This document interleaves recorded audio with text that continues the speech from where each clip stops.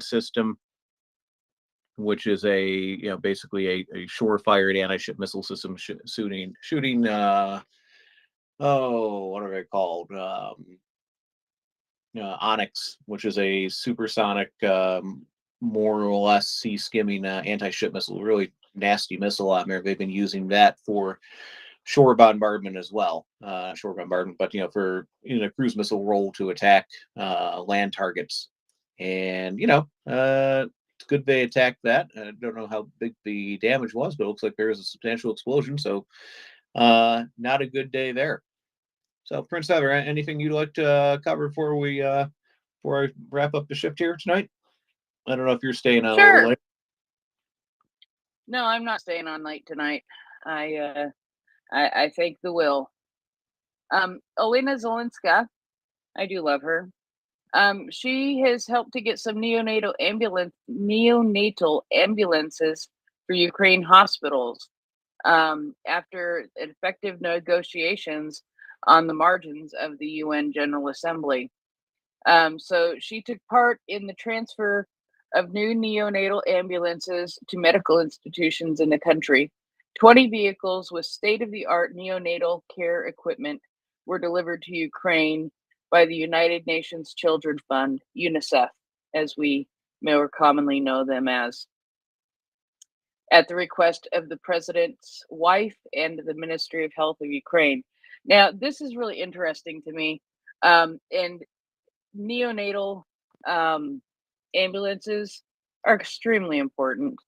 Preemies have to be moved sometimes between different locations. Newborns have to be transferred between different locations. And one of the things that I read recently that I did not realize is that the incidence of premature births, especially in the eastern part of Ukraine, has risen rather dramatically. I think it was about by 20% in the last 18 months. And it is attributed to the amount of stress that pregnant mothers are under while this war is going on. So with the rise in premature births, having these neonatal ambulances, newborn care ambulances, will be very important for Ukraine to be able to help to assist children as they are newborn children and premature children as they are moved sometimes from one hospital to another because maybe the hospital they were born in doesn't have the right level of care for them and they may need to be moved to some place that does have the level of care that they need. So it's always good to read things about that when you find them. And so yeah, it's just a little piece of good news as we close out the night. Yeah, thank you, Prince Ever. I think we actually had a couple doctors on recently who were worked with pediatricians, and they're working with a hospital in Kharkiv and some other medical partnerships. And one of the things they focus on, basically neonatal care, for preemies and so on, which is it's awful and very difficult thing. I've known some doctors have gone through neonatal intensive care rotations and just how heartbreaking and devastating that is. Just kids dying, like not every shift, but I mean a lot, because of the situation. No matter how advanced the medical care is, it's a very difficult situation. I couldn't deal with it. I'm not strong enough to. So no parent should have to go through that. But anyways, one thing I'm going to kind of close out on here would be from the, I'm not getting into domestic politics, but it was something said at the Republican debate tonight. They did talk about why the U.S. should continue to give money to Ukraine. Is it it's right on money in terms of my opinion is and the offer and so on. But they asked Mike Pence about why we should be doing that. Now, Mike Pence, like Chris Christie, has visited Ukraine along with many other people. Not necessarily running, but different government officials. We talked about Lindsey Graham and Blumenthal and Barbara Warren, and so on earlier. So it's good people are coming to Ukraine and getting the straight answers. They're seeing what happened in Bucha and that kind of thing. But anyways, Pence's response was this: the idea that we shouldn't be giving money to Ukraine is not a good one. If we let Russia steal Ukraine's land, what is to stop them from continuing to invade other nations? What is stopping them from invading an ally whom the U.S. would need to send U.S. troops to defend? History is a great lesson, and too many people seem to forget history and underestimate Putin. We can't just hand Ukraine to Russia. They won't stop there. So many Americans are accusing Biden of trying to feed World War III. No, we won't have World War III unless Russia invades a NATO nation. They don't invade a NATO nation unless they take Ukraine. So, I agree with the sentiment, and I think he's coming from a very much a correct place. And it's good he gets it. It's not just him who gets it. A lot of people do. It's why aid is being delivered to Ukraine. That's why there's bipartisan support. People who are criticizing it, generally speaking, are an outlier, a concerning one, but nonetheless an outlier on both sides of the aisle. So when we have some anxiety about elections and so on, where things are going in the U.S., you remember there's still a lot of bipartisan support. And in the debate tonight, most of the candidates there were very much supportive of aid to Ukraine. One of them wants to establish a no-fly zone over Ukraine on there, and that's I'm okay with that. Of course, there's dangerous implications for that too. So there's that. Anyways, just wanted to share that. So if anyone's having anxiety about why your continuing support is important, and take heart that there are plenty of people on both sides of the aisle who do support continued aid to Ukraine. And on that, I will sign out. Good evening.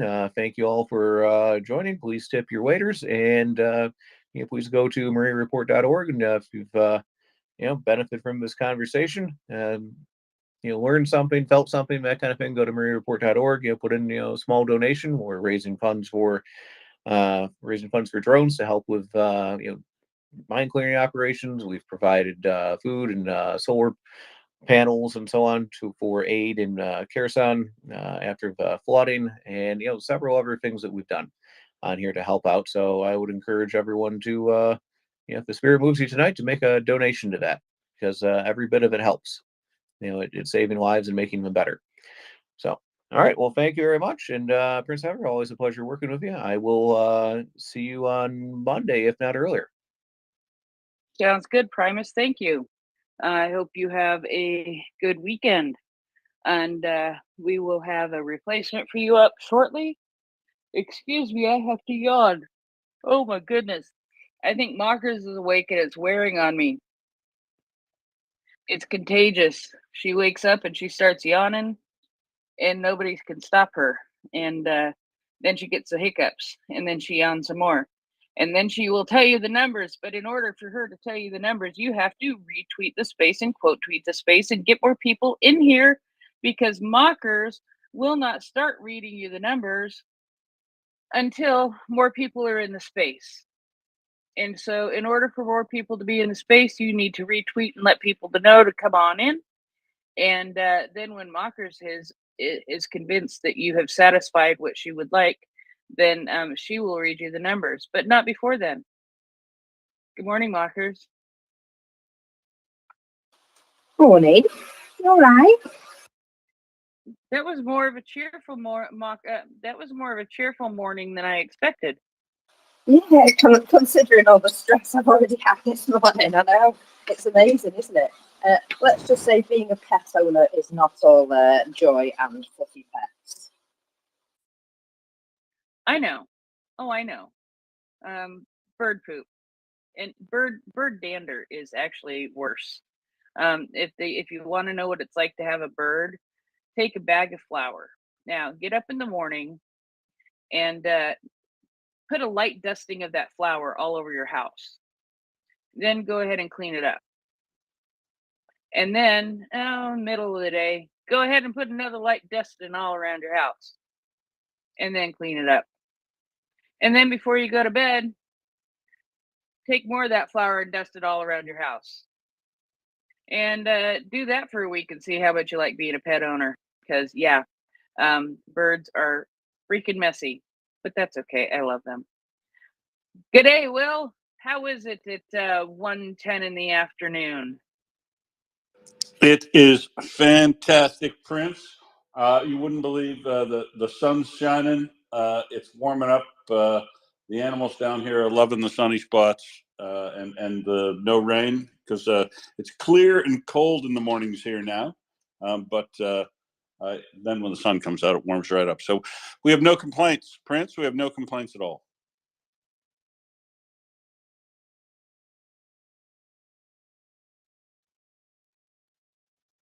Ari, I'm talking to a muted mic. I got all reversed there. Your winter has been rather harsh now, hasn't it? Well, I mean, so the temperature hasn't been as worse than other times, but we have had a lot of rain in Perth this year, um, and some particularly big days. But it hasn't been. We haven't had floods anywhere, so that's good news because so many places these days, if they get a fire, they don't just get a little fire; they get a absolute conflagration, as you'd be well aware of, and then it smokes everybody out for a while. And if we get rain, we don't just get rain; we get torrential rain with flooding and stuff like that. But hey, I'm not saying there's anything to that climate change stuff. I'm just pointing out a few facts. So yeah, but it's look. I don't call Perth the workers' paradise for nothing. The weather here is fantastic. It's like San Diego without all the Americans, and the weather's great. Living in the city's still easy. It's got all the things that you'd like from a public transportation and uh, healthcare and food and everything like that. So yeah, if you ever hear me complaining, you have license to give me a good slap, basically.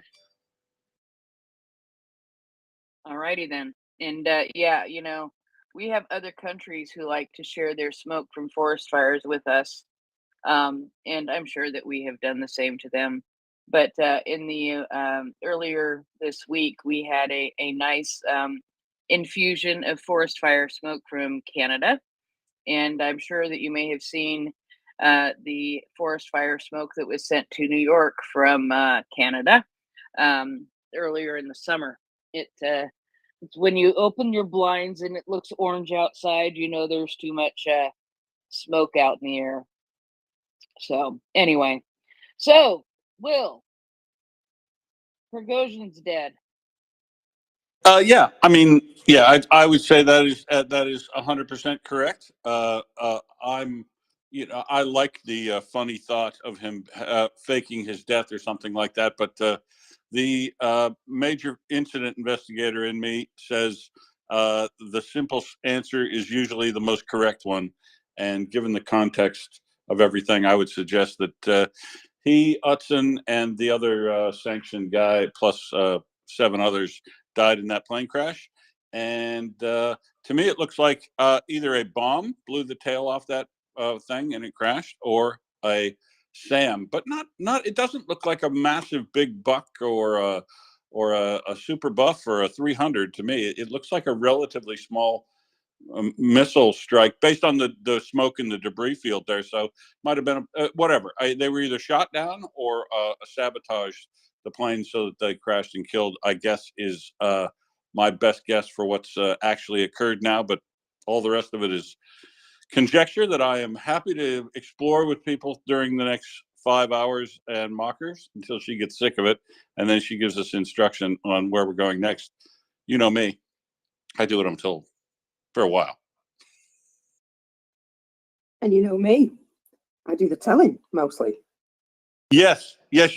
And the other thing is, Prince, or you, or Primus, if anybody's going offline, or you're coming online, or you have to be just wandering around the information system behind MriyaReport, you might want to stop into the calendar and put a couple of your days in there for someone, so that you don't basically get your leg chewed off the next time you run into he or she in the group chat there. So that's just an important safety tip for other staff members.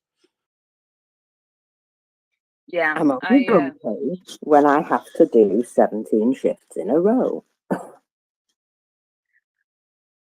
I'm gonna count mine up. I don't think I have had a day without a shift since April. Either March or April. Oh, try Christmas. Oh, I know. It's been Oh, it's a been labor of little love, bit busy. ladies. Take a day off if you want sometime. Try it, Buckers. Oh Well, my, okay, that's tried it. I have tried it once, and I had to be extremely sick to be able to fill those gaps. Yes.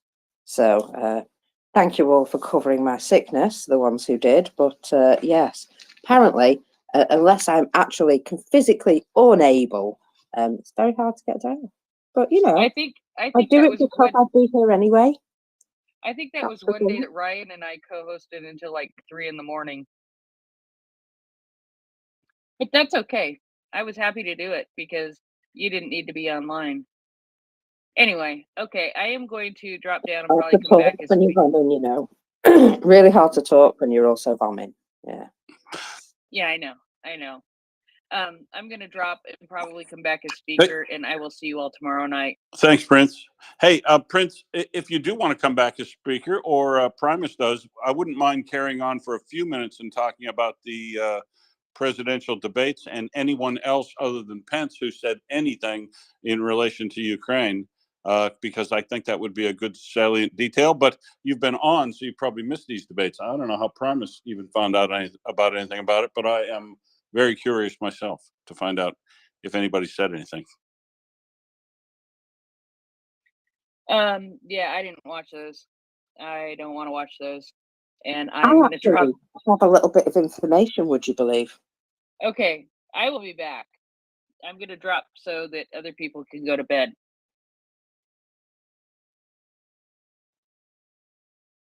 It's probably for the best that. Yeah, I have a little bit of information, Will. These are opinions from people who are Americans, shall we say. And Vivek, it would not be good for America. Appears to be just going with Putin or Modi talking points, which is amazing and unbelievable. Well, there is a chart of who appeared to speak the most and be the most persuasive. And well, Pence and Christie are both in the top 3, and so is that delightful Vivek person, but that's probably because he couldn't stop talking. And Ukraine did very well during the debate, apart from the exception of the Vivek guy, and maybe DeSantis a little, but all the others stood tall for Ukraine. And I think that's important. I think that's really important that we see that and hear that being put out to an American audience by people who are their prospective leaders. Oh, I can't actually switch my mic off now because I'm being made co-host. Oh, now I can. Right, okay. I'll let you answer now.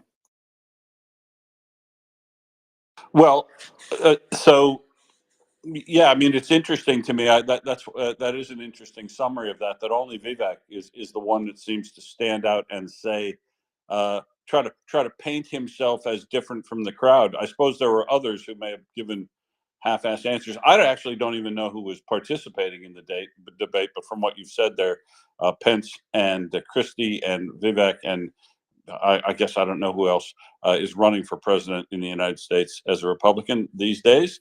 But yeah, just sorry. All of them if you want. I have said right. I absolutely do my best to steer so clear of American politics, but I do like to keep up to date on what's going on in the world. I'm not ignorant to the point of not knowing. Yeah, no discussion. So, just a summary of the facts. Who said what? Who was participating? yeah, exactly.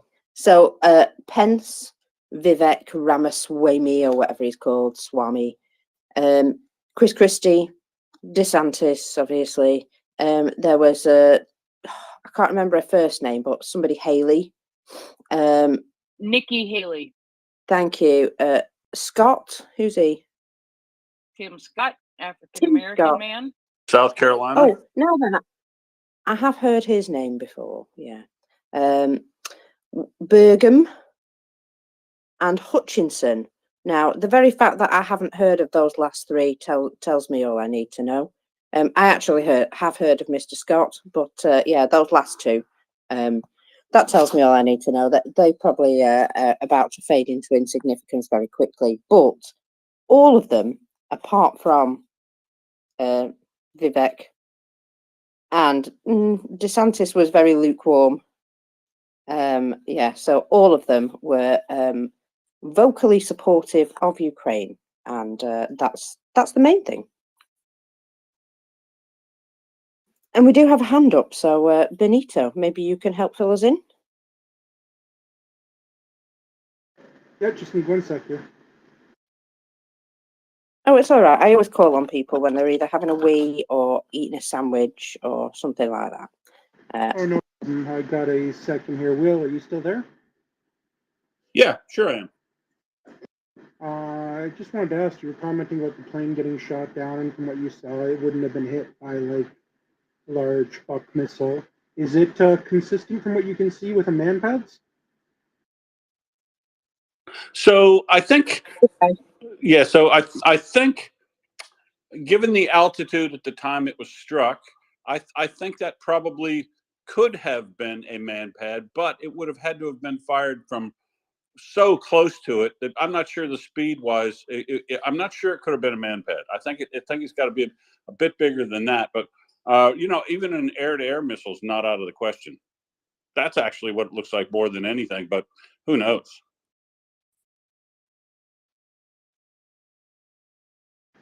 Cool, thank you. Prince, go ahead.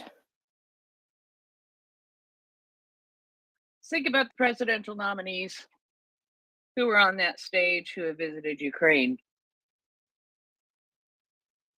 I think only two. Yeah, that's right. Pence and Christie.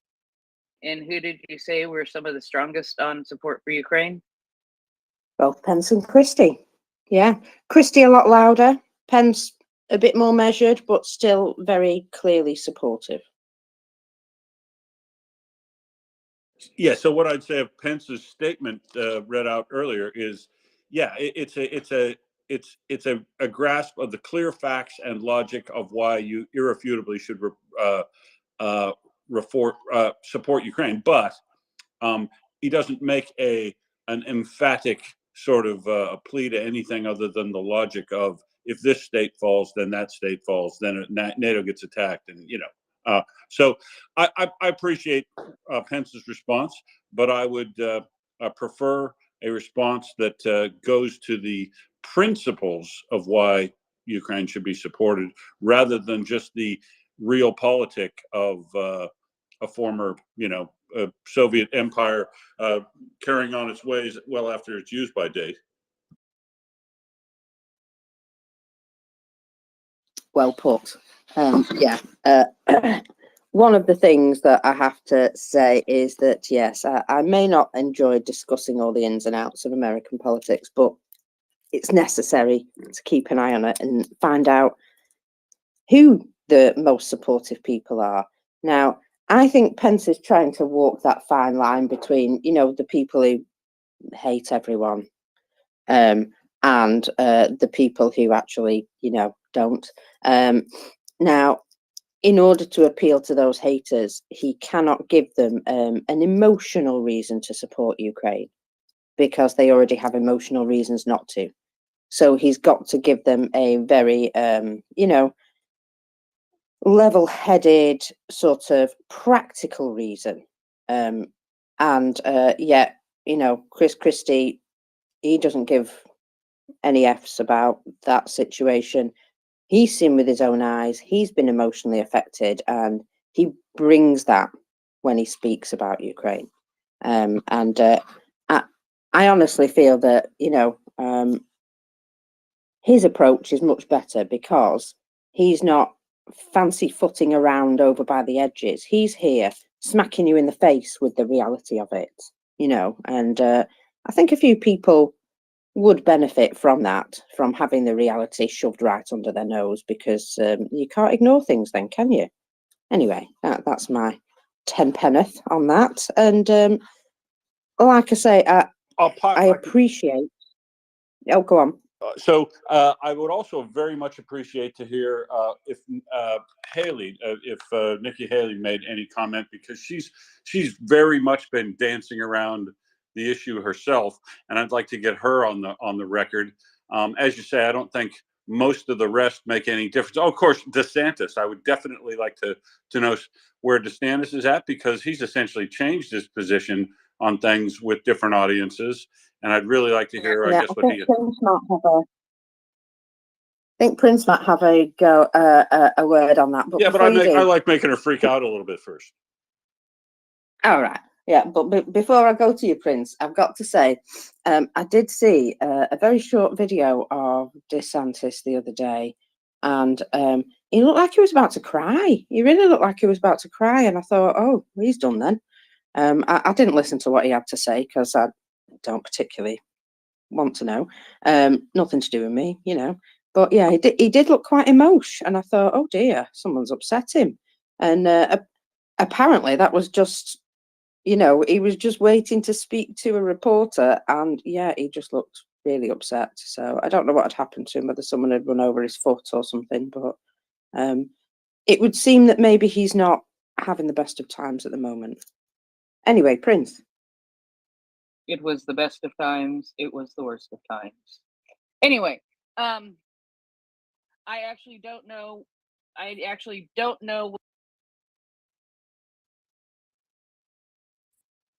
You don't know what? You just muted yourself at that point. That my was earphones hilarious. died. I'm back. Can you hear me now? Okay. Yeah. So.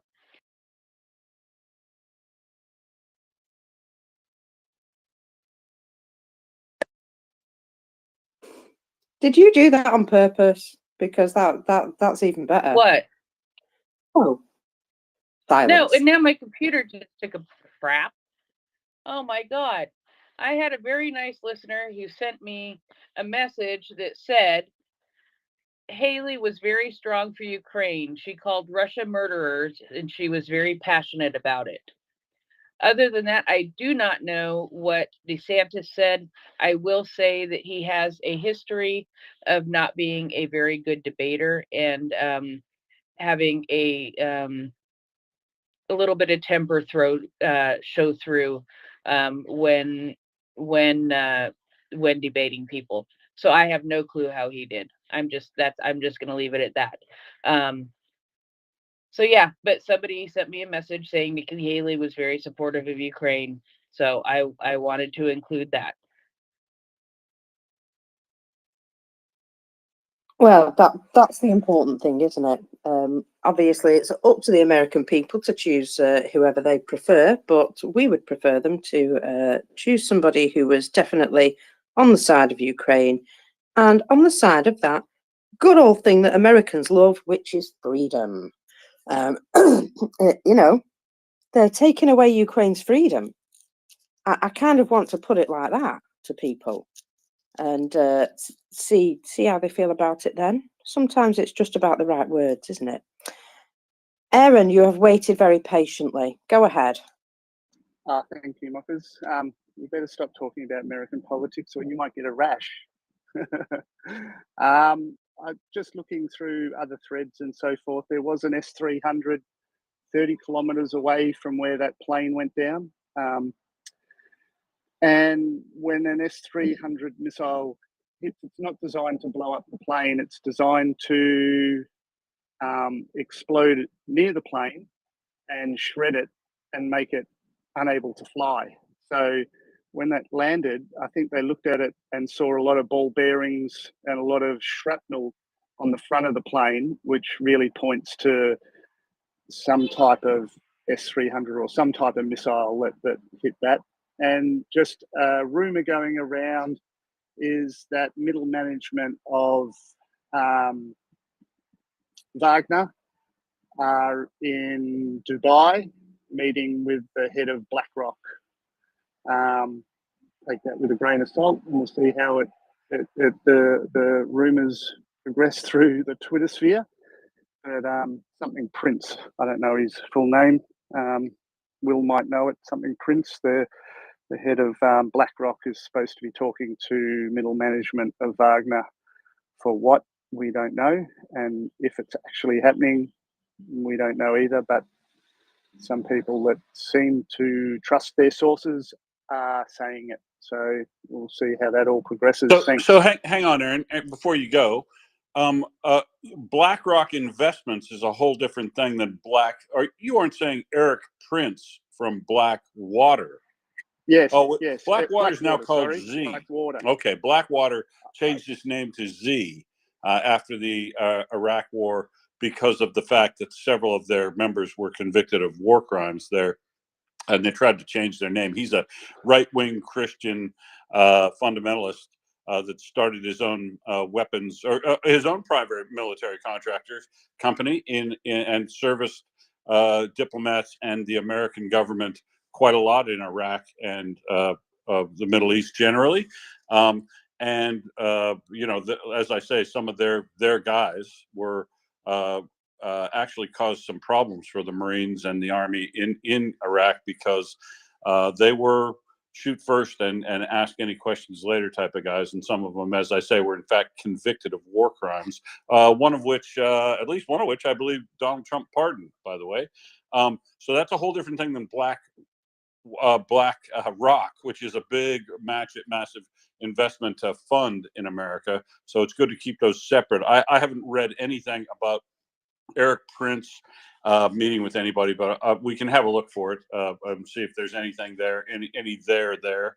But apparently, there's a lot of Russian money in Dubai. It's like a little. Well, Anatoly Chubais and a whole bunch of other Russian oligarchs fled to Dubai almost immediately after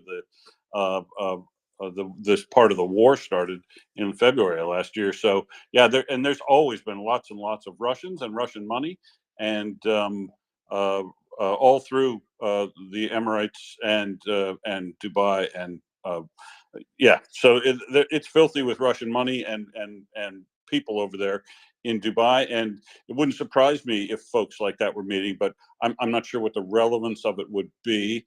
I'll have a look at this S-300 and see. I want to see how big the missile is, because the strike left over from the aircraft in the air looks much like a couple of the helicopters that had surface to air missiles go through them.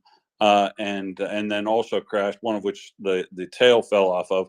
And surprisingly, they don't produce that much smoke and explosion fire, as you say, because it's essentially a shrapnel bomb that once it gets within proximity, it blows up to shred.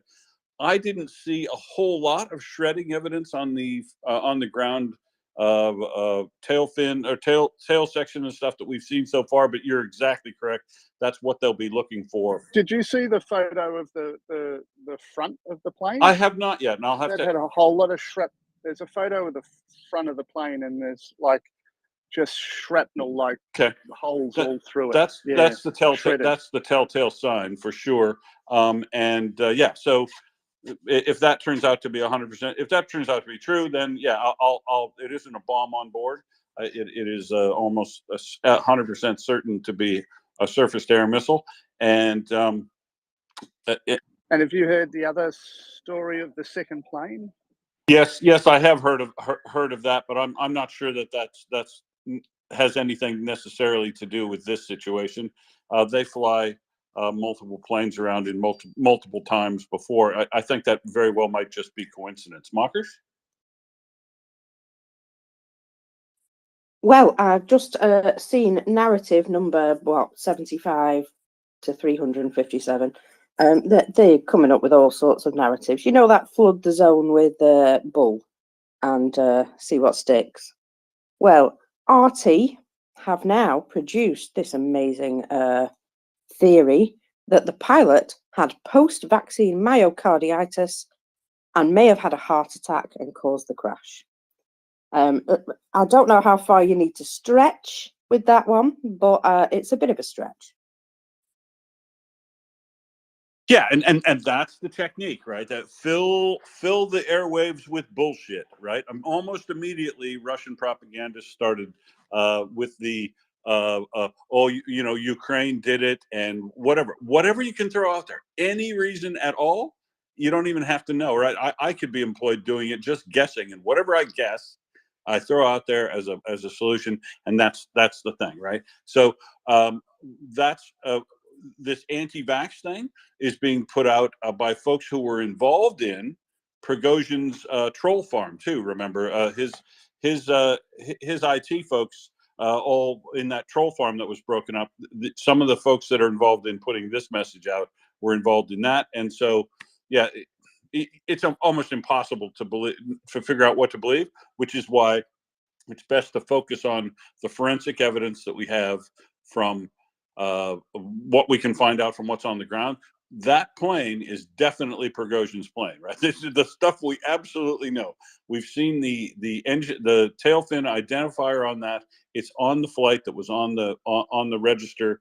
That's a Prigozhin plane, and then from that and who was on board as the manifest. The rest of it is all up for grabs as far as what happened. But the evidence we see from the ground of something causing a first explosion, and the reporter on the ground reporting hearing a first explosion, and then a second noise when the plane started to break up and fall, and obviously captures the entire fall all the way to the ground, and so it does look a hell of a lot like a surface-to-air missile strike, and we'll see what the evidence shows on the ground.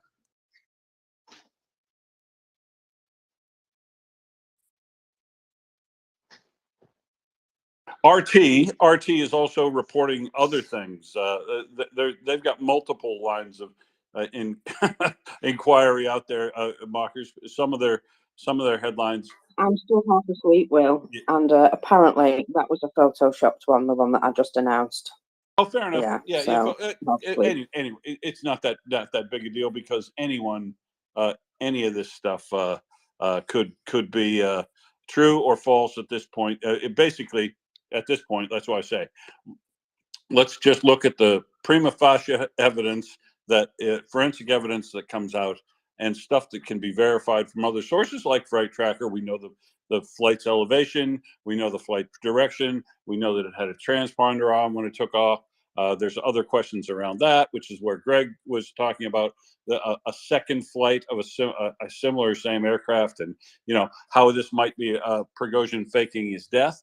But look, and I don't know, but the simple answer, if you take the history of the Soviet Union through now, and probably even farther back than that, the modus operandi of the Russians, emperors, or who's ever the czar at the time, whether he's a red czar or a white czar, or this current guy who's become czar after the breakup of the Soviet Union, when you consolidate power, and when there is a threat on your power, suck the people in.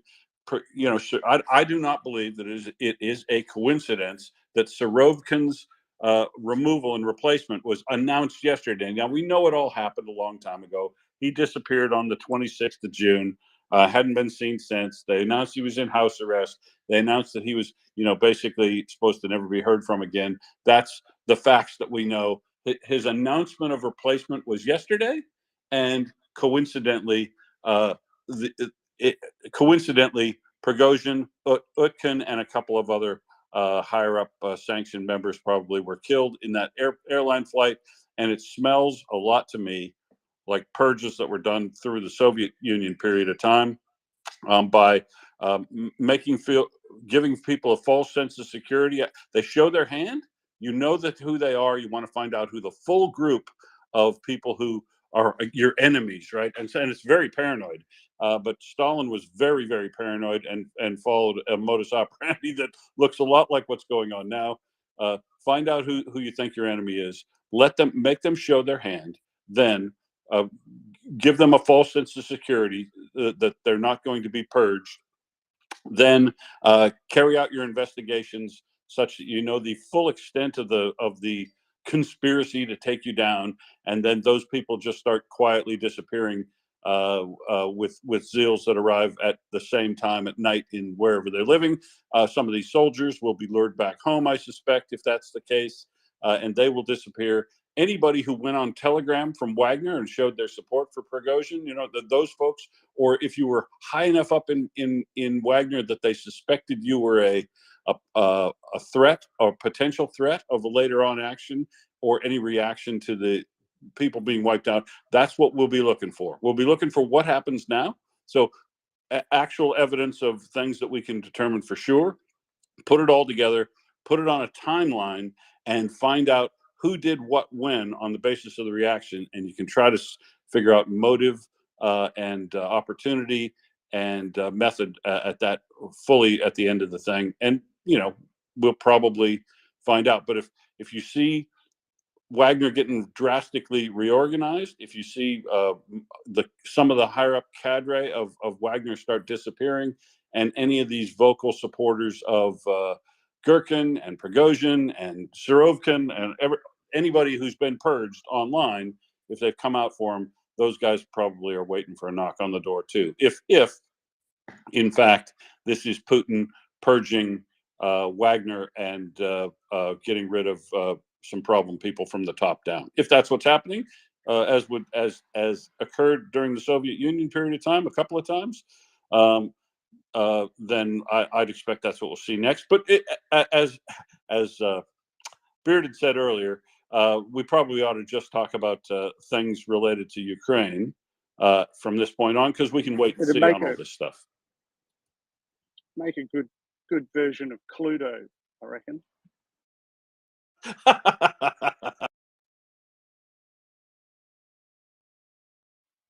Morning, Peavers. Hey, Marcus, how are you? I'm in a surprisingly good mood today.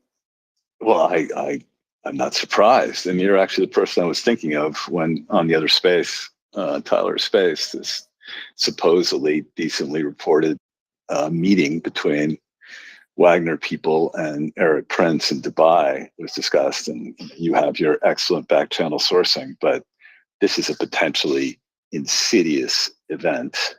And it's one of two things.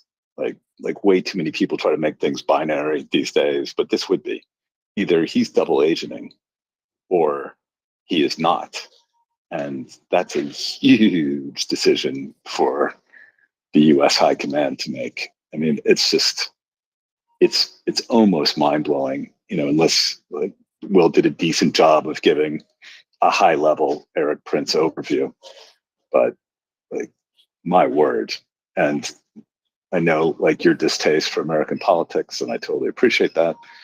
But all of a sudden, to what Will referenced, what Trump did, it's just now you have to think in those terms again. And it's just as soon as it feels like by hook or by crook, whether you think Biden is just going to be drooling constantly and not able to finish a sentence next week, or he's actually somehow pulling things off in a decent geopolitical manner, it's then something like this occurs. And, right in this moment, it's just it's the state of things.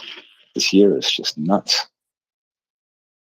Yeah, I mean, look, I didn't go into all the detail I know about Eric Prince because I don't want to start a weird reaction. But yes, it is frankly disturbing that Eric Prince, given his record and his stated views is in Dubai. I'd like to see more information about the facts of where Eric Prince's movements are and who he's meeting with, because I just don't know. I don't know anything about that. But if he is involved at all in discussions with anybody on any side of this, it would be very wise to be wary of his involvement, because he is in my opinion, very, very bad dude, and very, very divisive and poisonous. Frankly, I find him to be an analog of Prigozhin. He's a private military contractor lead. He has bizarre views on the world. He is a phenomenal. The implementation of his views on the world get enacted in very racist ways that are disrespectful of the life and cultures of other peoples. And so I find it to be phenomenally distasteful. I guess if anybody's got any hard news on his movements and who he's been meeting with, but please feel free to tag me on those, or anything that you find, and we can have a better look at it. Peavers, what do you know actually about who was in Dubai and who met who?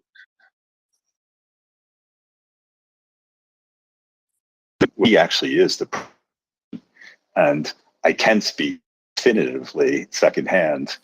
My sister is a major mainstream media news producer for many years, and she scored a big piece on him specifically before everything went totally wrong for Blackwater. And I spoke to her that night. It was a long, 7-hour shoot at his house, and he's just dishing with her. She was known as having her own war tour. She was in Afghanistan and Iraq more than 40 times during the height of both wars. So, she had that ability to really pull things out of people. But it's just what's I still can't believe. I mean, I remember so many of these, exact lines she delivered to me that had just come out of his mouth, and this is before anything turned sour publicly. So, yeah, I mean, it's amazing to me that he's, has the ability to be there right now, and that he could even take that meeting, unless, either he is doing this on purpose for the good guys, or the good guys are, using this opportunity to, figure out what maybe the next steps are. But I don't know, though, Will, in terms of who from Wagner is there. It obviously makes perfect sense. It definitely speaks to the fact that, shit is going off, right, in 7 different directions.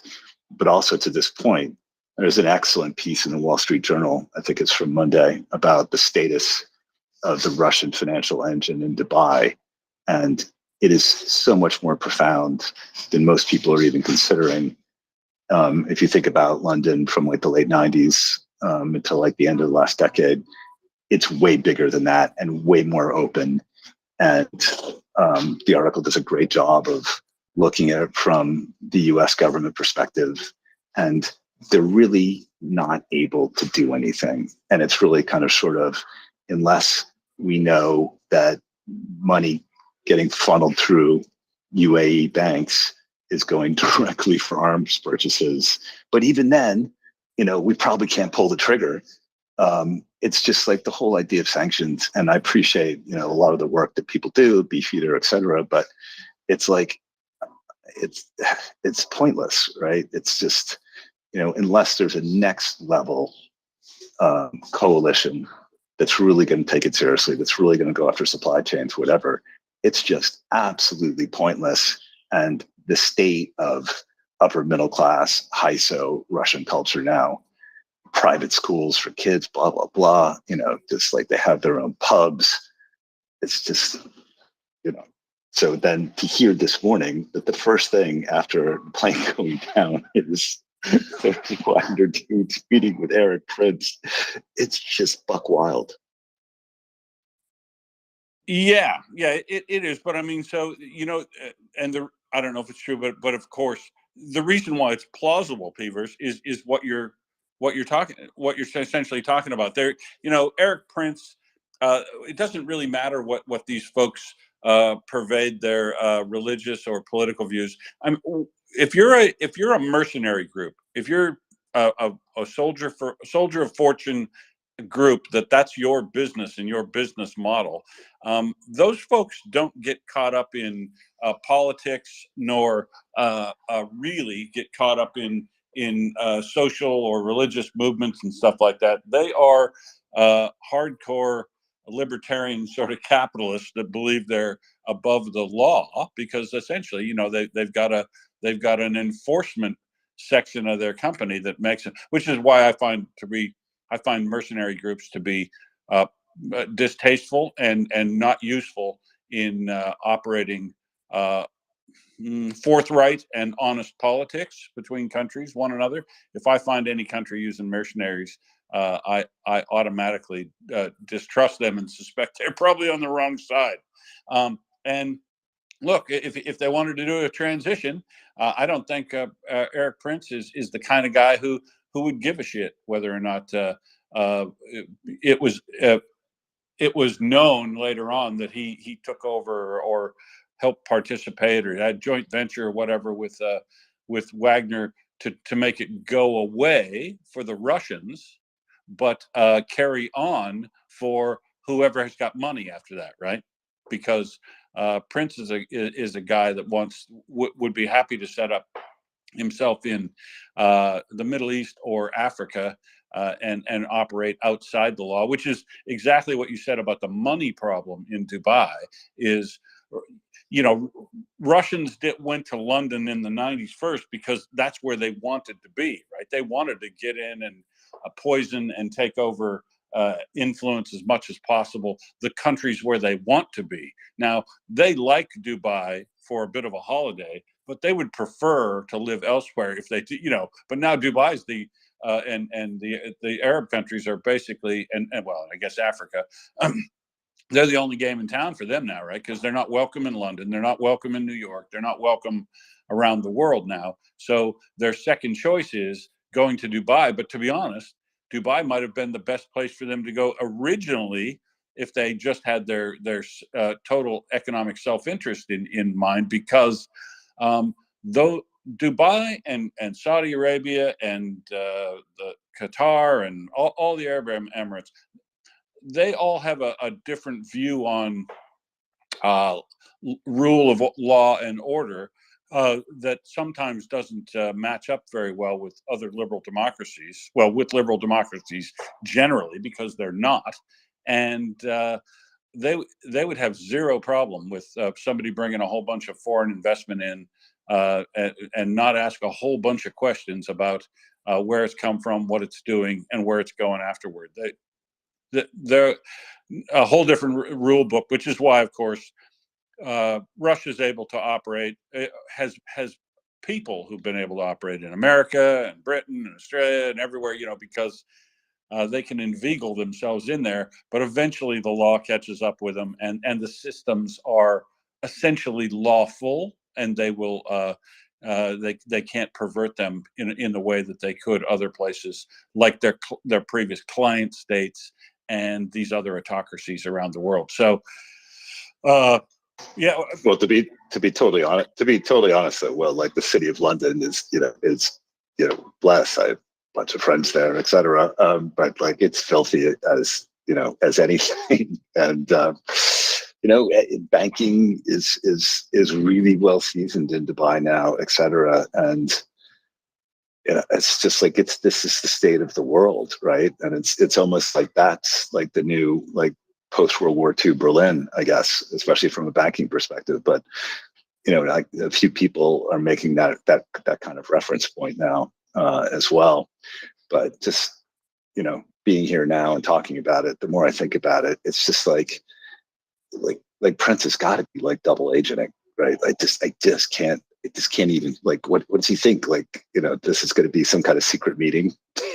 People on Twitter Spaces are breaking the news like a couple hours after they're actually, meeting in a late night kebab shop. It's just like, it's make a really good Netflix series, that's for sure. Yeah, it's not like there isn't 10 times more people watching tail numbers of every plane that flies everywhere, anywhere in the world right now than there were a few years ago. Exactly. I mean, it's just like, what, are we only like 12 hours in or something since this has all started kicking off? And it's like in another 12 hours, is this going to be like, the March on Moscow, a couple months ago where, just 12 hours in, it was one thing, 24 hours later, there was a very different viewpoint, et cetera. It's lots on.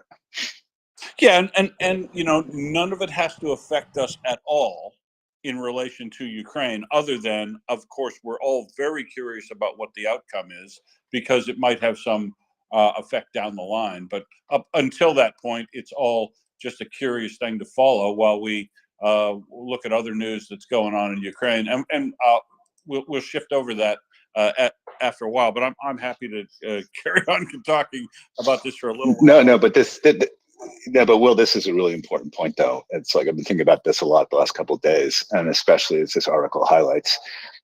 Sanctions. It's just a diversion. It's just a waste of time. The only thing that matters is winning on the battlefield, supporting the AFU to the absolute maximum, and common cause, right? That's the best thing about this space, and others.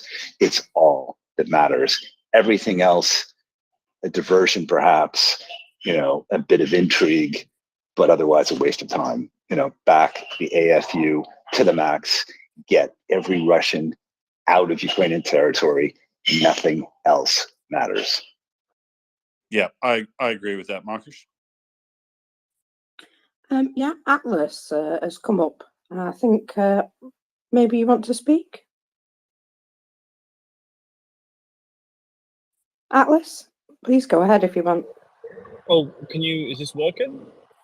It is Hello? indeed. Please Yeah, proceed. I'm working. Ah, right. Sorry, it's the first time. Yeah, I'd just like to add something on about Prigozhin's jet. I've seen it in a fair few Telegram groups that one of the flight attendants pointed out to a family member that there had been suspicious work done onto it in the past week or something like that, I believe. Yes, his That's just a bit suspicious to me. yes, his flight attendant, the Christina that died on the plane, has reportedly, but I haven't confirmed this. She reported that there was to a family member that there was some non-routine maintenance done on that plane in the last week before it flew. But multiple places where that could be disinformation. Yeah, it wouldn't half surprise me if there's just a lot of misinformation being put out right now. It doesn't really look good on the Russian point of view of things. Oh yeah, there's an absolute shotgun, a fire hose of misinformation that started up already. It seems like. I saw something that was quite suspicious, if you want to word it. That the moment around about the same time as Prigozhin's jet went down, Putin had made an appearance down in, I can't remember what it's called now. Kursk. Kursk, yeah, which I haven't really seen him make too many public appearances recently. I thought that was maybe a little slight nod to something. So the Polish announced in a news conference the other day with another country that they were participating in this news conference that they were very concerned that Russia was actually making moves to move nuclear weapons into Belarus, that they were making preparations to make that move that they telegraphed a while back. And I think perhaps, Putin's visit, if he was in Kursk, because if he was in Kursk, and I think he was, because the manner in which they reported in Russia that he was making an emergency sort of a very rapid return from Kursk, and we saw the return of a motorcade on the videos, that he probably was down there, unless there's some good reason for him to lie about doing that. But Kursk is a major center down toward Belarus, of course, and Belgorod in that area, and would be an obvious place to stage or some stuff if he was in the process of moving nuclear weapons, maybe something like that. But I haven't heard. The thing I haven't heard in the last 12 hours is, even though a government representative of Poland made that statement in a news conference, I haven't heard any other NATO countries back that up and announce that. So I guess we don't know what Putin was doing in Kursk, but he had made a rapid return to the Kremlin area when just after the announcement that the plane had been shot down, and another little factoid that we'll figure out what it means later, I guess. That's it as well. I mean, I've always thought, since it was quite apparent that Russia were going to struggle and it wasn't going to be as swift as Russia claimed it to be, I've always thought, and I've said since day one, that I think personally that the only way that Russia can really save face, is to drop a tactical nuke of some sort. And I think it might be getting to the point now where Putin may be getting backed into a corner, feeling rather insecure about his power that everyone thought he had, whereas he doesn't have, and he's almost at the point where what I believe is he's kind of like, right, well, I'm going to win the war regardless. Here's a nuke, sort of thing. So I disagree with that assessment. I understand why you would why you might consider that, but I think that is too simple an assessment of the things that would be required for Putin to do that, and the ability of and interest of all the parties that would have to participate in that, in going along with it. But don't you think it's more likely that what Putin will do, if he decides that he needs to save face in Ukraine, is try to freeze the war, as Russia has done multiple times in the past, or the Soviet Union has even done times in the past. He'll try to freeze the war in whatever place it is, and then do the nefarious sort of negotiation and poisoning of the local community that Russia normally does, as they started in Luhansk and Donetsk. I think he'll try to hold on to what he's got and freeze things, rather than try to escalate it with any sort of nuclear attack, because a nuclear attack would not be either strategically nor tactically a tool that could help him win anything, right? I just don't believe he's going to be able to identify a troop concentration or something that he can take out on the Ukrainian side using a nuclear weapon that is going to provide him a strategic advantage on the battlefield.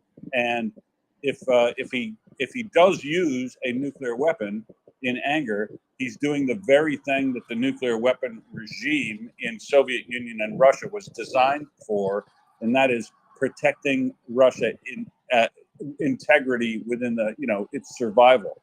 But if he uses a nuclear weapon, the survival of Russia is absolutely eliminated.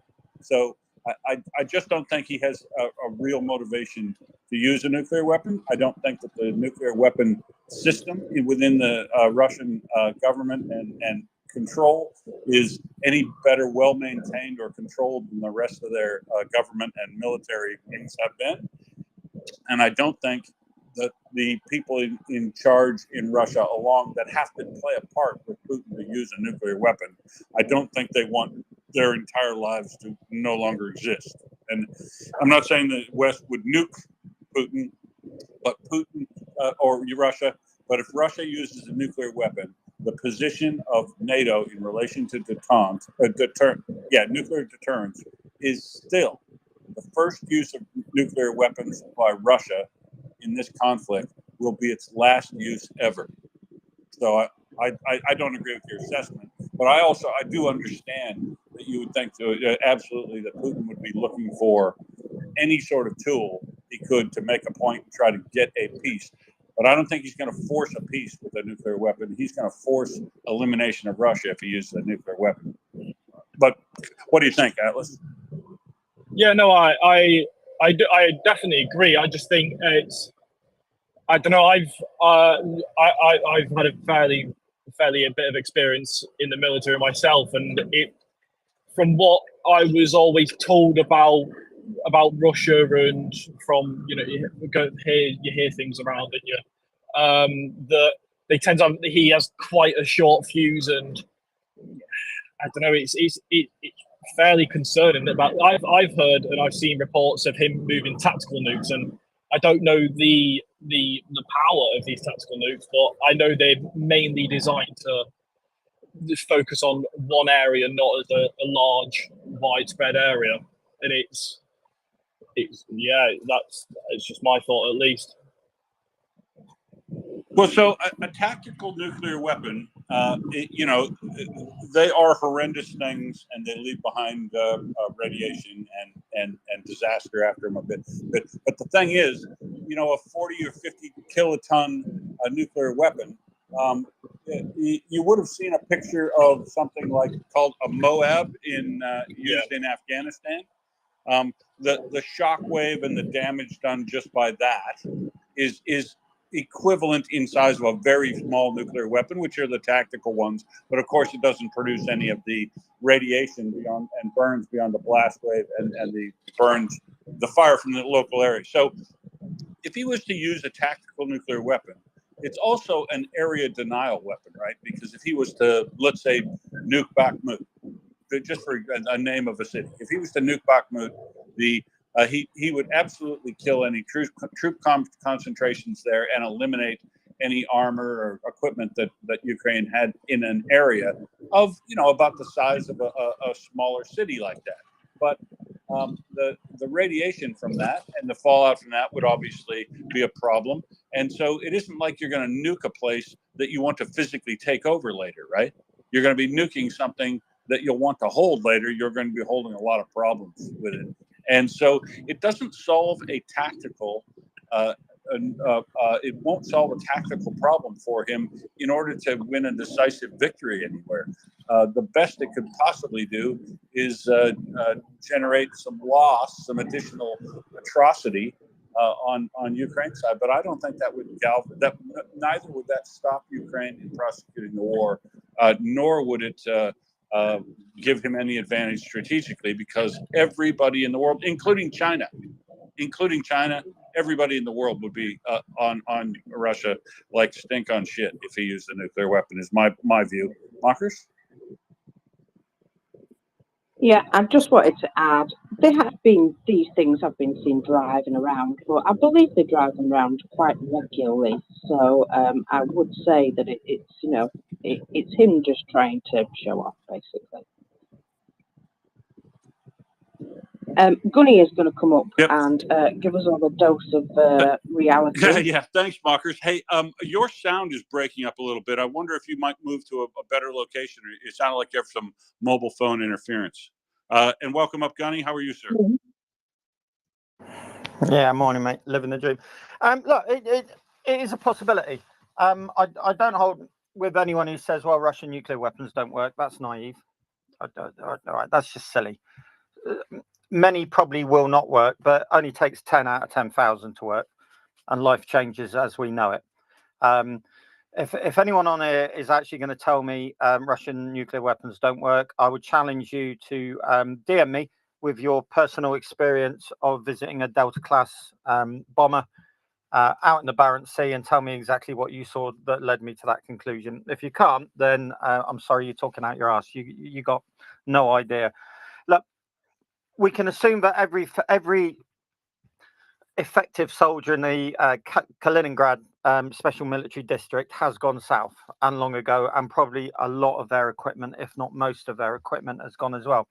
Therefore, periodically, why do we see that place absolutely blanketed by NATO SIGINT? I think the maximum we saw one day was 9 aircraft, 9 NATO I-Star assets, all looking into one very small enclave of Russian ownership. Well, the answer is obvious, isn't it? It's nuclear weapons. We know that there are tactical nuclear weapons there, short range and indeed intermediate, I think.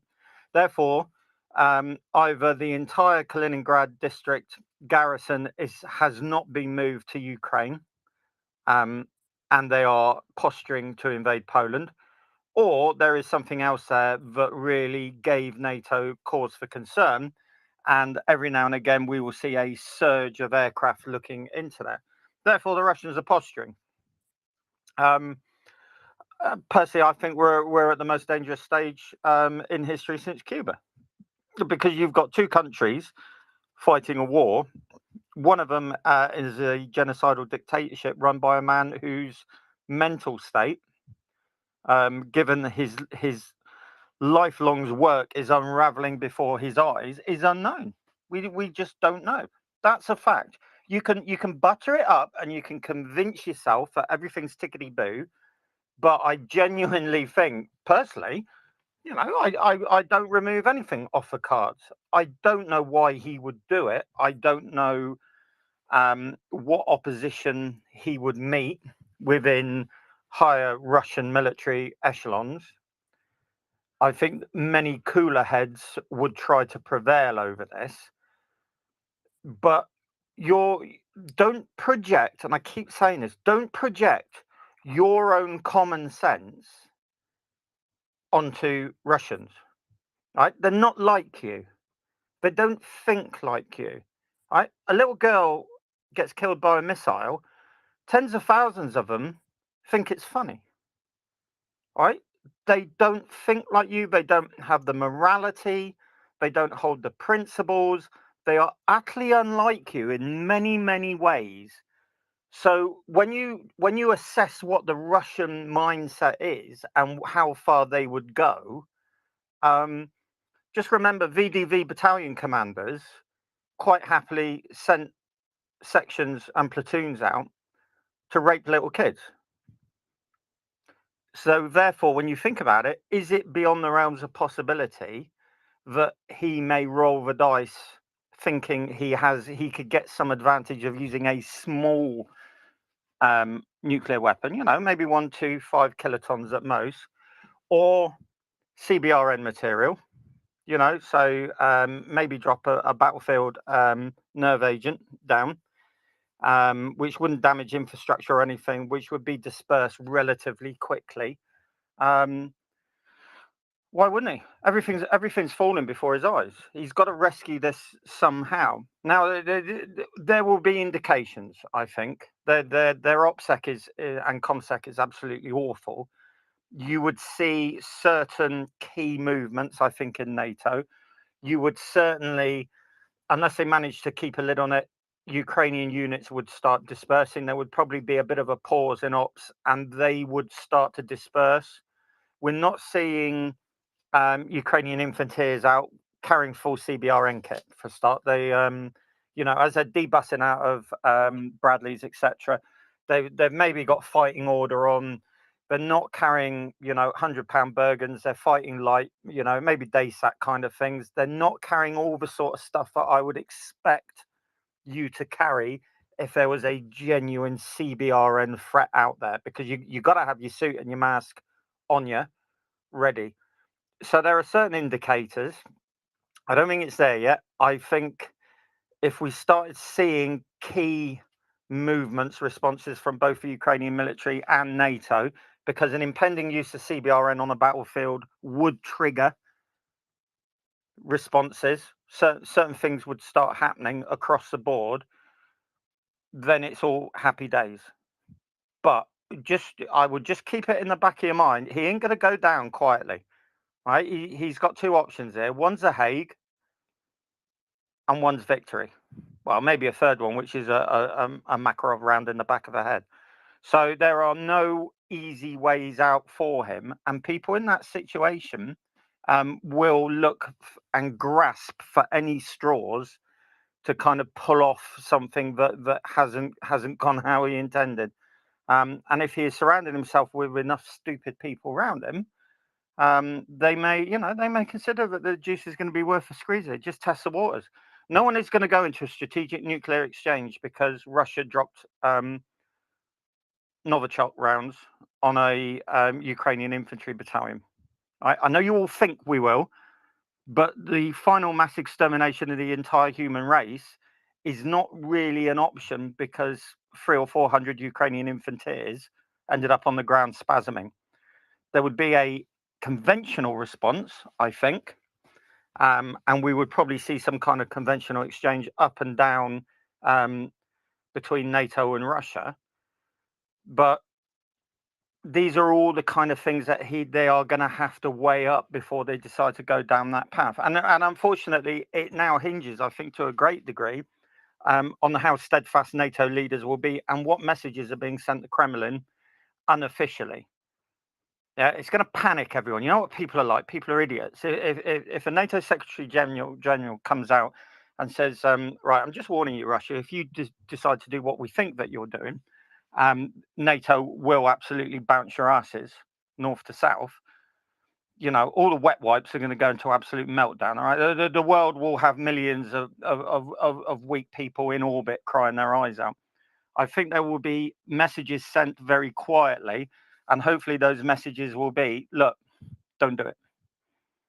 Do not do whatever it is that you're seriously considering and what we know you're considering, because there will be a response that is going to really not help your cause at all here. But yeah, we will have to see. Indeed, and that's something we hadn't. Well, you've brought it up before, but we haven't brought it up in today's context. That he will be looking for a desperate act, but that desperate act is highly more likely to be a chemical or biological weapon than it is a nuclear weapon. Because I mean, don't you agree, Gunny, that there is? I don't see a tactical advantage nor a real strategic advantage. I understand the weakness of trying to game out Putin because he doesn't think like a regular person, but I don't see a tactical or a strategic advantage for Putin, Russia using a tactical nuclear weapon or a few of them in Ukraine. Do you see any real advantage they can gain from that? I think the point of maximum danger will be when the Ukrainians stage a breakout, or a multi-regimental breakout, and as we're all hoping, that could see a domino effect. And because is this because he'll see a concentration that he can hit and then probably use chemical or biological weapons on battalion or brigade size element type things? Yeah, I mean, for NATO and the Warsaw Pact, doctrinally, that was what you would use them for. They would either be to create that gap, and then you'd flood your units through the gap, and then fan them out, or you would use them to seal a breach up, pending you being able to mass sufficient forces to counterattack. So, yeah, I think because the domino effect, and let's be fair to the Russians, right? We all ripped the shit out of them, didn't we, over the past few months about their trench systems? Granted, so did I. Given every day I wake up to tweets saying the Russians are on the point of collapse and that untrained conscripts are running, is anyone feeling that here? Right? The Ukrainians are having to do a grind. So really, like it or not, and despite them being a bunch of absolute nonsense with 2 days training and maybe 10 rounds fired out of an AK-47, if they were that bad, Ukrainians would be 50 miles through now and heading for Crimea. So really the Russians are not, they're not doing that badly. A lot of it is down to the excessive use of mines, but they are fighting, and they are managing to kind of force the Ukrainians into a grind. Now, that will suit them because I suspect their thinking is, if we can grind down the most capable brigades, we'll force a stalemate, and that buys us time. Time is everything on the battlefield, isn't it? If the Ukrainians manage to finally effect that breakthrough, and then the dominoes start collapsing left and right flanks, and then we see a general collapse, I suspect that's when the point of maximum danger will be reached. Because unless they've got any maneuver units to kind of filter in to stop what is going to be a general collapse, they're either going to have to try and effect a general withdrawal, which will be quite difficult, although they did it at Kherson, fair one, or they're going to have to go CBRN to seal the breach to buy a bit of time to try and get some units in. So We're just going to have to wait and see. It depends on his mindset. You know, as with so many things in the military and political world, decisions are made off the cuff. You know, even down to how much sleep he had, how many drugs he's on. Is he on stimulants to try and keep him awake? What the state of his general staff are, how they pass the information. Is there a sense of panic in the situation room? Are they all sat around the table and the generals are pulling their hair out saying, you know, they're going to be in Sevastopol in a week unless we do something, Comrade Putin. He's exhausted. Life is collapsing around him and he asks for suggestions. And one wary general says, yeah, let's go after this brigade here with a nuclear weapon. Let's give them pause for thought, and that will buy us time. Well, what are the international repercussions? Well, we'll be a pariah. I mean, that boat's kind of sailed, really, isn't it? A chemical weapon, I would be more inclined to think that they might go for that. Biological weapon, yeah. If I was them, I would think about a chemical weapon. But we know that an awful lot of CBRN equipment has been filtered down to the Ukrainians. And of course, the top-end mechanized units, all their vehicles have NBC packs. So they will be able to operate in a closed-down environment. So the Bradleys, the Marders, the Charlies, the Leopards, it's going to be a lot harder for everyone.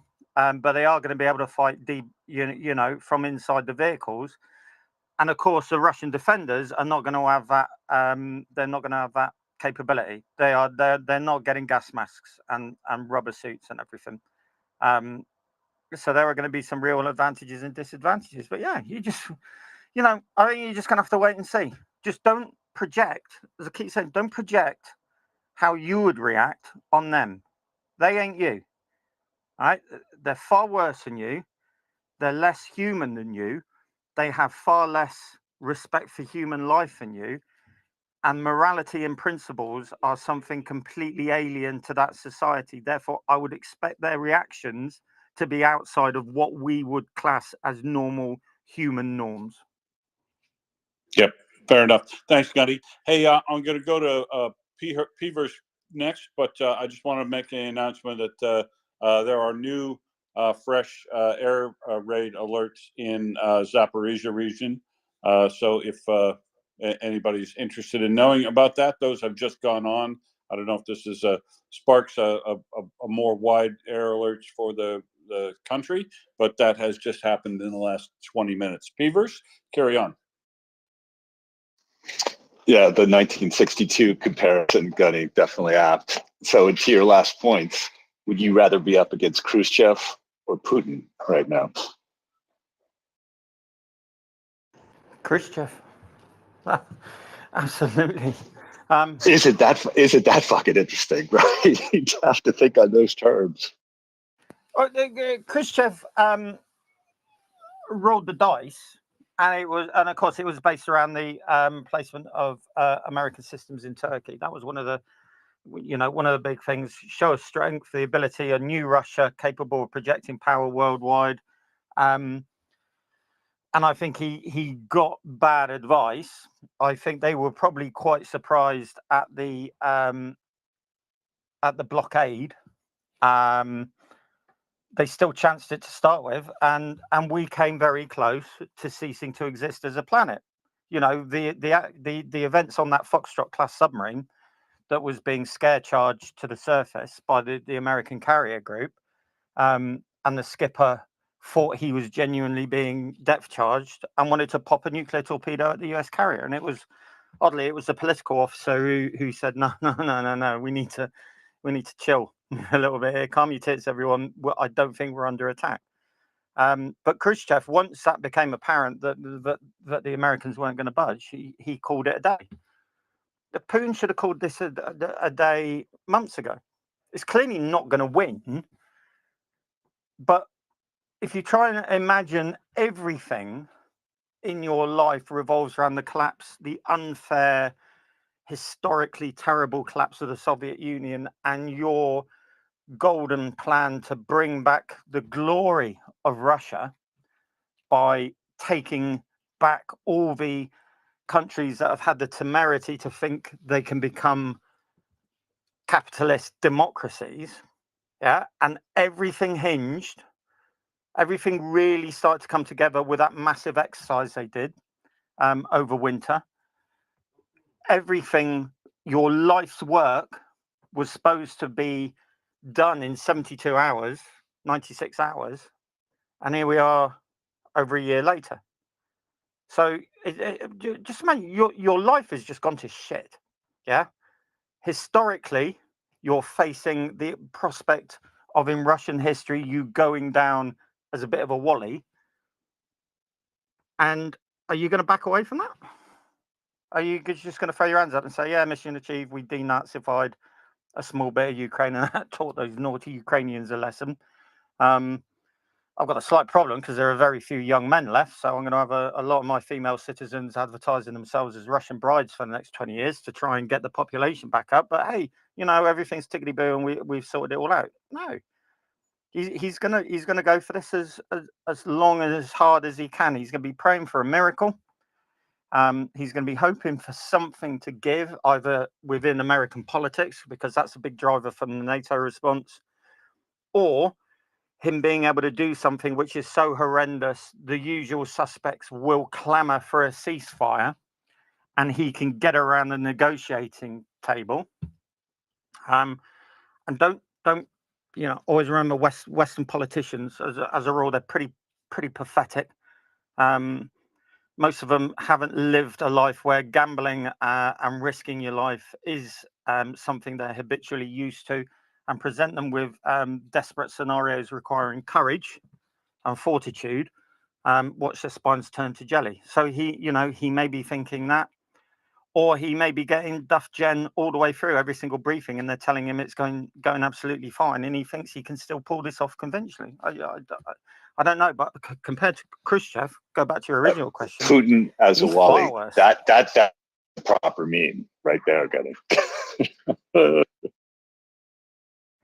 Yeah, I think he's I think if we could sit him down with Tom and do a mental assessment, I think he'd definitely be off the scale in terms of losing it. But like it or lump it, he is in charge, and I think a lot of our responses will have to be tailored around Western intelligence assessments of his mental state and the state of his inner circle. What advice is he getting?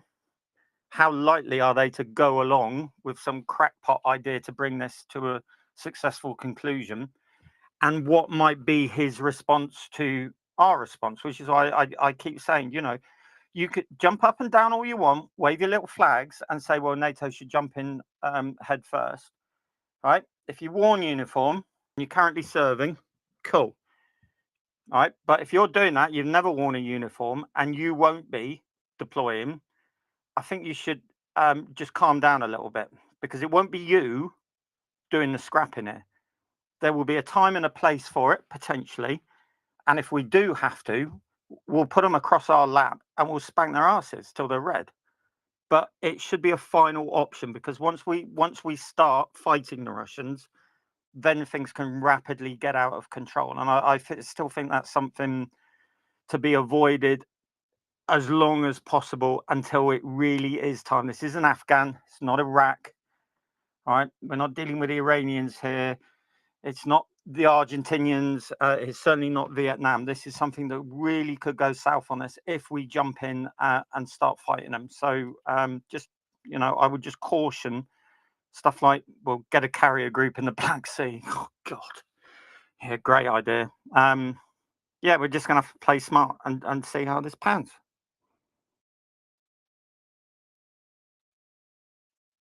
Thanks, Gunny. Melhus. Yeah, right. So when it comes to what's the most likely on different outcomes, if Putin feels pressure that there's a Ukrainian breakthrough of the front, I think he's most likely. Putin has, if you remember, Putin has already declared that Ukraine has been demilitarized. He defined that as they have replaced their own Ukrainian-produced equipment with NATO-produced equipment.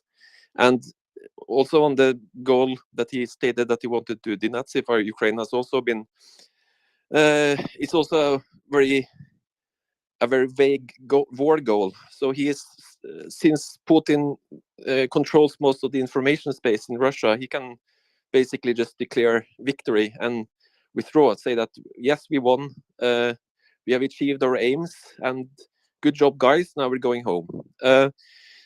Because if Putin wants to use tactical nuclear weapons or chemical weapons, he has already been told officially that he would meet with very severe consequences of that.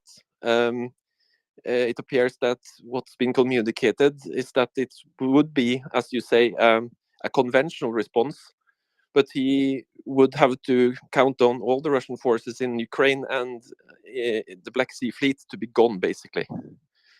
So that's one option. When it comes to a strategic response, I don't think that's realistic to talk about, because it takes more than one person to start a strategic attack, and it would basically be pushing a button that says Russia stops existing. And I think the only way that Putin can do that, if he's going crazy, is to try to trick the people around him into thinking that Russia is under attack somehow. But that's too Tom Clancy for me. I think people like Patrushev, other people around in this close circle, will not sacrifice their own lives and the rest of Russia just to keep Putin more popular. Because like Ukraine winning, it doesn't mean that Putin has to leave.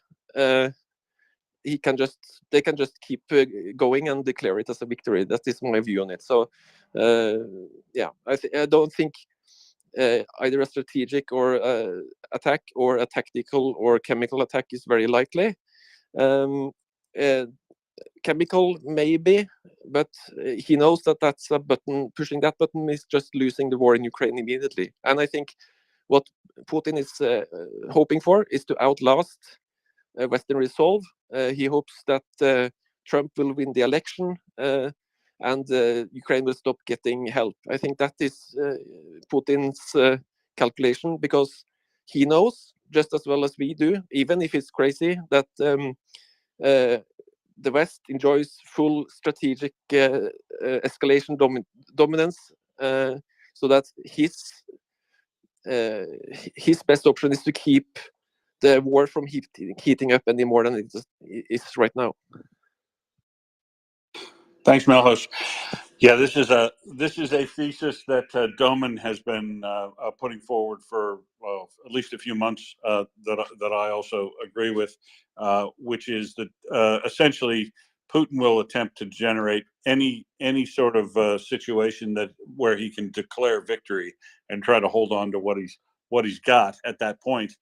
Where that happens or is anybody's guess. And but I also agree with Gunny that the most dangerous time of that will be when he has decided that he has lost, or that if he's going to lose, he would do a desperate act of some sort.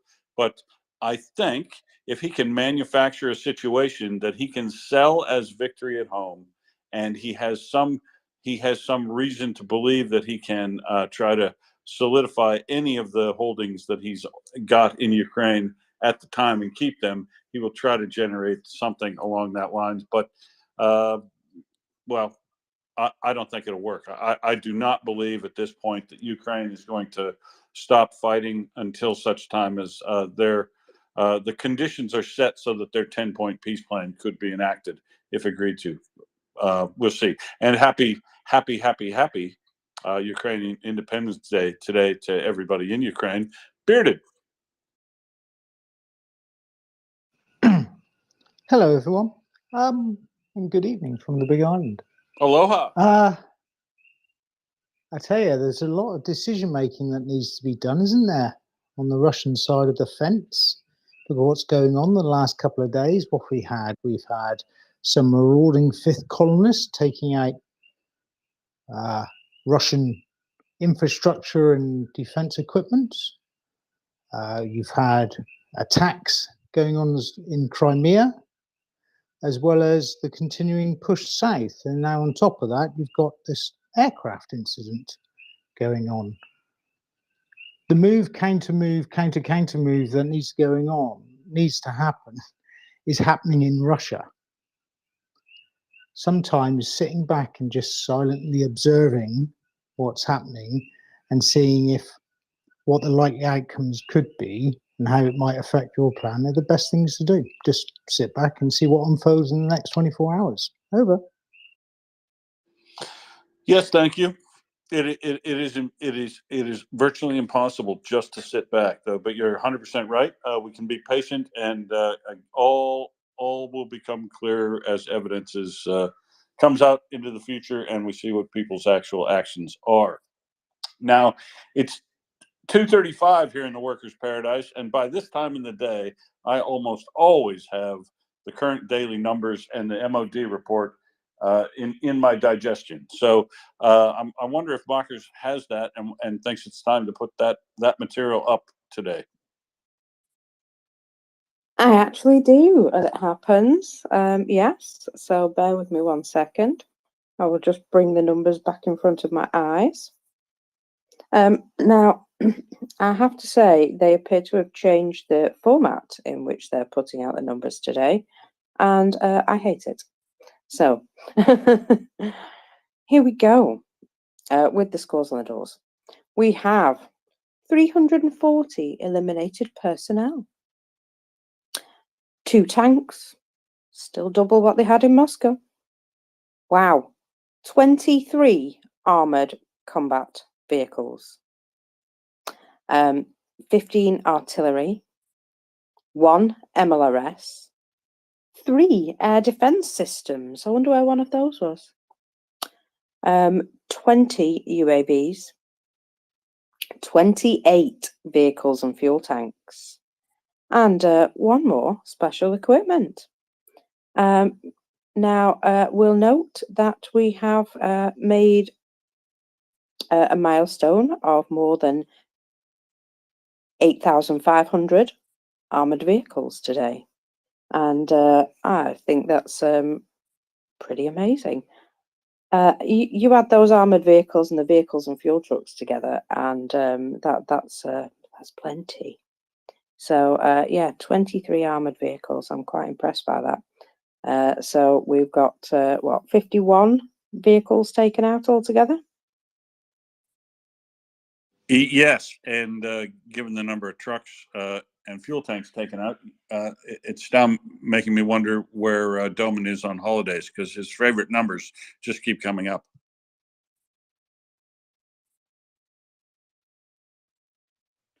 Yeah, they're losing a lot of stuff. Prince?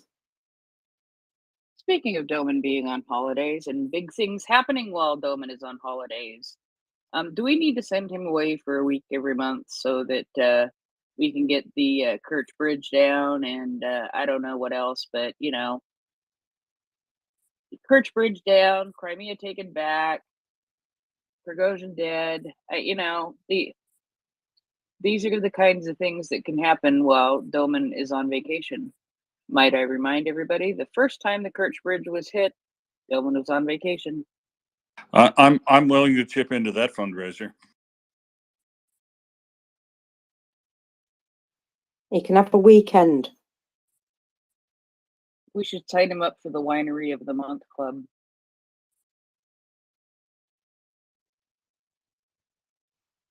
Don't do that to me, guys. Don't do that to me. I might cry. I know, I know. Trust me, I've been trying to help as much as I can. Oh no, sweetie. It's yeah, it's just a terrible, shocking thing to have him not with us for any period of time. I do miss him. Or my chopped liver over here. Yes, I love you too. I love you too. But you know, I like his measured and highbrow debate. Yeah. It is phenomenally Anyway. educational. I also miss Doman. Yes, he carries me a lot as well. That's always good. I'm going to pop something into the nest. It is Zelensky's speech this morning. Not a long one, but it's as follows. Today we celebrate the 32nd anniversary of our independence. The independence of Ukraine, the holiday of the free people, the holiday of a strong people, feasts of the worthy, a holiday of equals, Ukrainian men and women, everyone in our country. This is a value for each of us, and we fight for it. And everyone is important in this struggle because this struggle will be important for everyone. This is independent Ukraine.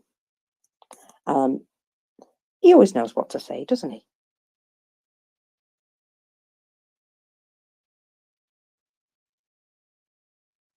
Would you also like the MOD report this morning? It skirts over the Prigozhin thingamabob. Nice. But no, I mean it skirts over it as in it ignores it. Yeah, very circumspect. Yes. But here we go with the Defence Intelligence Update for, what are we on? Thursday, August the 24th. On the 19th of August 23, President Vladimir Putin made a rare visit to the Southern Military District HQ at Rostov-on-Don, approximately 160 kilometers from the front line. The headquarters hosts the staff running the war in Ukraine. Putin held a meeting with the senior officers, including Chief of the General Staff Valery Gerasimov, who continues to command the operations in Ukraine. Wagner Group briefly seized this headquarters in June 23. Putin is highly likely wishing to project his authority and portray the senior military command as functioning as normal. Do you think it's functioning as normal, Will? Define normal. Well, it's not the well-oiled machine that they would like to portray, is it? No, it isn't. Not at all. And is that it? Is that the full extent of that report? Yeah, it's quite a short one today, I thought. I do have some interesting info, though, which I just tucked away. I'll find it. Because I've been keeping up with Atesh recently. Atesh are the partisan group that send us very interesting reports on what's going on in occupied areas. And sometimes Russia itself. I know. Cheeky they are. And according to information that they have provided, the hospitals in Sevastopol are overflowing with wounded soldiers of the Russian armed forces. Their sources from the military hospital report that the medical facility is overcrowded with wounded. They state there are no places to put them in wards, which forces the staff to place them in corridors and even the dining room. There are no medical personnel for such a number either. Because of this, the occupiers are recruiting elderly who have long since retired. It is reported that the wounded soldiers are delivered by train. There are so many of them that during unloading of stretchers with the 300s, they fill the entire platform. The spectacle is indescribable, but they choose their fate. I especially like little reports like that from Atesh. Yeah, indeed, there is. Well, and I imagine those reports are going to get too long to read soon. And you know how there's so much news sometimes you tend to miss some of that stuff. But partisan activity will almost certainly expand greatly as Russia gets weaker and weaker in the occupied areas. And yes, some of the things that I I heard about overnight that are happening in Russia. Some hacking and some more sabotage of infrastructure there. Probably see more and more and more of that as time goes on too, because it's like we were talking about yesterday. It's just not getting to be a better place to live. It's getting to be a worse place to live day by day by day for a lot of people previously, especially in the regions, but now even in Moscow and St. Petersburg, some of this is coming home to roost to them in multiple ways with the drones, the uptick in the mobilization and conscription of folks in the bigger cities now. You're starting to see some complaints about that stuff, and yeah, it just doesn't look good. Mockers? Yes, there's also been a statement issued by Budanov in relation to Crimea. And so he's specifically speaking to the residents of Crimea and says, and this is translated, so it might be a little bit off, but those who have done stupid things should leave. And those who are waiting should prepare and do everything to help. First of all, reconnaissance authorities, and further when the troops go into the open. And well, that tells you what his plans are. He has absolutely no intention of giving up Crimea to anybody. And that's also something that you see as advances. Well, that you would expect in an offensive to have a step up in Zelensky speaking directly to the people in Crimea and in occupied Luhansk and Donetsk. Will likely be on the list too. That he'll start sending messages directly, not sending them messages like in secret, but he will be using his pulpit as president of Ukraine to make sure that they are swaying back over to their side. Anyone who can be swayed, all's not lost for you if you live in Crimea and you're ready to go back to being part of Ukraine and participating in that country going forward. As long as you weren't Russian and moved in there in the last 2 years. There's a lot of people in Mariupol who are going to need to find a new holiday property. But if you're living in Crimea and you're ready to rejoin the fold, I'm not sure there'll be, there aren't going to be repercussions for the normal people living in Crimea, provided they either stand by and stand out of the way or do anything that they can do to show their support for Ukraine's recovering of that territory, even if it's the simplest, smallest gesture, or if it's some active work that they do. I think he's trying to win over those the how you guys. I hate when people say this, but it's a hearts and minds kind of talk, so that you don't have to fight people if you can talk them into it's a good idea. If we just go back to the way we were before 2014.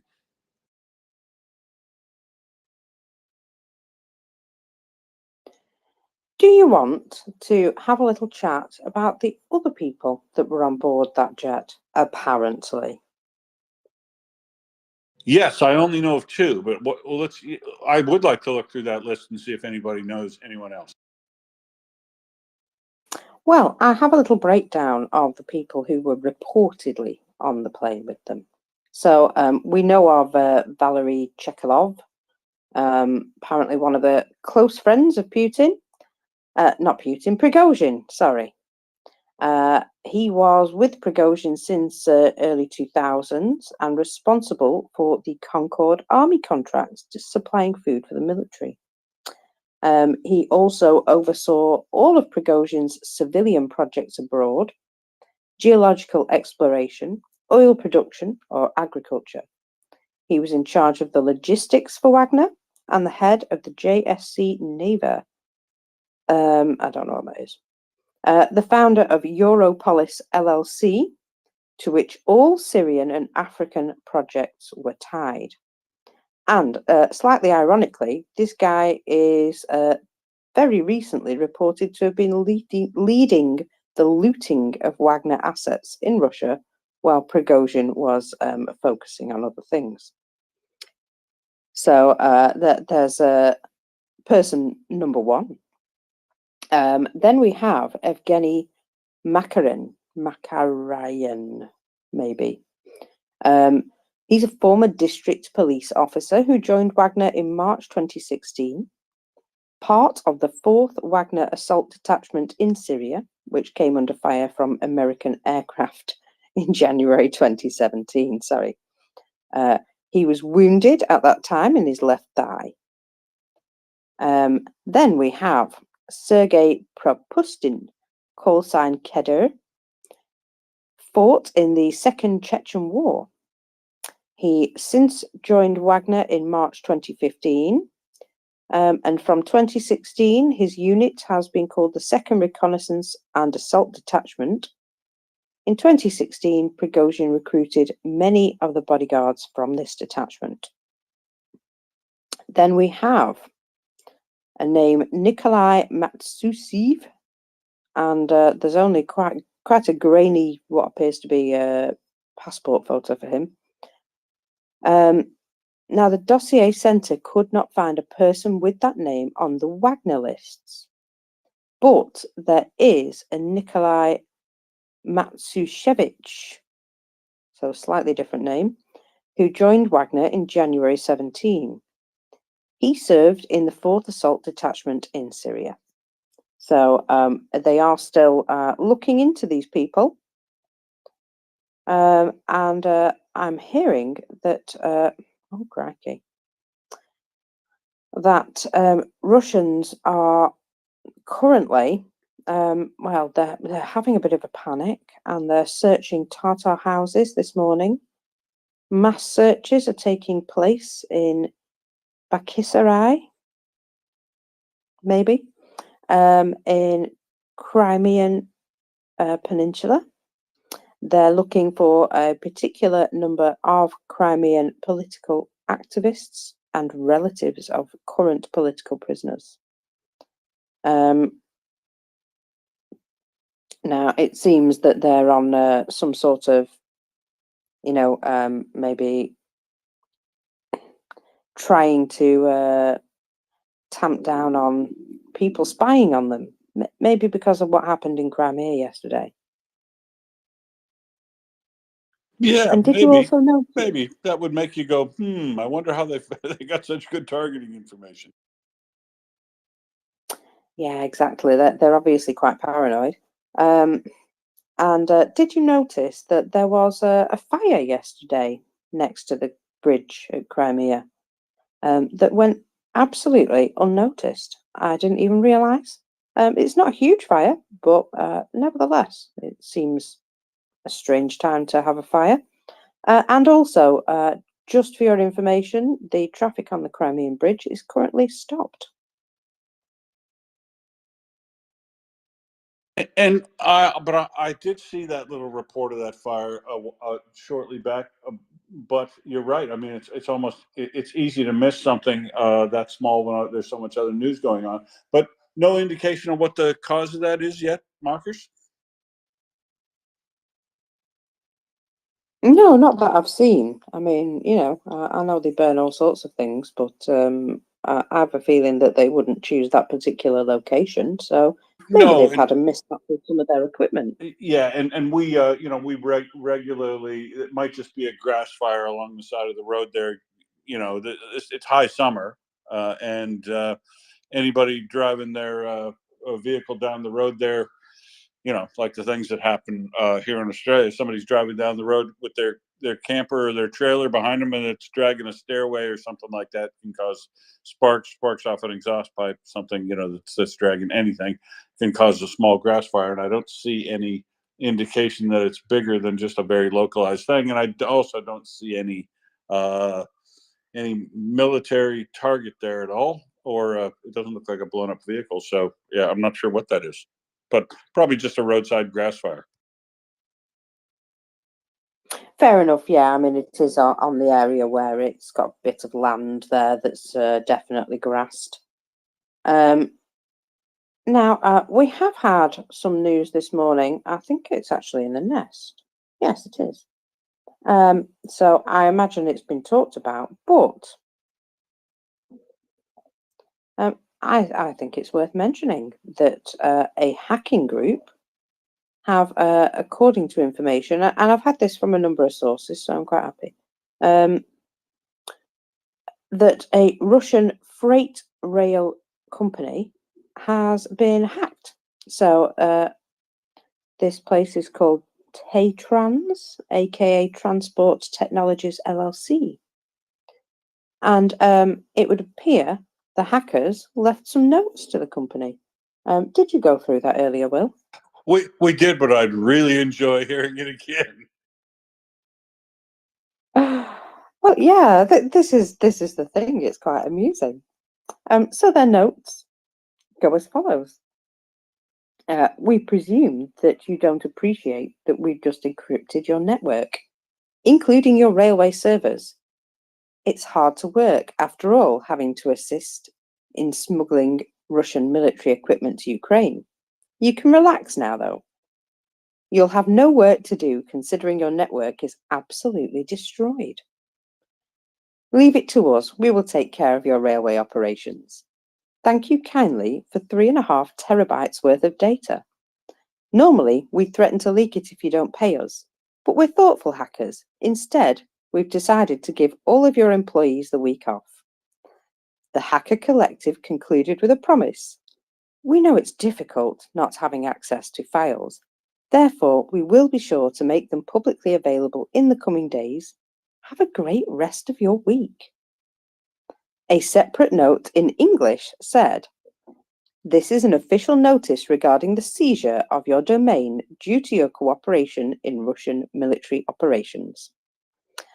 So just for information, they currently move about 400,000 tons of freight per month. And it is unclear the extent of this disruption on freight rail and the effect it may have on the Russian war effort. But if this is legit, which I'm getting the idea that it should be, could be, indeed, might be, then it is going to have some sort of impact. Railway servers, are going to have to be rebuilt, as far as I can tell, if they've been totally bricked. And oh dear, yeah, it does indeed look legit. That's funny. So yeah, very nice, very nice. And unfortunately, they have restored their website, but I think that's probably the smallest of tasks that they've probably got now. Yeah, and it's so much better than, send me 2 billion Bitcoin, or I'll send all your dirty laundry to the press. It's I love the little wry messages, and gave everybody the day off. I love that, because it's if a hacker took over your country, I mean, I'm against hacking. It's a bad thing to do. It's a bad thing to get into, generally.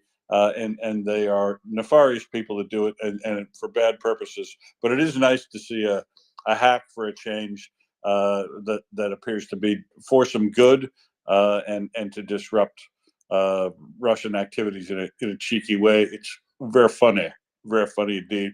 Prince. Will. Okay. Let's put on our way back time machine and remember all the way back to in May.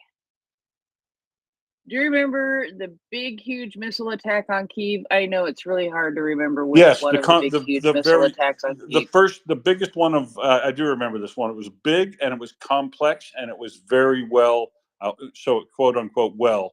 They used the spoof with the Shaheeds. They used the calibers, and they timed those and the Kinzhals all to arrive to be the worst attack yet. I do remember that in May. 6th of May, am I correct? Okay. I don't know. But do you remember the blogger who was arrested for filming air defense that night? Yes, I also remember that. Okay. 33-year-old blogger Shebenchenko, during the massive Russian missile attack on Kyiv in May, filmed and posted video of the operation of air defense systems on the network. This video spread not only through Russian Telegram channels, but also became property of the Russian military intelligence. In a matter of hours, SBU operatives found the author of the video recording. In July, a criminal case was considered in the Dnipro District City Court of Kyiv, supporting the accusation of city police prosecutor's office. Taking into account the assistance to the investigation, so I'm guessing she cooperated and got a light sentence. The court sentenced the blogger to 5 years of imprisonment with probation of 1 year. Do not remove the work of air defense. Do not help the enemy, and do not force the SBU to waste their time on you. 5 years. I thought, this is something I'm sure we'll touch again on Saturday during the SBU intelligence update, but this one was just too juicy to not share. I mean, especially since we remember her, yeah. Exactly. Since we remember her, we should mention it because it was one that was definitely memorable for me. So I just ran across that and thought I would share it because that's a juicy one. In 5 years for taking a video and posting it online. And yeah, so it interesting and juxtapose that sentence, which I think is probably thereabouts, frankly, during wartime, for putting people at risk that way. The thing that always surprises me, though, Prince, is some of the actually very short sentences some of these people get at this time. I'd be interested to talk to a Ukrainian person who's familiar with the criminal law there, especially in this area of espionage and I guess sedition. That what the mandatory penalties are, or what's the sentencing guidelines are on some of these things, because that woman who was apparently, we'll wait till she's tried, but apparently caught red-handed in Mykolaiv, preparing for an assassination attempt on Zelensky, only eligible for something like 14 years. I mean, that's the sort of thing you'd think you might stretch hemp for in other places, or get 20, 30 years for that sort of espionage and treason, I would think. But those sentences seem light to me. This one seems almost appropriate. What do you think? I tend to agree with you on that. And it is really interesting because I mean we've only done the SBU intelligence update 1 week, but it's the first week that I have technically read through every single piece of news that the SBU put out about an arrest, and read it very carefully. And very notably, most of the sentences, that could face up to, were around 12 years. Now, I'm wondering if these are just initial charges in order to make the arrest, and that with further investigation, because they do usually note that they will continue to investigate, that with further investigation, that maybe they are hoping to bring additional charges along the way. I did see one, though, and I'd have to look at the list to refresh my memory. That did have the possibility of a life sentence because of a treasonous act. And yeah, that's the only life sentence that I've seen so far. But of course, I haven't been following this as closely as some have. But they do seem to be very, very light. They feel very light on sentences to me, and I'm hoping that these are things that they are just initial charges, and that more charges may come. Superseding indictments. Where have we heard that recently? superseding indictments.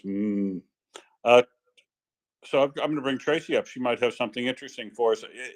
I'll be interested to read through those SBU things with you on Saturday, Prince, as well, because apparently I'll be joining you that morning. Well, morning for me. Yeah. And if Tracy is requesting, she's the one who can give you more answers because she follows that more closely. But it is rather interesting. We don't go through necessarily all of the cases, but we end up weaving and just sort of going from one case to another rather naturally as the conversation goes, and it ends up being rather interesting. Agreed. Yeah, I'm trying to bring Tracy up now. I'll see if we get a connection on her, and yeah, I look forward to doing that, Prince. Although my level of doing my homework and preparation might be typical, but we'll see. I'll try to do better. Yeah, it's all good, man. It'll just all flow, and I'm sure you will always have something to input whether you've read them or not, because Will, you are just Will. That is how it is. Fair enough. Well, I'm a pretty quick read, and I do catch up on some of that reading, but I got a lot of my day job and probably several hundred beers between there and now.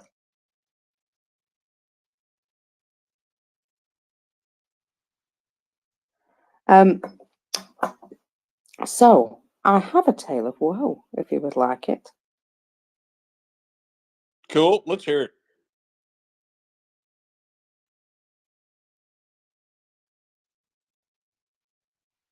So this is one of the Chris Wiki threads, and I love him so much.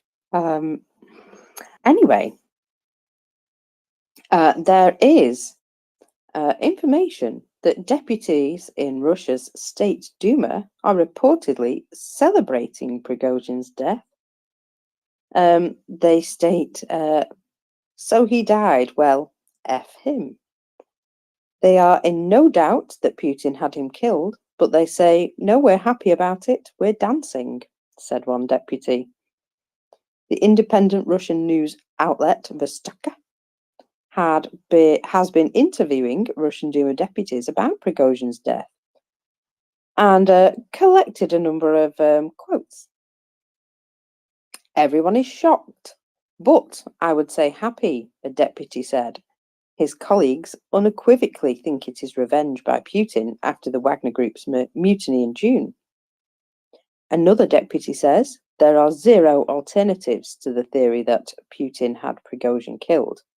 He believes Prigozhin should have been eliminated months ago after his mutiny and says, now we are dancing. Members of Russia's upper house, the Senate, are also celebrating Prigozhin's death. Yes, he died. Well, F him, said a head of the Senate committee. Another senator said that he did not care at all what happened, and it will not affect the lives of the ordinary mortals like you and me in any way. According to a source close to Russia's Federation Council, military elites have reacted particularly strongly. The Ministry of Defence is now said to be running around. They say it was news to everyone. The source says he considers the general mood to be cautiously positive among politicians and officials close to the government. Prigozhin pissed everyone off. But what will happen now with PMCs, with contracts of his companies, with the African direction, with all of that mess? Well, it's unclear, he says. And we, of course, have recently become afraid of any loud news. I like that. They're afraid, William. Of loud news. I like it. Welcome up, Tracy. You've made it. Finally, I updated Mocha, so I think that might help. And good morning, everybody. I just thought I would bring a little bit of information regarding the criminal code. I'm actually trying to research that at the moment. That's something that Prince and I have discussed, because a lot of the sentences do seem to be around the 12 to 15 years bracket. from what I've read so far, you only get a life sentence if you've committed 2 or more offences. So if it's just one treason offence, you don't look at a life sentence. Now, I also notice that the criminal code in Ukraine states that a life sentence actually means life. No consideration for parole. The only way to get parole is a presidential pardon. So I'm not sure if that affects the sentencing on, because I would assume, and I don't know this, but regarding EU laws, I think there might be something that says that you have to have some chance of reform. So whether or not that makes a difference, I haven't managed to dig deep into that enough to answer that fully just yet. But I am certainly researching that anyway. Thank you. Thanks, Tracy. Yeah, I look forward to talking to you more about that on Saturday. And I've seen this through sentencing in other things in crime in Ukraine since the revolution.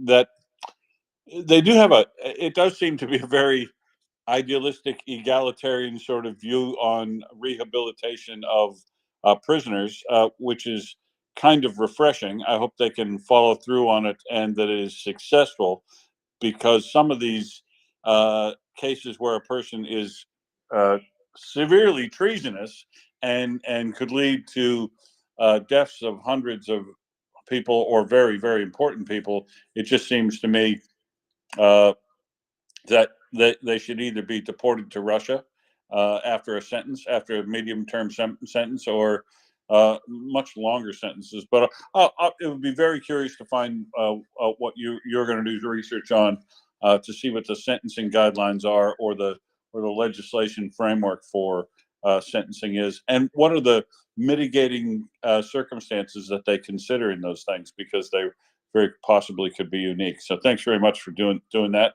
and look forward to talking to you on Saturday. Or although I'll mostly be listening to you and Prince, I hope. Prince. Yeah, I think I just found the like news announcement on the Kyiv City Prosecutor's Office website, and it looks like they admitted their guilt. There were 4 people. This one was sort of a higher profile one, but there were 4 of them that were involved in that, I believe, that night or right around that time. And during the pretrial investigation, all of those involved admitted their guilt in full. So, yeah, I'll send you that link, Tracy. But that was probably why they got the sentences that they did. Thanks, Prince. Hey, mockers, would you like to learn the name of the town that you're going to be mispronouncing for the next few days? Sure, why not? It's a tongue twister, but 6 kilometers north of Tokmak, which you know well, and was only 15 kilometers away from where we were last visiting the battlefield there. Well, there's a little place called Chervo-Nohirka Chervo-Nohirka, 6 kilometers north of Tokmak. That is clearly a battle going on there right now, with what looks like probably some artillery fire and maybe direct fire, but definitely some contact with armored devices and black smoke. So it looks like there is a battle that is in literally spitting distance down to Tokmak, the northern part of that town afterward. And so now we'll be talking about Chervo-Nohirka for a few days at least, and you'll really love it. Well, thanks. I'm glad you didn't manage to pronounce it correctly first time. But yeah, that's the only problem that I'm having with all this advancement now. That they're coming across places that I've not had to pronounce for a long time, and new ones that I've never even tried. So bless them for doing that to me. But you know what? I'll cope. I'll cope, because well, every time I see an advancement, every day I see an advancement, and Oh, what does that tell us? That tells us that they're doing better than some newspapers think.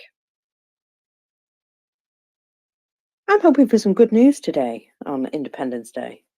Yeah, well, I'll tell you what, the best Independence Day yesterday was for all those folks that live in and around Rabatnya, because you would have seen and talked about the videos yesterday of those folks. And isn't it amazing how some people manage to stay in place during a battle while it's going on, and just hide in basements, bury themselves? I don't know exactly how they make it through, but they were obviously, and it's amazingly cool to see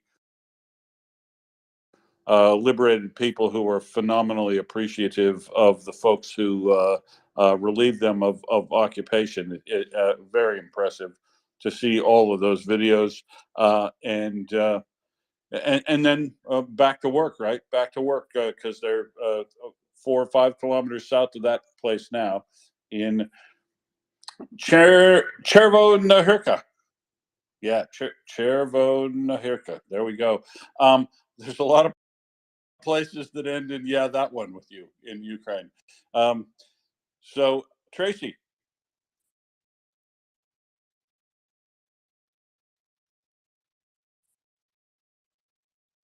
Tracy.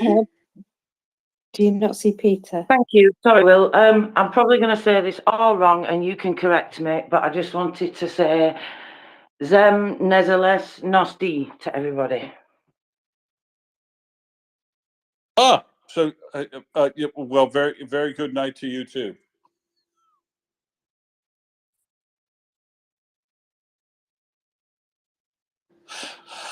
No, I'm not. I'm not that far up on my Ukrainian. What is Zem Noloste Havi? What's that mean? It means Happy Independence Day, and you have Robin to thank for teaching me how to say that. Hopefully, a little bit near what it should be, at least. Oh, what a champion! She taught you that. I was at work all day and didn't learn that. I should have done that. I feel now very guilty, and thanks for bringing that to our attention. Say it for me again, please. Zem Nezele Nosti. Zemno Nevesle Nosti. Okay. Zem Nevele Nosti. Marcus, you try. No, thanks. Peter, would you like to try? Yeah, hi everybody. I'm sure we all saw the video last night of the what appeared to be a rocket hitting this plane and then it falling to the ground. And I'm just slightly suspicious, but I think we need to do a little bit more research on it, because if you look at the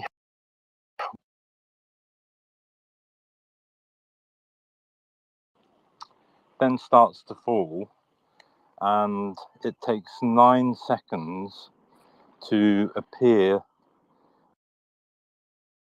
below the cloud base, which is basically cumulus cloud, which doesn't tend to be in that form very high. So even if it was 5,000 feet, which is still quite high and can be checked against the Met conditions for that day, which I'm going to try and do later today if I can. But it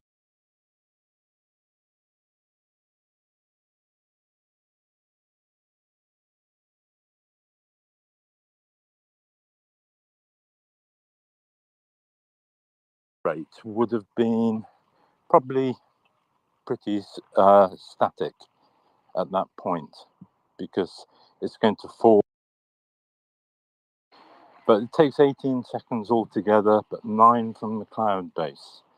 Now, if you work that out and just take its 5,000 feet cloud base, it's taken 9 seconds to come from 5,000 feet to the ground.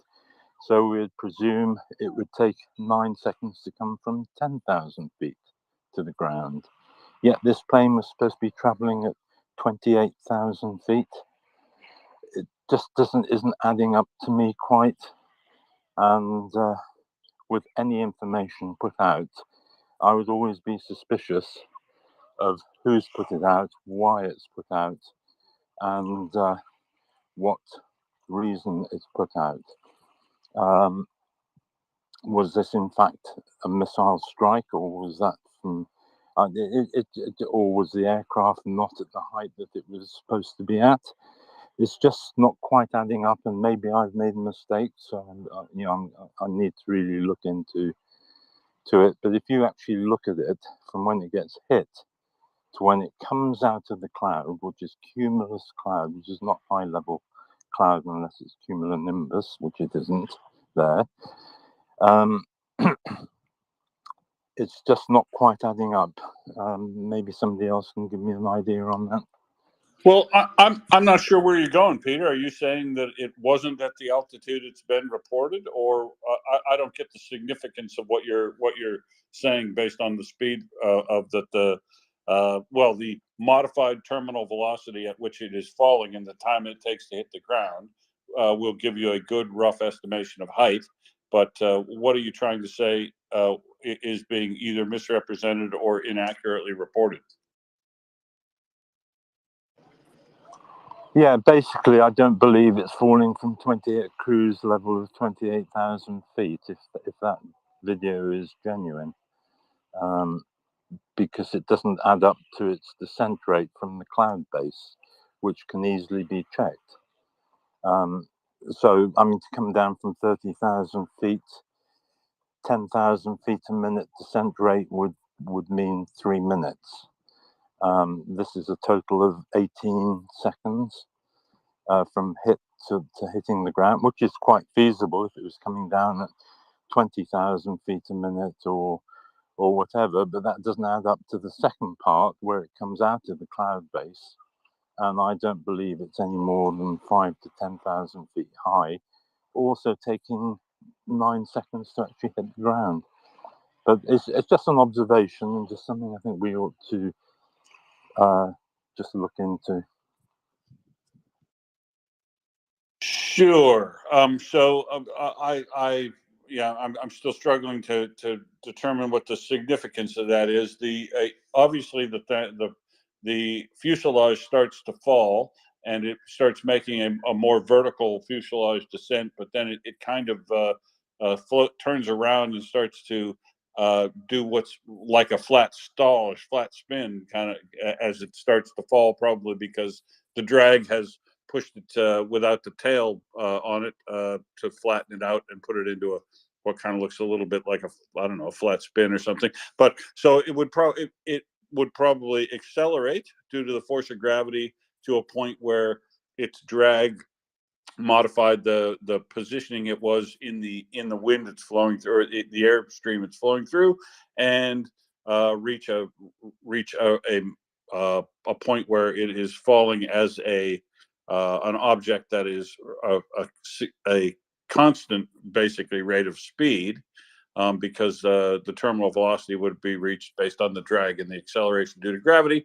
But all of that means, and I believe the flight radar profile said it was between somewhere 25,000 feet. And you're saying that it had to be much lower than that due to the speed it was coming out of the last bit of cloud that it flew or that fell through. Is that what you're saying?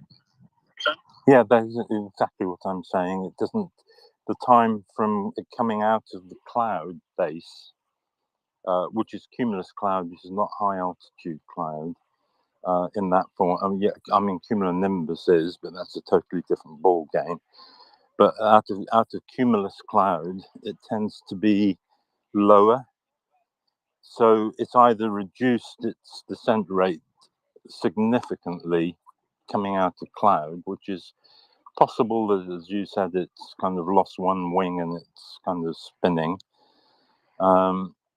And initially it might have dived vertically or something, which would make that up. But I'm just kind of saying I'm just a little bit suspicious that something isn't quite adding up to me. And we would need to know what the cloud base was exactly on that day, which should be in records, and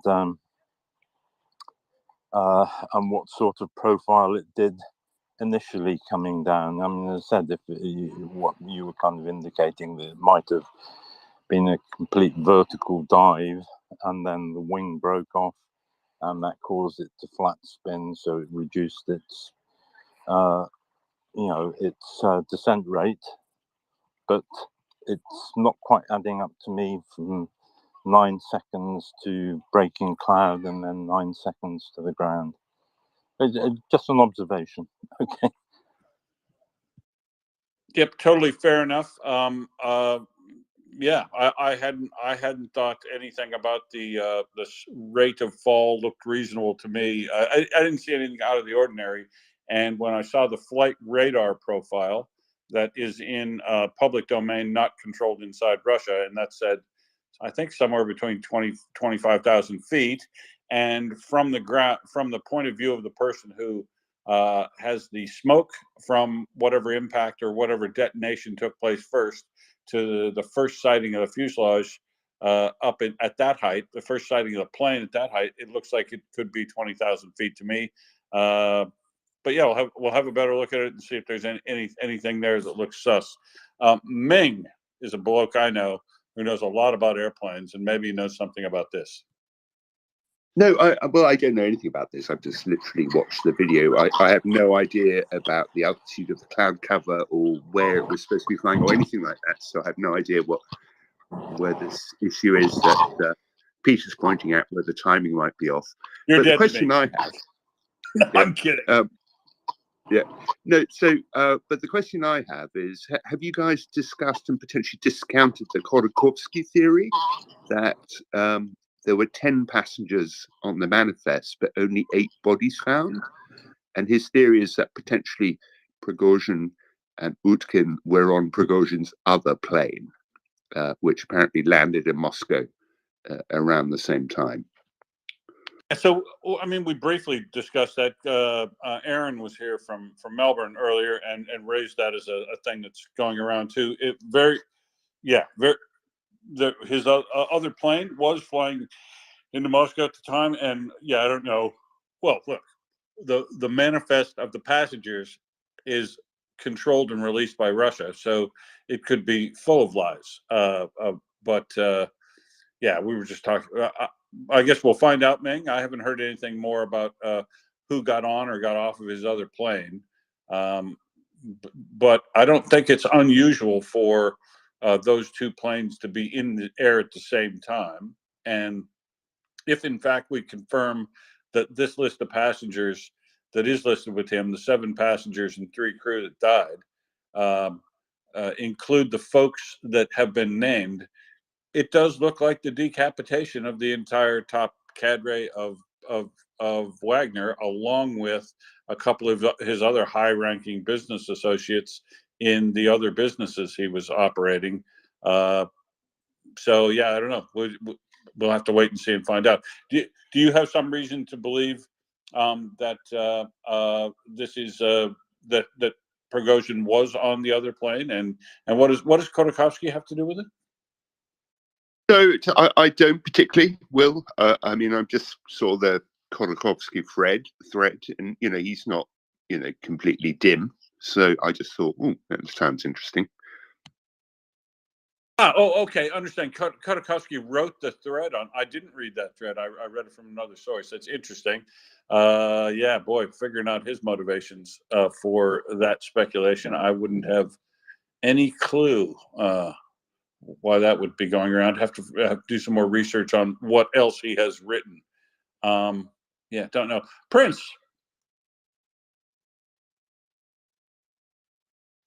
Russia actually did confirm that all 10 bodies were found. Of course, that's something Russia said. I've also read reports that his cell phone was also found. This morning, the remains of all 10 passengers were collected and taken to a funeral home or a morgue, and will be further examined at that point. They are pretty sure they have identified him, but they are awaiting some final confirmation from what I understand, and that will take place at the morgue. And yeah, that's sort of a little bit more information about that. They did have people out to collect the remains today or this morning, and we'll see what happens from there. Um, as far as the other plane, as far as I know, was like not far behind it. And when the other plane got hit, it turned around immediately and went back to Moscow. I understand it had to circle a little bit before it landed, but it landed, I think, at a small military base somewhere around Moscow. There was another point that I thought of, but I'm really tired, and it sort of yeeted out of my brain. And yeah, but that's the Flight Radar 24 app, from what I've seen and what I've heard, I don't actually have any of the links because I didn't save them. But there's some people who have done some pretty extensive data analysis on the data that was collected through Flight Radar 24 as far as the speed and the height and the descent of the plane. So that data should not be impossible to find on Flight Radar 24.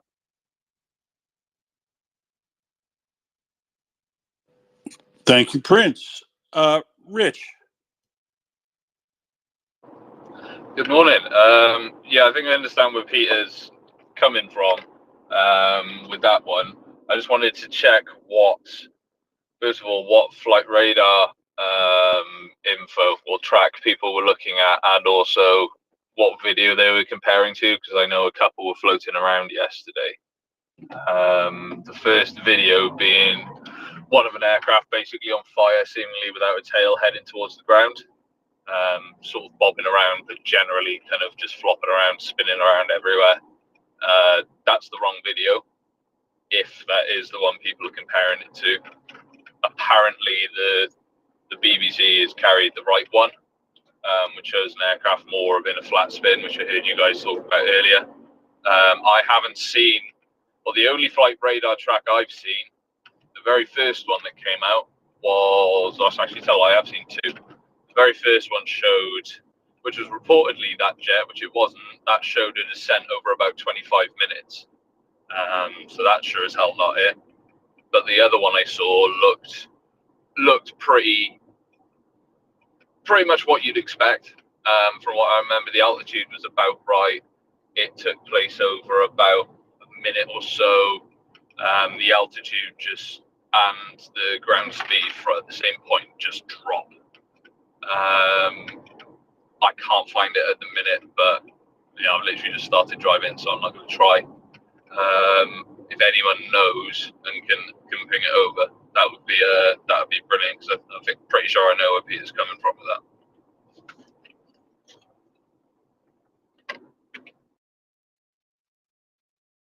that. So, yeah, but Rich or Peter, please, I'm still failing to see the relevance if we're talking about an altitude adjustment of where it was supposedly flying. Are you saying that a plane didn't crash, or that it's all somehow faked up, or do we not?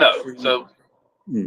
So Peter can correct me if I'm wrong, but what I've sort of taken from it is that the video and the flight radar tracks that he's seen potentially don't match up for the height that the aircraft, one reportedly was /2 should have been, because obviously however you measure it, and there's no way to really know a very, very accurate, at least I wouldn't take it from flight radar, very accurate rate of descent, because from my understanding that kind of information isn't fed into flight radar. If it was even working at the time, you're not going to know the true rate of descent, so you have to kind of assume that to a degree. But that's my understanding of it, is that things aren't necessarily matching up, because obviously falling from a certain height at a certain speed, it's going to take a certain amount of time.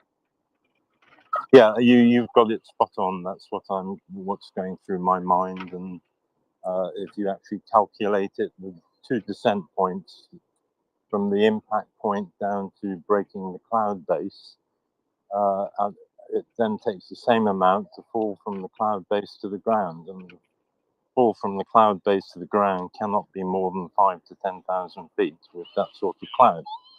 And that's just what I'm saying. But just coming on to the other point, which they said about bodies being recovered, all the bodies being recovered, again, I would be very suspicious, because one of my best friends was killed in a Mooney, and I was a pallbearer at his funeral. This is decades ago. And it's what they call a concrete coffin. Either there was nothing left of his body from the impact that he had, which was basically into a mountain cliff face in a Mooney aircraft doing about, with the ground speed, about 200 knots. So it was what they call a concrete coffin. And quite sickeningly, I think they found his heart about 200 meters away from where the crash was.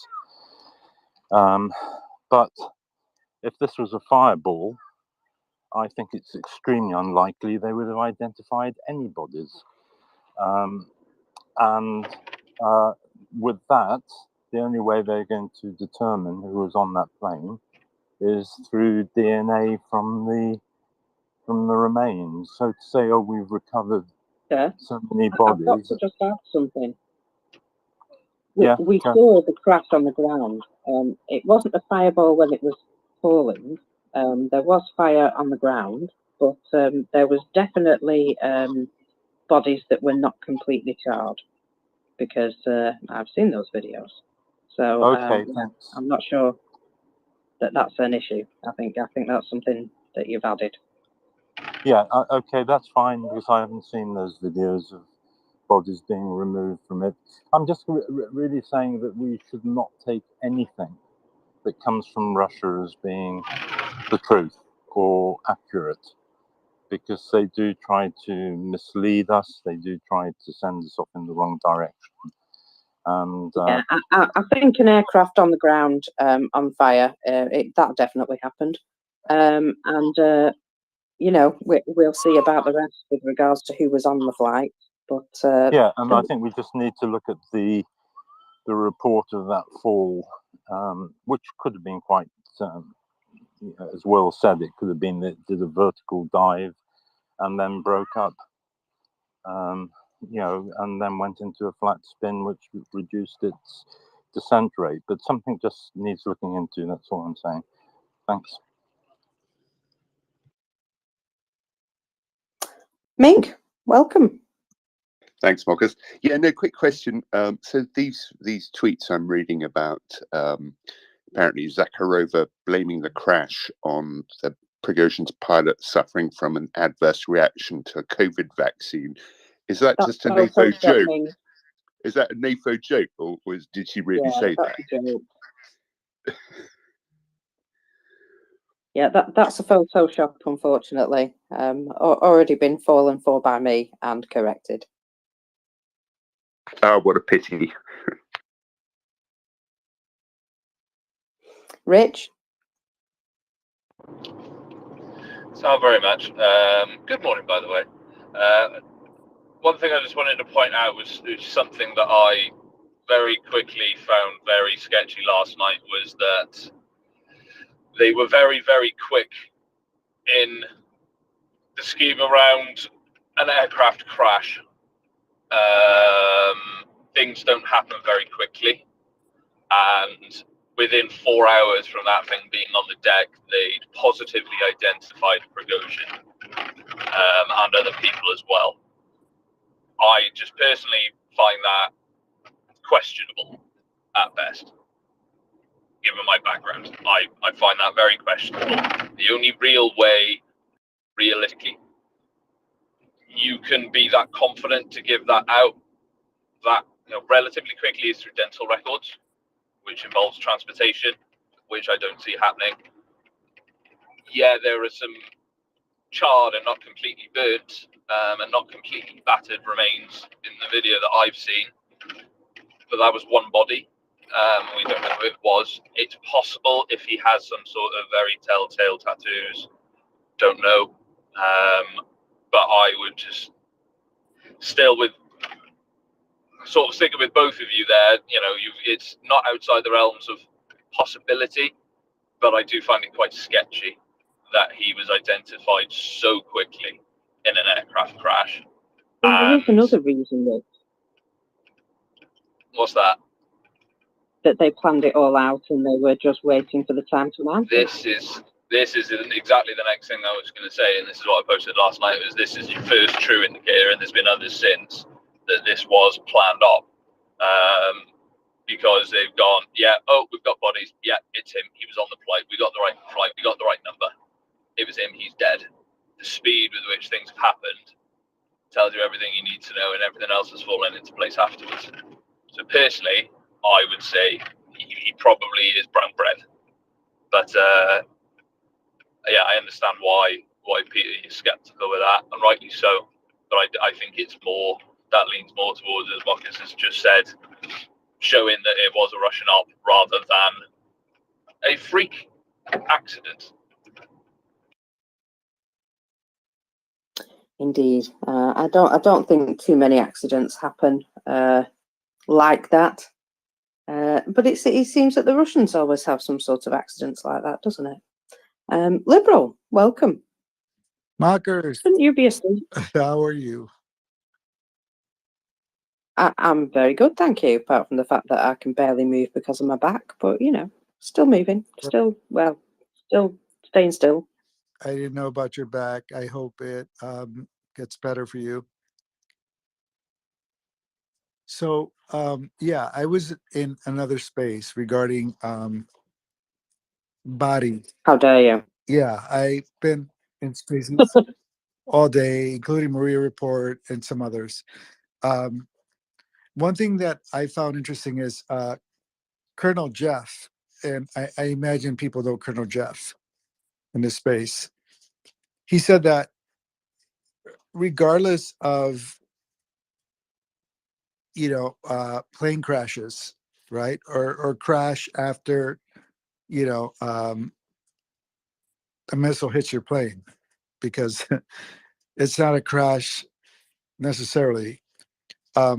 He mentioned that you can still make out like bodies after the aircraft hits the ground, and yeah, you will have charred remains.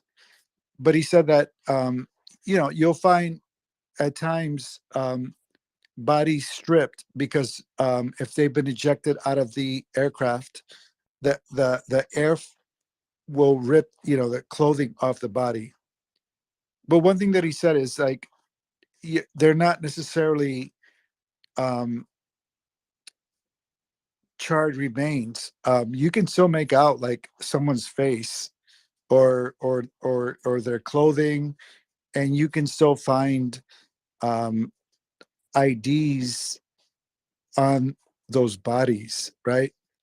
So it's possible to identify people that were on a plane once the plane crashes. Sometimes you can't. Sometimes you need dental records.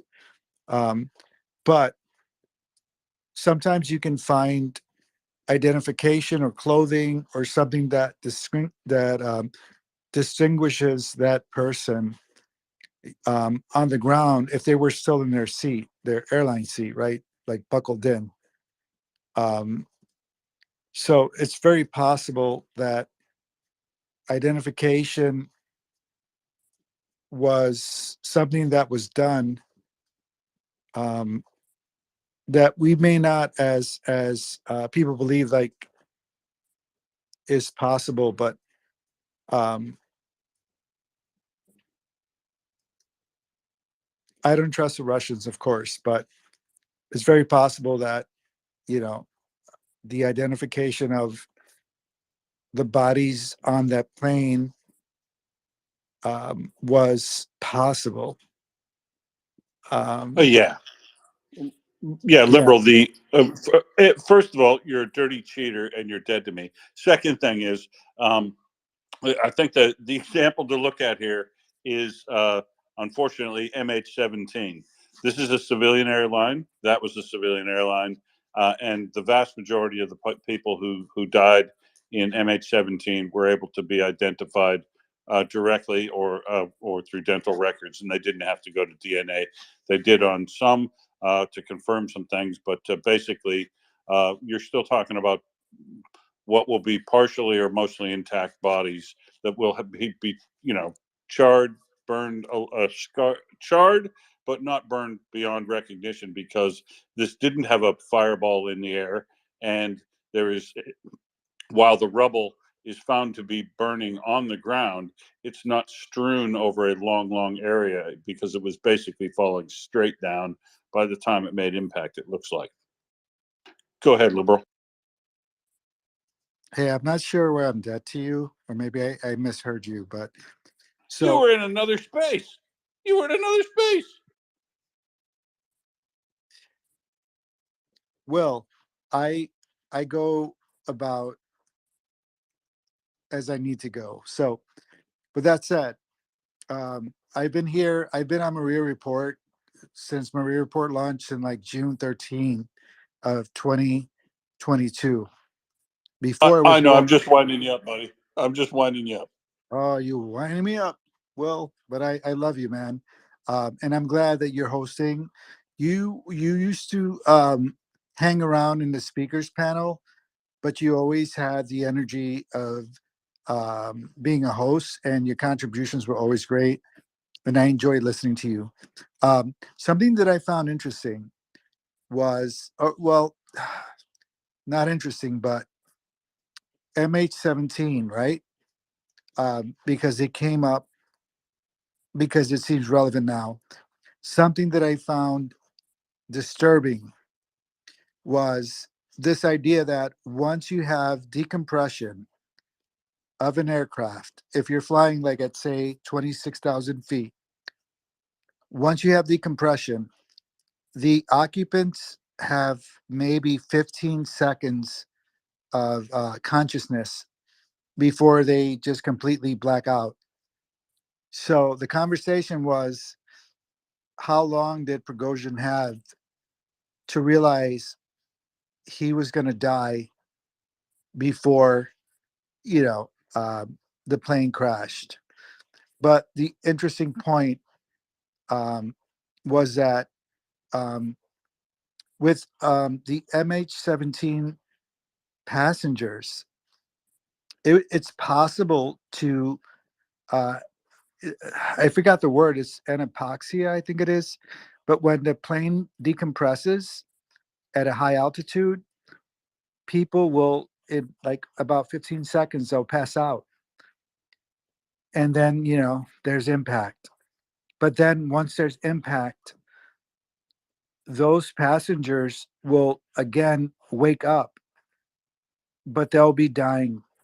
And there were reports of MH17 passengers in Ukraine that survived the impact, but they were gurgling or moaning like maybe 30 seconds before they died on the ground. And it's it's mind blowing.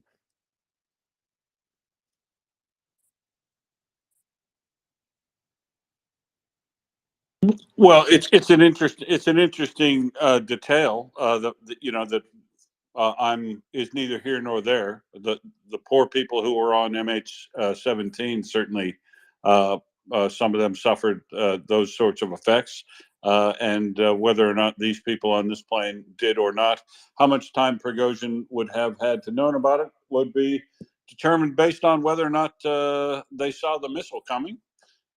He'd get a couple seconds of terror there, and then the plane starts coming apart, and he falls. And as you say, apoxia would probably take him 10 seconds or less to become unconscious. So yeah, don't care. But the only disappointment to me was Gherkin wasn't listed on that manifest. Frankly, I would have loved to see him die in that sort of plane crash, given that piece of shit's history in relation to the MH17 incident. Yeah, I wonder if he yelled Shoigu. I don't know. Shoigu. Yeah. I see Meta's joined us. Hello, Meta. Bliad, Bliad, Bliad. By the way, Jorn was first, in case you don't see him. Oh, I saw Jorn. I swear to God, Meta was next. She popped up right after Liberal came in, and I'll stand by that. Okay, sorry, I'm not sure myself, but I just wanted to pop up and ask if you talked about it. This is the Wanger's own Telegram, posts yesterday. Have you talked about them? Because first it was like that we have a plan B and a new regime for the group, and we have been instructed for this case. So sort of that Prigozhin maybe was suspicious that this could happen. I don't know. Then the next one was like that the death of the leaders was confirmed, and the St. Petersburg headquarters was lit up like windows formed across. So it was lit up with the cross, the facade, and then a couple hours later, a post came up that they had held an emergency meeting, and they had decided that it will be necessary to make a second, quote, march of justice, end quote, to Moscow. So that was pretty interesting, I think. But Telegram and how reliable that is, but it sort of seems that they still have some leaders there, and they are planning to maybe take Putin. Who knows? We'll see. So popcorn. Thank you. Thanks, Meta. I have not read anything about anybody in the Wagner hierarchy talking about a change in management before the incident. I did, of course, see the building of Prigozhin's enterprise with the lights turned on as in a cross formation, as if there was a plane full of missionaries flying somewhere. But I just took that for the joke it was. We'll find out more about what's going on behind the scenes as more evidence comes out. And now, Jorn, welcome. Morning, everyone. And what a nice morning it is. It's the Independence Day of Ukraine, and a bunch of really awful human beings are no more. I get a lot of questions from Norwegian stuff. What do you think about this? Is this disappearance act? Is this it's all a sham or stuff? And I kind of understand with all the lying that the Russians do, it's difficult to trust anything, and that's kind of a sign that they've succeeded, because that's basically the goal of their information campaign, to get everyone to trust nothing, so that the truth no longer exists. But I think sometimes things are just exactly what it looks like. It's since his coup failed, we've all been discussing what's the life expectancy of Prigozhin, and Putin loves his numbers. He invaded Georgia in 08. He wanted to invade Ukraine on 22, but he postponed it because of American intelligence. And on the day, 2 months after, he did a very, very, very public execution, and he sent the signal that he intended to send, and TASS declared Prigozhin dead somewhere halfway between the missile hit and the plane hit the ground.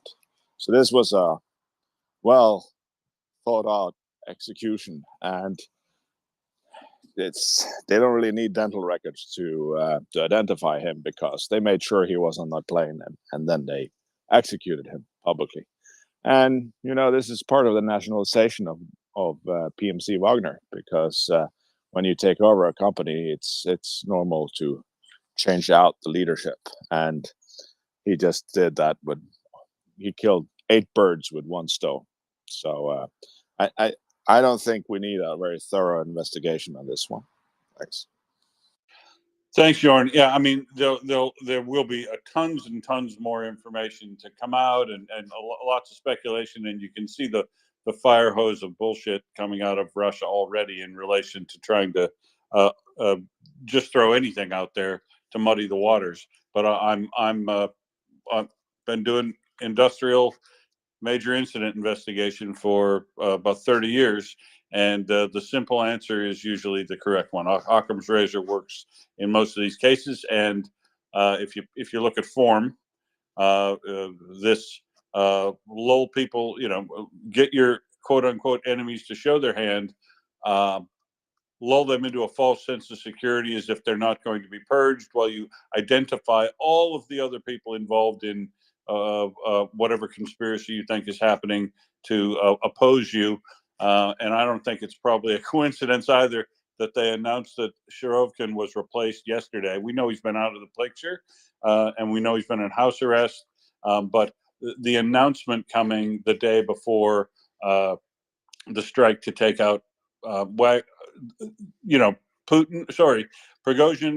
Utkin, and a couple other members of the hierarchy in Wagner. I don't think it's a coincidence. I think the simple answer is the correct one, and you're almost certainly to be right. If you go away and don't watch any news for the next 10 days and come back, Jorn, I think you're probably going to be within 80-90% of the exact answer once all the facts wash in.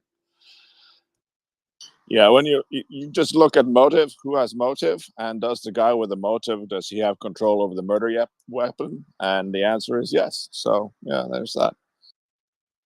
Well, and so if you really want to see whether or not the house cleaning is taking place throughout the management change of Wagner, expect to see a number of the middle management of Wagner that came out in support of Putin, or sorry, Prigozhin after the fact. We're mourning his death, talking about how bad it was, talking about if this was Putin, we'll have another march on. Those folks who showed their hand after the elimination of the top of the cadre of Wagner will probably quietly disappear as well. And then the rest of the organization will be absorbed however it's going to go, because those people will all be cowed into submission under whatever the new management is. Now, I don't remember. Have you seen the video from when Saddam Hussein took over power in Iraq? Oh yeah, sure. Yeah, there's a lot of fierce loyalty in that room, as they take one after the other out of the room to execute them. There's a lot of hail to Saddam Hussein, what a great man he is, but he just kills them anyway. So I think you're gonna see a lot of fierce Putin loyalism among soon-to-be dead people in Wagner. Oh, no doubt. And look, I've done a lot of reading of history. This smells a lot like a Stalinist purge to me.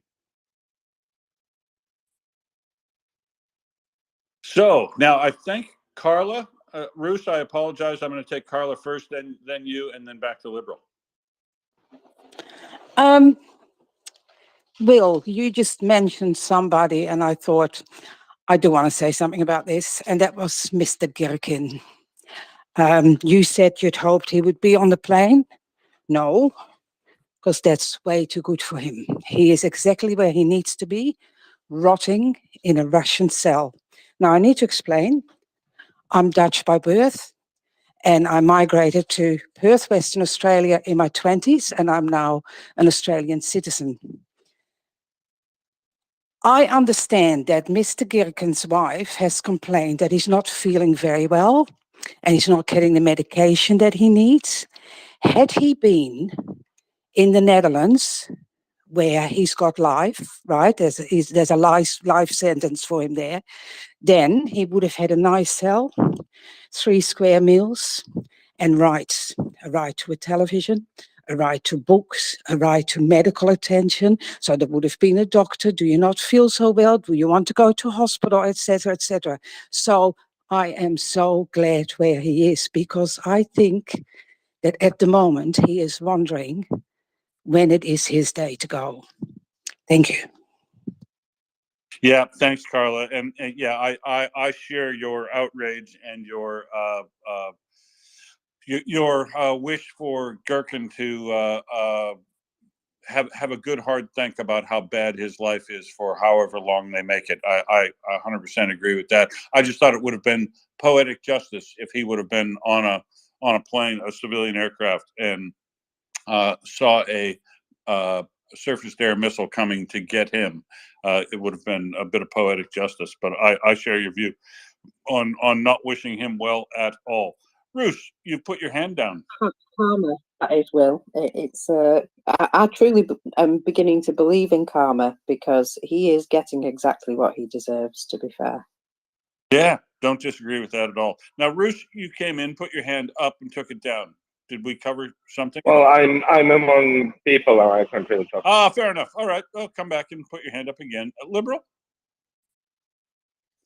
Will, while I lament the health of Gherkin, I just so this idea that the Wagner forces are going to lead a second march of justice on Moscow, is that something that should be taken seriously, or is this just talk? No, on this was just rantings of people on Telegram, right? But the if you are a vocal supporter of Prigozhin after his supposed death and say you're going to avenge him and stuff like that, it's like much like what Jorn said. If you say that and expose your feelings at the time in the privacy of your own home, and then the knock comes on the door later, you can expect to probably be treated very poorly in the final wash up of things, because I don't think the number of people that get killed as a result of the change in management of Wagner is going to upset anybody in the Russian hierarchy, even one little bit. Thank you. I don't think that upsets anyone here either. I think go for it. That they had it coming. Yeah. Sow the wind and reap the whirlwind. Absolutely. Chris, welcome. Oh, good morning. I was just going to send somebody a message saying, "Do you see me?" and that, and then I went up and then straight into good morning. So, okay. Good morning, Will and Ming and Mockers and Prince and everybody. How are we? I'm in the skeptical camp on Prigozhin at the minute, and certainly wouldn't take any notice of anything that comes from Russia, etc. But Will, I'm glad you're up, and that there's a lot of information which I don't know if you've seen being released on the Super Buff 200. Trent Telenko is on the case. Have you seen that?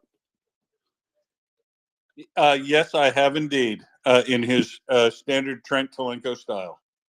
Yeah, I'm a bit annoyed about him, because he's messing with the strap line, messing with the incredibly buff strap line, right? So have you? His new strap line is honking big missile with a really heavy and voluminous seeker space. It's not doesn't Yeah, roll that's off. rubbish.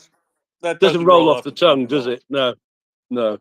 That's what I was just really coming up just to get your opinion on it, before I write to him and say, look, this is not the approved strap line.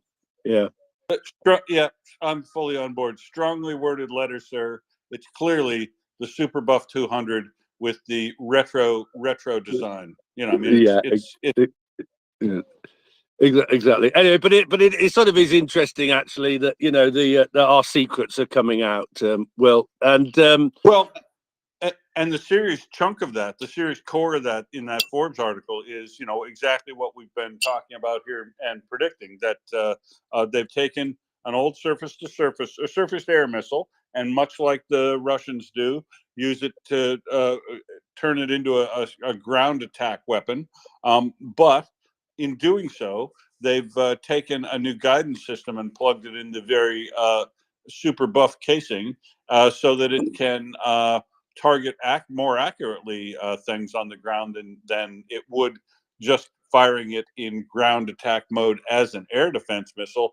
And so, you know, a better guidance system, a better terminal guidance system in particular, could make that a very useful tool. And I don't know how many of those S-200s they still have lying around, but it looks like it's going to be a real deal until such time as they can get themselves proper, directly designed long-range strike weapons, which I hope are coming any day.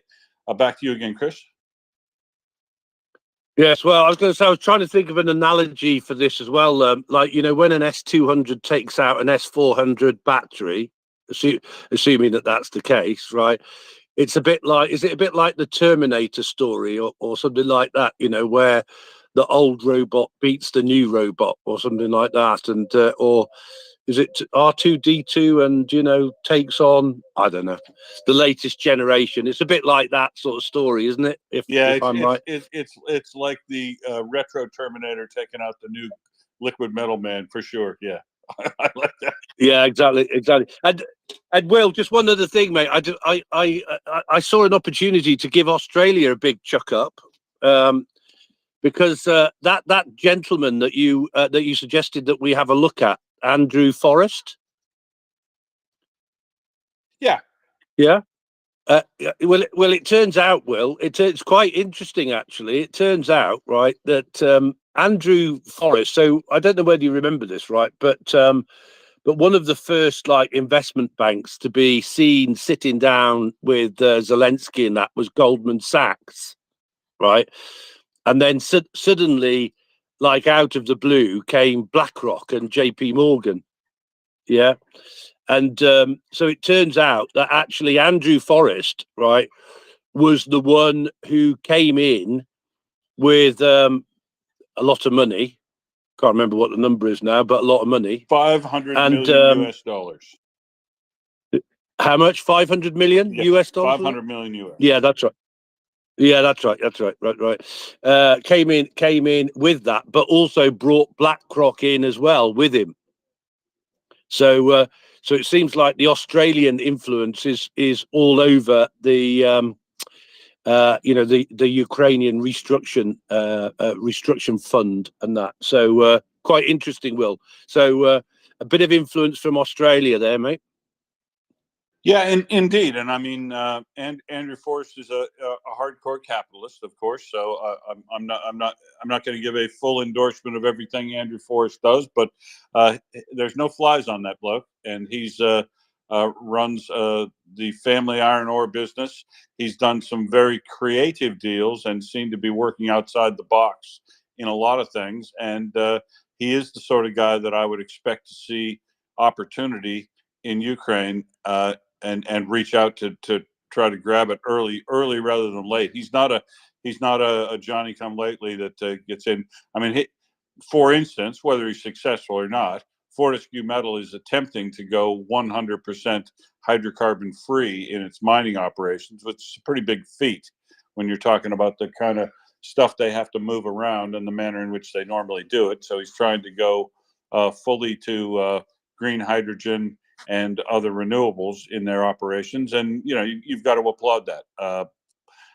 But he's clearly he's not in it to be an altruist. He's definitely in it to make money. But see, that to me, this to me points out why Ukraine is probably going to be such a fantastically good investment opportunity when you see people who are into making serious money lining up now to work on redevelopment of Ukraine after, because like you and I and everybody here, Chris, Ukraine looks to be a human resources gold mine, and it also has a whole bunch of other resources, and it's going to be proximity to market, understanding a very good government, probably great tax policy, all that sort of stuff. I think it'll be a fantastic opportunity for those who are looking to get in, and you know that the early bird gets the worm, and I don't think it is too dangerous yet, or even now. I don't think it's too dangerous even now for those who are interested in rebuilding Ukraine to be on the ground there, starting their planning, setting up their networks and their supply chains so that they can be off and running to beat the competition once the war is at end and people start flowing in like water. Go ahead again, Chris. Yes.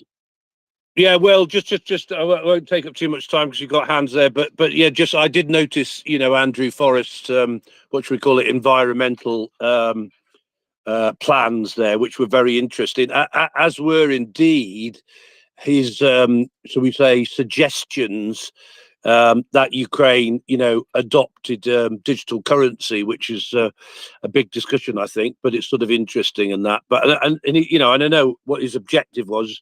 His objective was basically to make sure that corruption doesn't get in the way. So anyway, I'll let other people come up, Will, but that was a very good pointer, and just to let you know that we're on to that. And also, if I may just say,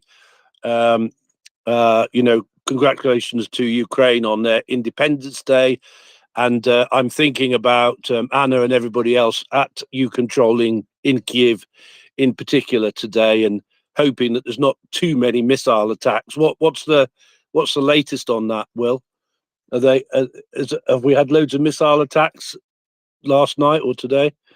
So there were 17 missile attacks, but most of the missile attacks that they reported last night were on localities and closer to the battlefield. So let me just pull that back up here, and I'll tell you what the scores on the doors were for that, Chris. But they did use some Shahed drones on civilian areas, but most of the work that they were doing, the nasty work they were doing yesterday on civilian areas, was with MLRS and regular artillery. They fired 70. Oh, hang on, that's the wrong report. Bugger, I just had that up here. So 70 MLRS firings into areas local to the battlefield, 10 missile and 57 airstrikes on Ukrainian troops and positions and localities. But the localities means that if you're down in Robotnia fighting there, that they'll be hitting Kharkiv and the towns north of there, assuming. Well, we'll give them the benefit of the doubt and say they were trying to hit reinforcements or people supply somehow. But the truth is, they basically just hit communities again. They fired some of those missiles. The MLRS landed in Dnipro. One was shot down by defenders from East Air Command, and they destroyed a transport facility. 7 people, a bank. 7 people were injured. So, I won't call it a quiet night, but there were nothing on the major cities, it looks like, other than some Shahed drones that were once again not successful, but crash when they are taken out. So not a big night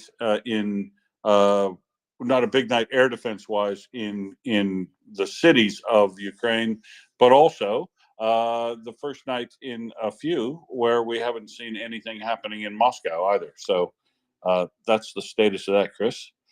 Jorn. Thanks for that, Will. No worries, man. Hang around. You're not taking room off anybody else. Jorn.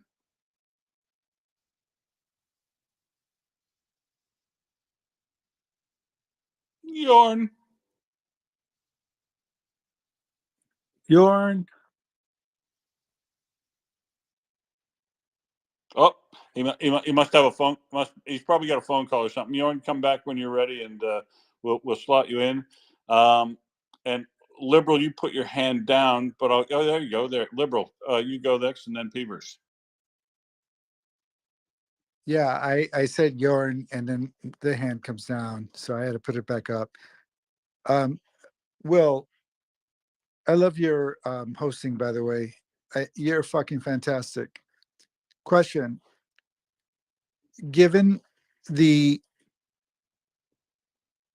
Wagner and VDV marriage,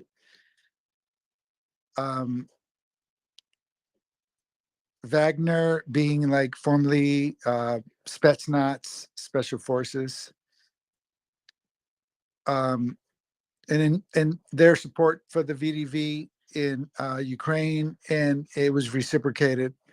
Sometimes there were, tension. Is the army in Ukraine right now, right? The Spetsnaz, or I shouldn't say Spetsnaz, I should say VDV, and formerly Wagner. Is there a danger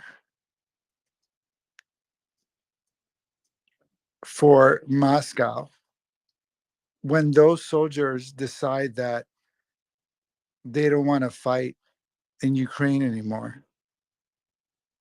Because all of Russia's forces are expended in Ukraine right now. And we saw that when Prigozhin made his march on Moscow. Is there a danger for Putin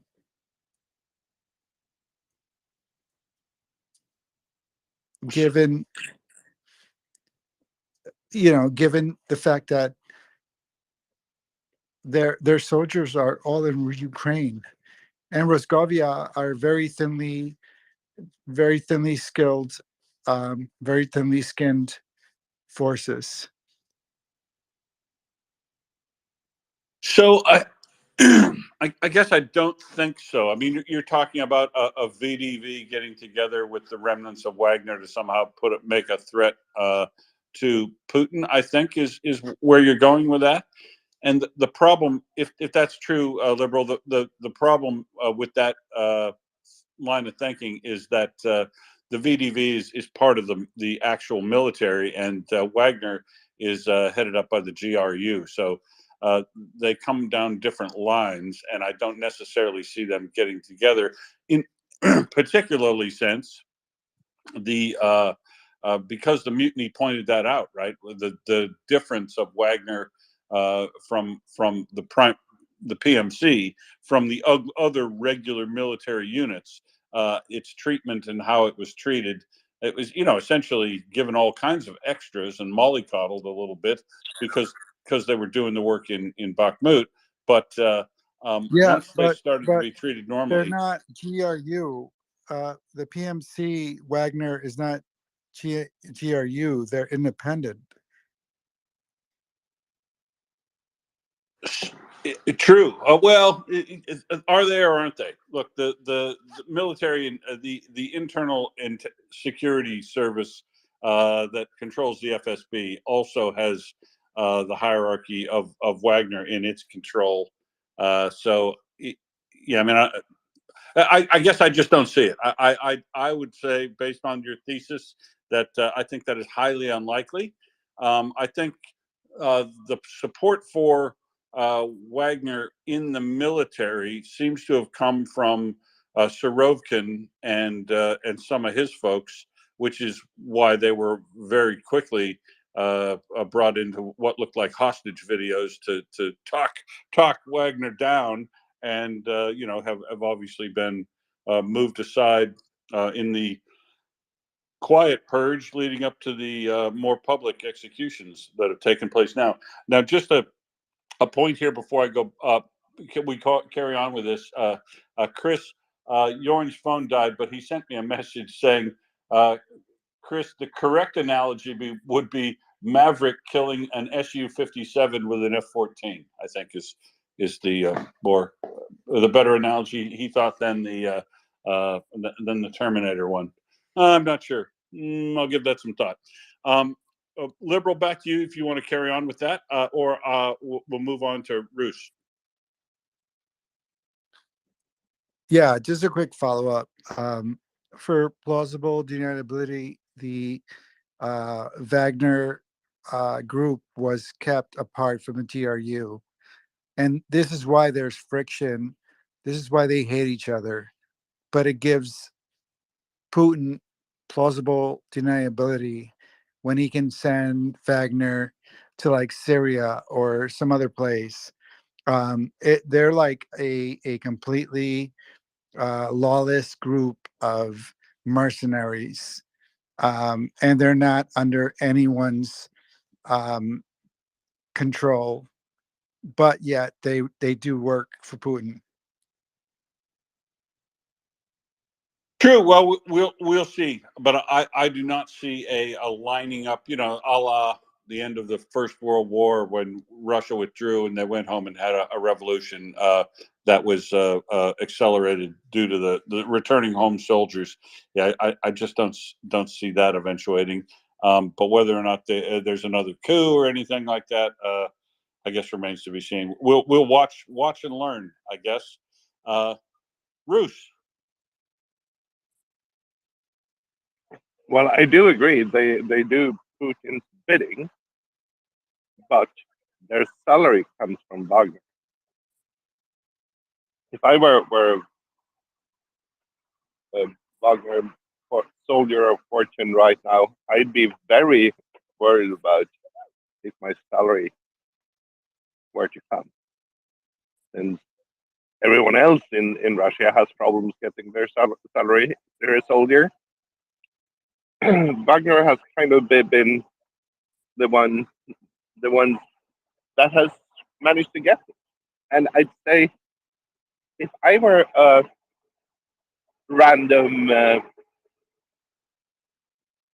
usurper or dictator using Wagner for my protection in a small banana republic somewhere, I'd be very worried right now. Having soldiers of fortune without a certain income on your soil, that's bad. Yeah. Forget about a popular uprising, an uprising that would dispute over pay with Wagner. Now that sounds like something that could be a flashpoint for a problem.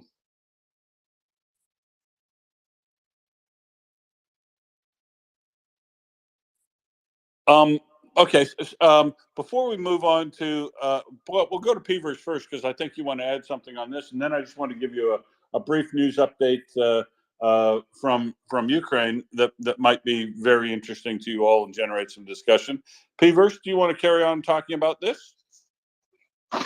Well, I want to get back, Will, to your fellow billionaire countryman. What he rocked up in Kiev in November last year, right? And wasn't the figure 700 million he was pledging at that point? 700 million in what we lovingly call the Pacific peso down here in Australia, but that's 500 million US. Who are we talking about? All right. Sorry, who's the guy's name? Andrew Forrest. He's the CEO of Fortescue Metals in Australia, iron ore miner. One of Will's co-investors. Good clarification there, mate. Thank you. Yeah, I'm in trouble with the Australian government for calling our dollar the Pacific peso, aren't I?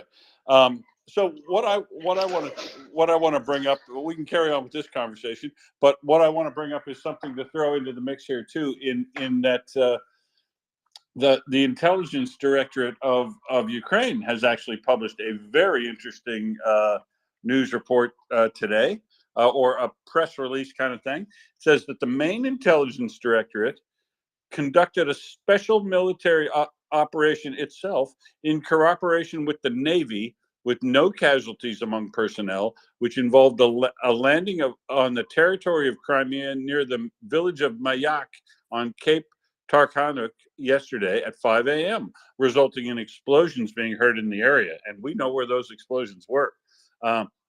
At home to the base of the 3rd Radio Regiment of the Russian Aerospace Forces, DUI spokesman Yusov confirmed that the goal of the operation was achieved. And so what we had talked about yesterday is how and why they took out the radar facility and the surface-to-air missile complex there first, and then hit the Onyx missile firing base. So it looks like they're well, the GRU is saying, or the not the GRU, the main intelligence directorate has said that was a special forces op, that they landed there. They didn't use HARM missiles from a distance to get those radars, and they used probably local close drones that they flew from very close to where those units were based, and then very quickly exfiltrated after that using the Navy. So these guys are like Rambo everywhere, it seems like. Chris.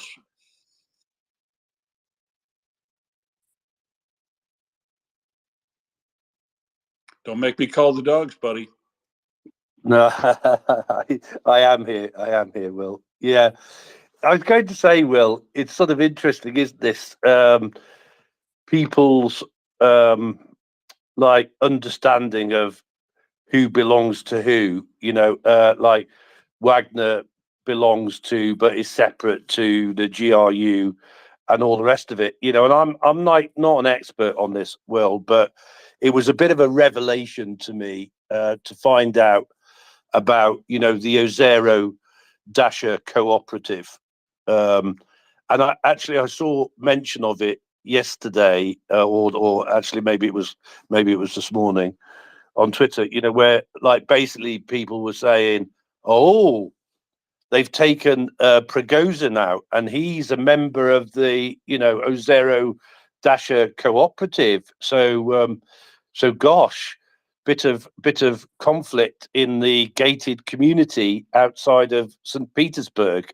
And then on the like GRU and FSB and all the rest of it, they're basically all, all of them are FSB or GRU, aren't they? Right. I mean, they're all like basically KGB mafia terrorists. Like, isn't that right, Will? Yeah, I mean, the analogy to a major crime family, and that they go to their holiday dachas and everything together. I mean, the analogy is maybe it's not yet that useful, but it's sort of apt, right? That yeah, he's been taken out, but they'll just move. They'll decide who's next on the list, and they'll move somebody else into that dacha there, so that when they want to have their meetings about the nefarious activities that they get up to inside Russia, that they'll be able to have another whoever the new cog in the wheel is there, that they'll fit in and probably do just that. I mean, look at the way they transferred Prigozhin's businesses when he was just after the mutiny, when they started disassembling his companies. It looked exactly like you see what happens in organized crime families, where they don't do a sale and a bids and all that sort of stuff. They just identify who the new guy is, and he shows up, and several of the other middle management disappear, and he brings in some of his own guys, and off they go. So without novating contracts and things appropriately either, but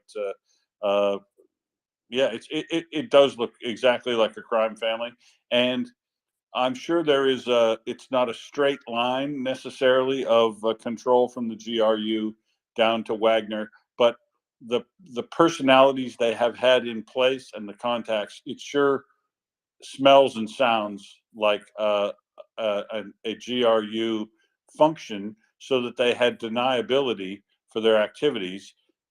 Because what's the internal security service doing running a PMC that's primarily operating in Africa? I mean, it's just all these power structures get set up, and I don't necessarily think they follow all the lines of control that you expect inside the bureaucracy, but they're vaguely lined up with it. Chris? Yeah, well, since this St. Petersburg gated community is an actual thing, when this goes on, I just imagine like, oh, okay, well, there's one missing off the golf course this morning, or maybe two, is it? But at least one missing off the golf course, and the ladies are having coffee, having to console one of them because her husband's dead. So it's just like an amusing sort of like vision to me, that that this is going on, and it really is mafia.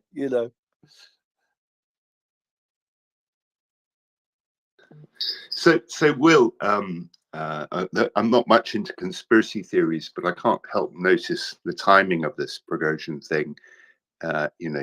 What with yesterday, the hugely successful Indian moon landing, in comparison to the Russian attempt a couple of days earlier, I can kind of see someone in the Kremlin saying, bugger, what Prigozhin doing?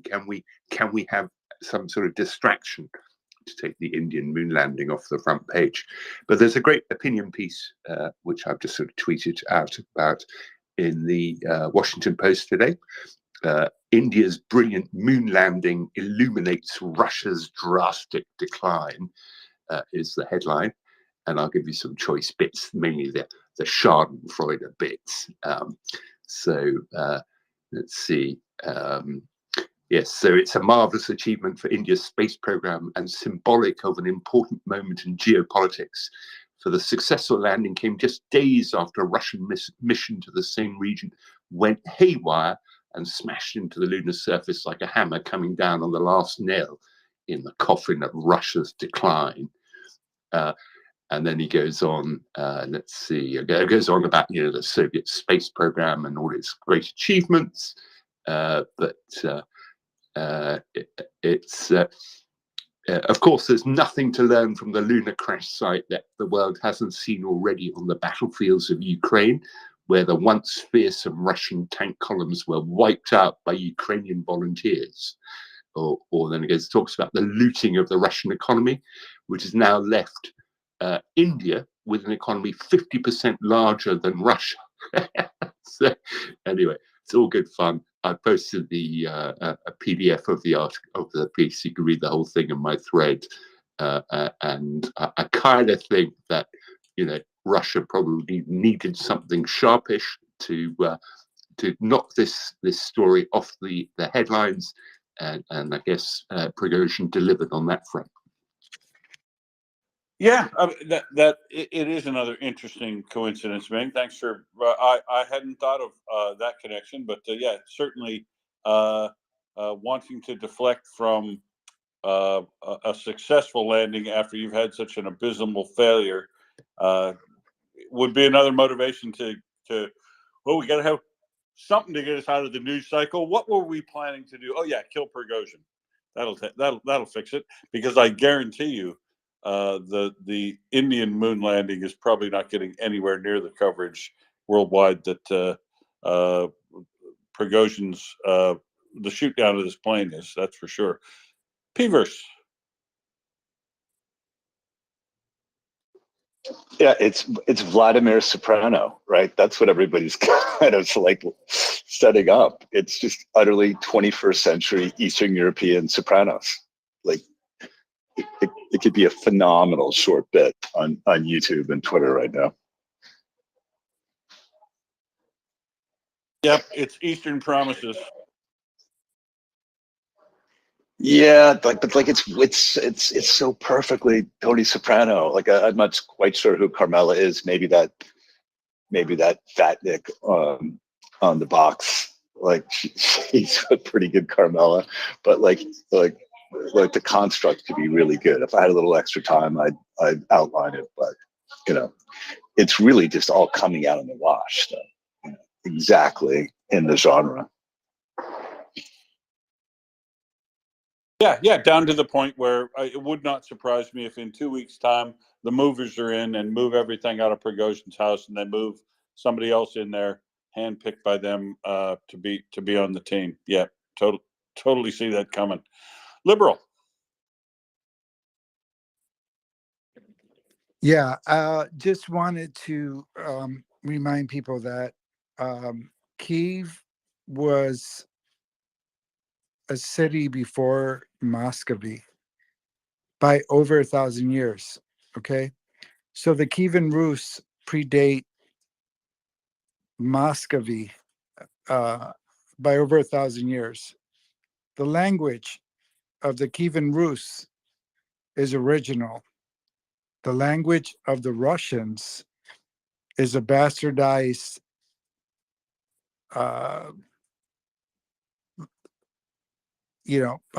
it's not original, because I hear people talking about, like,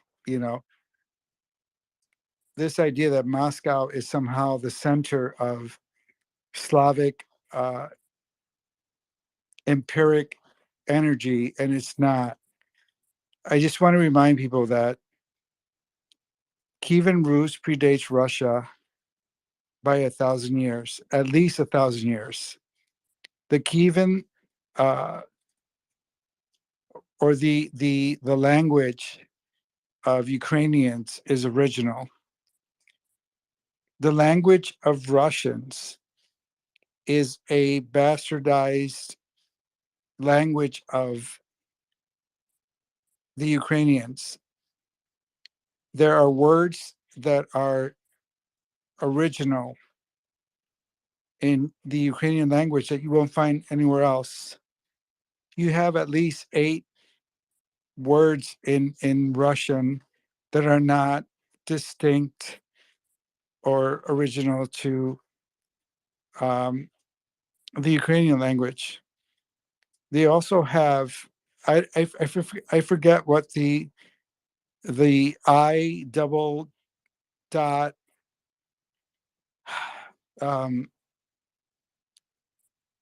you find in the Ukrainian language. It's like the I double dot. It's not anywhere in the Russian language. It's just distinct. So this idea that the Ukrainian language is somehow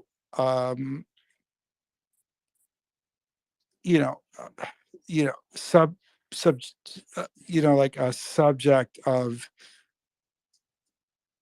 Ukrainian language. It's just ridiculous. I mean, you can Google this. You can look this up. By the way, the languages that are closest to Ukrainian are Belarusian and Polish, not Russian. So this idea that they're like, well, we're brothers, your little brother, you're my little brother. You're like, no, you're not. Something you should think about. That's it. Yeah, you're at best a cousin. I got in big trouble. From my Russian teacher when I said just that. When I thought I was being great, right? Like I was learning Russian from a woman from Odessa. So I'm thinking, well, this woman's from Odessa. It's all right. She's Ukrainian. She's teaching me Russian, but she was a hardcore Ruski Mir Russian from Odessa, and she was living way over in the Far East, teaching German and English to people in university, and she also took English, you know, rich English Westerners on to teach them Russian in her spare time. And I was a pretty good student, right? I was really taken to it. And one time when I went home on my leave, I got some extra reading, not even in my syllabus, and did some reading on Russian history and Ukraine Rus. And I came back to my first lesson, and man, I thought this woman was going to turn into the Antichrist when I was telling her the results of my independent study, and said that it's interesting to me that the Russian language actually grew out of Ukrainian language rather than the other way around.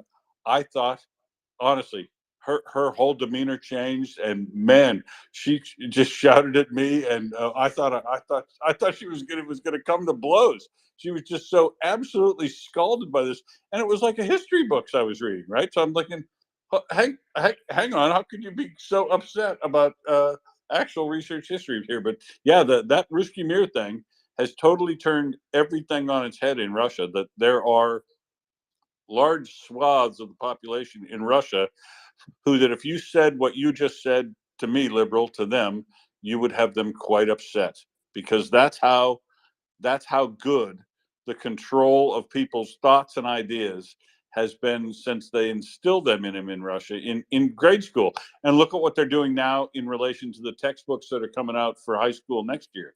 The manner in which they're speaking about this war in Ukraine is, honestly, you want to ask them what color the sky is in their world, and absolutely, it is without it is it there is without a doubt, it is 100% provable to anybody who is a rational human being, that Ukraine was around a lot longer.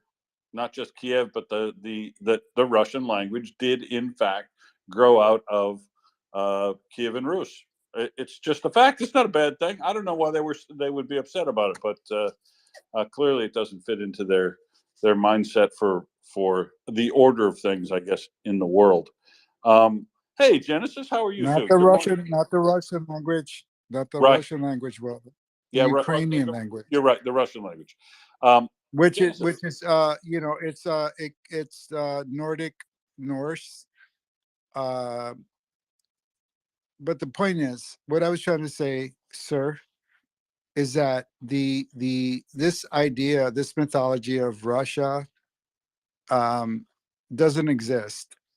I guess what I was trying to say is that Kievan Rus predates Muscovy, right?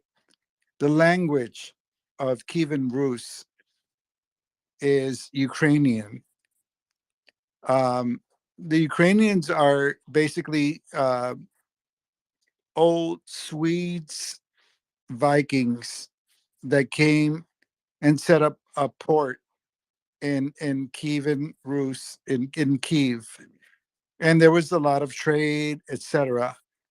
But the original language was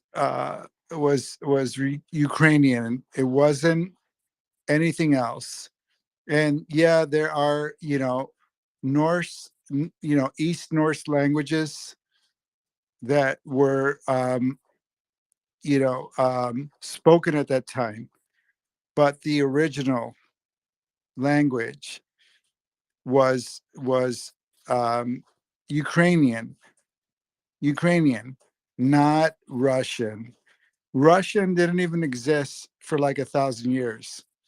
So this idea that they are, Slavic Vikings and they're, this and that, whatever, it's just bullshit.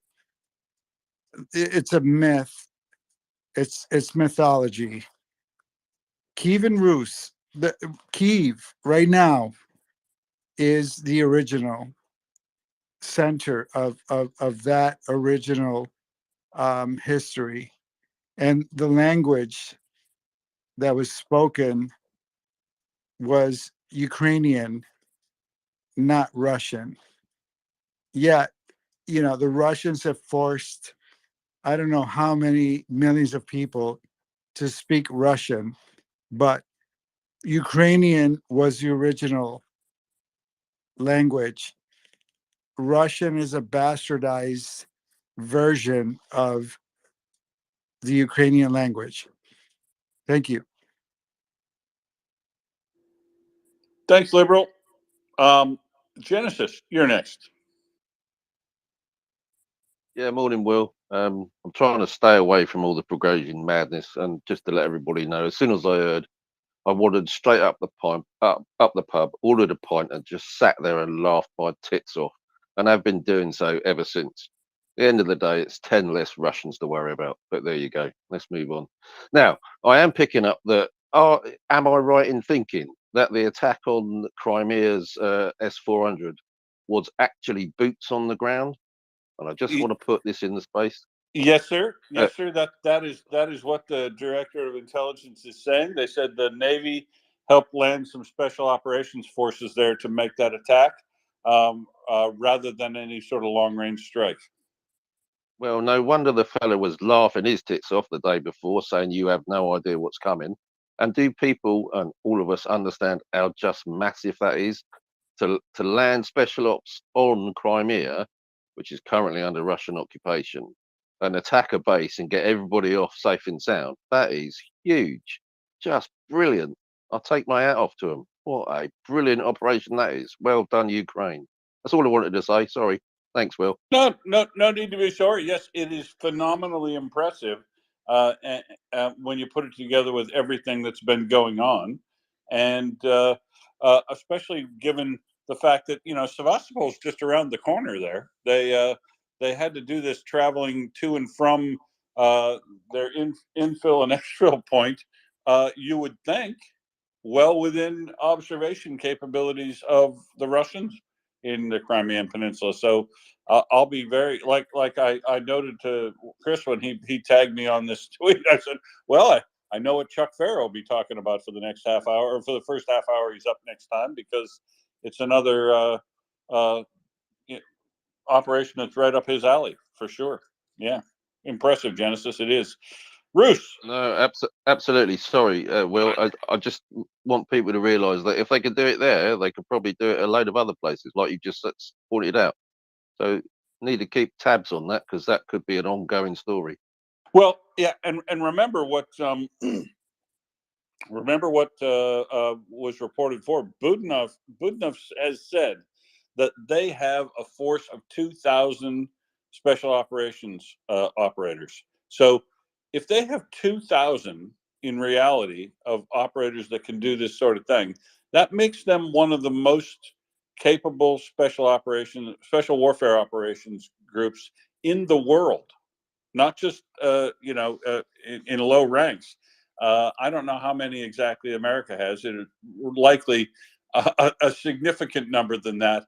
But of the rest of the world, there'd be United States, daylight, and then the next countries that come up. And 2,000 would put them close to the top of that list.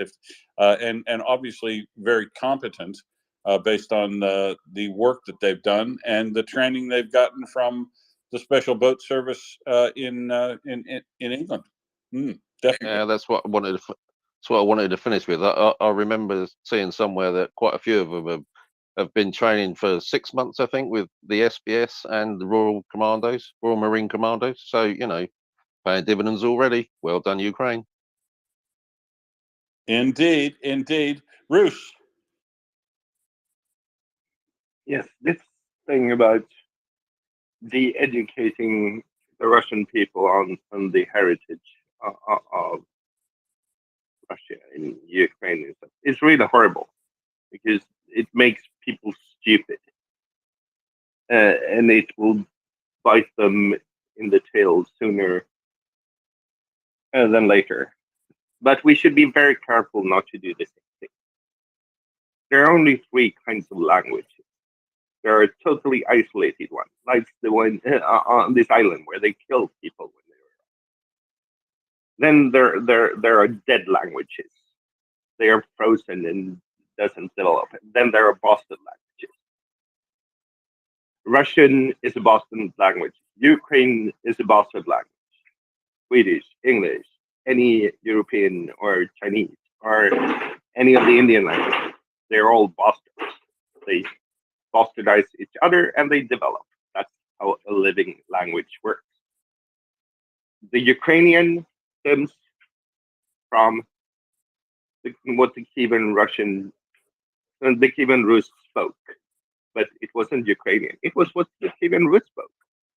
Ukrainians today wouldn't understand much of it. Same goes for Russian. It stems from what was spoken in Muscovy. It's a bit later, so they might understand a bit more what was spoken when Russia. But there are so many influences from so many places, and it doesn't matter. It's just language. Every language that works is a fine language. It's not bad. It's not good. It's just language. Let's not do the same mistake as the Russians do and de-educate ourselves or fool ourselves that one language is better than another. They're not.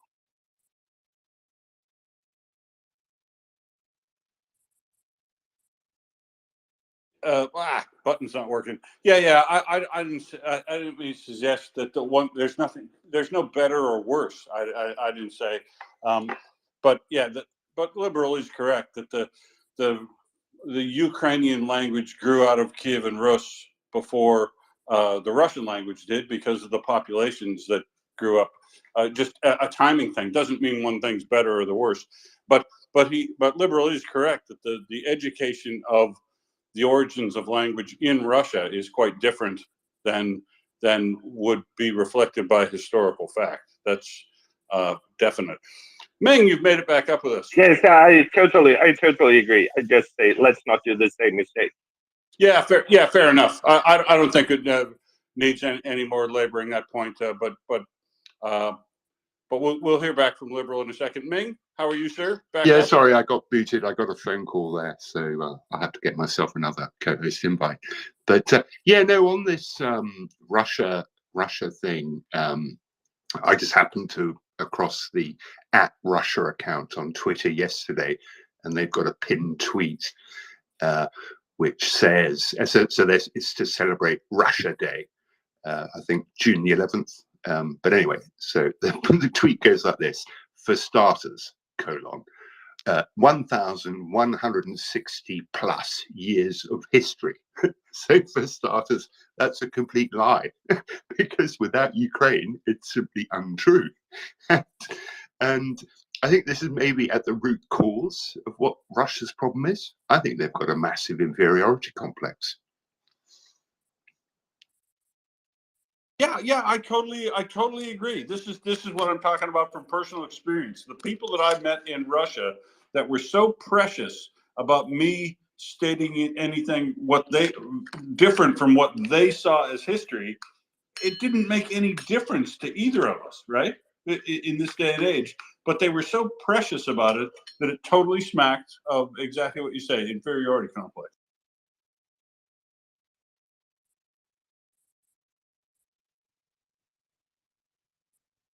Liberal, back to you. We better finish off this language thing. Yeah, I don't want to beat this to death, but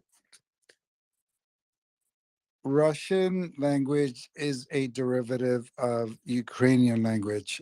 It doesn't predate Ukrainian language. So again, okay, Ukrainian language predates Russian language.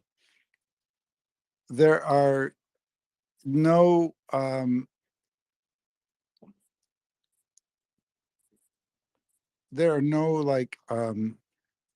there's no etymology that is going to change anything in the Ukrainian language. Now, if you go to the Russian language, they have like at least 8 different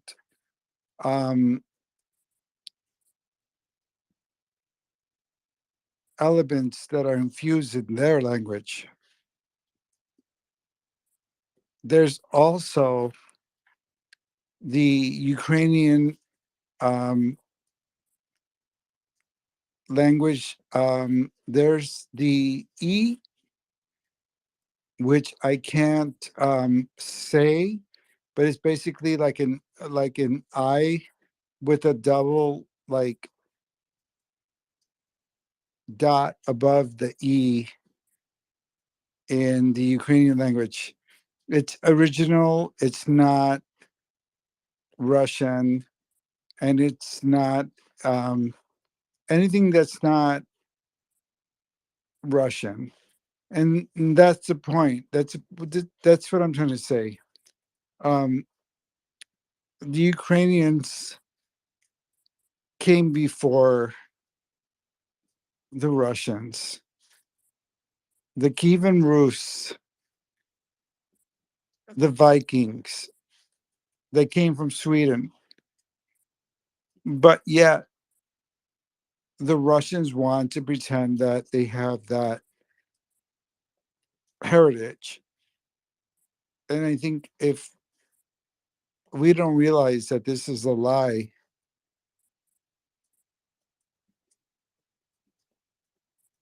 it's going to be very disappointing.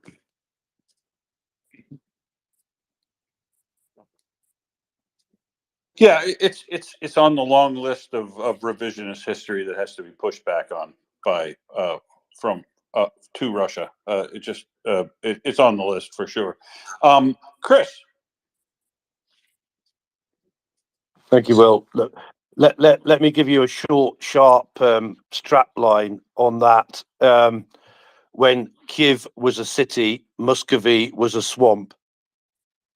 That's basically it, isn't it? Right. The Ukrainians are 1,000 years more evolved than the Russians. The Muscovites are. But that was I was just trying to put that succinctly, Will. But actually, it was really interesting, wasn't it, that Genesis brought that thing up when I sent you that tweet, right? Because I was equally impressed with that as he was, and I was thinking, "Ooh, this is important." Not checked out the veracity of it, but ooh, this is interesting. DRU units landing on the territory of Crimea. So Budanov says, that he's got 2,000 people ready to go. But Will, you remember you and I have spoken about before about a new front being opened or potentially being opened, because obviously you've got all of the Ukrainian Marines that were trained by Royal Marines and maybe SBS as well, right? And you had all of these amphibious vehicles that were delivered as well, i.e. dozens of like amphibious landing craft that were on their way. I think it was via Poland or something to Ukraine. Pictures of some American amphibious vehicle that I don't know the name of, but looked interesting and that. So yeah, there's a new front about to open, I think, or has opened, wouldn't you say? Well, yeah, and it's kind of like what Genesis said. If Russia can't control the seas, and you have naval special operations forces of Ukraine that are actually anywhere near that number, hell, the front can be wherever they decide the front's going to be. If there's a place where they can pull a boat up. Yeah, I mean, it's mega, isn't it? As Genesis, quite rightly points out. I mean, you've got 2,000 people plus amphibious vehicles and boats and drones and God knows what else. Yeah, bring on the nightmare. Yes, the night is long and full of horrors for sure for them. Roos.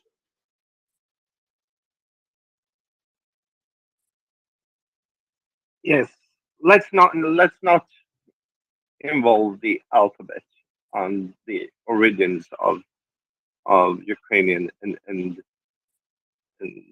Russian, because the alphabet was invented by a monk in Bulgaria about at the same time as the Vikings were traveling back and forth through Russia, and later spread to both Russia and Ukraine through Old Church Slavonic, and then got adopted by the people, the tongue of the people, from the church language. Let's not do that. It's just wrong to say that it has that much to do with the development of either language. It's just an alphabet. A well-suited one for Slavic languages. That's why it became popular. Yeah, I don't think it serves any purpose to discuss it any further. You are correct that both those languages derived out of Ukraine Rus, and the manner in which they did so. I don't think we need to make a value judgment on either. Is the point? So we're going to move on from that and not talk about which was derived from which.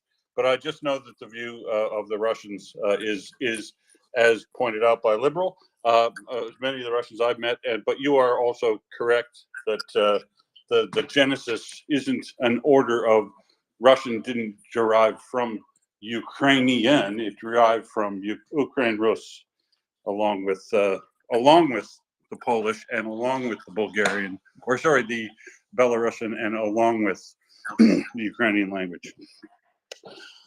Genesis?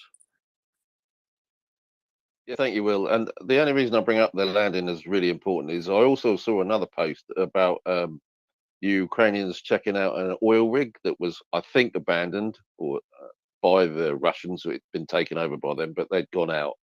And the 2 or 3 boats had gone out there, and the Russians sent an Su-25 or whatever, I don't know, to scare them off. And they take man pads with them, and they shot that at the plane, which scooted out of there really quickly. So they're obviously flexing their muscles, the special forces, which I'm all in favour of. So well done, Ukraine, brilliant. Yes, agreed. Yeah, it is a very good development across the board, and hopefully that in conjunction with delivery of the additional weapon systems that they need, and if we keep the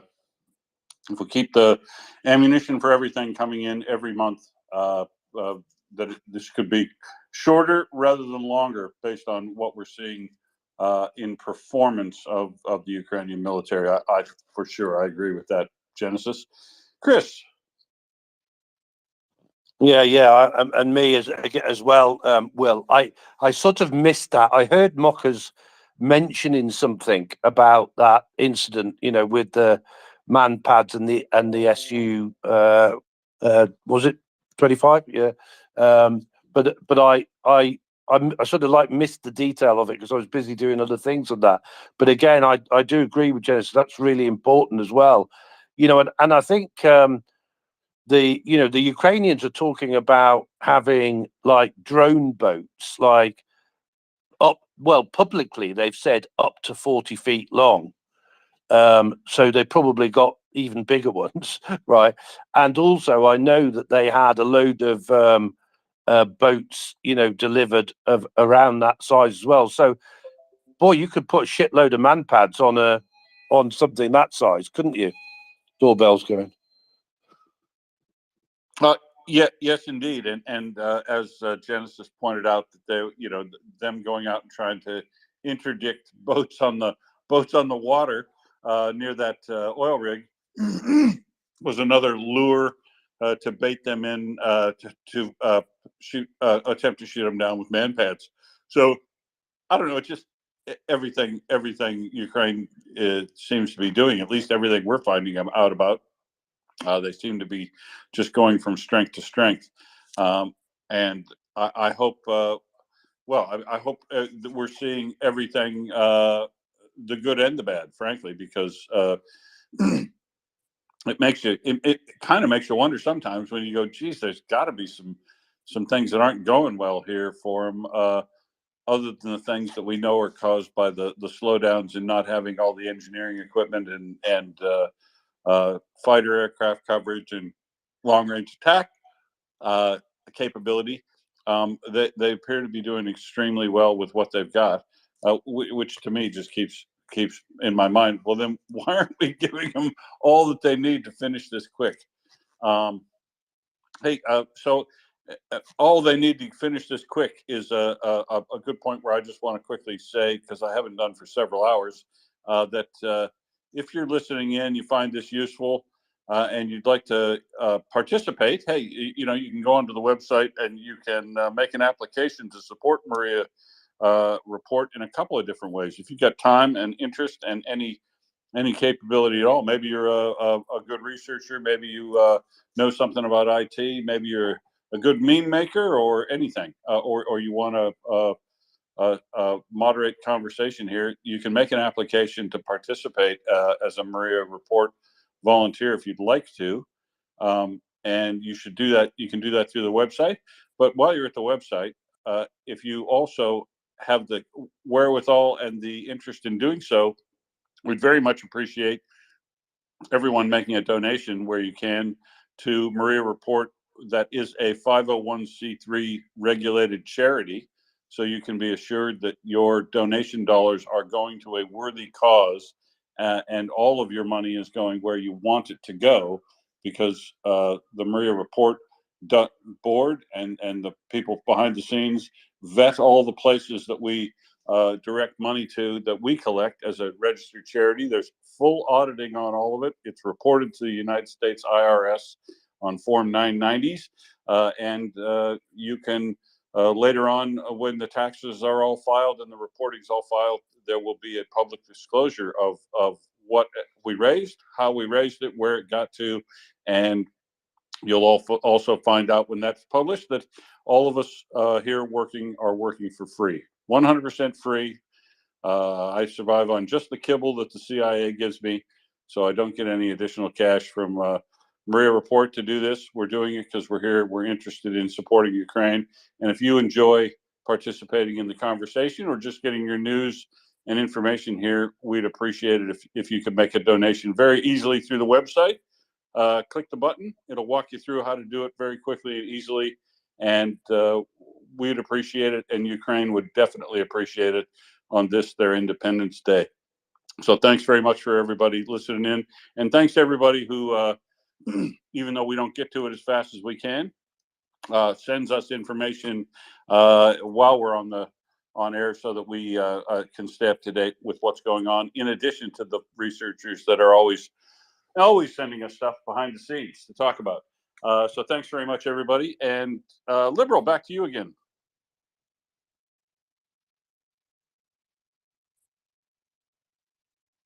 Uh-oh. Have I put you to sleep, Liberal, with the PSA?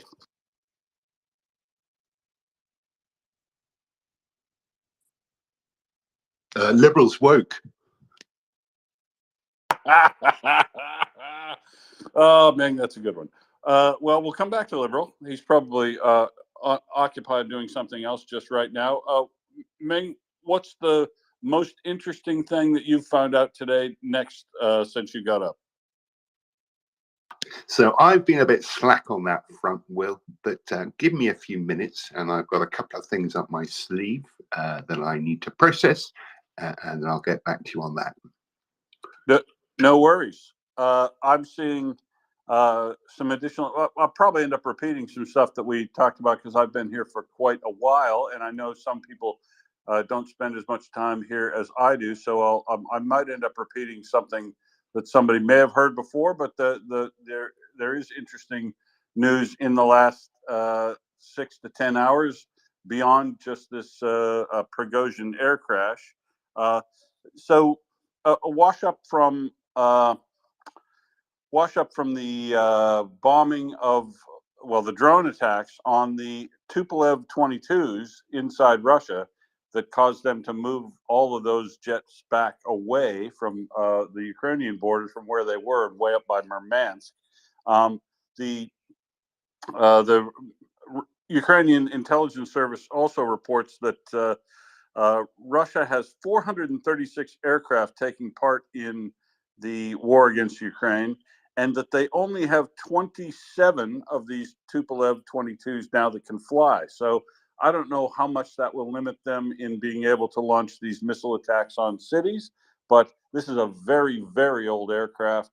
It is they have a lot of them in the boneyard, a couple hundred of them in the boneyard, but only 27, it appears, in operational status these days. Plenty of spare parts laying around, but they haven't been manufactured for quite a long time either. So this is another one of these strikes that Genesis, we'd be very happy, because this is also a special operations activity, and it seems like we're having a hard time keeping up with success from the Ukrainian side.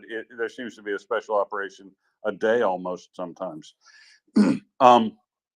Liberal, have you rejoined us, or shall we go to Genesis? Then over to you, Genesis. No, Will.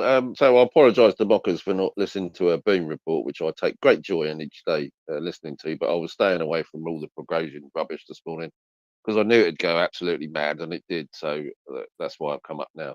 But could you give us a recap of what mockers said this morning in a Boom report?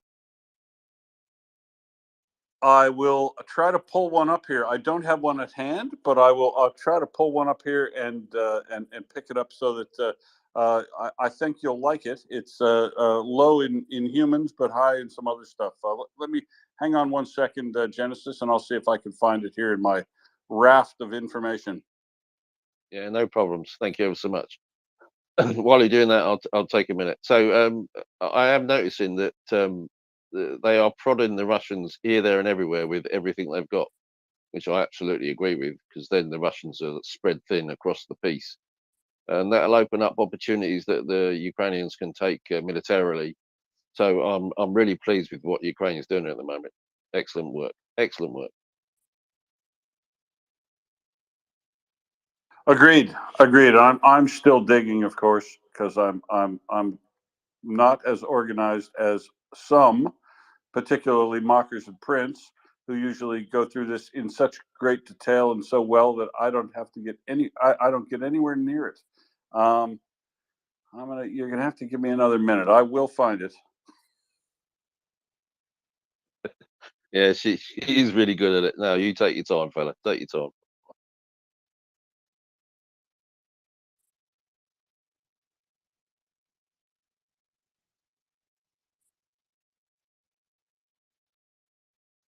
Will, so speaking of boneyards with aircraft in them, did you ever stay at the Aerostar Hotel in Moscow on the Leningradsky Chaussee? No, sir, I did not. Because that hotel's got its very own Russian military aircraft boneyard out the back. It's this kind of I don't know if it's still there or not, but it was like used to be packed with packed out crappy old MiG-25 aircraft, which were, if you went up close to them, they were just amazing, because all they were was a tiny little cockpit strapped on top of these two massive engines. The whole aircraft pretty well was engines and nothing else. You're talking about the Tupolev 22, that one.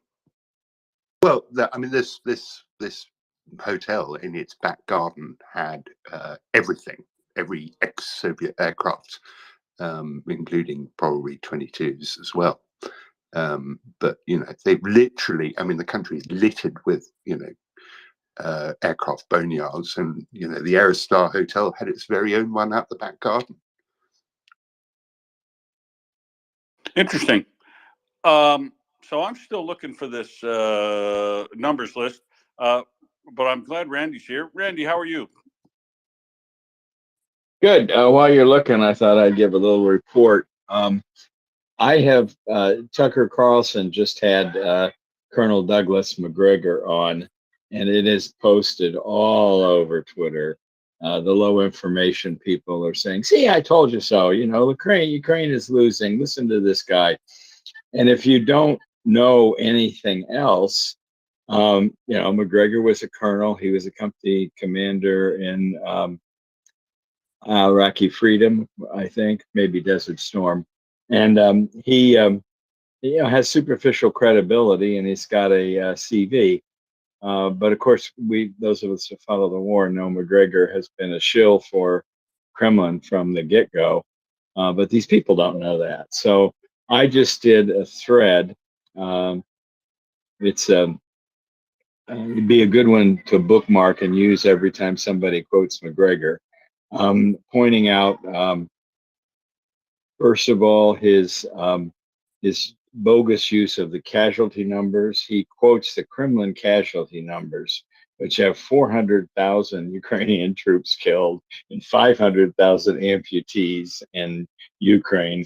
It's just a straight Kremlin numbers. And my point nobody, Tucker just does a little podcast now, and nobody checks anything, that he says or his guests say. And then, so I mentioned those figures, and then I put up the best third-party source that does a lot of OSINT stuff, checking casualties. Of course, it's a completely different set of numbers, much closer to the Ukrainian Ministry of Defense numbers. And then I quote, then I go back and dig out him saying at the very beginning. First, he said, I didn't find this one. I got to look it up again, but I'll add it to the thread. He said there would be no invasion. That was his first prediction. Then he said that it would all be over in a week. And then he said in March 22 that Ukraine was ready to collapse. And he just said on the Tucker show now, 19 months later, yeah, now Ukraine's ready to collapse.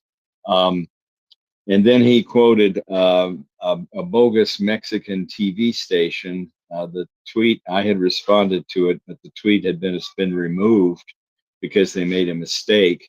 They saw a guy humping around Mexico with a javelin tube over his shoulder. And they said, this must be weapons that were smuggled from Ukraine. But the javelin has a band around it to show somebody that knows more about them. It has markings on it to indicate it's an empty tube. And the guy was carrying around an empty javelin tube. I don't know, maybe putting his tequila bottles in it or something. But and then what else? It would have been all of his short irons, don't you think, Randy? I think you can put all your short irons in there.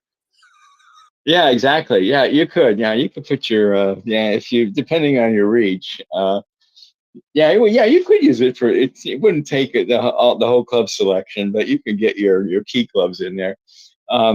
Anyway, so I posted this in a bunch of links, and basically I said to people, the people who believe him are people too lazy to check or too biased to think that this could be wrong.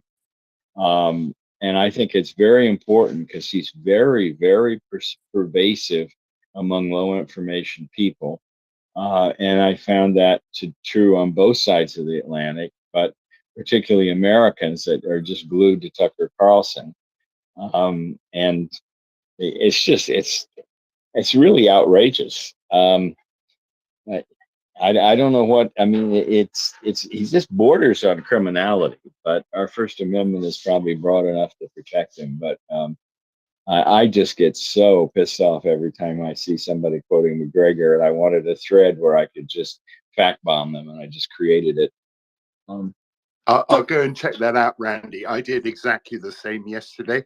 So I grabbed the March 22 Fox Business interview McGregor did with Stuart Varney, where he's saying that this is all going to be over in 10 days and edited out the highlights, just the absolute nonsense the guy was spouting and how wrong he was, and posted that just yesterday.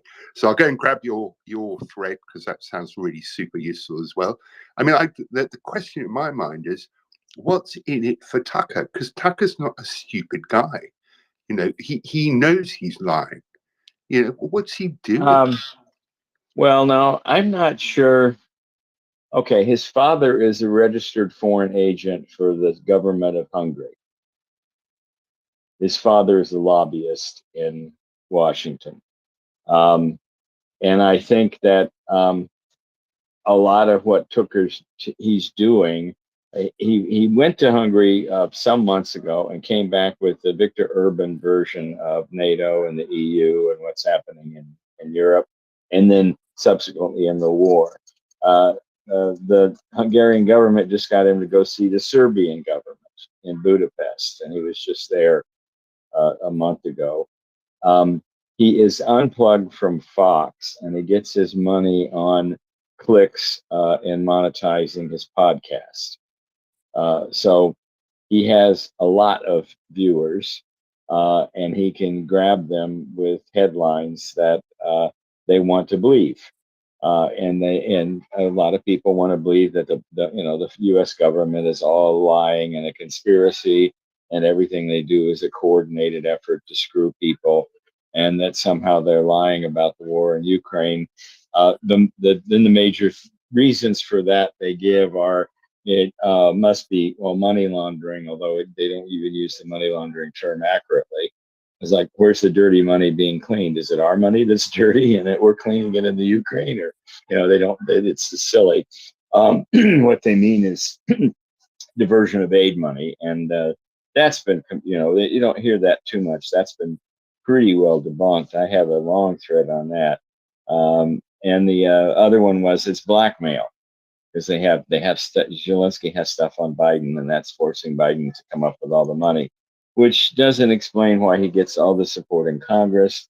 It doesn't explain why all of NATO is involved, and it certainly doesn't explain why Zelensky would be covering up for Poroshenko's crimes, which were the basis of his getting elected in 2019. So I tell people it would be like blaming Trump for Obamacare. I mean, it's a new government. The Burisma guys were, thoroughly gone after by the Zelensky government, and it's just nonsense. So they think, they think that there's some kind of big inside deal, and the government is lying about it, the war. That's why some people still believe, as recently as last week, that it's a fake war. It's wag the dog. It's all actors. Right. Just incredible.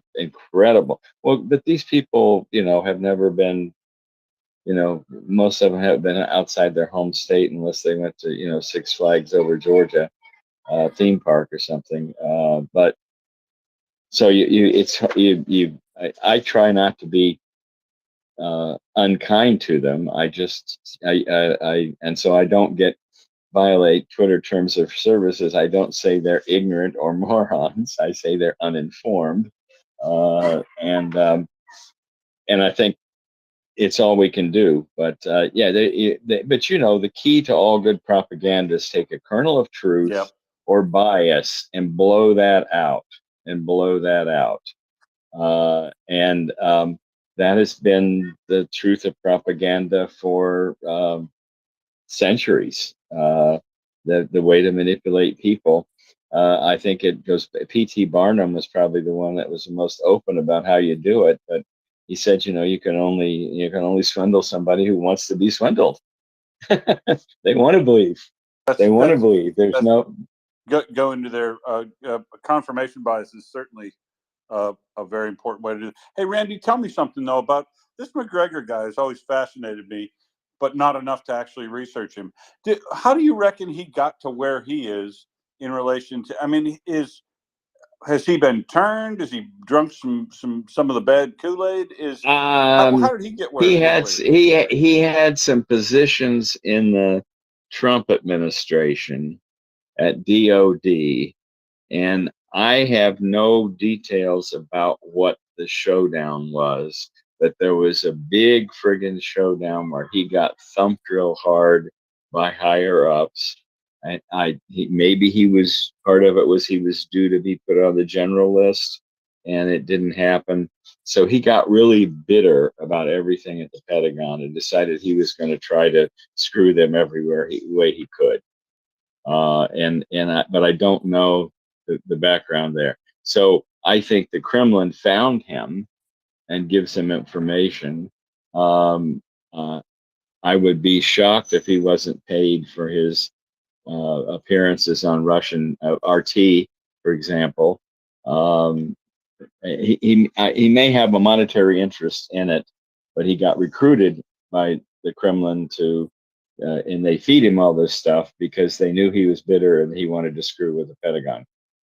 So yeah, and his credibility comes from his role in the Battle of 73 Easting, which is hailed as an absolute masterpiece with 0 US casualties in the first Gulf War.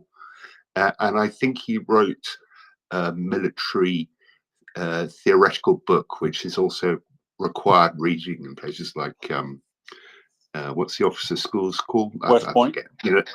West Point, that kind of thing. So he has got distant credibility in the past, but something's gone wrong.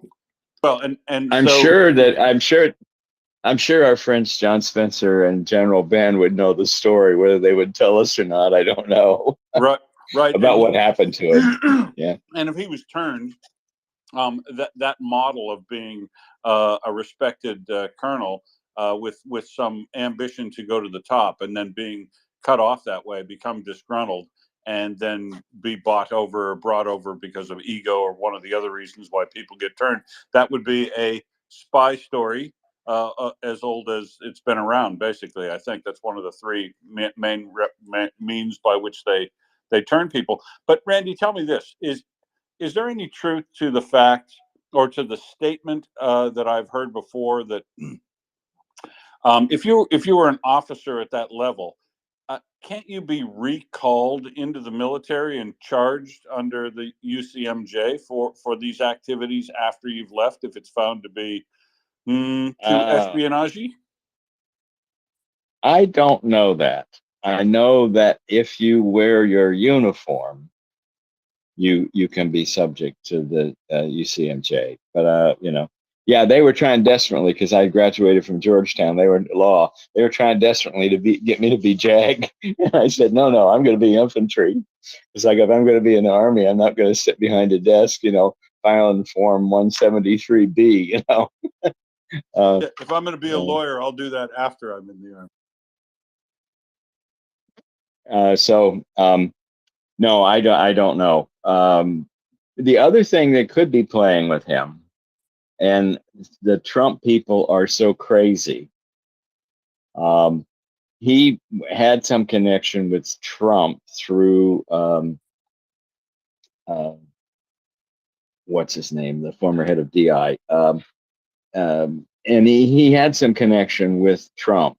And maybe he thinks by playing against the Biden administration on the war, he can ingratiate himself with Trump and get back into power in the national security apparatus. That could be another motive. So I don't know.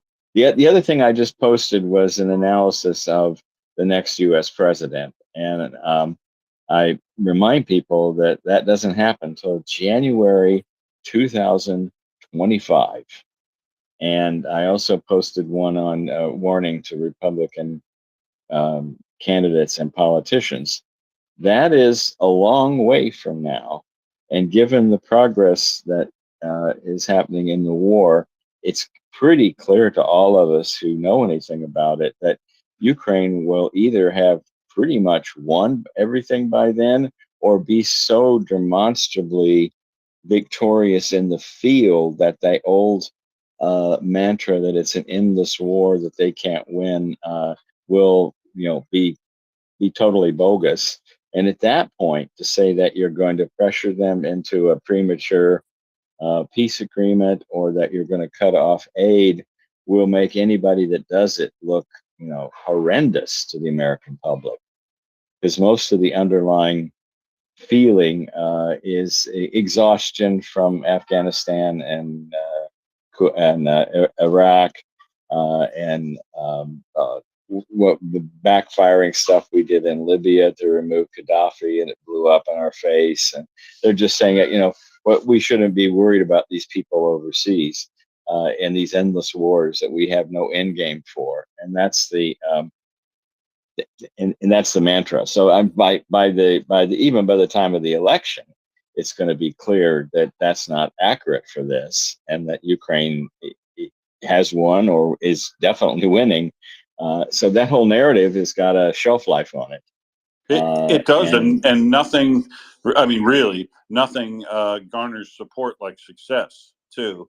And the other yes, everybody wants to be on the winning team, and when they start winning, I think some of the naysayers will drop their objections and find their patriotism and their love of liberal democracy. Don't you think? Oh yeah, and my post to politicians was, you're betting your political future on this issue on an unnamed source to the Washington Post.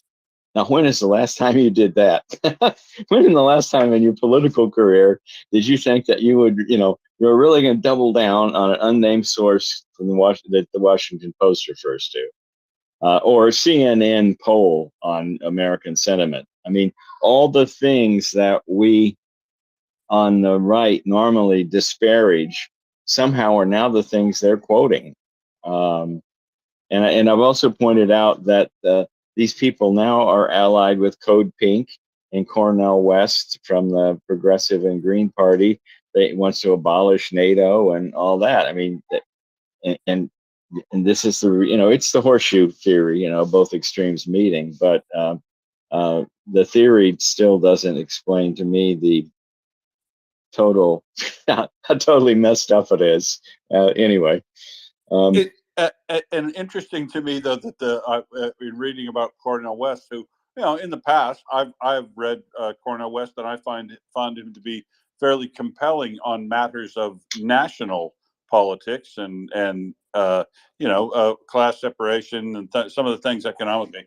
But isn't it funny how the horseshoe, the commonality in the people on the horseshoe is, at the end of the day, none of them ever want to pay their taxes.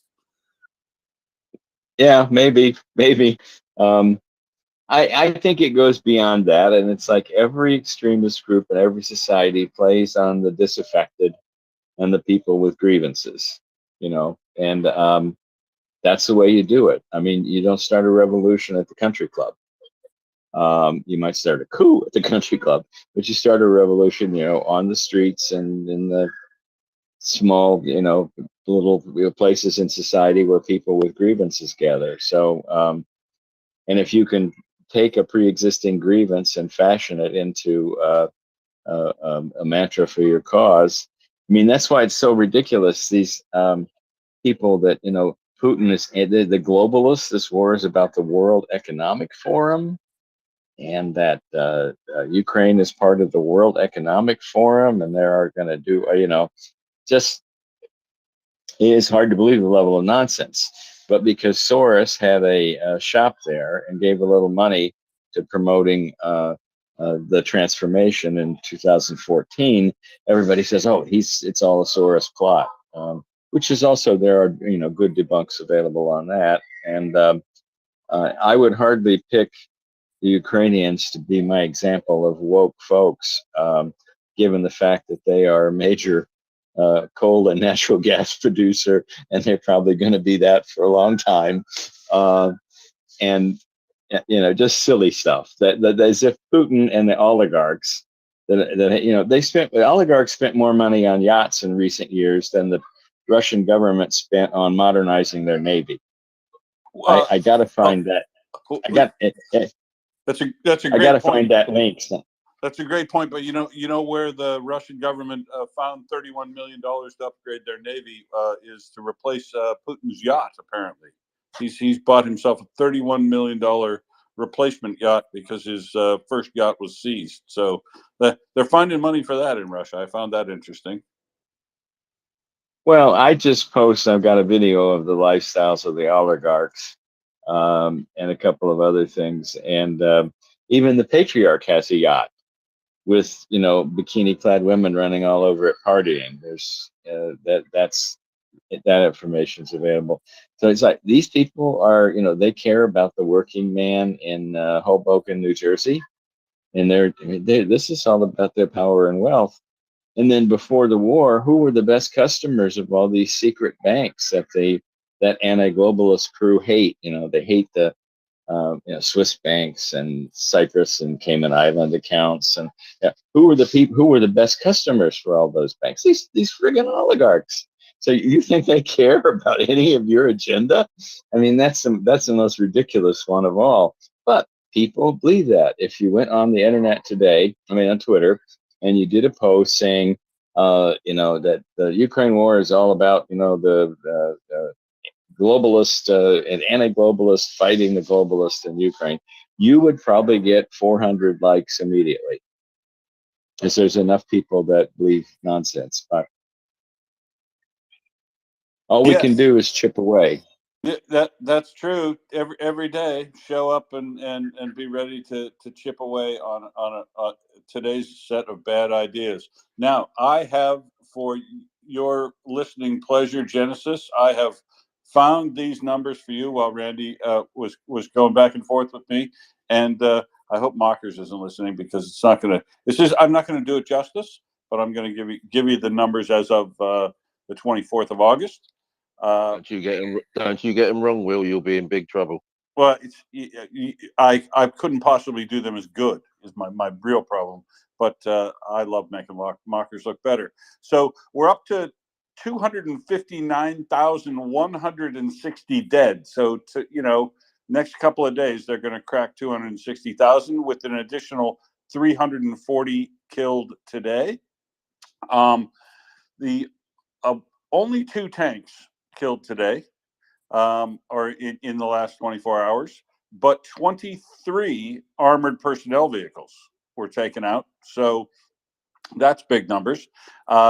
15 artillery pieces. So why did they separate? 15 artillery pieces and 1 MLRS. So that's continuing a trend of good numbers for those 2 for the last 4 or 5 days. And here's the amazing one, back into really big figures for vehicles and fuel tanks. 28 of those eliminated in the last 24 hours. 20 UAVs eliminated in the last 24 hours. 3 anti-aircraft warfare systems, one of which is nominee for Boom of the Year in Crimea, as we've all been examining, and 1 additional piece of special equipment. So a lower average day, but still some notable numbers inside all of that that suggests success is still continuing. And I'll note that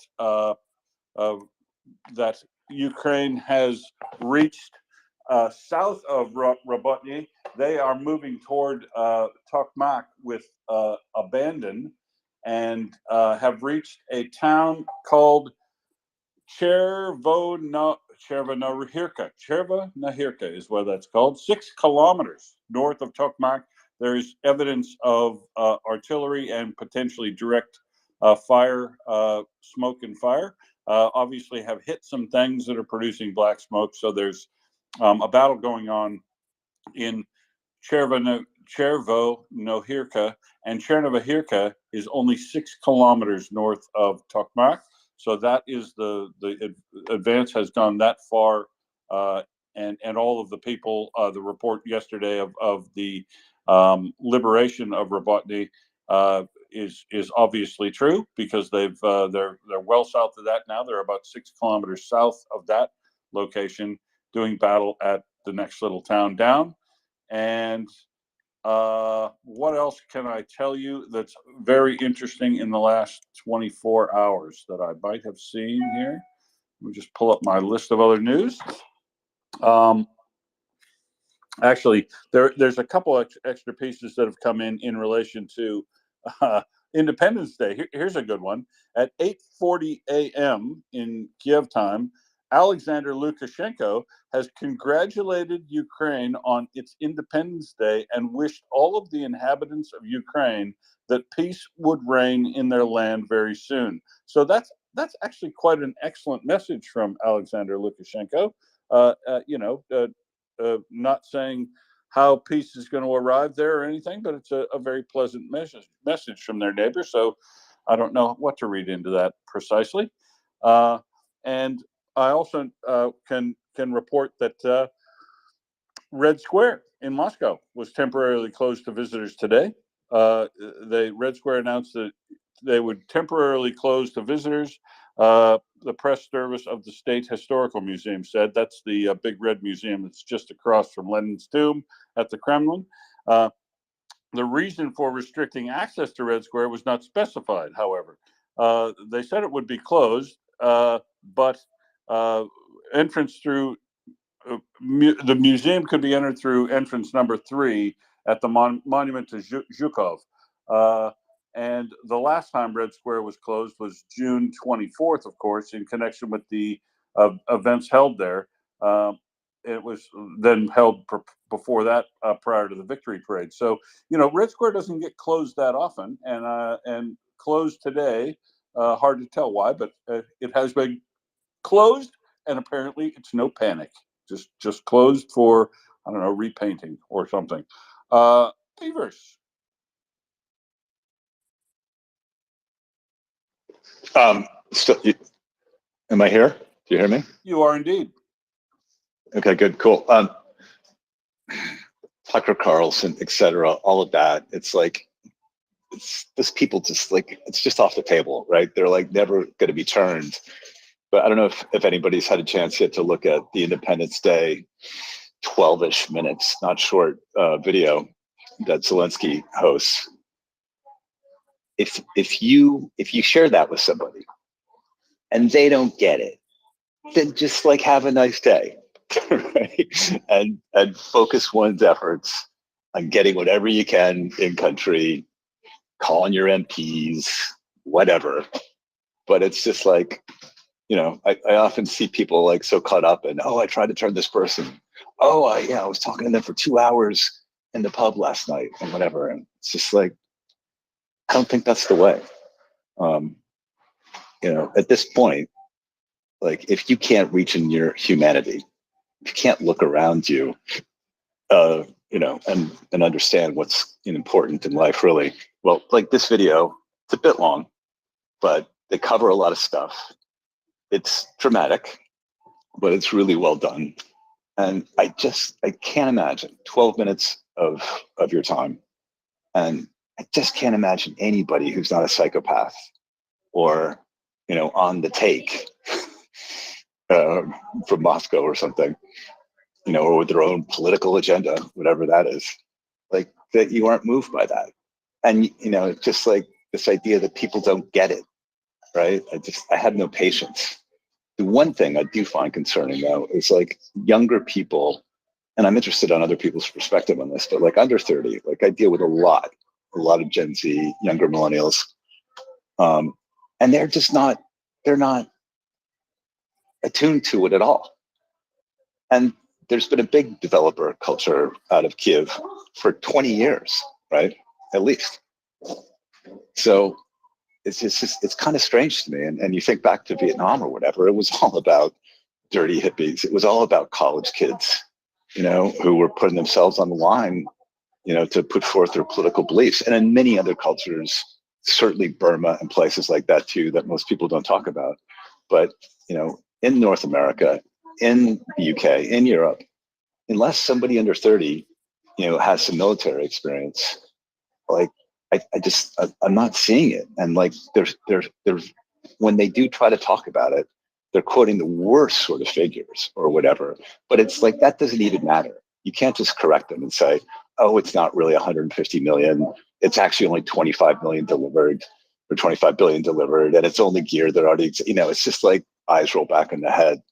So I think whether this was their intention or not, but on this Independence Day, 32nd, I think this video, it's like, it's kind of your binary moment. You watch it, you get it, or you watch it, you don't.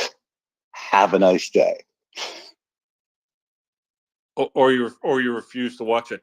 Peavers, I find this interesting too, because my thesis on this is, especially with younger people around the world in liberal democracies, that it seems to me that liberal democracies are somewhat suffering from their own success, in that a liberal democracy tied with a free market economy has lifted so many people out of poverty and created so much wealth and opportunity for people that since the end of the Second World War, it didn't matter what you did politically.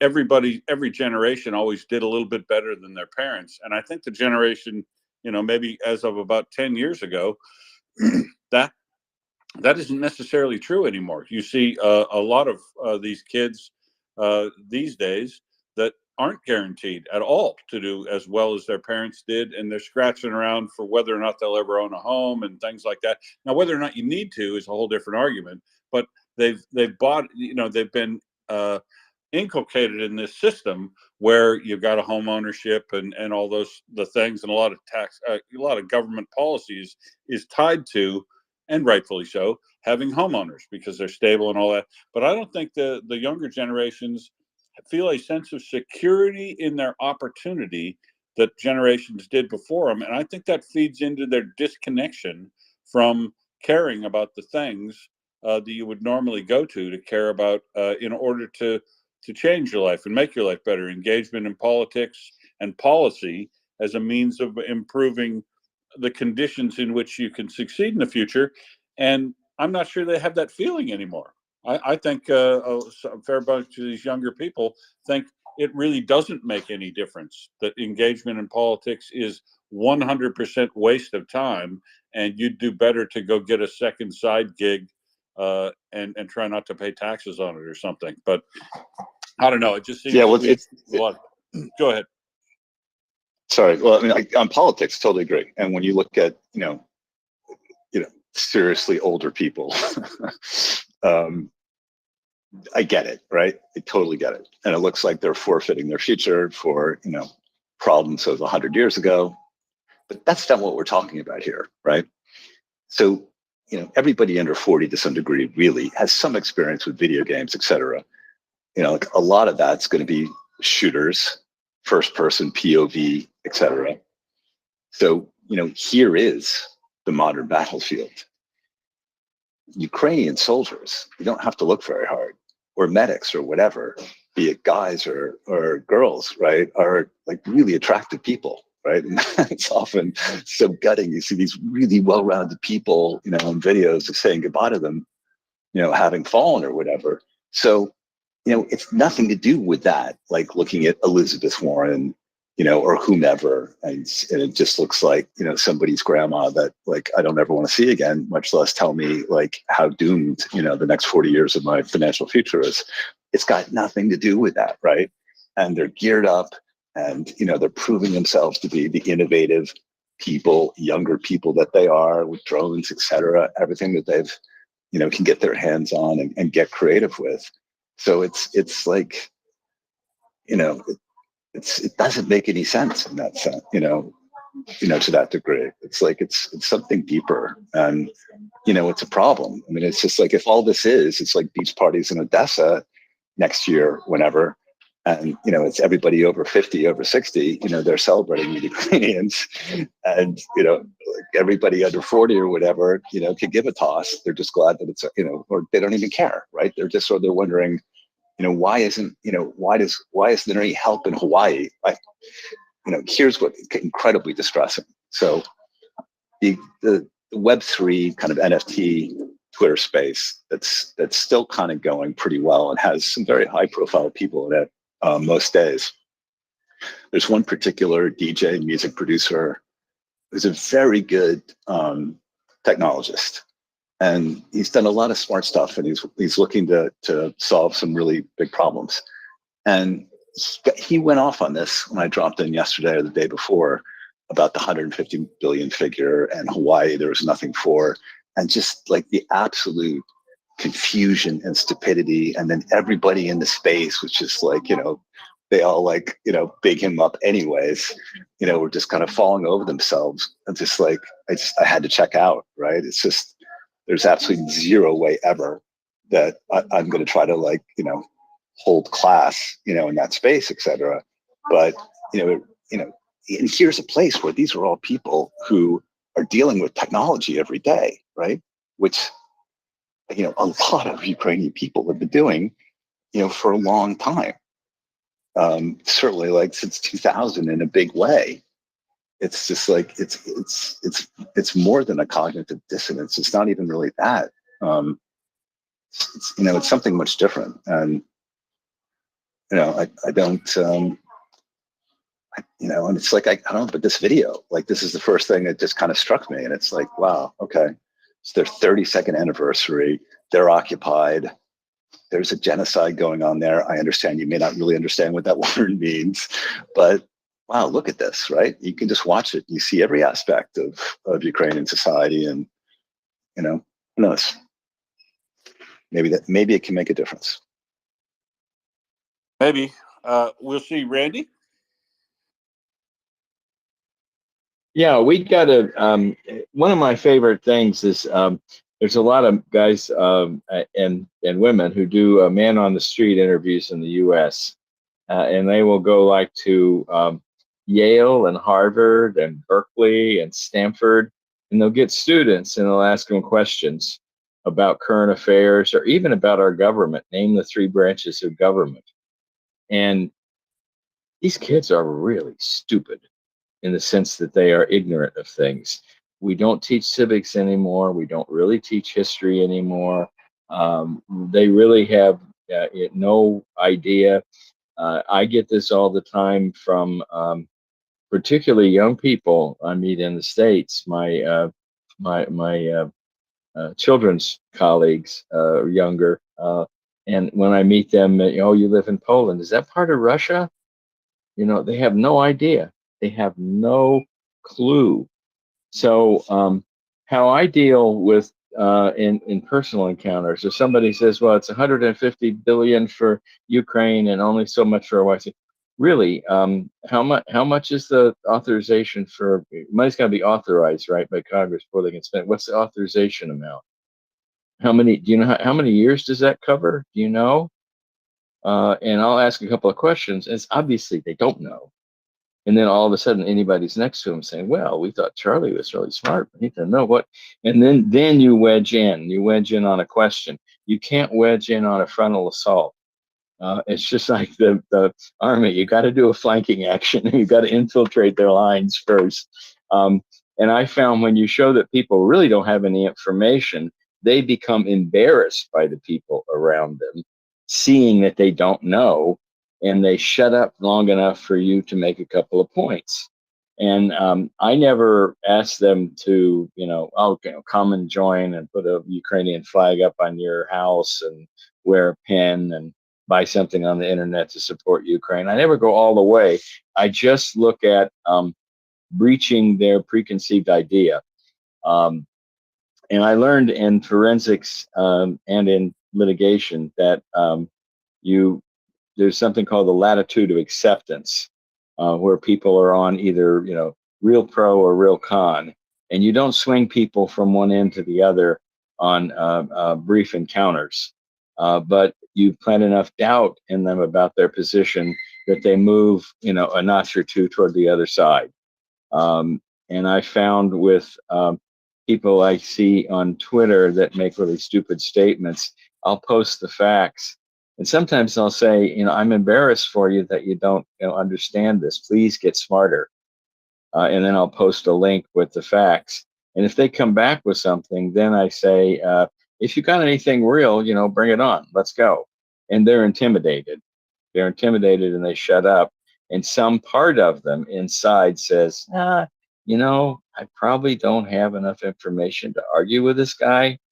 So maybe, and there starts to be some crack, just like in the Kirsch Bridge. So that's my approach. The only people I completely give up on are absolute wackos and people that have Russian flags on their profile. But sometimes I found even really stupid Americans have a Russian flag there because they think this whole war is like some kind of Call of Duty deal, and they should be for the big tough power. Yeah, the and they think edgelords. They think Russia's in big and tough, and that's cool. That's cool because Russia's really enormous power and it has all this macho stuff.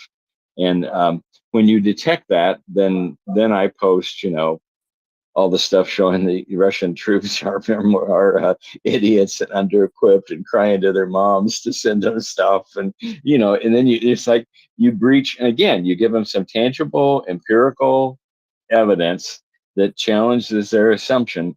They won't change right away, but I'll bet the person who says Russia's this whole powerful country that's just going to roll over everybody, after they got one of my tweets with about 5 examples of how Russia's crap, the Russian military's crap, they will. They may not say that as much anymore. That's one less person. They dialed it back a bit. I've also found that once they go on about big tough men, the moral capability of Russia. It's the bastion of Christianity or whatever. I hit them with the real men don't do genocide stuff is also very, very effective. Well, I give them the I give them the studies on homosexual rape in the Russian military, and say it's not only tolerated, it's used as a way to discipline recruits. So you think these are woke people? I mean, it's just they're barbarians. Their culture is like a century or more behind the West, and so I only spring genocide on women and war crimes on women. because sometimes they'll say, I hate Zelensky, but I'm sorry for the Ukrainian people, you know, and they see the suffering and they have empathy. The women will have more empathy than the men. It's in their DNA. Sorry to be sexist, but I'm convinced of that. That's why they make good mothers. And they see the children get killed and the children taken from families, and there's a lot of empathy there. So you can use that approach with them. But the average guy, especially a young guy, that's not going to bring it. They're going to say, well, that was genocide in Rwanda. There's, every day there's some, bad guys trying to shoot up their neighborhood, and we can't deal with all that. That's not our job.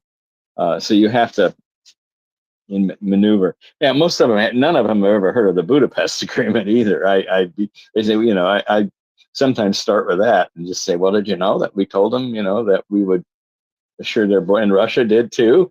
We said that we would do that. We signed a piece of paper, and they don't know that either. So the level of you got to. We assume when we hear them talking that they have a fact set that remotely supports what they're saying.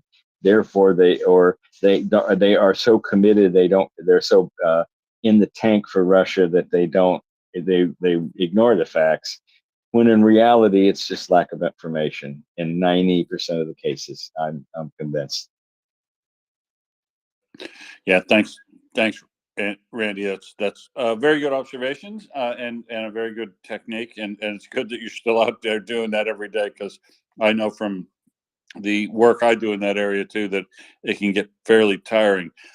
Maddie, I know you're up next, but I think Sir Shaggy wants to tell us something quickly about F-16s, and I apologize for going to him first, but I'll come right back to you, Maddie. Sir Shaggy. Yeah, cheers, Will. Thanks, everyone. Thanks for letting me step in.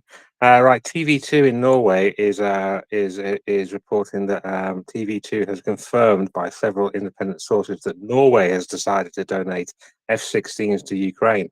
So it becomes the third country after, obviously, the Netherlands and Denmark. So Prime Minister Jonas Gahr Store is on an official visit to Kyiv today. So I'm expecting some announcement, but that's what one Norwegian press is reporting. No numbers yet, so yeah, that's it.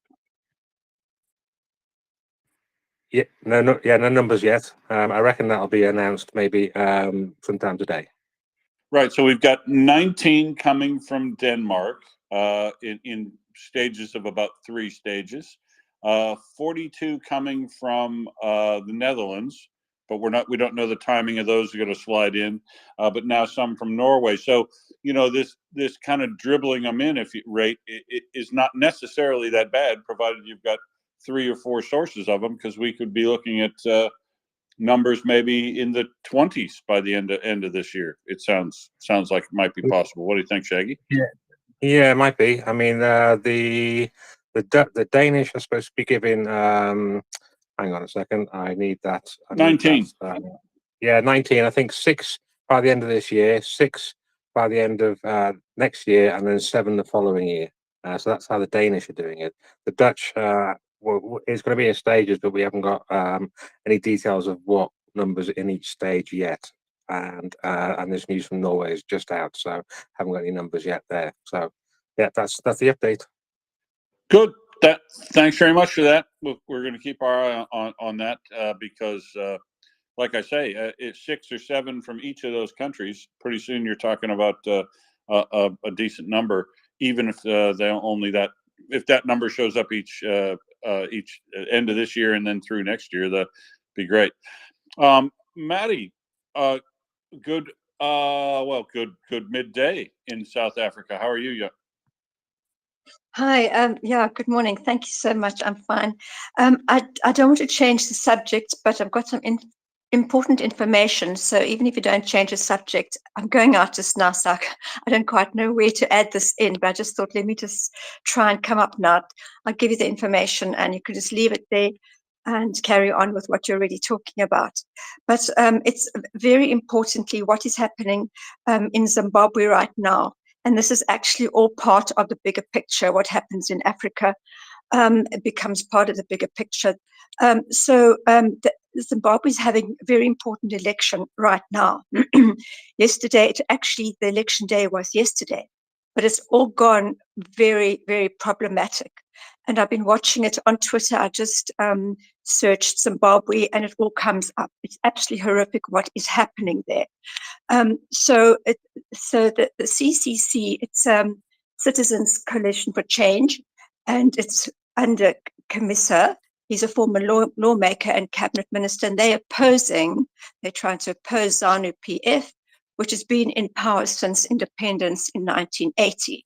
And we know what the life and situation in Zimbabwe is really terrible for the ordinary people. So a political scientist in Edinburgh, she's just tweeted, the Zimbabwe election has been shambolic, voting all night in the dark, everyone exhausted, election observing NGOs raided, staff detained. Why? ZANU-PF is scared, very scared. Let's not replay 2008. Observers and media attention needed more than ever today. So some of the things that have, some of the tweets, they say it's the ability to print in color. So they printed millions and millions of flyers with misinformation. Citizens and peddler voting apathy, and yet they print the ballot paper in black and white. That's just one of the problems. International watchdog organization that monitors cybersecurity and the governance of the internet net blocks confirms that Zimbabwe internet has been degraded. Confirmed metrics indicated that internet service has been degraded in Zimbabwe on the eve of elections. The incident impacts online platforms on various forms, potentially affecting citizens' ability to stay informed. So that's a big problem. News from Africa, that's in South Africa, got an interview. This election has been nothing but symbolic and embarrassment to not only Zimbabwe, but to the region. That's how Zimbabwean journalist Opal Shinona describes today's presidential elections, and he was interviewed. These are Zimbabwe Election Commission officials telling voters that they have not received voting materials yet moments ago. The law has been broken. Voting materials must be at the polling stations 48 hours before elections. So while I was watching, what was happening was that yesterday morning when the polling stations opened, there were no ballots available. There were no ballots available for most of the day in many places.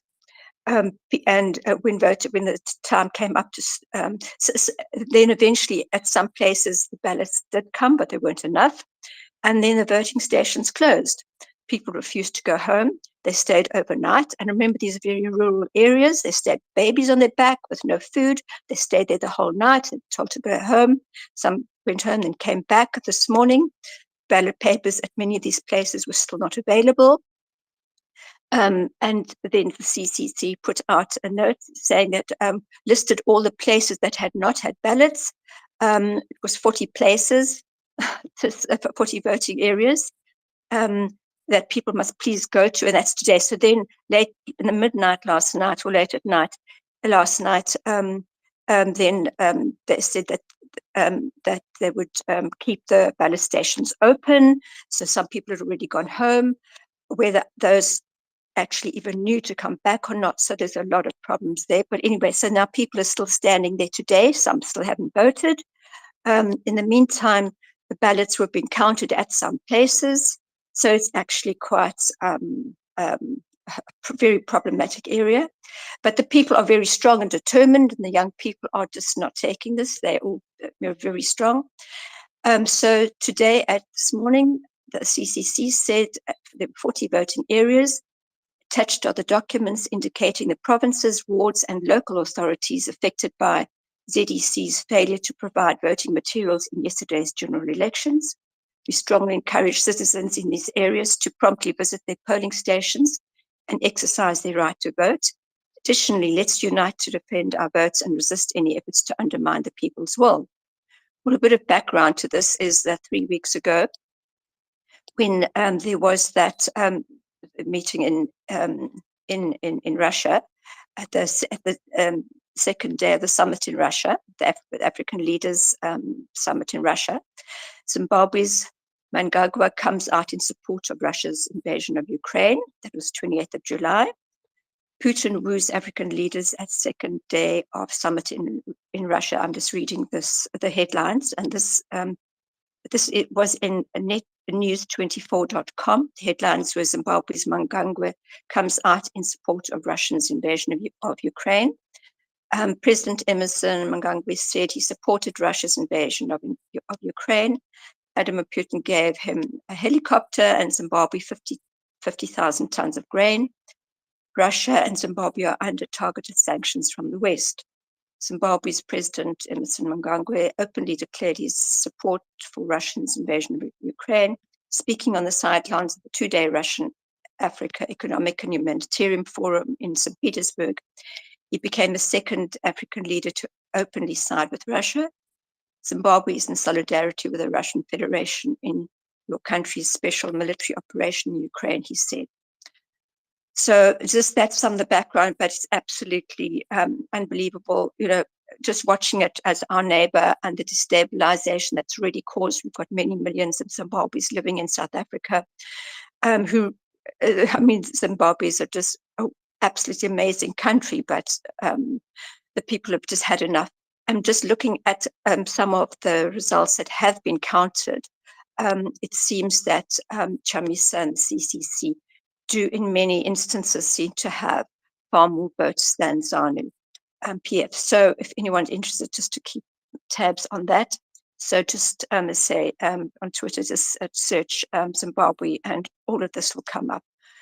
So it's heartbreaking just watching all this, but the people are absolutely determined that they've had enough. Well, it is depressing to see that happening, Maddie. But given the effort that Russia's been trying to put in to foment any sort of support in Africa, it sort of makes sense. And to be honest, I reckon that support is pretty soft and will probably turn relatively quickly once events on the ground show that.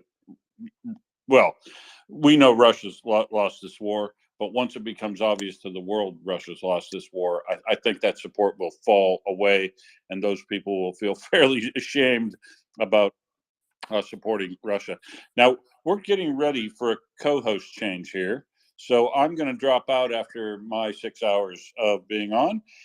But before I go, I just wanted to remind everybody, if you are watching videos and things, I just want to point out again, what an incredible information war that Defense of Ukraine is putting out, because they put out a series of videos on Ukraine's Independence Day this morning, targeted all their supporting countries around the world. And the message in each one of these countries, to Japan, to Australia, to Finland, to Slovakia, to everybody who's provided them support, they put out a video that's targeted exactly at the what we have all learned in the last year from each of these countries, how they've been supporting, and they were timed to come out basically in order as those countries got up, right? So I saw Japan's first thing in the morning, then I saw Australia's when I got up. There was they're rolling out like this. The information delivery system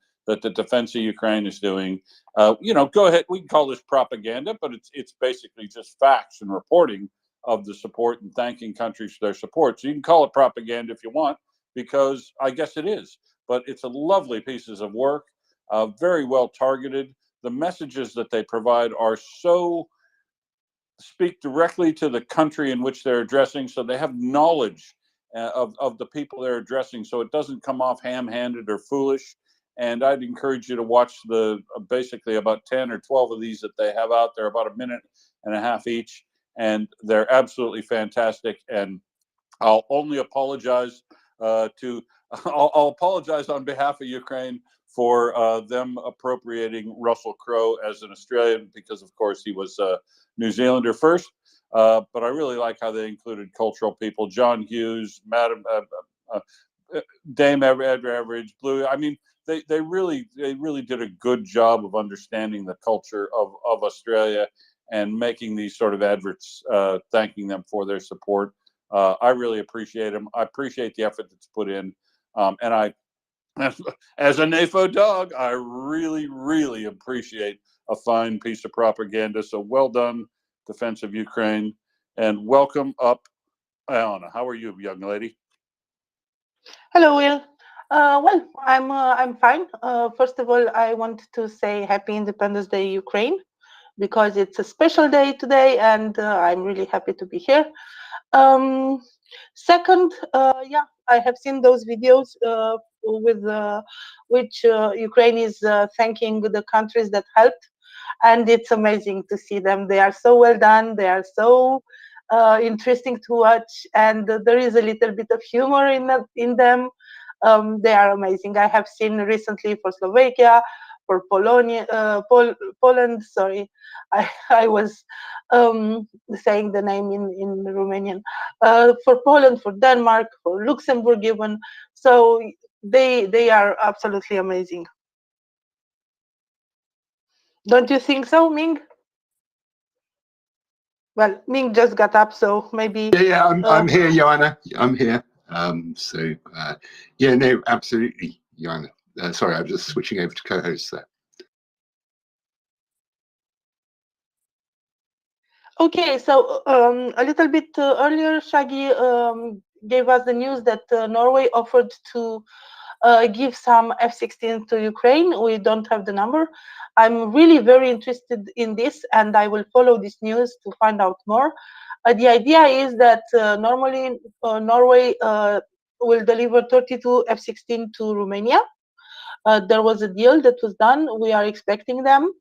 And before that, Norway had 57 aircraft, and apparently 12 of them were sold to a private company. So that leaves about 13 aircraft F-16 that are available.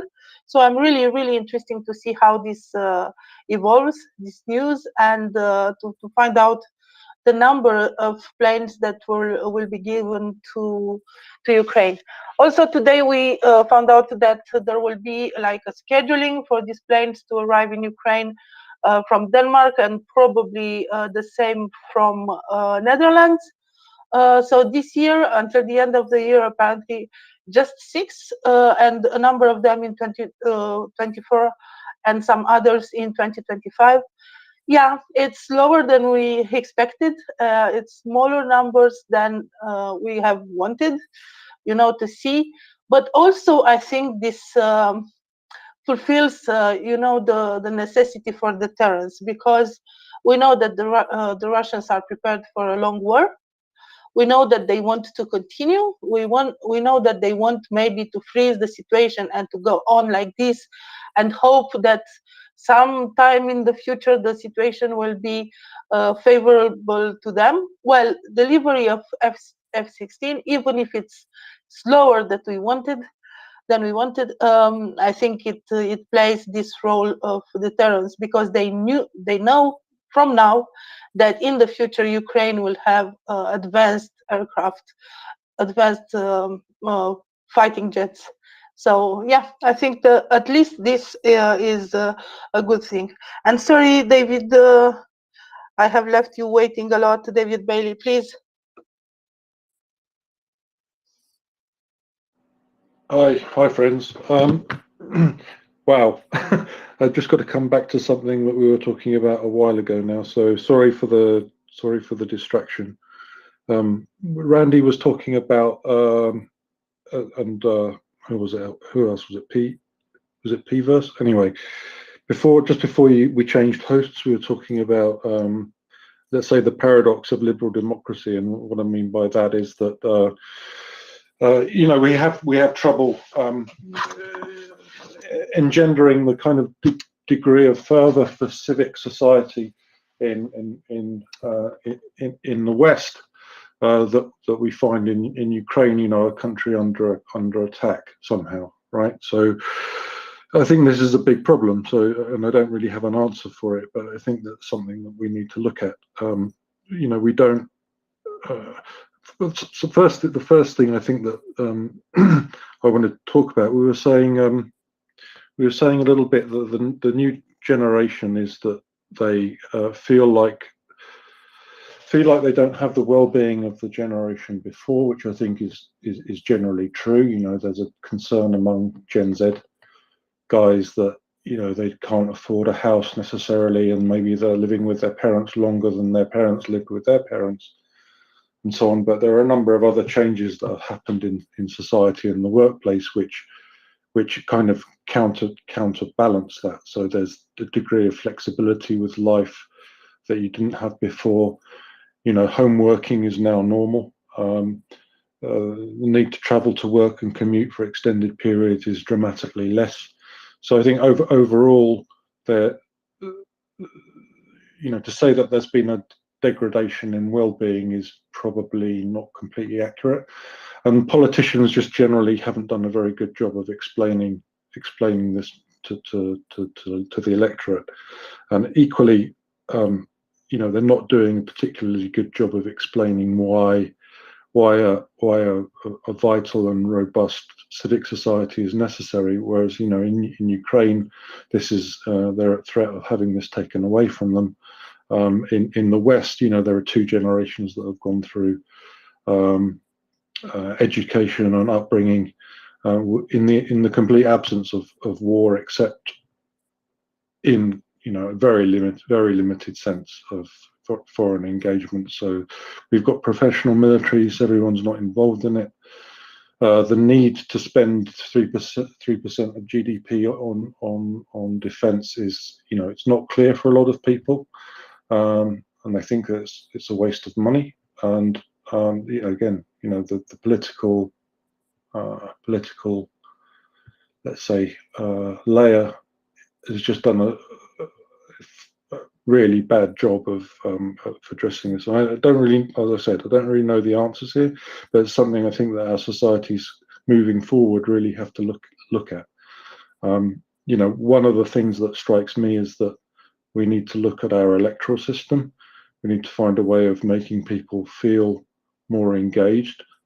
So in any case, in liberal democracies, there are far more levers on power than we generally think.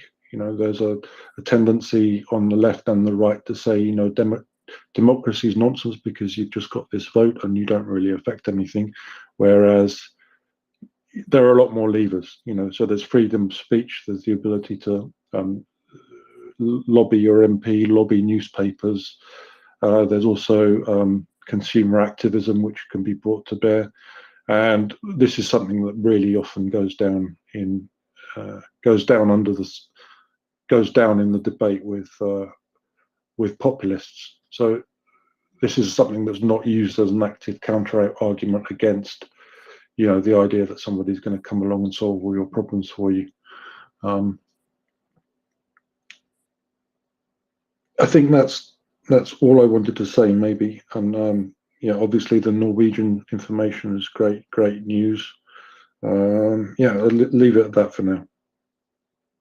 Thank you, David. So Yes, David, indeed. by the way, David, just so David tracked me down on LinkedIn, and so I was teasing him about him doxing me, but I was only joking, not fussed in the slightest, David, just so you know. Oh, great. Yeah, as I said, I don't really know what doxing is. So I went through school, I think, very much at the same time as you, Ming, and you know, Twitter's something that I've picked up just basically because of Russia's genocidal invasion of Ukraine. So this is all pretty new to me, although I'm sort of fairly technologically advanced in some respects. When it comes to social media, it's something that's more or less passed me by, except to the extent that it's been commercially useful. So maybe you can explain what doxing is. Oh, it's just revealing somebody's real identity. Obviously, I'm not Ming the Merciless Fella on LinkedIn. So, you know, I'm too old to worry about that kind of stuff anyway. So anyway, you'll always be Ming the Merciless to me.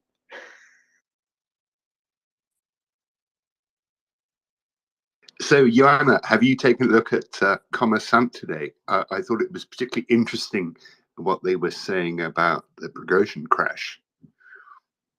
Well, yes, of course, I took a look at Commerçant, but about what they were saying about the Prigozhin's crash, there are, I think, 6 articles or something like this. History of Prigozhin, the history of Wagner Group, what was happening in the crash. There are a lot of updates. So yeah, what part did you find Well, interesting? first off, they've got their top man on the job. So they've appointed someone called Ivan Sibul, who is an investigator from the main directorate for the investigation of particularly important cases on this case. And previously, he's investigated the crash of a Falcon aircraft, I think, in 2014 at Sheremetyevo, that contained the CEO of the French oil company Total, and the 2019 Sheremetyevo Sukhoi Superjet crash at Sheremetyevo. So they've got their top guy on the case. But the interesting thing is, to my mind, that the little piece that's headed Wagner suffered a non-combat defeat is that they're not even trying to cover this up. They want it known what happened. So it kicks off in the Tver region. A plane crashed containing the founders of Wagner, etc., and Yevgeny Prigozhin and Utkin, and none of them survived. According to experts in the field of accident investigation, the cause of the crash could be an explosion that occurred in the tail section of the aircraft, which was torn from it. Holes in the fuselage and wings, they believe, indicate a possible strike of the business jet by a missile. The crash is being investigated as a crime committed through negligence by pilots or persons preparing the aircraft for takeoff. Yeah, so but they're kind of they're kind of hedging their bets, but they're not at all embarrassed about putting the missile theory out. exactly. So I've seen that. It was this very interesting article. Wagner suffered a non-combat defeat. So yeah, indeed, the title is revealing in a way. And then, I'm sorry, they give a lot of details about, as you said, the possible impact of a missile, or at least fragments, shrapnel from a missile in the body of the plane. They are giving details of, about the second plane that was nearby and then circled a little bit above the crash site and then went back to Moscow. So if people do not know, this was a flight from Moscow to St. Petersburg yesterday evening, and it was stopped about after about a third of the way, and this plane crashed quite spectacularly, and now we have this investigation. I found another article that is interesting. Maybe you didn't see it. One of the wreckage of the Prigozhin's plane was found 2 kilometers from the crash site.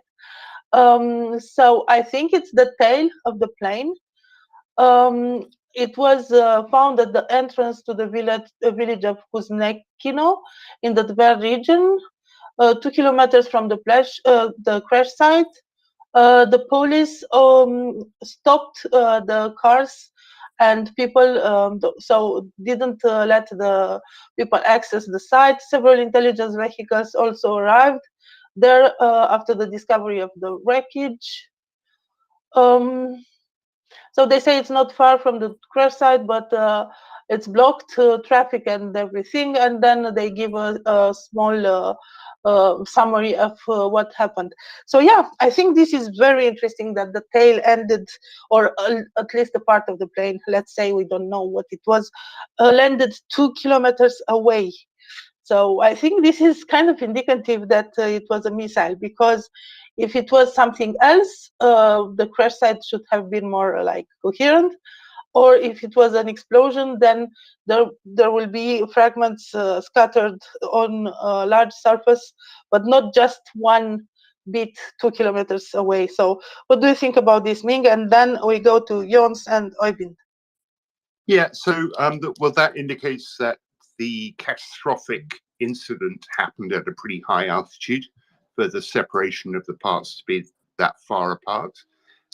And again, strongly suggests a missile, I would suggest, because, I mean, if you look at the video, the thing's on fire as it's coming down. That's not normal, right? It's not normal that it should separate and then start burning. It can only be a missile. Yeah, I think I can agree with that. Let's go to Jens. Jens? Yes, I was watching the Swedish television this morning, and there was announced that Sweden will support Ukraine with the Gripens, but with a small disclaimer that it's only will happen when Erdogan let us into NATO, so to say. Yeah. Yeah, so it will take some time probably, but that's two good news. One good news is that maybe this puts a little bit of pressure on Erdogan. I don't really know why he's not, signing. It's about this burning of the Quran thing. Yes, I know. I know, but I also heard that Sweden is taking some steps in order to be able to interdict or not allow these burnings. Do you know something about it? I understood that there is a proposition, a legal proposition regarding this. I don't think it will be possible because we have the legal to speech whatever we want in Sweden. So I can't see that they should. That's impossible, I think. Well, I think there can be ways to interdict this because you have the freedom of speech and the liberty until you affect the liberties of other persons. So if we can respect some traffic rules, we can respect some religious books if they are important for some people.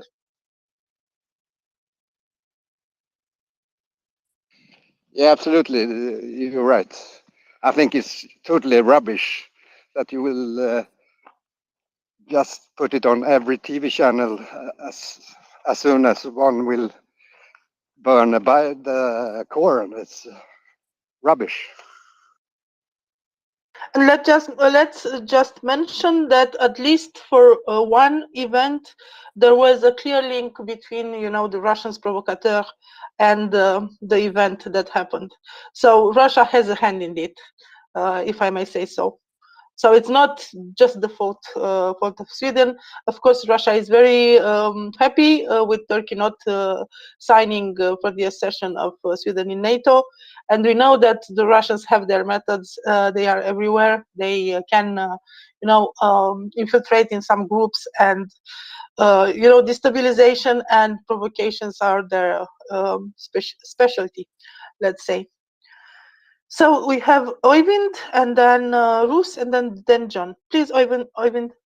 Good afternoon from Norway. The Norwegian Prime Minister is in Kiev, and I don't support him domestic policy, so he rather be in Kiev all the time for me. But nevertheless, Norway will give 234 portal mine clearing equipment. They will give missiles to Iris-T. They will give F-16, but they didn't say the number. They will also train pilots on F-16. There are power companies that have been nationalized in Ukraine, and they will give money to them. I can't remember the name of them, but the one electrical company and one, I think there was a gas distribution company. They also supplied 1/3 of the gas need to Ukraine last year, and that will continue, as they said.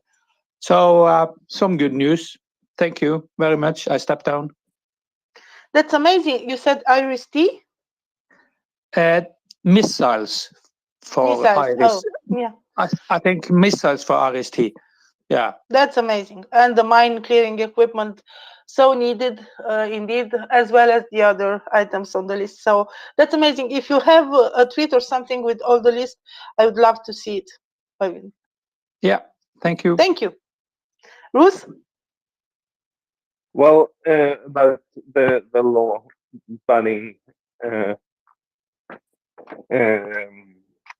burning of Qurans in Sweden. So this is how it is. There has been a proposal by the government to form a committee that will check whether it's possible or not. But that proposal doesn't, for now, have a majority in the parliament. And the other parties state that freedom of speech, but also that freedom of religion contains the right to criticize religions in any way anyone wants. So you can't really have freedom of religion unless you can do whatever you want with a book. So that's it. It doesn't look like it will get a majority in Sweden, even though it's horrible to just do it to provoke people. Yeah, I understand. This is a long discussion about rights and freedoms and responsibility. You know, democracy comes with freedom, but freedom should involve also responsibility. So there are some fine lines here, and you know, if you damage a church, if you vandalize a church, for example, I'm sure that police will get those persons, and they will say that this is a damage to a property and so on. A book, it's not like such an important property, and because it's their own books, they own the books. Of course, if you damage someone else's church, it's like damaging someone else's house. You will get punished. But if you demolish your own church, that's like demolishing your own house. Yeah, I totally understand that, and I wanted to arrive to this point that this has a symbolic value, and it's very difficult to quantify symbolic values. And yeah, I think there is a long way there. In my opinion, a solution can be found. What is important right now is maybe to find that links with the Russians provocateur and be able to prove that Russians have a hand in it, because I'm quite sure that there is something there. And maybe this will show to the world that Russia is doing everything it can to just destabilize and provoke this kind of incidents in order to achieve its own goals. Yeah, the thing is with the Swedish laws about protecting religious freedom and freedom of speech and protecting minorities is that they are there to protect the small groups. And Islam today is not a small group; it's the second largest religion in Sweden. So the laws are there to protect people from anyone imposing things from the large groups on the small groups. So it's really hard to get this through. Yes, so we'll see what happens. Let's go to then John for now. Then John?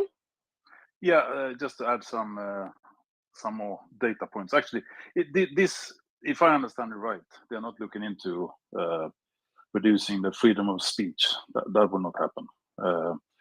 What they are suggesting to look into is to look into the laws that's governing public demonstrations. And this is, you know, when they apply to do these things, they're not applying to burn the Quran. They're applying to have a public gathering, and that's what is approved by the police, and the security around it is set up accordingly. But so what they're looking into is that if there's no legal possibility to ban that protest. or demonstration on the merits of that demonstration itself. So now what they trying to look into is whether they could look from a national security point of view.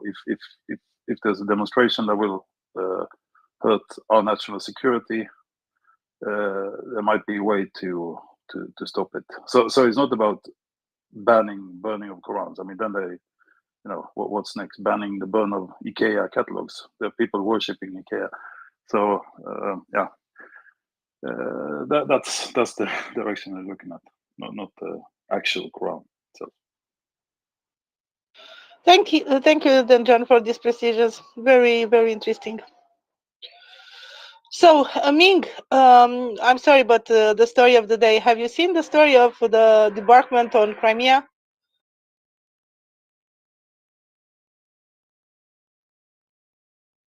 So I guess Ming is temporarily occupied. Then, John, maybe you have seen that. I'm sorry, I was here. I was just trying to put some translation things on a video. The interview with Budanov about seizing the Mil-8 helicopter, but I seem to be failing so far. That's also an amazing story. The Mi-8 helicopter. Do you have some more details about it? Well, I'm trying to find out. So apparently, it was actually an Ukrainian-induced defection, and they made an arrangement with the pilot. So I don't know. I've literally just seen it, and I'm trying to work out what's going on. Hence, I was go on Translate Mum, which does free translation of videos to find out what Budanov actually said in his interview, from the tweet from Maria Drutska, which one of our listeners has very kindly alerted us to. Yes, so as far as I understood, this was a covert operation that dates back like about 6 months ago. They managed to bring the family of that pilot in Ukraine. They offered him some security guarantees, let's say, and he was performing a flight, bringing some spare parts for planes, which is important because now those spare parts will not arrive where they were expected to arrive. And he defected. He came to Ukraine, and apparently the crew was killed. But having a new helicopter, another helicopter, is very important, and it just shows how cunning the intelligence service of Ukraine is, and how resourceful, in a way.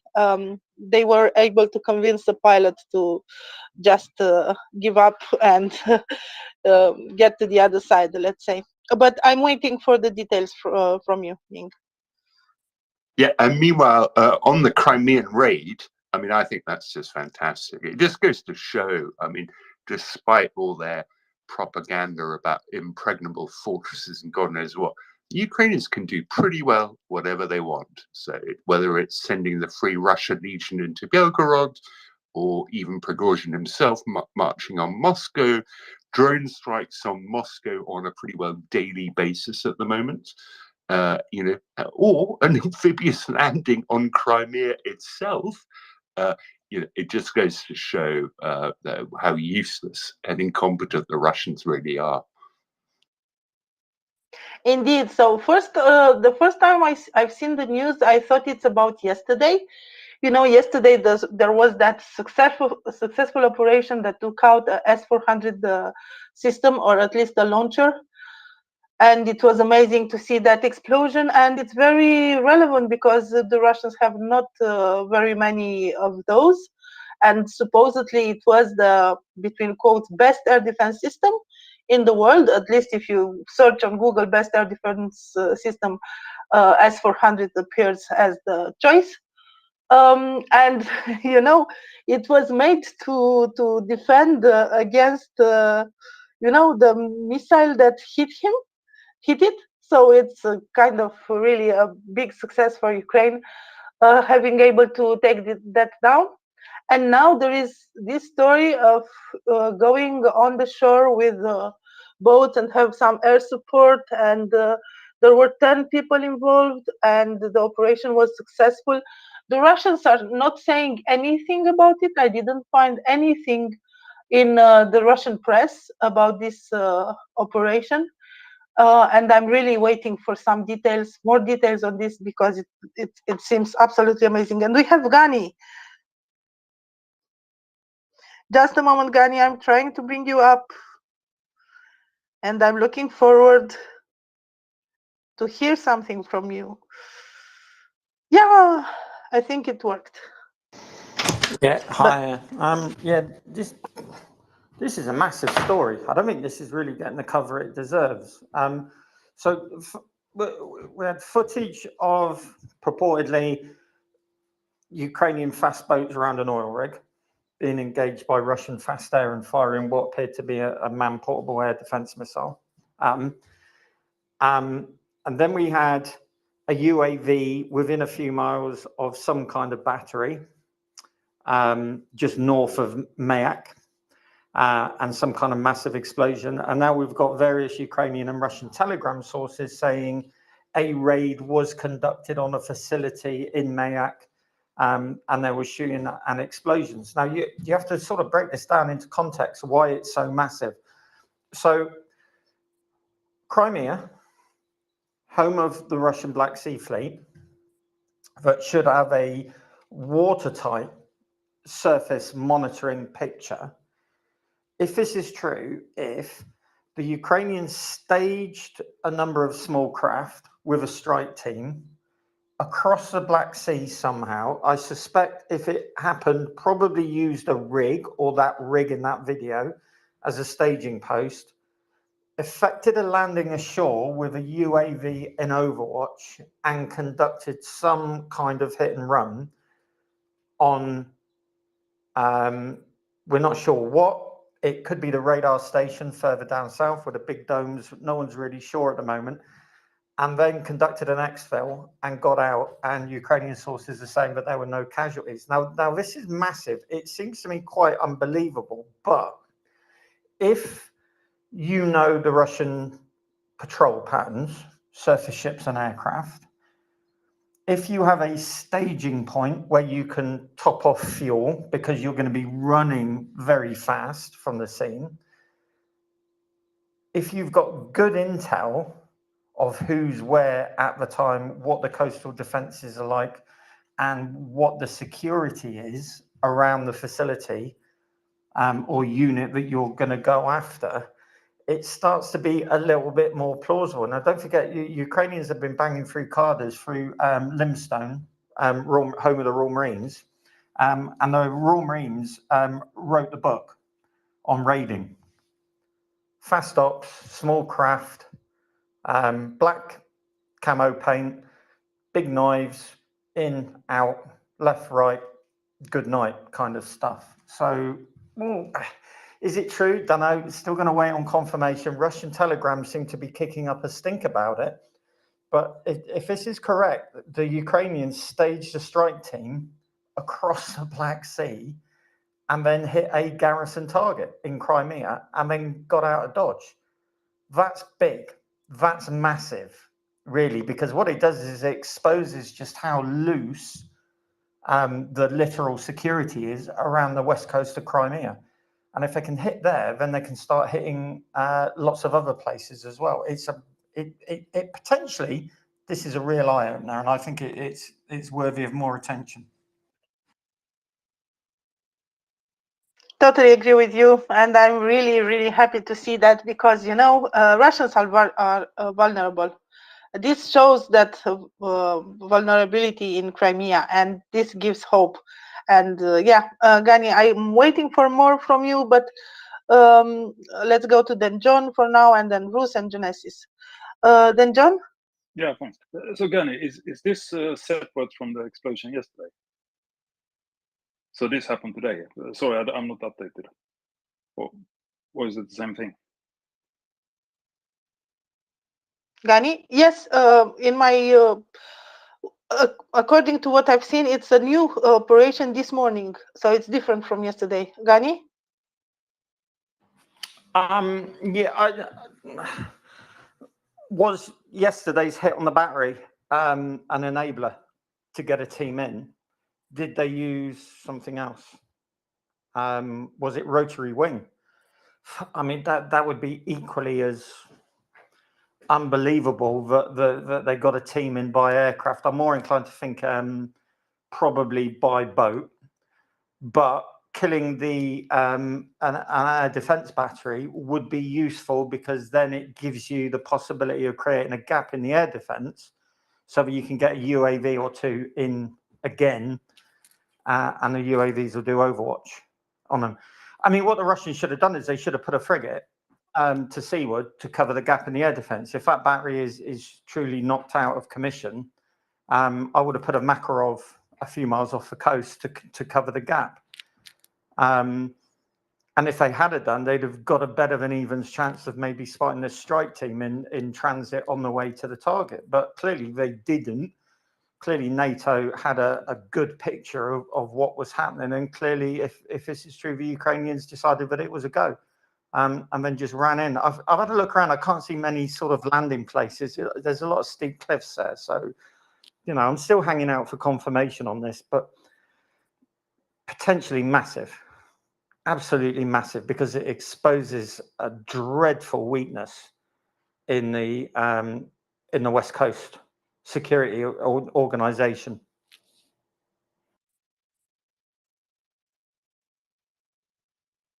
Indeed. Let's go to Ruth. Yeah, I've also seen it suggested that it's actually not the primary target. It was just their way of getting out. Kill the air defense, getting picked up by choppers.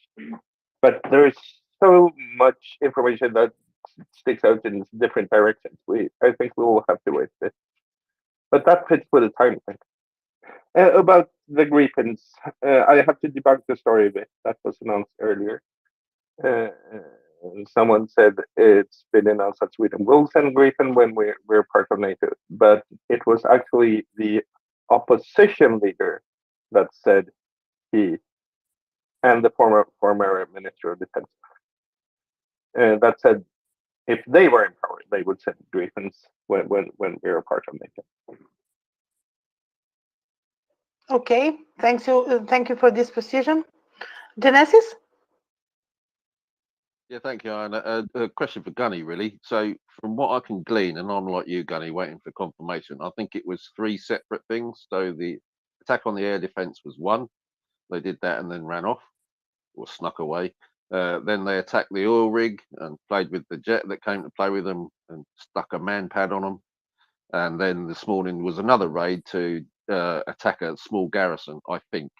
But in all these things, they're talking about they had man pads obviously on board, but they also had anti-ship missiles on board, and I'm thinking either Brimstone or Neptune. And technically, could you have something of that ilk on such a small boat that would work? Not Neptune, no. Brimstone, maybe.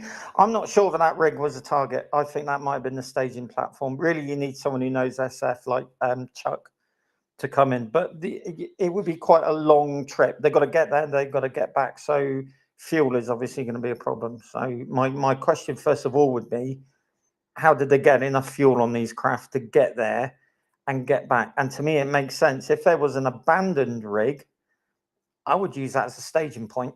If the boats are small enough, I could get them under the legs of it for hiding from observation, and then conduct the raid, and then maybe top off there. So maybe that's what they were doing around the rig. Neptune's a massive missile. You're not going to get that on one of these things.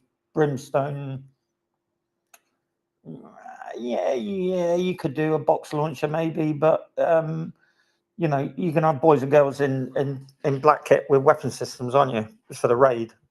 So you don't want to be carrying about even lightweight dual purpose anti-tank, anti-ship rounds, because you're going to be traveling light and fast. especially once they conducted the raid. If you think about it, if this is true, they had to get out of there really quickly. I mean, really quickly. Russian fast air, rotary wing, any surface vessel in the vicinity, they would have all been after them. So what route they took to get out, you just don't know. If these were cheap fast craft, maybe they got a safe space further up the coast. I just don't know. We'll just have to wait and see. No, thank you for that. So I agree with you with the staging post on the oil rig thing, because I believe that it's been deserted for quite a while. And I must admit, I saw one of the boats and it had what looks like a launching system. So two racks of 3, but vertical. So it looked like, I don't know, I'm not sure, a launch system of some sort. Let's put it that way. I'd like to know what this second strike team hit. Did they go after the radar station Eastern Mayak? That's a big facility, and some sources are stating that Nebo radar, etc., was destroyed in the raid. If so, they went after. Yesterday, they killed the primary missile air defense system, and then subsequently they went after the primary radar station. And it does, I think, looking at it, it might have a command and control center in there as well. So, and interestingly enough, there's an RQ4 up now, and it might be covering the exfil. I don't know, but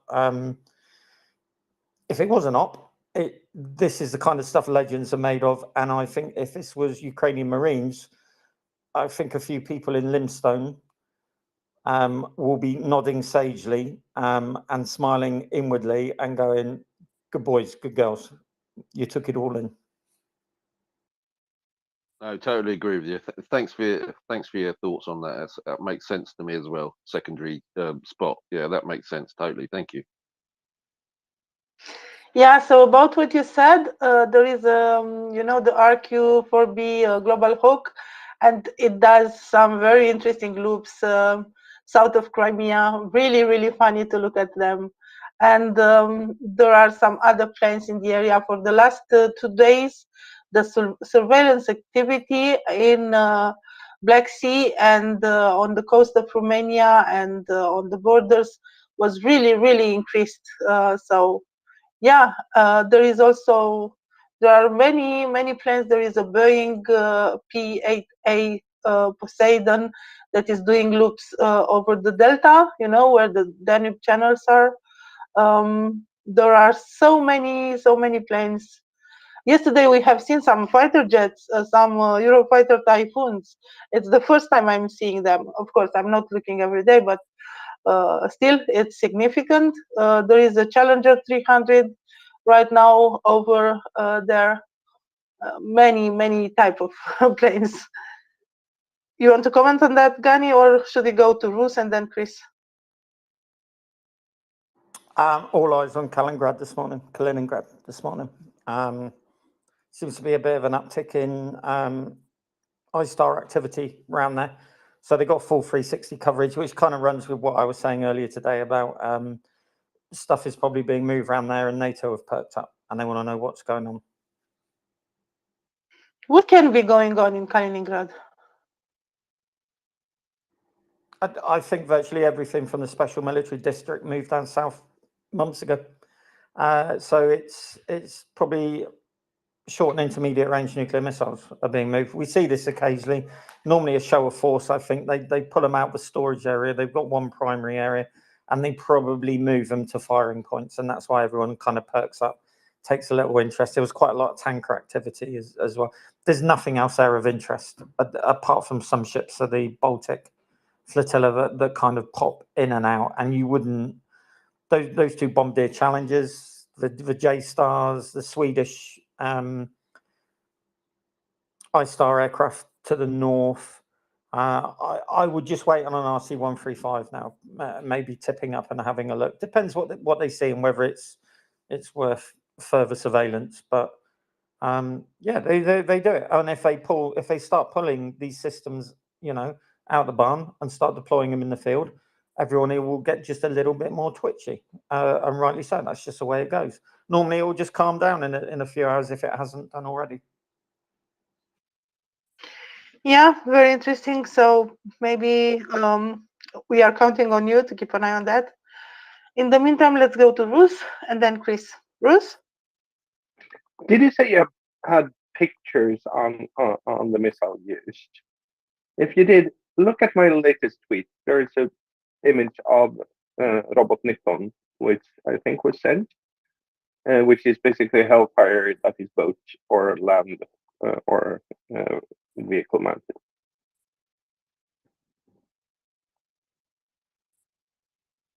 Okay, I'll take a look, but I'm not, or maybe you are talking to Gary. Robot 17 is something. Okay. Yeah, that's. Thank you. Chris? Yeah, Johan, I was just going to say to Genesis that probably the same thing, actually. So Genesis said that he had pictures or something like that of a boat with missile launchers on it. I think, is that what he said? Yes, Genesis? I said I'd seen one, Chris. I didn't. I'll go back and see if I can find it and tag it. Cheers, mate. Yeah. Okay. Thank you, Genesis. Yeah. So I mean, we have I'd say almost predicted this possibility some while ago in conversations of that, right? That there would be Ukrainian launches or drones and that they're carrying anti-air and anti-ship missiles and that. So it seems like that's coming true. But to me, like the most fascinating thing about this is the planning that's clearly gone into this, you know, including the planning of the Ukrainian Marines has been spoken about. But, you know, that's 1,000. But apparently Budanov is saying he's got 2,000. So he's got 2,000 to open up a new amphibious landing front, which is, you know, really going to hurt. And then we've seen, and it's not been very prominent, but I've seen at least 2 lots of amphibious vehicles that have been delivered to Ukraine. So I can't remember. One was American amphibious vehicles, and another was don't know. I'm going to say something like, I don't know. I think they were delivered through Bulgaria or something like that. But anyway, 2 lots of what was said to be dozens of amphibious vehicles.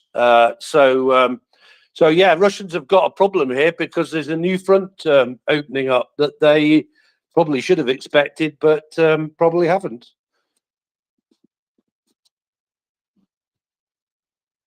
And this shows that Crimea is definitely on the cards. So, Mockers, hello. Hello. There has been a boom reported in occupied Donetsk with some large grey smoke column rising. I'll keep my eye on that. But also, Prigozhin has been officially confirmed dead by other member of the Wagner Group, who was able to identify him by his missing finger. And Utkin has apparently been identified by his tattoos. So that's more news just coming out about that. The missing finger, this is funny. I'm sorry. I'm seeing reports from African sources that Prigozhin is in fact alive and well and in Mali. But I don't for a moment believe them, of course. Now we have a Schrödinger Prigozhin.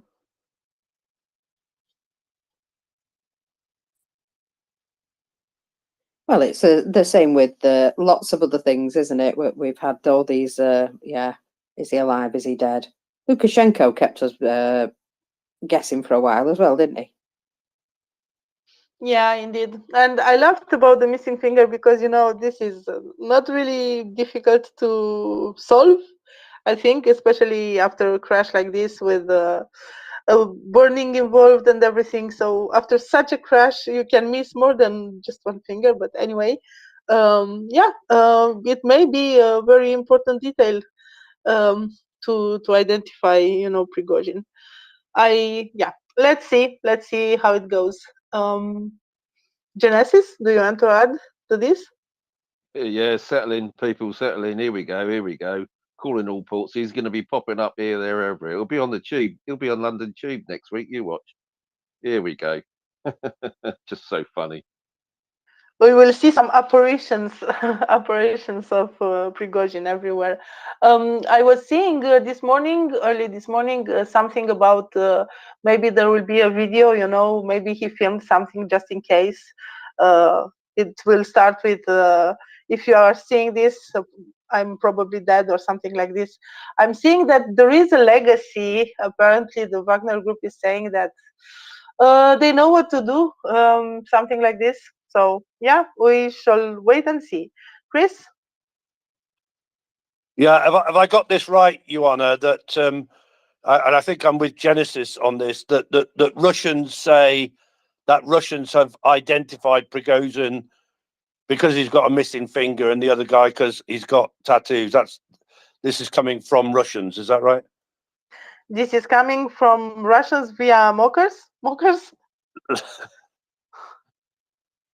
Yes, this was the official announcement of identification. From Russians. Yeah. Yeah. Okay. Okay. Take with a pinch of salt then, right?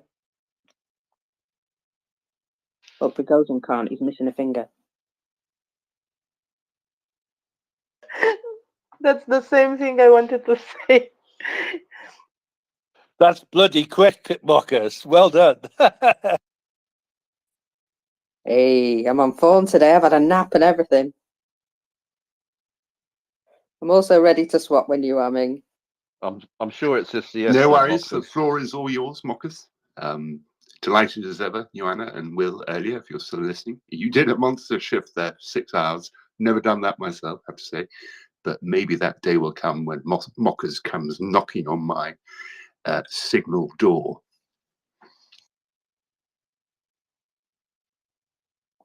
Well, you never know. You never know.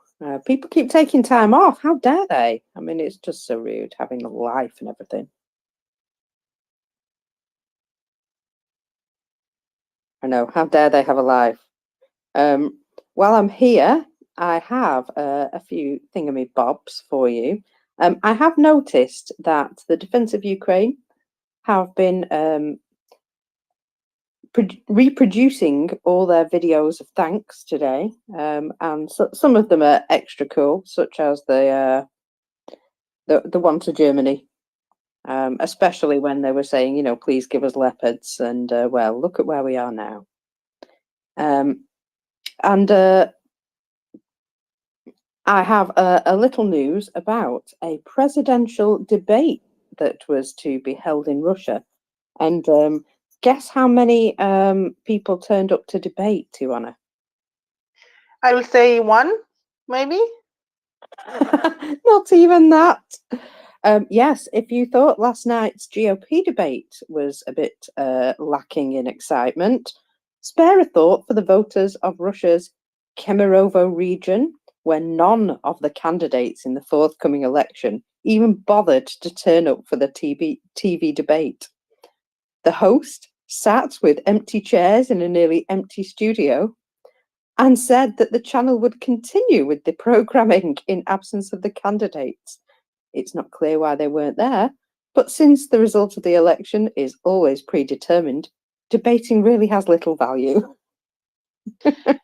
Mockers, when we are here and there is a slow news day and we are wondering what to say, because of course we have to keep the conversation going and so on, we should never complain, because imagine that TV host having only empty chairs and having to do the program for the debate. poor guy. With a nearly empty studio as well. I mean, bless him. That's a bit much to be having to deal with. But yeah, so there you go. I also have some other news about what's happening in Russia. and I can. Sorry, mother's trying to ring me. Bless her. She knows I'm not available. Mine too. But I just I know. She knows I'm rejected not the call. available. It's very rude of her. Anyway, a businessman and his son were found dead in a sewer outlet in the Voronezh region. Very strange. According to information, a fisherman from the village of Chulok, near an irrigated pond, noticed the bodies. The rescuers who arrived took them out of the collector area from the sewer from a depth of 3 meters. There were no visual signs of any violent death. Now, what's strange about this is it says, previously, the dead were poisoned by hydrogen sulfide gas. Now, does that mean there's been dead people found here before? Poisoned? I'm No, just this wondering. is a because gas. that's what I like. This is a gas that may develop, in sewers, and you just maybe you fall there and you get intoxicated by this gas. It happens. It's a common, common. It's a common cause in such an event. It's it's sad, but it happens. Well, this was quite a prominent businessman and his son. So the identities have been established. 46-year-old retail business owner in the city of Buterlinovka. That's as best as I'm going. He is called Vladimir M. and his 18-year-old son Mikhail. How they ended up in this place is still unclear. You can only get there through a hole in a concrete slab which is sprinkled with earth and a metal ladder installed to go down. Investigators are considering the version that the father and son went out on a day of interest and, like those who died during the deadly tour of the underground sewers in Moscow, came afoul of heavy weather. Well, that's kind of a stretch, however. That must be a very small hole to get in. Yeah, it's kind of a stretch. I don't know. Just seems strange that it's a business owner and his son at the same time. Mink? Yeah, so you sparked my interest, Mockers, with this presidential candidate debate in Russia. So I took a quick look to see who's actually announced to be standing against Putin next year, 2024. And there's 2 announced candidates, one of which we've come across already. His name's Ivan Otrakovsky, and he's nominated by the All Russian Officers Assembly, which is headed by Vladimir Kvatchkov. So he's very much in the kind of ultra-patriot wing of Russian politics, that are the now imprisoned Gherkin is a member of. And the other guy is a guy called Ustin Chashchikin, who is apparently an author of books on demography. I guess demographics is a bit of a live issue in Russia because they've got basically a declining population, and that's all we know about him.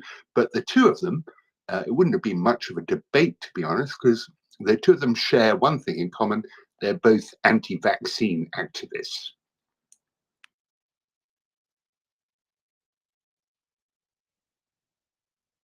So they'd have agreed on everything, basically. Yeah, pretty well. Maybe the guy with the interest in demographics might have said something a bit different, but yeah, pretty well. Much of a muchness, the pair of them. But you remember, Mokas, that Peskov, the spokesperson for presidential administration, gave an interview to the Russian press a few weeks, maybe ago, 2 weeks ago, and he said, that elections in Russia are kind of a formality, and of course Putin will win, and it's kind of a pity that we are spending so much money on this process because it's not really needed. So I'm making a summary out from memory, but the lines were this and when it was published in the press, in the Western press, Peskov was very upset, and he said that his words were misinterpreted or something like this. Yeah, that was in the New York Times, wasn't it, Joanna? Yeah, I think so. Yeah, I can search for the article. I remember reading it at the moment, but yeah, it was maybe 10 days or 2 weeks ago. We can ask Karen if she's got a copy of that article. She's got a New York Times subscription. I'll just find it out. It's not a problem.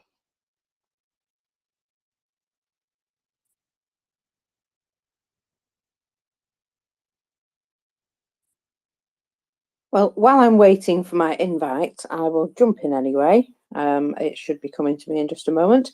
The words of the Turkish president, Erdogan, when he spoke during the third summit of the Crimean Platform, I think it was yesterday, stated that Turkey does not recognise the annexation of Crimea and will continue to support the territorial integrity and sovereignty of Ukraine, adding, Crimea is part of Ukraine. It seems like we've been waiting for that for a while. It's nice to hear it said out loud. Yeah, to be honest, Erdogan never recognized Crimea as being Russian. Of course, he was kind of quiet about it lately, since the beginning of the war. But hearing this now, it's important. It's important that he had this position. And also, maybe it is a signal for the Russians that, the support that they have is not such important as they think it is. So yeah, I was glad to hear to read this about this statement of Erdogan. Yeah, I think it's good to hear it said out loud. I mean, better late than never, obviously. But it's good to actually have these leaders saying them out loud. And there is another nice thing that Ukraine have received from Turkey just today as a gift. So the Baykar company have given a lovely brand spanking new Bayraktar TV2 Strike UAV for Independence Day for free, which is, always the best price, I think, free. That's a nice birthday gift. I would like one too. Yeah, on my birthday, I know who I'm going to be making eyes at. You want to send an extra UAV to Ukraine, please? It is my birthday. Yeah, exactly. Because what could they do with a drone like this? But yeah, it would be nice. I'm glad that Baykar gave another drone to Ukraine. We remember that at the beginning of the war, they played a very important role on the battlefield, and they still have the potential to do so. I have some news from the Russian press about Robotny. Do you want to hear them? Oh, yes, because I've heard a few things about Robotny today and yesterday. Yeah, so yesterday there was this announcement that Robotny is practically liberated. I've seen a tweet about the Ukrainian flag being put in Robotny, which is really, really good. I heard that there are still some contested areas in the south east, I believe. I'm not sure.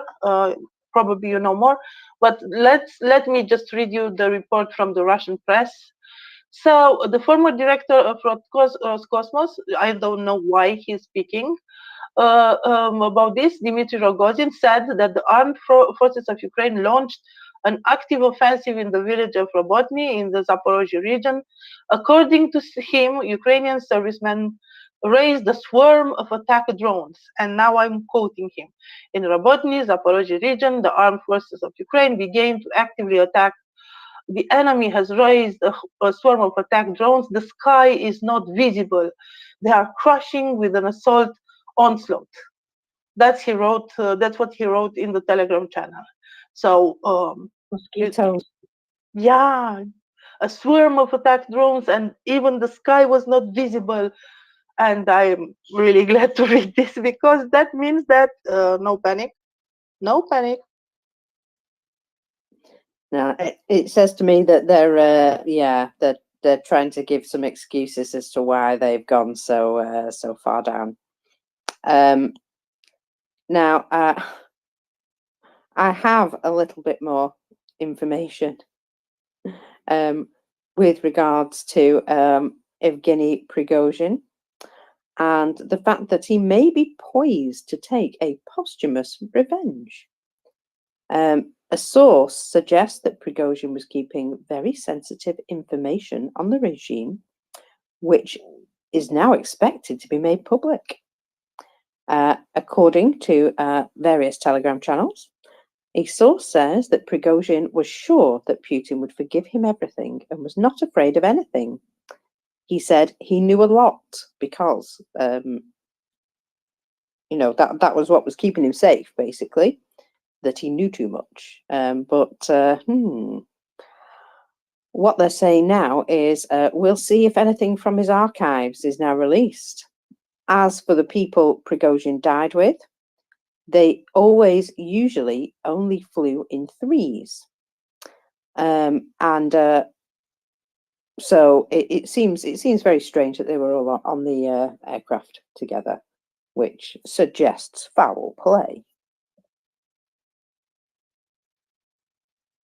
Yeah, that's interesting. Also, That's that missile. Sorry. Yeah, that's what I wanted to say. It's interesting that they were together in the same plane because, you know, usually when you are at risk, you take some precautions. Clearly, they didn't do these precautions, and it's strange. But I think we had yesterday the news that there was a footage from the CCTV camera showing them going into the plane. So I believe, yeah, maybe they were all in the plane, and it's strange. Let's say just this. It's really strange. Yes, all of it is a little bit weird, isn't it? You know what though? It's good fun, and I've seen some incredible memes this morning. So thank you for those. Now I do have a bit of news here that as a result of the issues of the port of Novorossiysk, there was an attack by Ukrainian naval drones on the 4th of August on Novorossiysk. And over the past week, it was noted that only one tanker left the largest Black Sea port of the Russian Federation, and export volumes collapsed to 100,000 barrels per day. Bloomberg reports this, citing Kepler data. So, a week earlier, the port sent 3 tankers, and in the first 7 days of August, 5 ships in total, exporting 305,000 barrels per day. 300 and 500,000 barrels per day. At the same time, up to 600 to 800,000 barrels per day were exported from Novorossiysk in June. Thus, it is noted that the volume of oil exports across the Black Sea became the lowest since the beginning of the war, and accounts for about a quarter of all Russian oil exports. Now, there was news previously that the place where they actually fill up the tankers may have been damaged on August the 4th. And of course, they've had a massive fire in the cargo area just recently, which apparently also may have been involving barrels of oil. And I just think, you know, there's only so many accidents you can have before things start to get a bit difficult. Yeah, and I think I can add to that, to this situation that is clearly not good for the Russians.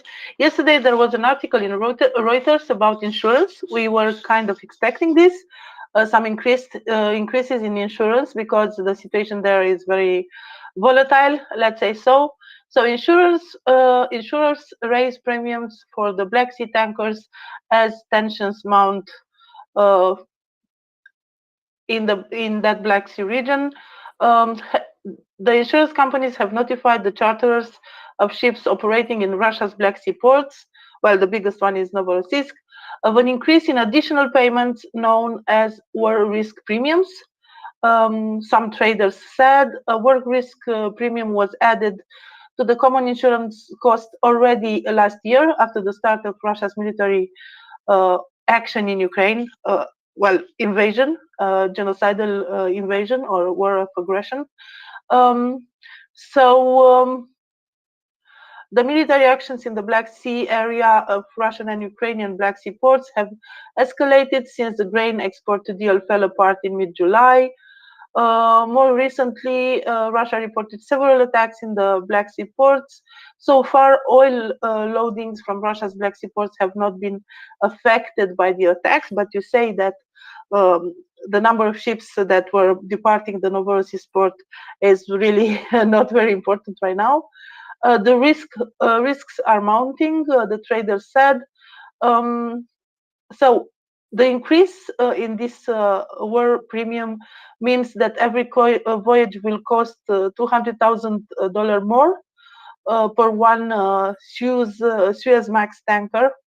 I don't know exactly what this means. We need fried monkey.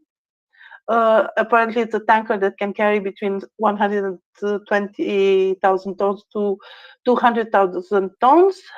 It's more if the oil is delivered all the way to India.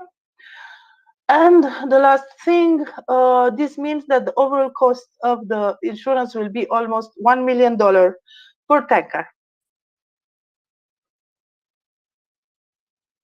Sounds a bit pricey, doesn't it? Do you want a bit more information on intrigue? Of course, you know me. Ooh, well, there is information now coming that all of the people from the second plane, which turned back to Moscow following Prigozhin's plane falling to the ground rather quickly, were then detained upon landing by Russian special services. We call that tying up loose ends, don't we? And maybe they wanted to make sure that Prigozhin hadn't snuck onto the second plane. So even if he had, he's still probably going to disappear. Yeah, there were reports yesterday that the plane did some, loops above Moscow and finally decided to land on a smaller military airport. I imagine what was in the mind of those people in the plane. Where to land? Where can I go? It's a small plane, so it doesn't have a lot of fuel.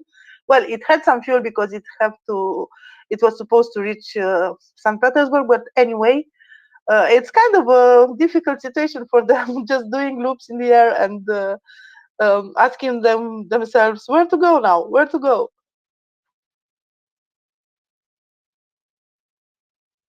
Yeah, that would be a bit worrying, wouldn't it, being on that plane? Can you imagine how nervous they were about the whole thing? I just think it's brilliant. Oh, sorry. So, go on. No, I just wanted to say that, if the Luna 25 crashed on the moon, why should Prigozhin land swiftly and smoothly on Russian soil? And I have more on Luna 25, but after you, because I think you wanted to bring something up. No, it's okay. You go ahead. I'll be there in a minute.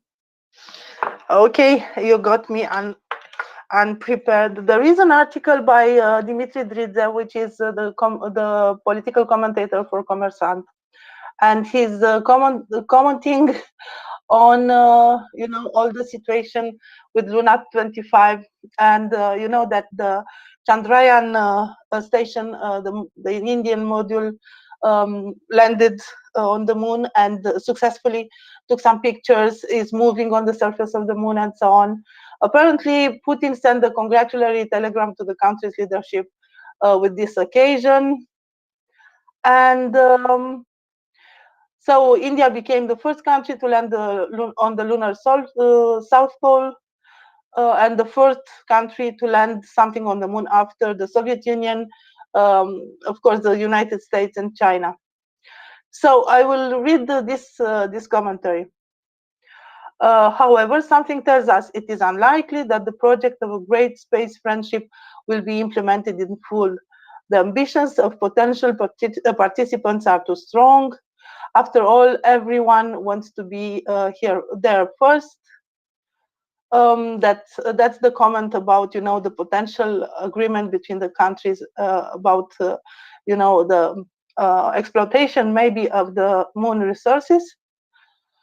And he continues, nevertheless, we still have to state the Indians succeeded, but we didn't.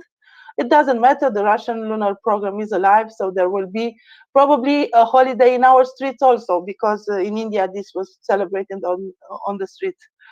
And the favorite lunar tractor will make another big trip, delight Russian citizens with unique shots, and maybe even discover life on the moon or somewhere else.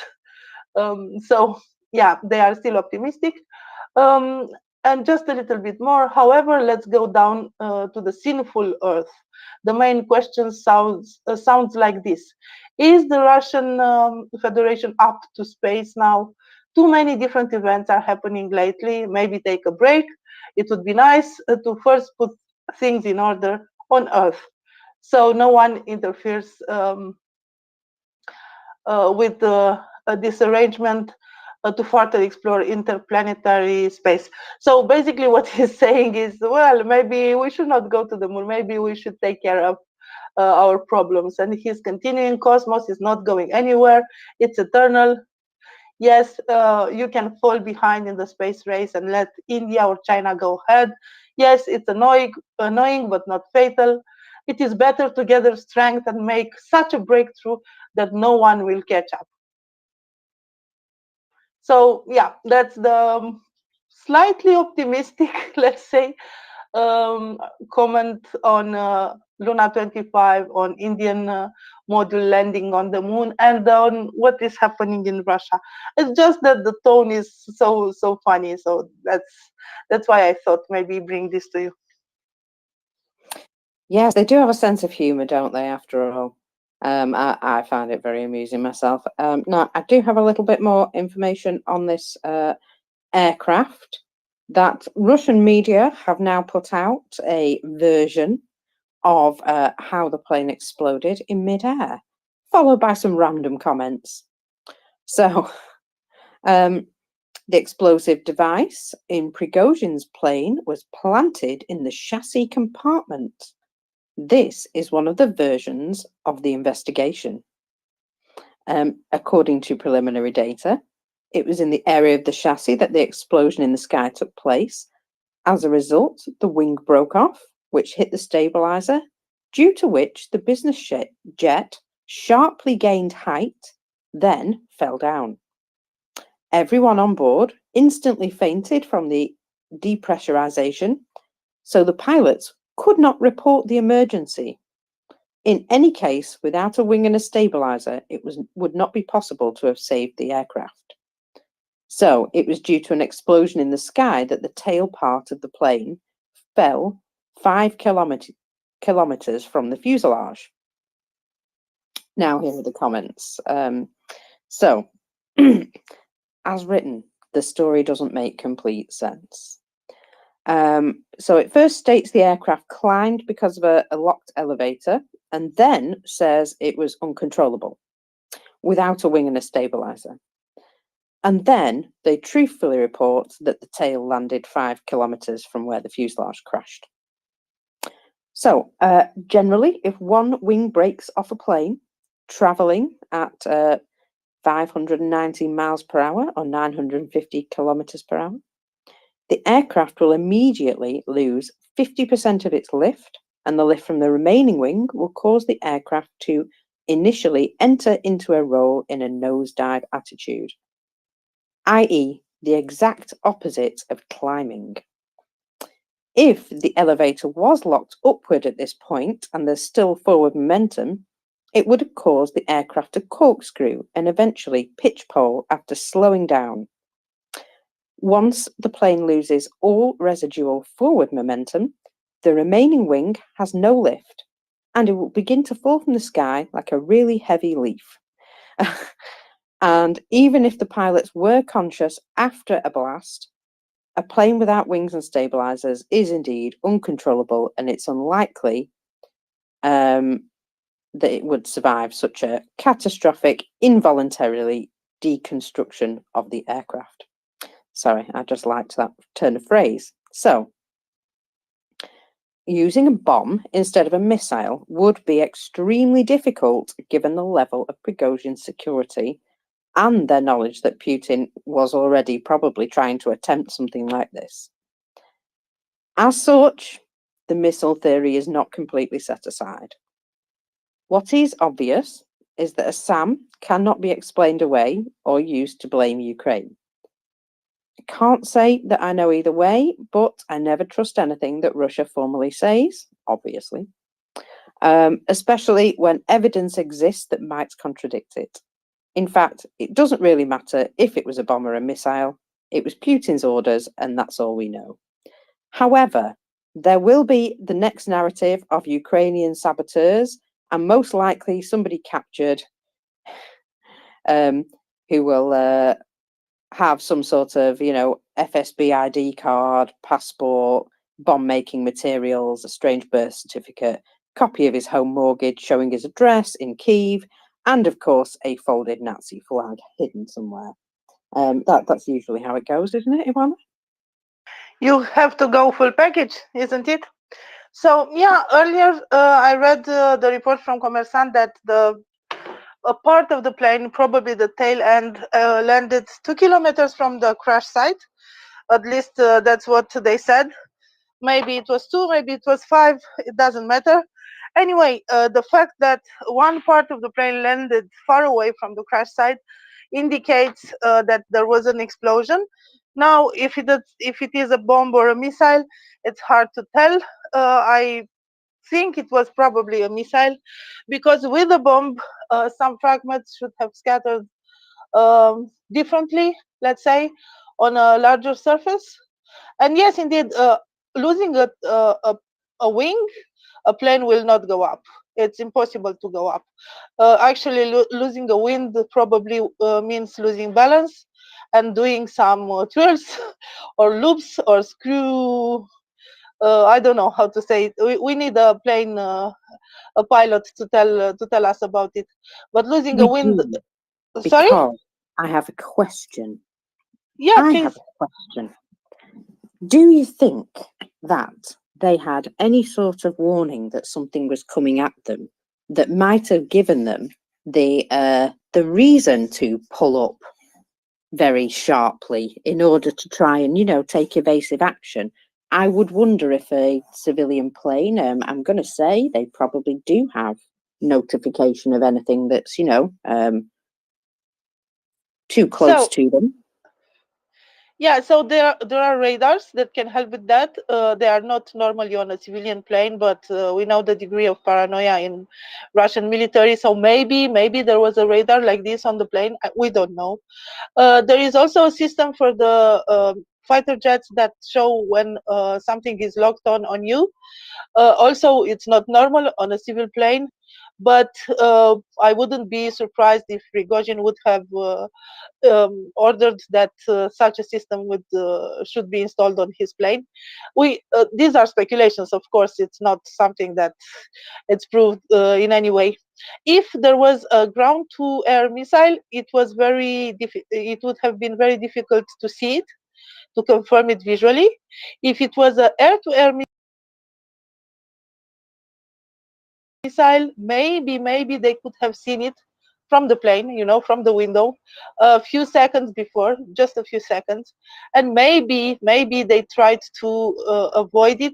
But those missiles are not just going one way. They usually have some tracking systems.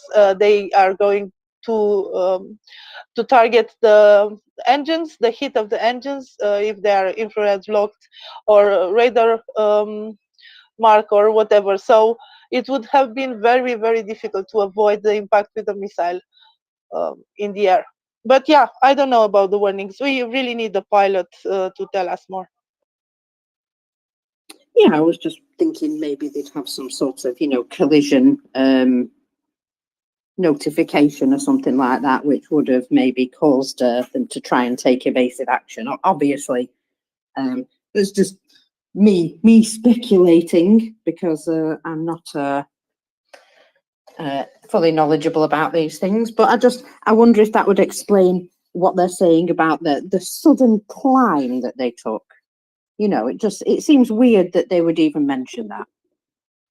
But you know, on Flight Radar, they published the path of the plane and the altitude, and there is no such climb visible. There was a small climb visible, but before the supposed impact, but that could have been just to avoid some, you know, turbulences or things like this. It was a flat, you know, up, flat, and down. Planes do that to avoid the turbulence area or something like this. And then it was just dive, no, not up, just dive. And it wasn't very, very quick. That's why I'm kind of confused about this story of losing a wing. Losing the tail section will have been more like probable. Losing a wing, it just put the plane into dive mode, you know. But again, I'm not a specialist, so we need we need somebody who can tell us more about this. Yeah, I think somebody might be coming to join us in a short while who can tell us more about this. Seem to have received that notification. And what was I talking about here? Oh yes, all right, okay, fair enough. Sorry, that's just a massage. Yeah, but it would seem that the Russian media version is very strange. It gives details for no reason. About things that probably wouldn't have mattered. It just seems a bit odd to me, and typical of Russian disinformation, that they seem to, you know, just push out all sorts of narratives that people who know what they're talking about look at and go, yeah, no.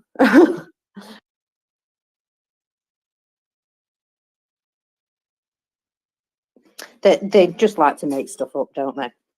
So let me just see if there's anything particularly interesting been happening.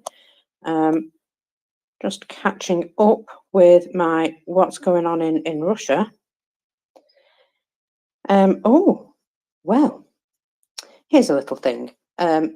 State Duma deputy Andrei Gurilov got into an accident today in the center of Moscow.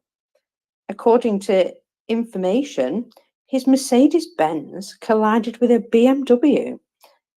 He was driving himself, and the BMW was, oh, it looks as though it nicked his parking space. That's quite funny.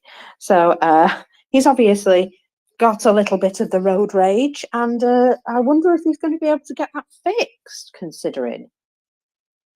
And I'm wondering if, you know, that system that averts if there is a collision was functioning, because we know that both BMW and Mercedes do not have right now, you know, services in Russia. So I'm wondering, of course, it's a speculation, but I'm wondering, may have been that. Yeah, it looks as though they were fighting over a parking space, to be honest. But yes, still very funny, because I can imagine it's a bit more difficult to get these things fixed now. No doubt there will be, you know, somebody who can provide parts and what have you. But it's all at a price now, isn't it? All at a premium.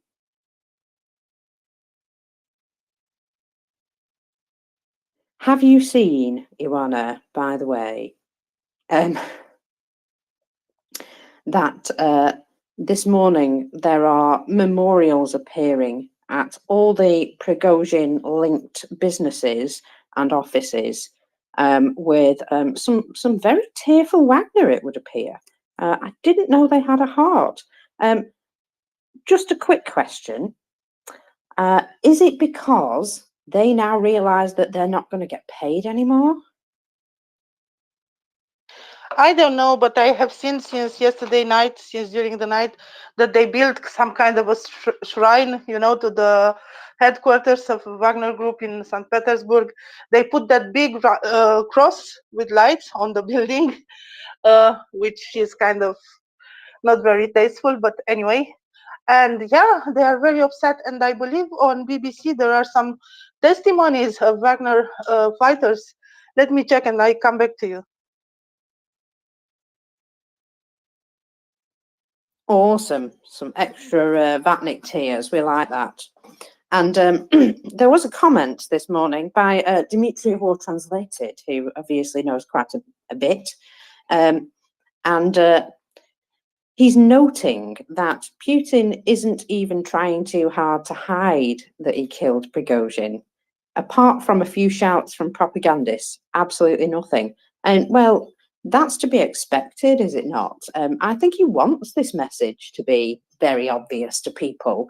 I think he wants to, you know, have everybody know exactly who it was and why it was. It's one of those cross me and this is what happens things, isn't it?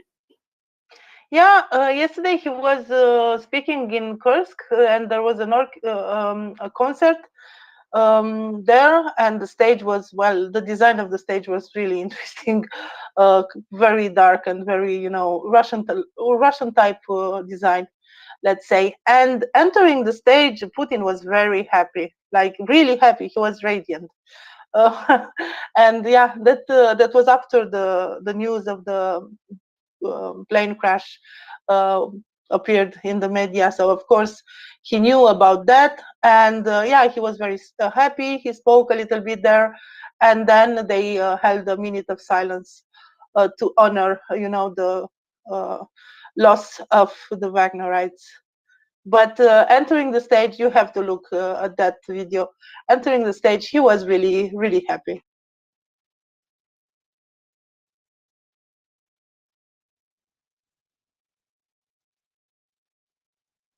Well, it does make you wonder, doesn't it, why he's so very happy? And yeah, I think when things are going all according to plan, as it were, that's probably what makes Russians happy.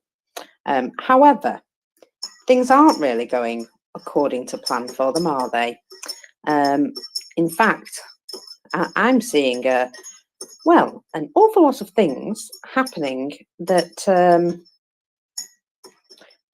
might be going on the battlefield today, and well, let's just say Independence Day might have a few more surprises for us. Now, I'm just looking here that the presence of Ukrainian forces in the Kherson region is significantly impacting the Russian forces in that area. So this is over the left bank of the Dnipro. And I'm hearing that a lot of what we have seen happening in Zaporizhia has been made possible by the enabling efforts over the left bank of the Dnipro in Kherson.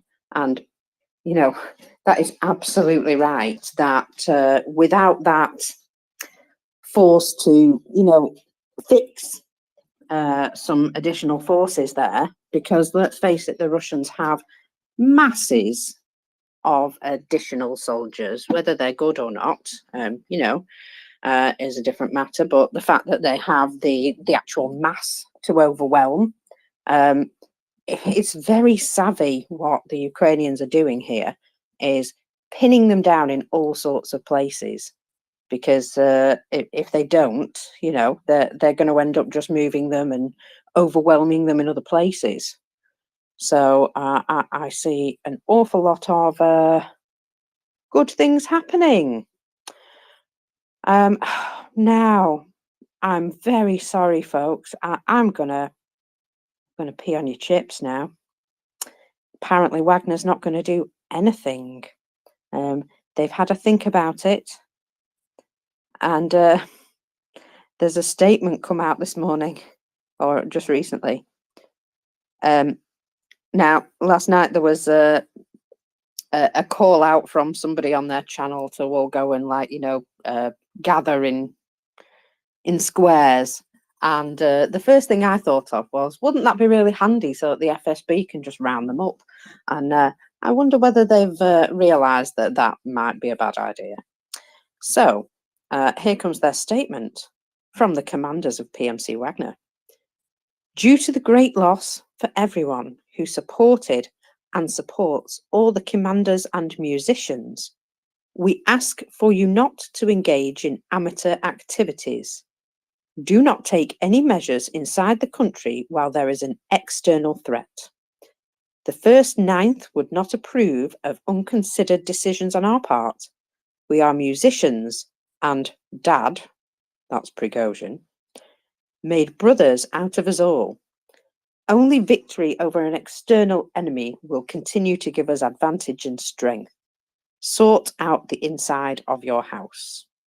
Now, I don't know what that last comment means, but this appears to be the decision of Wagner after holding their emergency meetings that, yeah, we can't keep up against these guys.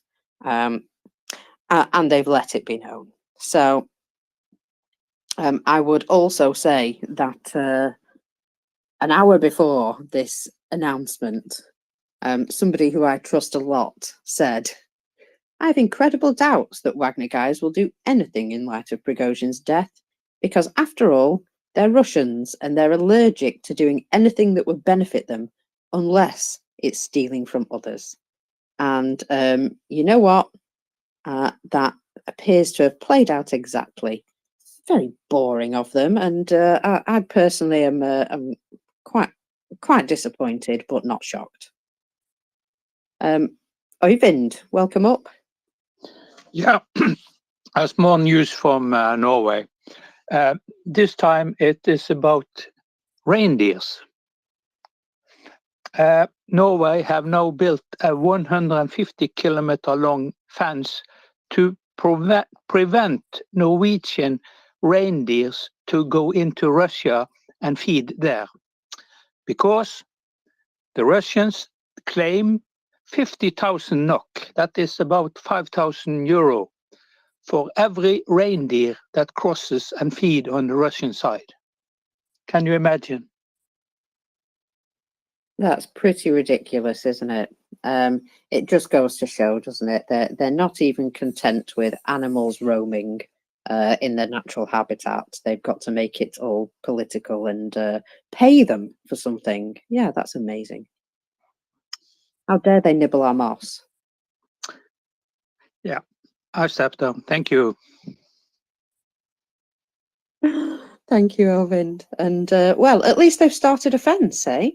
Maybe they should just keep on building it across the entire border, and then put up some big guns. Maybe. That was Yeah. the entire border. Oh, there you go. Now they need to just yeah, place some watchtowers and keep an eye on them. But we also have border out in the ocean, so I don't know how we can deal with that. Yeah. You could try what the Russians are doing at the Kerch Strait Bridge. You could, sink some. Sorry, sink some barges. That'd work fine, I'm sure. Sorry. Thank you. Jorn, welcome. Hello, everyone, and what a fabulous day it is. Yeah, the news are already sprung here because, I have been working with getting Norwegian F-16s to Ukraine since like 48 hours after the full-scale invasion, and been pushing it along, following it with all the news, and today it happened without me knowing it, and I got the news from MriyaReport. And when you work for something so long and it finally happens, it got me a bit emotional. So I'm just very happy that Norway is on the right side of history and joining the F-16 coalition. I just wanted to share that with you guys.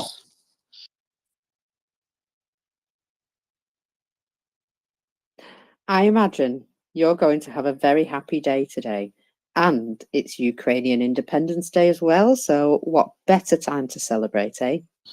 Absolutely. And I'm stepping onto the train now because I'm going into the city center because we're organizing in Oslo the first ever Ukrainian Children's March. Because what we do on our Independence Day, the 17th of May, is that all the children march all over the countries with flags, eating ice creams and hot dogs. And that's what the Ukrainian children in Oslo will do today. They're getting free ice cream. They're going to walk past the palace like the Norwegians do. And all the major parties are participating in. So it's yeah. Well, that's awesome, Jorn. You have a fabulous day. And we also have our roving reporters coming later on today. So Shaggy Fella and Peter will be out and about in London town, I believe, going to a gathering in support of Ukrainian Independence Day. And they will be reporting and doing a few vox pops, I believe. So that'll be fun.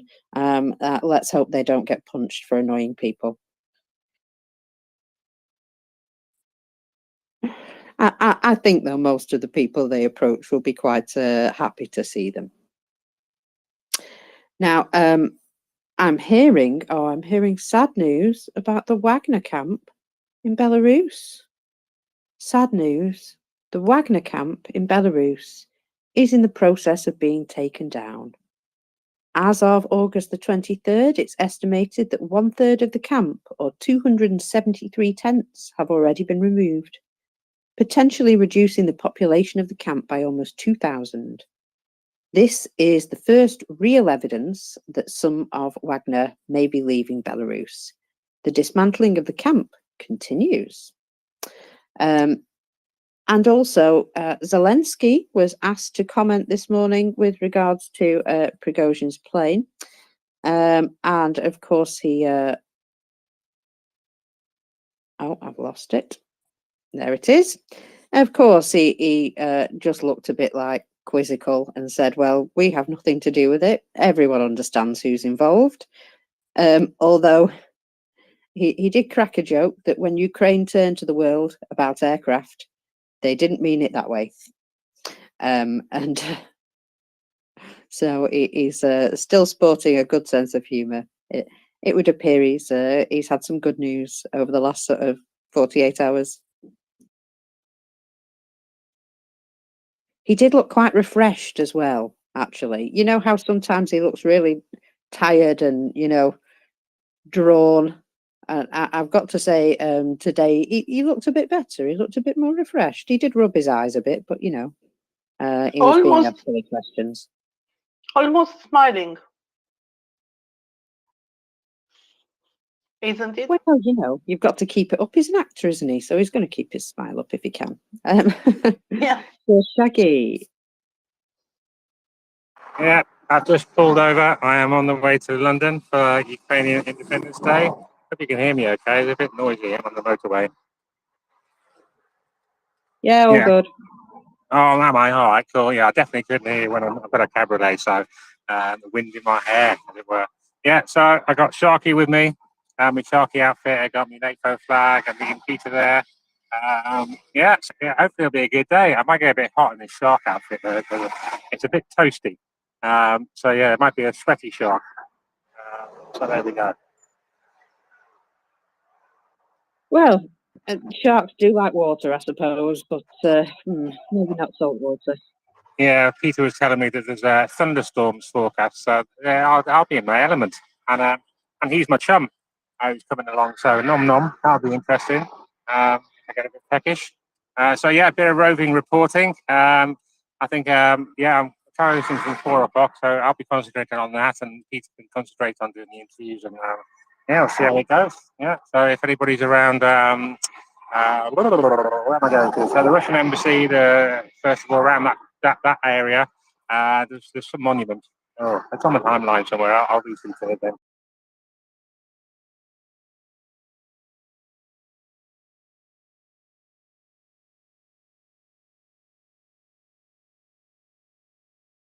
So yeah, I'll be covering that as well. So yeah, Rover Reporter. Anyway, now Independence Day to celebrate.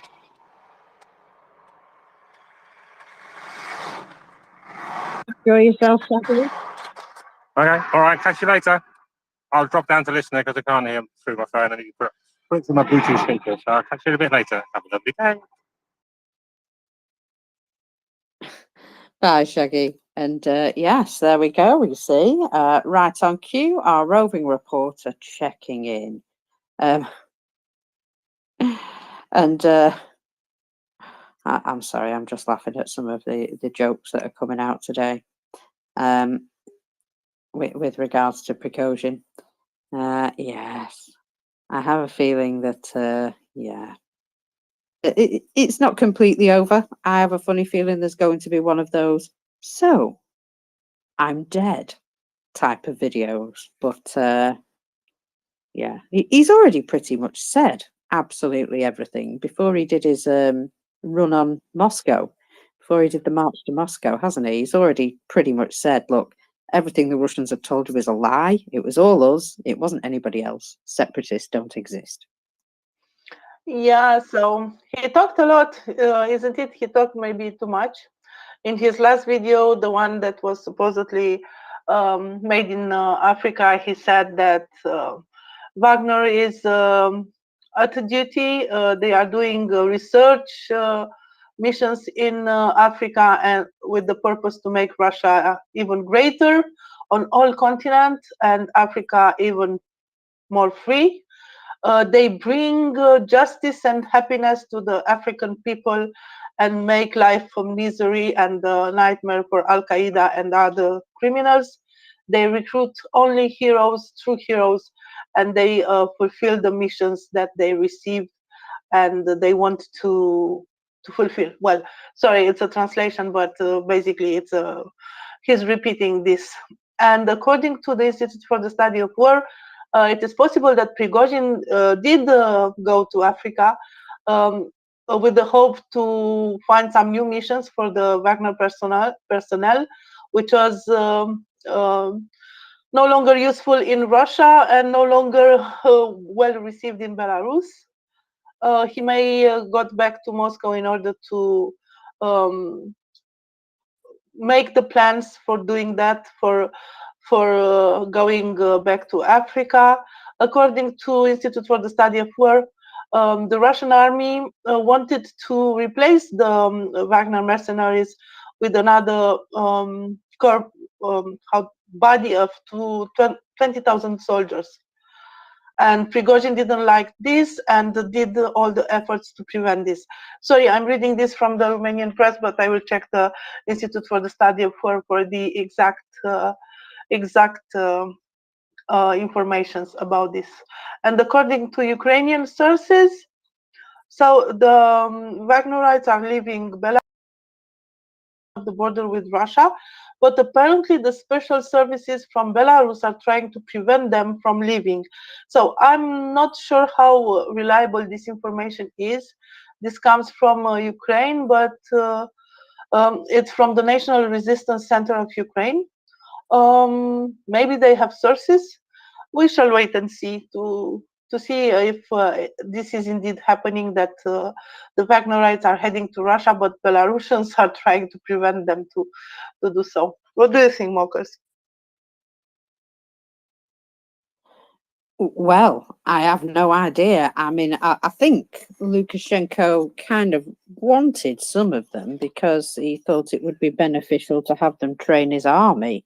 Although then there's also the thing that his army needs to be incompetent enough for him to still survive. So yeah, that there's I don't know. I think you'd probably be glad to see the back of them.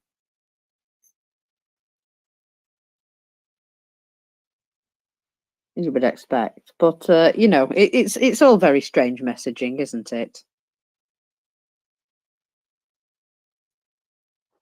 Everything is strange. Everything is strange. But yeah, if I must, I don't know. I really do think that Prigozhin was in that plane. Of course, there may be something else, but it's this happened yesterday, 23rd of August. It was exactly 2 months after Prigozhin's rebellion, and we have heard some voices saying that Prigozhin doesn't have much time left, after that rebellion. And I think it was a good opportunity yesterday to do this. Russians are trying to, at least Putin, he's trying to put some order in Russia, but I think he's failing because he's getting rid of the persons that helped him in the past, and right now I don't know who is there still to help him. Shoigu doesn't seem too impressive, let's say. Neither the person that replaced Surovikin. So yeah, maybe that will turn against Putin in the end. I think there are all the premises for this. Well, it's a case of them having to, look after their own interests at one point. At some point, looking after their own interests will not align with Putin's interests, I'm going to assume. Would you like some lovely tales of horror from Russia? I have a couple for you. Oh, please. So the first one is pretty bad, actually. In Yakutia, in Russia, obviously, two brothers, aged 25 and 27, got into a fight with their father, who was angry with them as they don't work and just play computer games all day. Well, haven't we all had that row with our parents? Maybe not at that age, but indeed. So afterwards, the father left home for a bit, stewed on it, apparently was still quite angry. And when he came back, his sons, after being confronted by him, shot him 9 times. And obviously he didn't survive. But that just goes to show, doesn't it, that there was me thinking that firearms weren't something that they were allowed to have in Russia. And yet, look, there seems to be firearms just around. I wonder what's happened, Joanna. I don't know, but to be honest, I'm looking at the Russian press every day, and I see so many tales of woe. Most of them are not related to Ukraine, but there are so many of them. Kids that got poisoned in a summer camp, people that got killed by the floods, fires, shawarmas, bears, whatever you like. So it doesn't surprise me at all that something like this happened. A few days ago, I've seen a news about someone who just threw a kid out of the window because the kid was crying. So that's a bit harsh. I would say that that's probably not in a parenting book. No matter how much you might feel like it one day. Yeah, I'm going to say it's probably not recommended. Well, also, there's so many tales of corruption, and this particular one is lovely because of the types of things that they've been stealing from Ukraine. And maybe this is why they don't have any of these appliances and items, because of stuff like this. I'm not saying it's an excuse, by the way, absolutely not. But this is probably why they find them so prized, because things like this happen. In the Moscow region, a warehouse worker stole more than 100 robotic vacuum cleaners from his workplace and made himself a millionaire. He successfully sold the goods on the internet and made good money on it, but unfortunately, not for very long. He obviously got himself caught. So we record the loss of 122 Dream robot vacuum cleaners from the gateway warehouse of Dzerzhinsky. It was noticed during an inventory check. They counted damage and were horrified, missing goods worth 4.4 million rubles. They started looking for suspects immediately, and the thief was found. It turned out that the head of the warehouse logistics department, named Roma, rented a truck and impudently drove into the territory, loaded the car at will, and took it to Podolsk. The businessman managed to sell more than half of the equipment before he got caught. The question of his detention is now being decided, but a criminal case has been initiated under the article of theft on a large scale. And, well, isn't that just regular? Isn't that just what seems to happen? Theft on a large scale? I love that it was the warehouse manager himself. He was like, oh, I'm going to have some of that. Make some good cash off them things in a place where they don't normally get them. He vacuum cleaned the storage facility. Well, and this is the problem, that nobody seems to have clean hands, do they? It's all the case of, well, if my income isn't high enough, what can I nick? And it's going to end up that they're going to end up bartering stuff. Like, for example, people that struggle to get paid, but at the end of the month, they just nab themselves a couple of whatever it is they make and go out and sell them because it's the only choice that they've got to survive. There was a story of a man who was doing that with radios, and he got himself caught eventually. But every month he would help himself to one of the radios and sell it because it was literally the only way he was getting any income. And this is what it boils down to when you stop paying people on a regular basis. They're going to survive one way or another. And, if their income isn't feeding them, they're going to find a way, aren't they? But also, you've got to account for the absolute greed. Somebody's got something, I want more. And, oh, look, I can have some of these things to get me more. Very mercenary sort of thinking, and it does amuse me. We are saying all the time that the Russians are not resourceful. Here it is, they are, but for themselves.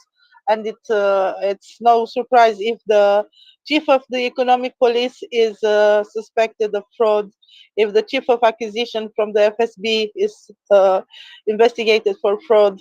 What can a head of a storage department do?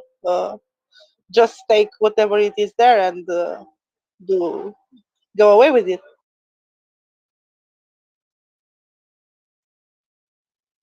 Well, that's it. If you can get away with it, why not? But unfortunately, these days they are starting to crack down a bit more, and I have seen quite a lot of people being hauled into prison for stuff like this. And you know what happens to those guys in prison, don't you?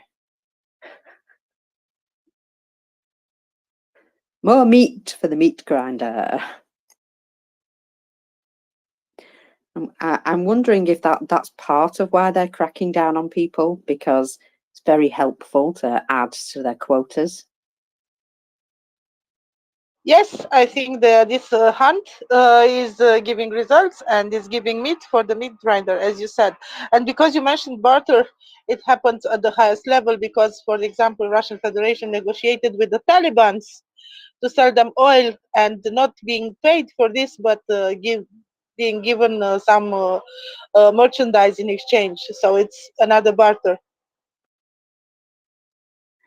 Yeah, at some point they're going to have to move to the barter system completely because of the cash situation, I feel. I remember seeing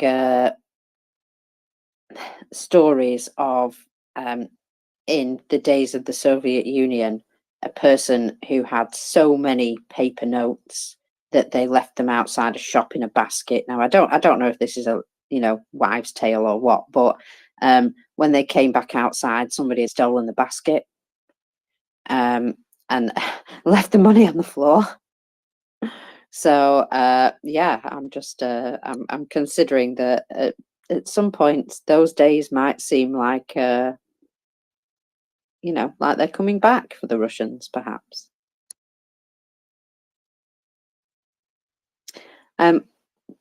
have a little something as well that doesn't help their economy at all. And it's in the Moscow Times that Russians are set for a 100-year record for political immigration. Now, basically, this is the biggest mass exodus of Russians from Russia since the 1920s. In fact, the last 18 months broke all previous records. So what does that tell you? Yeah, it tells you that They are not happy. Sorry. yeah, if you're in Russia, it's not a good place to be. Anyone with half a brain got out of there.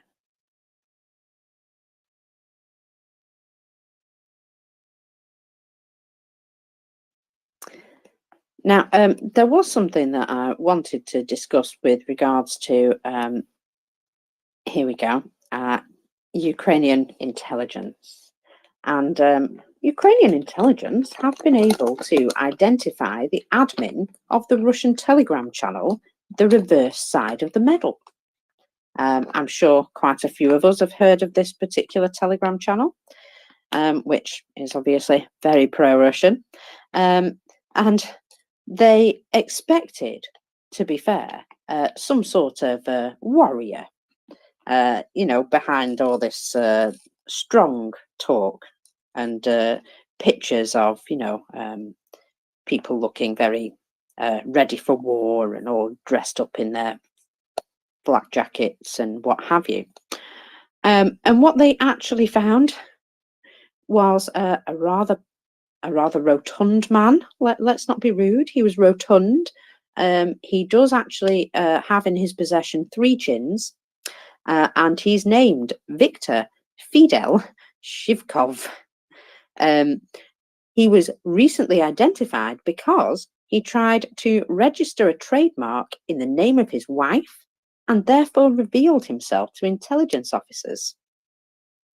And this is the sort of thing that Ukrainian intelligence keep coming up with. They keep finding these people. And I'm just enjoying his pictures because, well, let's just say, I'm going to retweet that so you can have a look. Let's just say that the man who looks like his jacket is fighting to hang on to him. Yeah, that's the fella they're talking about, Mr. Three Chins over there.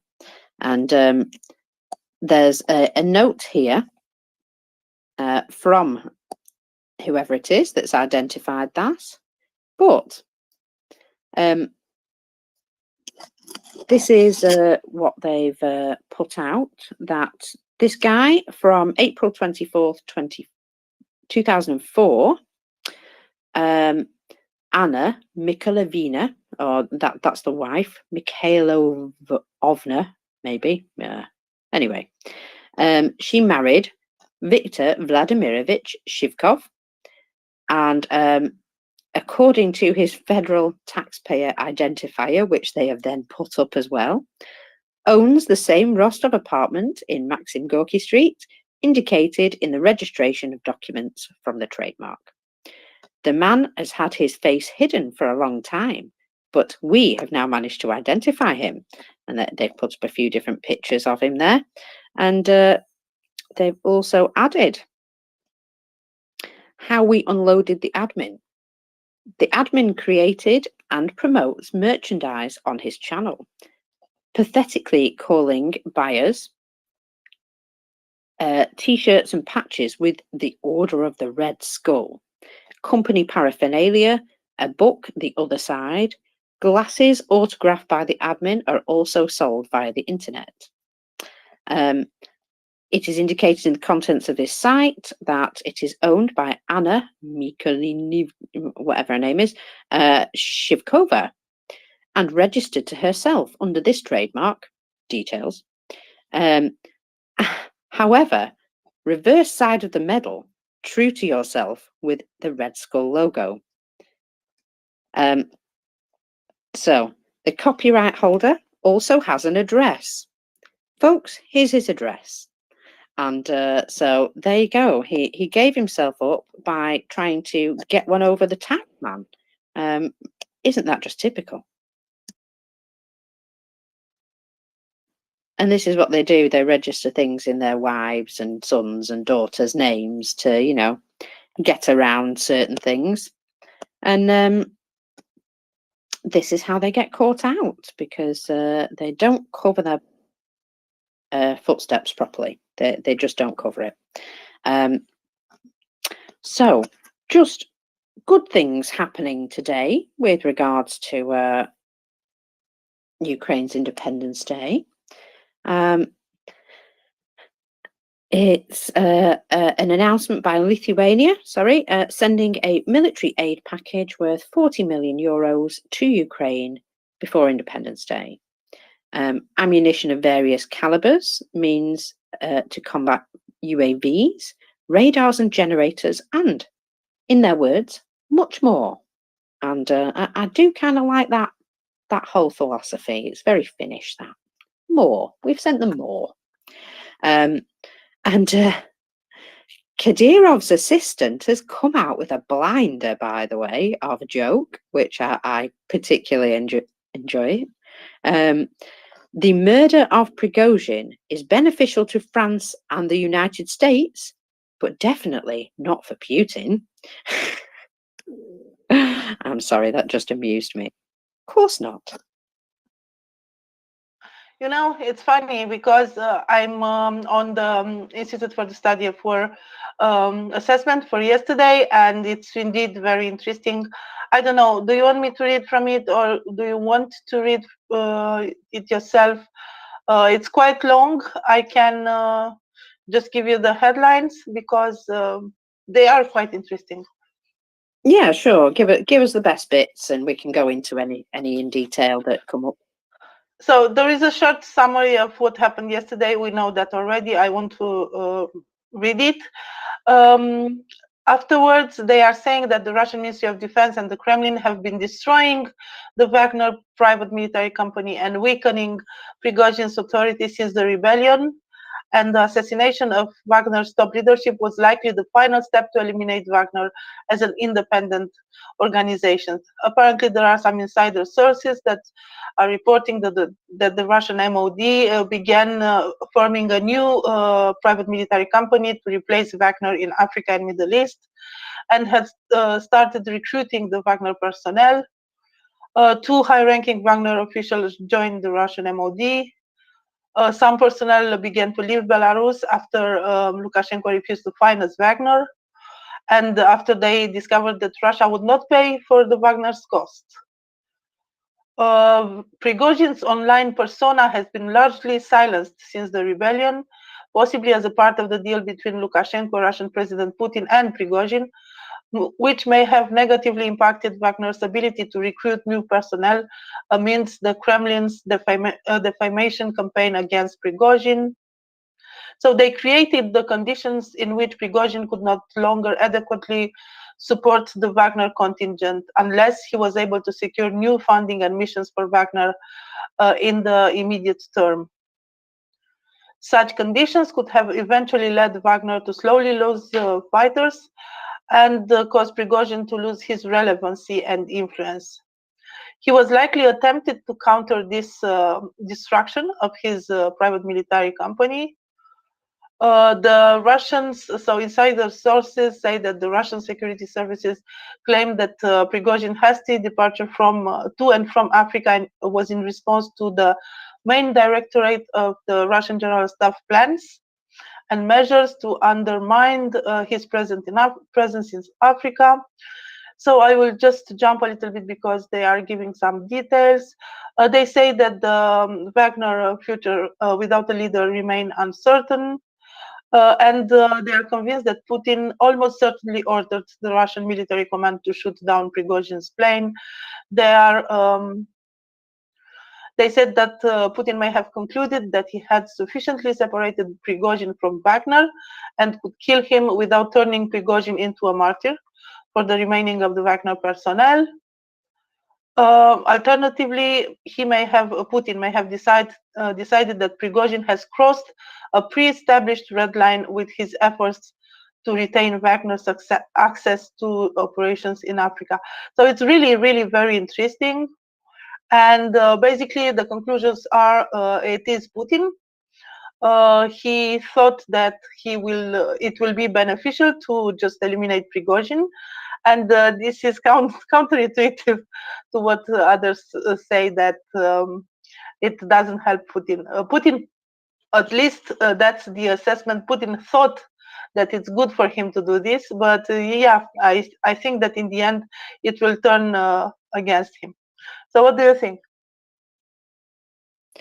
Well, I think it's definitely caused a lot of ripples, but like you say, he has had a distinct fall from grace since his tantrum 2 months ago, and it would appear that he had been sort of struggling for support, probably because he proved himself to be a bit of a crazy nutter. And some of the people who originally supported him when it came to the crunch, they found themselves in hot water. I honestly think Surovikin was one of his buddies on that and got himself in dire straits as a result. He's probably lucky he's not disappeared even more than house arrest, if he's still in house arrest. You never know, he might have been quietly disappeared by now. Yeah, I don't get the feeling we're going to see an awful lot of him in the future, unless something distinctly strange happens. There's, plenty of evidence that Wagner was sort of being broken down. We're putting some over here, we're putting some over there, we're promising contracts in Africa for the ones who want to go. It was a distinct opportunity to try and break down their numbers, and also, allowing them to just go home. That was terribly magnanimous, wasn't it? In other words, just stop supporting him and everything will be fine. I'm not quite sure how that worked out for them, but you know how it is. They make promises and sometimes they don't keep them. It's funny, that, isn't it? But the whole what's been going on as well, sort of putting somebody else in charge of the African Wagner operations, somebody who's obviously a bit more loyal, and that to me sort of spelled the end. I thought it was almost like he was being disconnected from all the places where he could cause trouble, and you could see it coming, I think, from many miles away.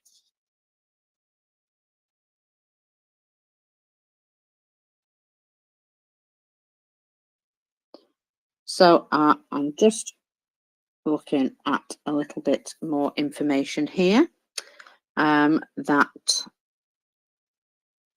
the leader of the Swedish Social Democrats, Magdalena Andersson, has called for Sweden to assist Ukraine with Gripen fighters immediately after Sweden becomes a NATO member. I think we mentioned this earlier, but I wanted to just be precise with it, because basically they're saying, look, we have a carrot over here. We have something that we would love to give, but our position is not as secure as we'd like it. And so perhaps we can help with that. And I think it's it's messaging that they want NATO to get a bit more tough with, is it Hungary? Hungary over this. I don't think they're actually going to withhold them like a precious jewel. I just think that it's messaging that, we could do with speeding up this process and getting it done. Yeah, so that's strange because, there was this summit on Crimea yesterday, and Crimea Platform, I believe it's called. And, the president of Hungary, Katalin Novak, was present there. And she said that Hungary would enter into negotiations on the peace formula proposed by Zelensky. And they will, she spoke about, the rights of the Hungarian minority in Transcarpathia. They agreed on some points to establish more communication between them and so on. And apparently they discussed the peace formula. So this is kind of surprising. Katalin Novak is not so radical as Orban. She's kind of a faded person. We don't see her very much. The president of Hungary doesn't have too much power. But again, it's kind of surprising that she said that they will enter these negotiations about the peace formula proposed by Zelensky. This is the first time that Hungary has a statement like this. And I wonder if it's because people are starting now to get a little bit tougher. And perhaps, well, I know for a fact that there'll be an awful lot of people making some negotiations in the background. Roos, hello. Hello. It needs to be said that Magdalena Andersson is not part of the government. She's in opposition. This is not the statement. She's a member of the opposition, isn't she? But she's still a voice that can be used. It's good to hear her raising her voice and asking for this to be done. Yeah, definitely good. But yeah, it just needs to be mentioned.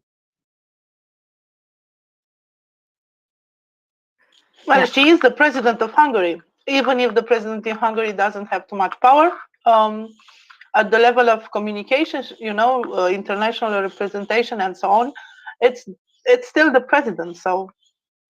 Oh, we were talking about the Swedish lady there, I think. Oh, I'm sorry. I'm really sorry. That's okay. No, I totally understand. But yeah, the fact that people are saying it out loud, come on, let's get our NATO ascension, let's get some Gripens to Ukraine. That to me is positive. Daniel. Yeah, there's another opposition party in Sweden that is a supporting party. It's a quite small party, but it's the supporting party of the government. The Liberals, they also now stated that they are for sending Gripens if Sweden gets into NATO. And I think that this is more than just a coincidence. When they take these decisions, they do make sure that everyone is on line with it, so the big parties at least, so that they have a solid majority, not just a majority, but they actually do have most of the parties going with them on this. And I think they don't want to politicize aid to Ukraine, so it's very important that they do this. So I think that it fulfills basically two sort of reasons for doing this, because I think the government have discussed their intention, the limitations, and why they are doing what they're doing right now to the opposition parties.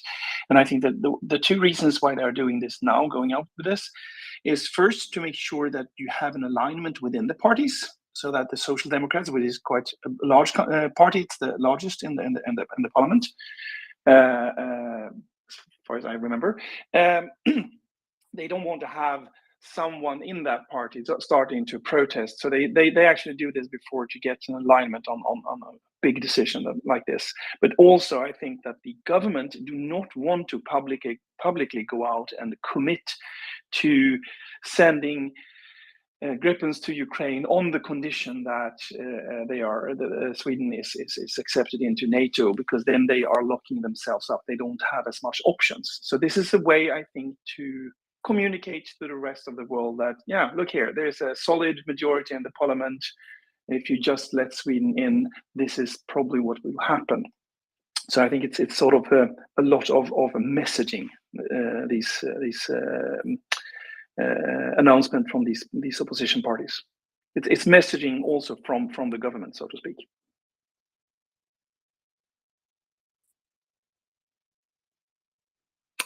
Yes, I think it is.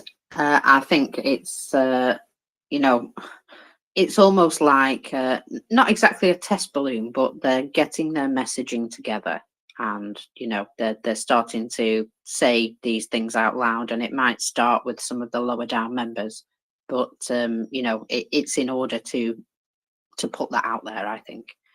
Bruce? Yes, at least it doesn't contradict the yet that not yet that the prime minister said a few days ago. So at the very least, it's not contradictory to what he said.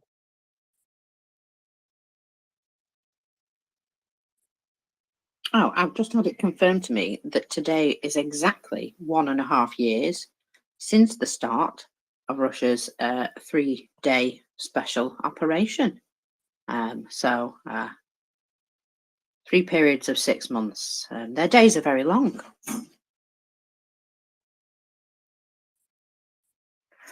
Just had to note that. Now there is current air raid alerts announced in Ukraine due to MiG-31 takeoff.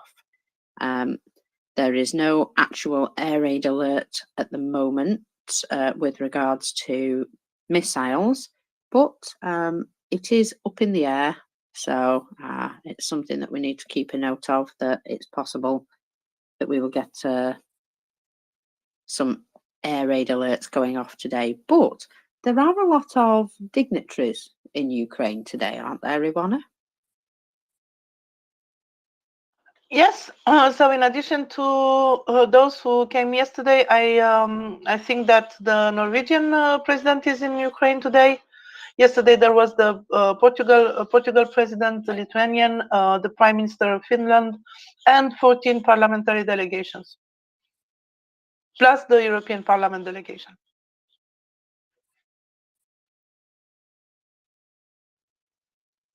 Yes, and they kind of did this previously, didn't they? When there was delegations of people visiting Ukraine for any important reasons, they would set off the air alarms with some flights, but never actually do anything much. And I'm wondering if this is just the case, that they're just, you know, we're over here, look at us. It would be very bad form for them to do something right now, I think, but I couldn't put it past them.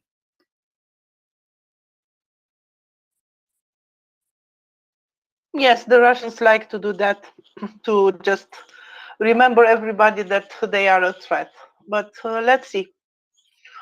Anyway, people should listen to the air raid alerts and go to shelter. It's not something you can play with. So I do hope that all the people in the regions that are under alert right now are mindful of their safety.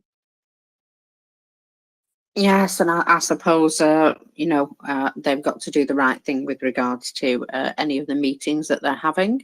They'll be holding them in, I would imagine, specially created bunkers at this point, because it's just a lot easier to have everything set out underground, and then you don't have to worry about keep running up and down with regards to air alarms.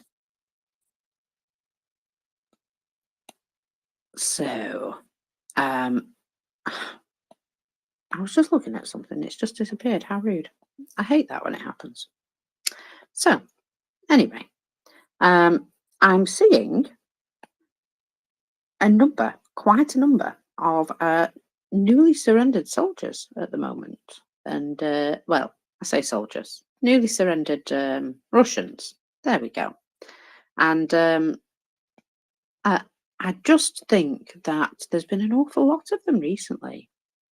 And you know what? It might be because of things like this.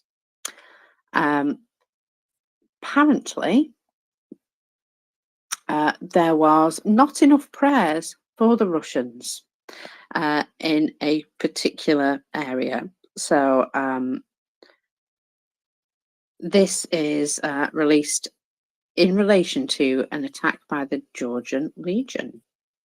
So, friends, our relatives in the 27th Sevastopol Brigade had a problem. Yes, they did.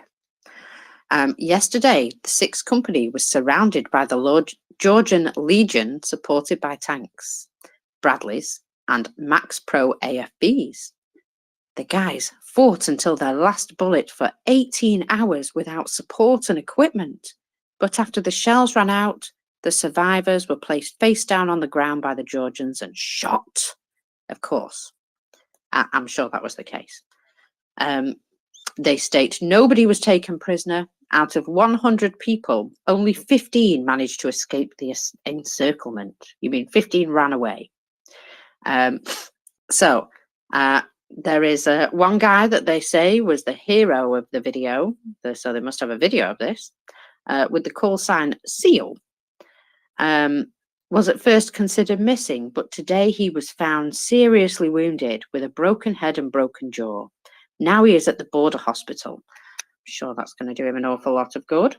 So he says, I beg your prayers for our friend Nikita, a seriously wounded soldier. Also, the guys who survived asked for prayers for the soldier of the 2nd Battalion, which is now suffering heavy losses and is the only one on the very front line. I love how they tell us these things. Just brilliant. Anyway, Andrei Kulia cried yesterday and also asked for prayers for the fallen soldiers, all of whom were his friends and comrades. This evening, I receive a new message. They are preparing for the 2nd wave of hailstorms. They are rolling in and equipment will soon start again. Please, everybody, pray for our boys. So I think they've stopped making videos and appealing to the Tsar. Now they're appealing to the heavens themselves. To me, that seems a slight sign of desperation, that prayers are all they can ask for. You know how effective those thoughts and prayers are. I think we've seen that in the past.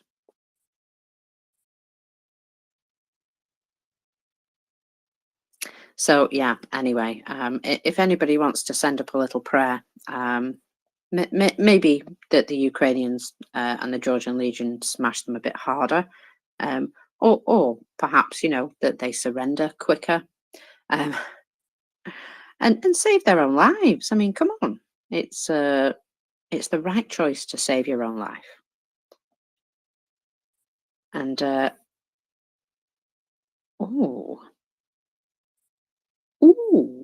sorry, I'm just seeing something else that's happening. That Ukrainians are using some of their munitions very interestingly. Now, I'm not quite sure why, but they have been, oh crikey, taking apart some munitions, extracting ICM submunitions and repurposing them as drone drop grenades. I can only think that they don't have something else to use as drone drop grenades. It seems a bit counterproductive, and I'll be honest, they are a tiny bit cavalier about how they're doing it. So maybe chaps, just be safe, be safe. However, if they work well, who am I to argue? That's again the ingenuity and innovation that Ukrainians bring. They adapted even those munitions to be dropped by the drones. Yes, probably they do not have, or maybe they do not have the artillery tubes to use them. But again, they can make use of them using the drones. Well, I'm just going to hope that this is out of necessity rather than just out of just going, hey, we could do this. Now we've had a new announcement this morning from President Volodymyr Zelensky that Portugal is now prepared to also provide training to Ukrainian pilots and engineers on F-16 aircraft. it would seem this coalition is coming together nicely. And Nuno Felix will be really happy about that, I would imagine. There's an awful lot of things happening with regards to these F-16s now, and you know what? I think that there's going to be the same sort of, you know, expansive coalition with these as there was with the tanks. And I know they're still awaiting some tanks. However, you know, that it's going to be the same with the F-16s. They're not going to be able to have them all appear at once, unfortunately. But they are indeed all coming together to get this moving faster. And something tells me that some of these places may have also had a bit of training started off slightly early. I get that impression. Now, Norway has also announced that they're providing Ukraine with additional missiles for the Iris-T air defence system. Prime Minister Johanna Harster said during a visit to Kyiv. It is noted that the missiles can be launched from installations that Sweden has agreed to provide themselves. However, the Norwegian government does not specify any numbers, and they also advised that they would provide demining equipment, which is really essential. In addition, the country is allocating Norwegian kroner of 1.5 billion. Sorry, I'm just getting a parcel delivered at the same time. Hello. Yeah, thank you. Oh, okay. Right, okay. Excellent. Thank you. There we go. Now everybody knows what my first name is. Never mind. Doesn't really matter. I've admitted it. We didn't hear anything, Marcus. It's okay. All right. Okay. Well, in that case, I'm safe from the spies. Where was I? What was I talking about? Because I've been completely discombobulated by 3 parcels. The new package from Norway. Ah, yes, yeah. So obviously, it would seem that, you know, all the Nordic all the Nordic countries have been stepping up just recently, making some very nice decisions, and well, we can only hope that this continues for the future. I get the feeling that decisions have been made that are now maybe allowing them to move forward with a lot of the things that they wanted to do previously. You know, like, for example, agreements on arms for the future, this big coalition of ammunition, the ASAP, which I think is brilliant. All of this coming together. It's taken a long time to get set up, I must admit, but now I see the results of all this talking in back rooms, which I can say brings me a lot of comfort. As you said earlier, Marcus, it's 1.5 years of war. I don't know. I never expected this war to last so much. Not that I thought that the Russians will win. Of course, they bragged about taking Kyiv in 3 days, but look where they are now. But because I was hoping that Ukraine will win faster, and I think they need everything that can be offered to them, any weapons, any system, because you know it's the only way. It has to be a victory because Russia will not leave. So yeah, give more to Ukraine, because it's the only way for them to free their territory and regain their sovereignty and independence and help the people in these territories. We have seen those liberated in Robotine or Robotne. And we have seen those liberated in Kherson and in Kharkiv and in all those cities and villages, and we have seen their happiness for seeing, you know, the Ukrainian soldiers, and imagine what is happening in that occupied territory. So yeah, It's not too soon. I won't say it's too late. It's not too late. It's still okay. It's late, but it's not too late. So it's not too soon.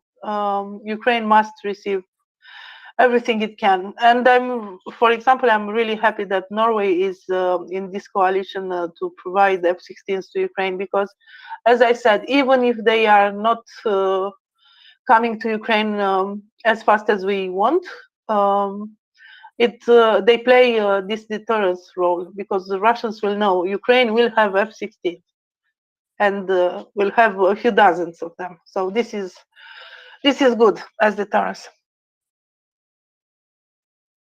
Yes, absolutely. I mean, it's almost as though the cavalry's started to wind up and come into action. Now, I'm just looking here to say that a nice image has appeared today in Berdyansk, in occupied Berdyansk. There is a Ukrainian flag flying from the top of the building, and well, I wonder how many other occupied areas are going to end up celebrating Independence Day in this way. It just goes to show, doesn't it, that no matter where you are, those cheeky partisans are about.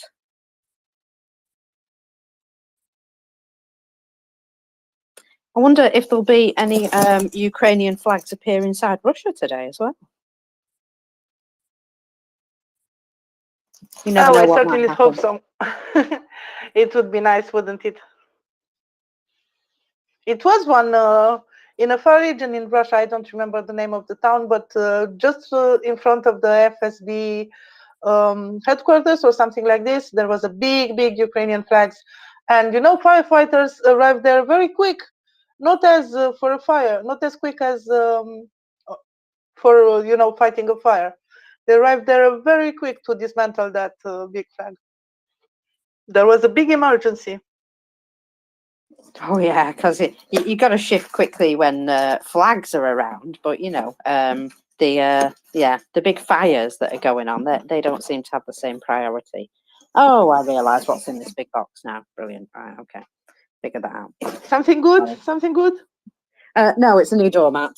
I had a Oh. doormat incident the other day and had to throw it away. I won't go into too much detail. Let's just say it was cat induced. I usually receive things for the cat because I order them online, and the cat already knows. And each time we receive something, the cat is there, just doing surveillance and looking what we get for it. They just want the box. They just want the box. That's all it is. Maybe, maybe not. We don't know. I have some economic news. Does this interest you, Mokers? Always, yes, please. Yeah, so the Russians are noting that, for example, the gas prices in Europe fell by 18%. The cost of September futures for gas in Europe on the TTF index at the opening of the trading on London ICE exchange fell to $336 per 1,000 cubic meters. And this drop in price is after the news about the prevention of a strike by gas platform workers in Australia. So it's not related to the situation in Ukraine and Russia. It's related to this crisis that could have been happening in Australia. It was averted. So there is no crisis. But previously to that, the price increased a little bit, and now it dropped again to $336 per 1,000 cubic meters. So this is good. In the same time, Gazprom neft profit dropped this year by 40% year to year. So I won't give you all the numbers, but it's good to know that their profit is down 40%. This is significant, a significant drop. And also the oil, the crude futures are trading below $79 per barrel. there is a slight decrease in the price of oil. Of course, we talked with Befeater yesterday a little bit about sanctions and how is the price of oil now and how Russia is managing to sell oil above the price, the sanction cap. But there is a decrease now in the price, and maybe we will have someone to talk about it. If not, this evening, Befeater will be back with this talk about sanctions, and maybe he will talk about this also. So these are some just brief news about what's happening with the gas and oil. And I see Genesis with a hand up.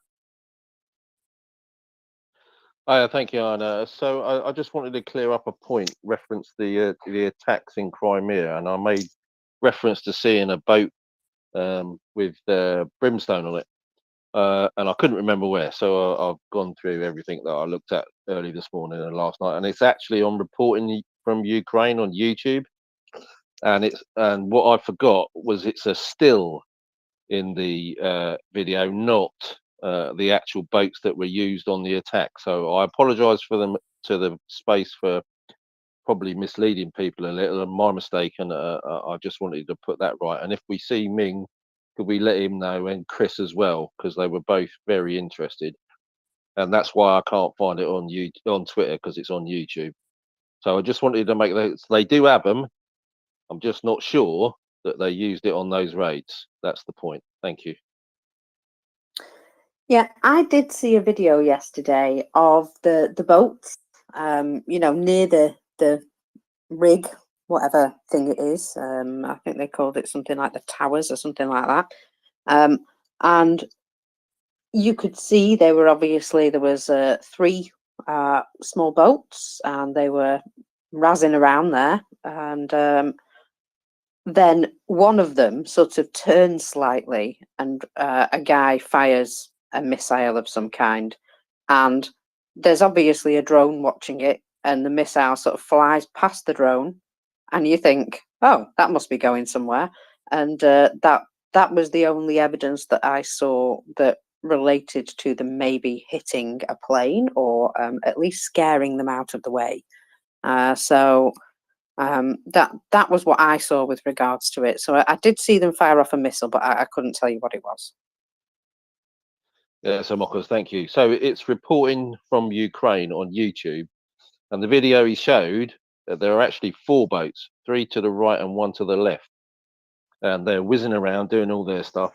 And then suddenly, you're right, it cuts to one fella standing up, and he lets loose on a man pad of some description. I don't know what it is, but and then the claim is that that it actually forced the plane to land at the nearest airport. So it actually got near it and clipped it, I think. So that's the mistake.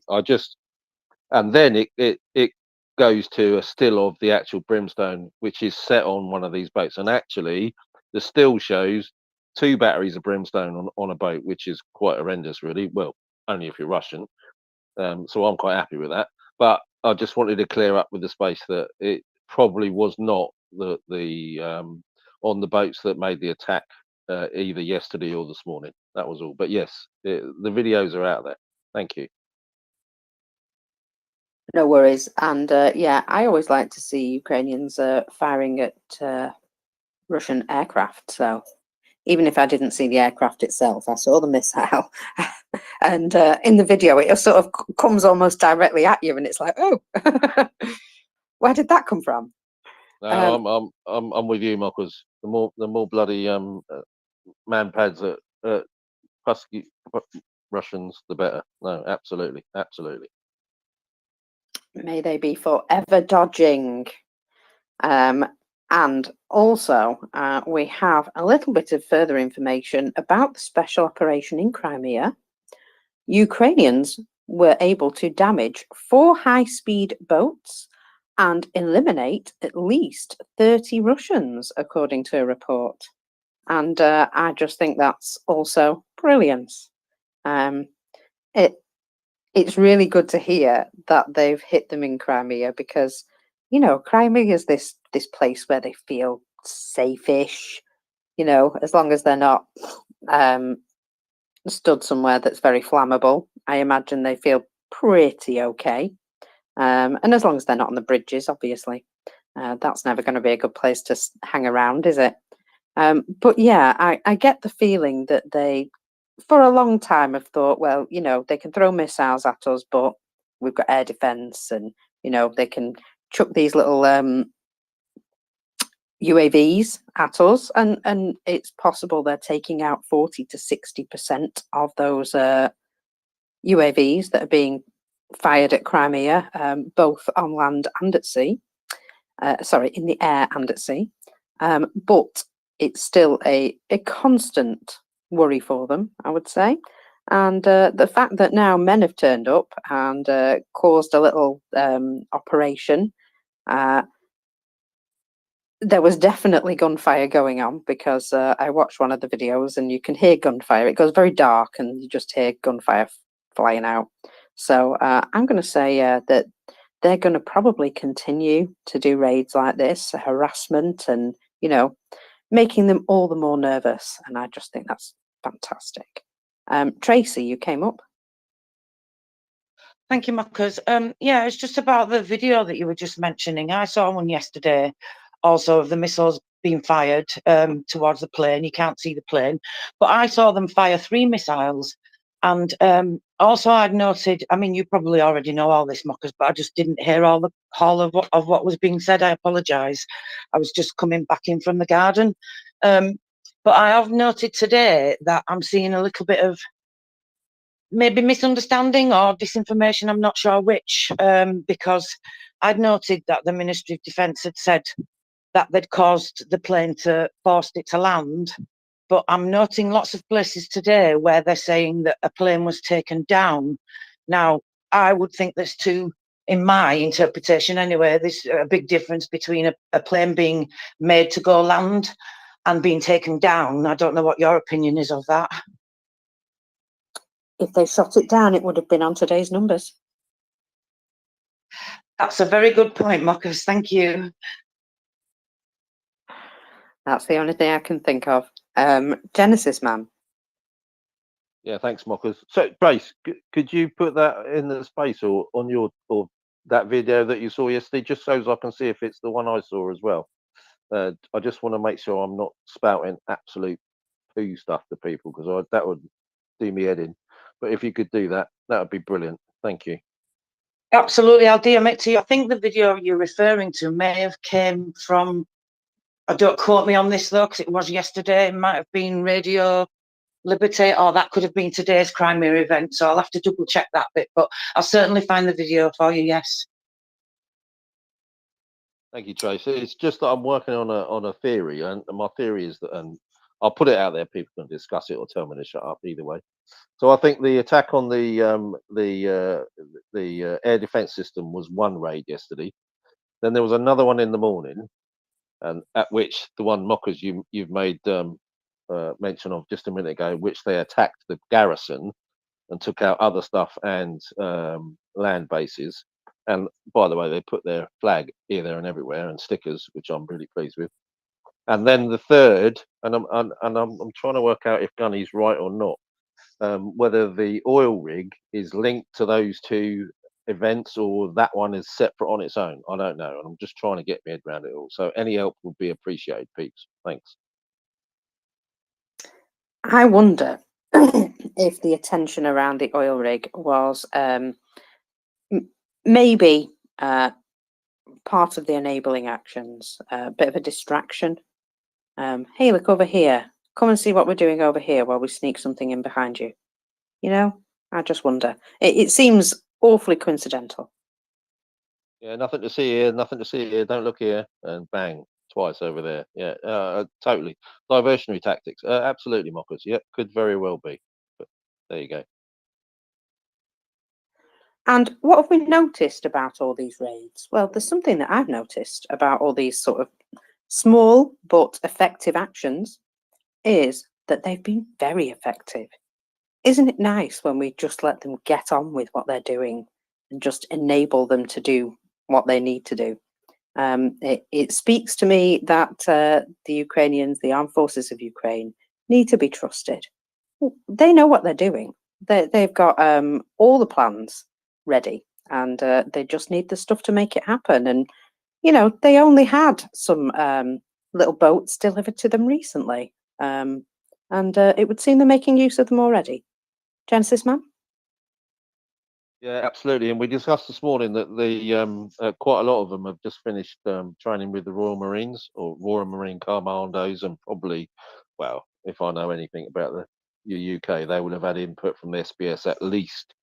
And now they've come back with all their new kit, which they've recently received from the USA.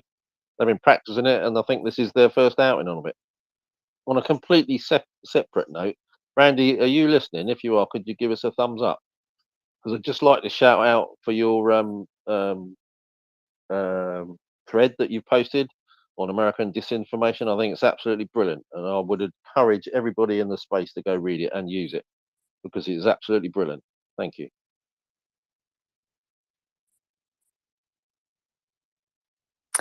It's good to come together on these things, isn't it? And it's good to be able to get different perspectives. I fully appreciate Randy's efforts.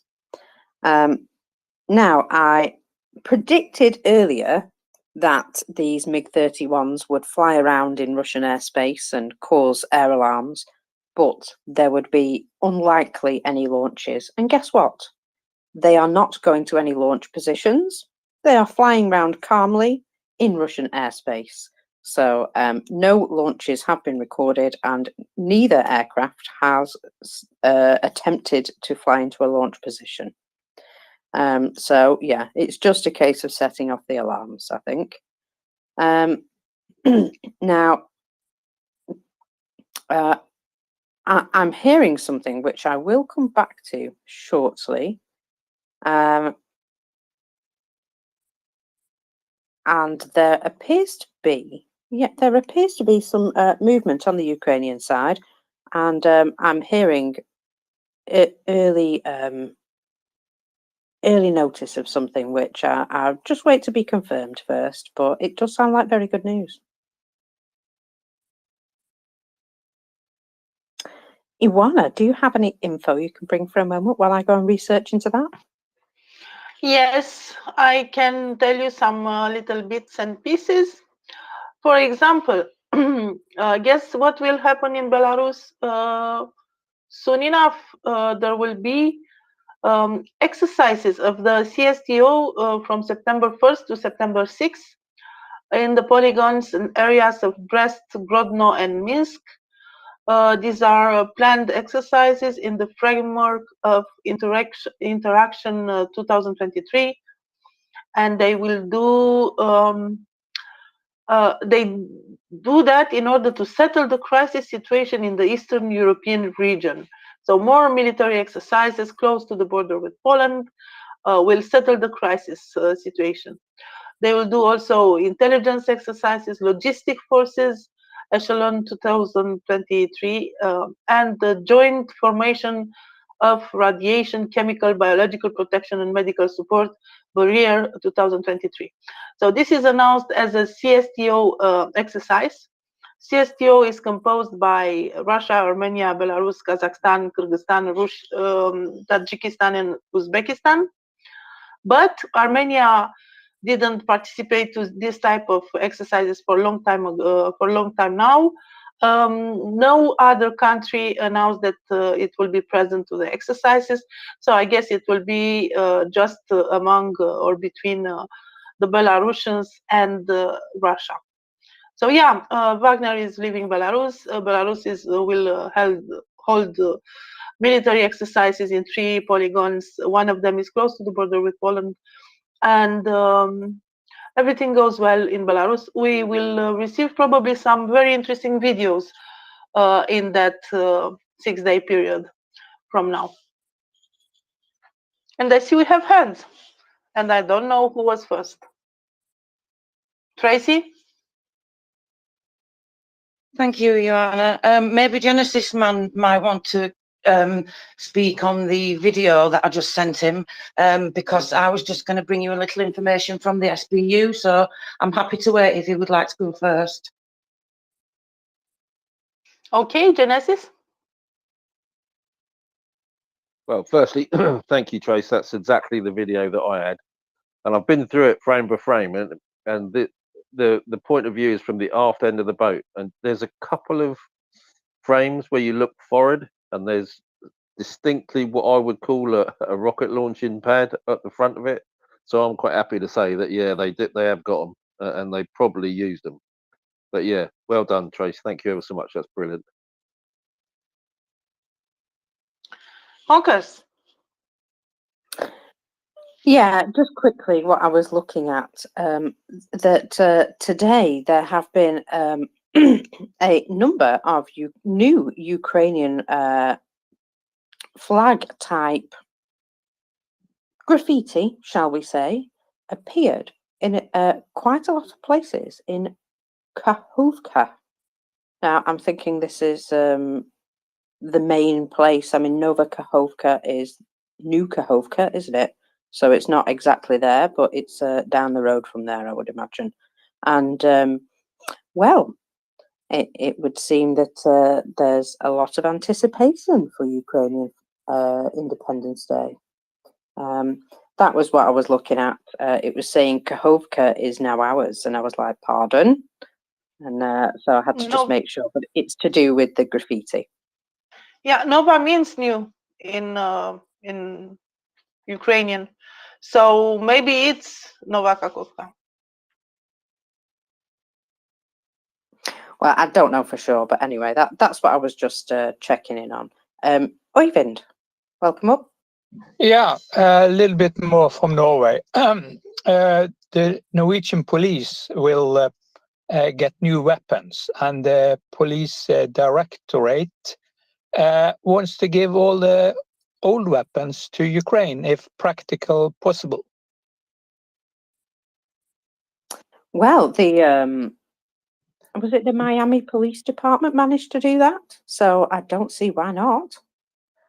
Yeah, I guess Miami Police Department have more guns than the entire Norwegian Police Department, but everything, also small drops will help. Exactly. Every little helps. And I'm imagining they're not walking around with like the worst equipment in the world right now. So I think Ukrainians may indeed be able to make use of that stuff. Excellent. Thank you. I step down.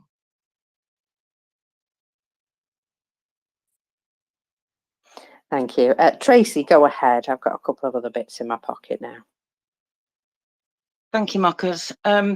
Okay, I just wanted to comment on, I don't know if you saw it recently, and I can't remember which one it was off the top of my head. I think it was one of the local regional administrations had called for the Yellow Ribbon movement and to be very active today. So whether or not that's got something to do with the graffiti, I don't know. And then I just wanted to bring a little information from the SBU regarding another case of a Russian collaborator, agent, spy, whatever term you would like to use. The SBU have detained him, who was trying to direct an attack on a thermal power station in Kyiv during the heating season. It was a multi-stage operation, and it was the main Directorate General Staff of the Russian Armed Forces, better known as GUR. I can never pronounce that correctly.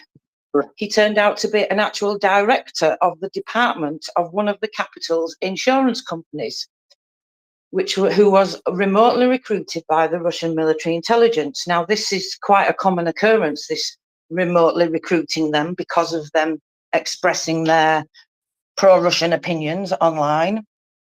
So under the guise of running an official insurance business, he initiated personal meetings with the heads of the Kyiv energy generating enterprises, and under the pretext of including them in insurance contracts. But in fact, he actually used this as an excuse to learn as much as he possibly could about the facts and consequences of Russian arrivals on Ukrainian critical infrastructure facilities. First of all, he was interested in information about the extent of the damage and the technical condition. All received intelligence was transmitted to Moscow curators in the Russian game using messenger apps. The intelligence information was needed for the preparation and adjustment of repeated strikes on the capital's energy enterprises, especially for the period of the heating season. They detained him and searched his place. They found a mobile phone, which he used in his intelligence, and on the basis of the collected evidence, he's been considered under Part 2 of Article 111 of the Criminal Code of Ukraine, which refers to treason committed under martial law. He's now in custody. They detained him. The investigation is ongoing. So again, I'm hoping that more will come of this and maybe more charges. Otherwise, I assume there would be nothing to keep investigating unless they're looking for just other members. And the special operation was conducted under the procedural guidance of the General Prosecutor's Office. Thank you. Well, what an absolutely terrible person. You know what time for light I was there. Yeah, that's a good find, because somebody that's actively working against you like that, the heating season is coming up again, and well, so somebody like that needs to be taken directly out of the picture. Sorry, I'm just unwrapping something. There we go. I note that I have a new co-host. Welcome up, Tim. Hello, everybody. Tracy, nice to see you up. I guess the question on everybody's lips is, when they investigated this guy, did they find any Sims? That's very funny, Tim. You know what? I bet you they didn't. I bet you he wasn't playing Sims 3 at the time. But yeah, it is nice to think that they are so stupid. Now, I'm just hearing of another new explosion coming from occupied Donetsk, which is no surprise today, is it? We've seen one there already. And well, I'm going to be keeping my eyes on that, but it does look quite boomy indeed. At least 2 locations there is smoke rising from, and I would call that bavovna.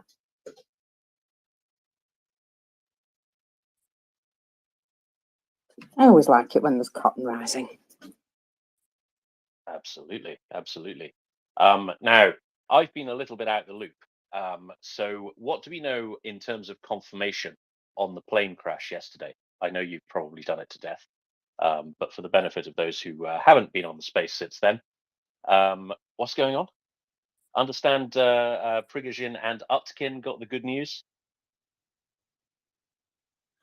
Well, yes, according to Russian sources, they have now both been identified by commanders of the Wagner, whatever they are, and Prigozhin was identified by his lack of a finger, and Utkin was identified by his pleasant tattoos, and the other people that were on the aircraft were also quite interesting.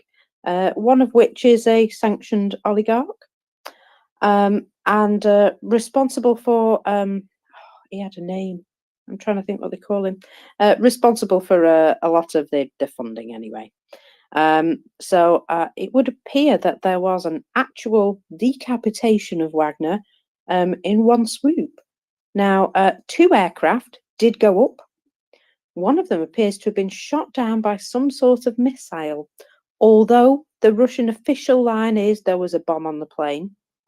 And what they've described as to how, you know, the plane maneuvered after blowing up, well, isn't physically possible. So obviously that's a lie. I'm waiting for the next narrative that it was Budanov who did it himself. And I'm sure he'd be quite happy to claim that one.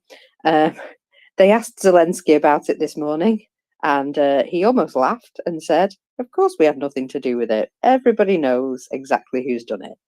And I know we said to the West we wanted help with, you know, aircraft, but that wasn't quite what we meant.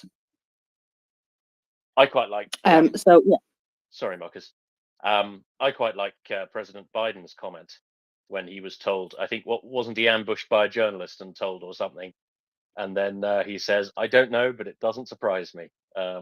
which I thought was quite funny. Yeah, he's pretty good with his off the cuff remarks at the moment. Yeah, I'm enjoying some sass. But yeah, 2 aircraft went up. Now, apparently this happens quite a lot with Prigozhin when he travels, that 2 aircraft will leave and arrive at a similar time, and, you know, it's a guessing game as to which one he's on. Now, apparently he was seen boarding this particular aircraft, so that suggests that maybe they were indeed all on the one aircraft. It seems very suspect that they were. But the second aircraft, it was going back to Vnukovo Airport, I think, and where it had taken off from, and it didn't end up landing there. It sort of circled for a bit and then went to a nearby military airfield, where everybody who got off the aircraft who wasn't the crew was promptly picked up by the FSB. So even if they hadn't got him on one plane, they weren't taking any chances by the looks of things. You see, the Russians are playing a dangerous rhetorical game here with blaming this on the Ukrainians, because even if it was sneaking a bomb onto a plane, how good are they saying the Ukrainian intelligence services are?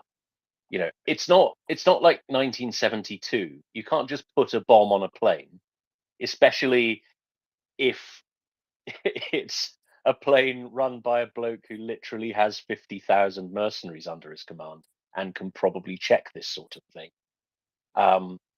It's a very, very strange thing. I mean, okay, so it's the you know, the blunderbuss of bullshit approach, right? Is if you pump out loads of contradictory stories, everybody gets confused, and then you get, you know, rhetorical wiggle room out of it, or whatever Russia think they achieve by this nonsense. But it is a very odd line to take. You know, every time they blame something like this on the Ukrainians, you know, how effective do they want Ukraine to look? This is supposed to be, you know, this is supposed to be a country full of, you know, full of subhuman Nazis or something. Like how much do they want to pimp their image? It's just bizarre.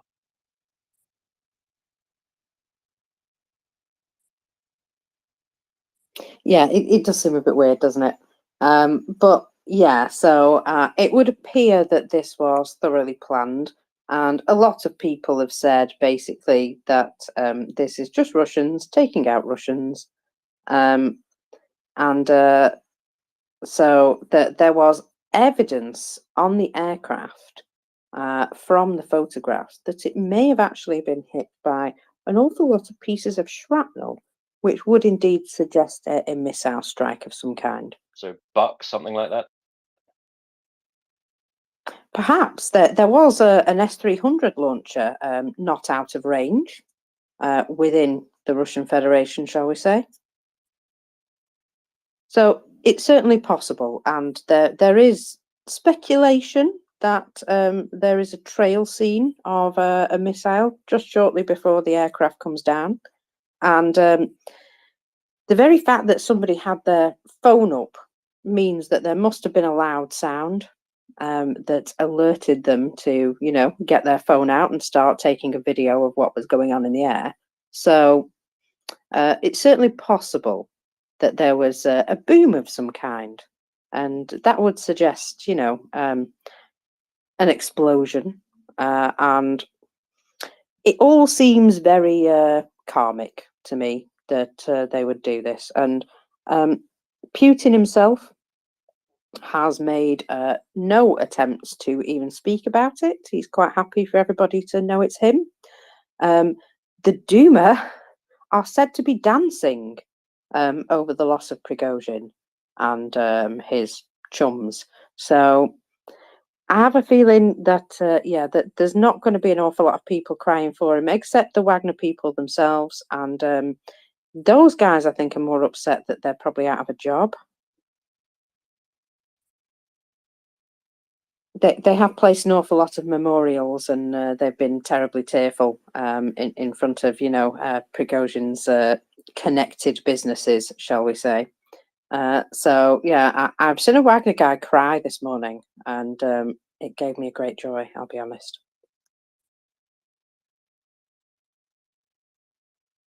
I'm surprised he's able to command that much loyalty. I mean, I'm not a Russian speaker, and I'm not aware of him doing anything in English. But he doesn't seem very They call him magnetic. Dad, Tim. They call him Dad. That's just weird.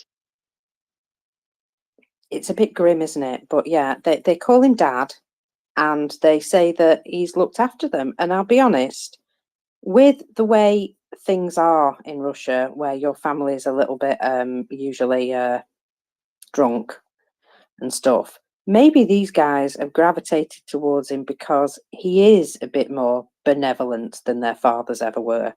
And you know, he may be harsh, but he's fair, and he pays them well, and he makes sure their conditions are not dreadful, which I think goes a long way to why they liked him.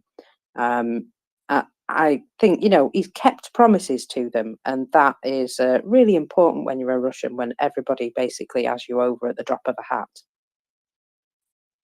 hat. Bull Terrier?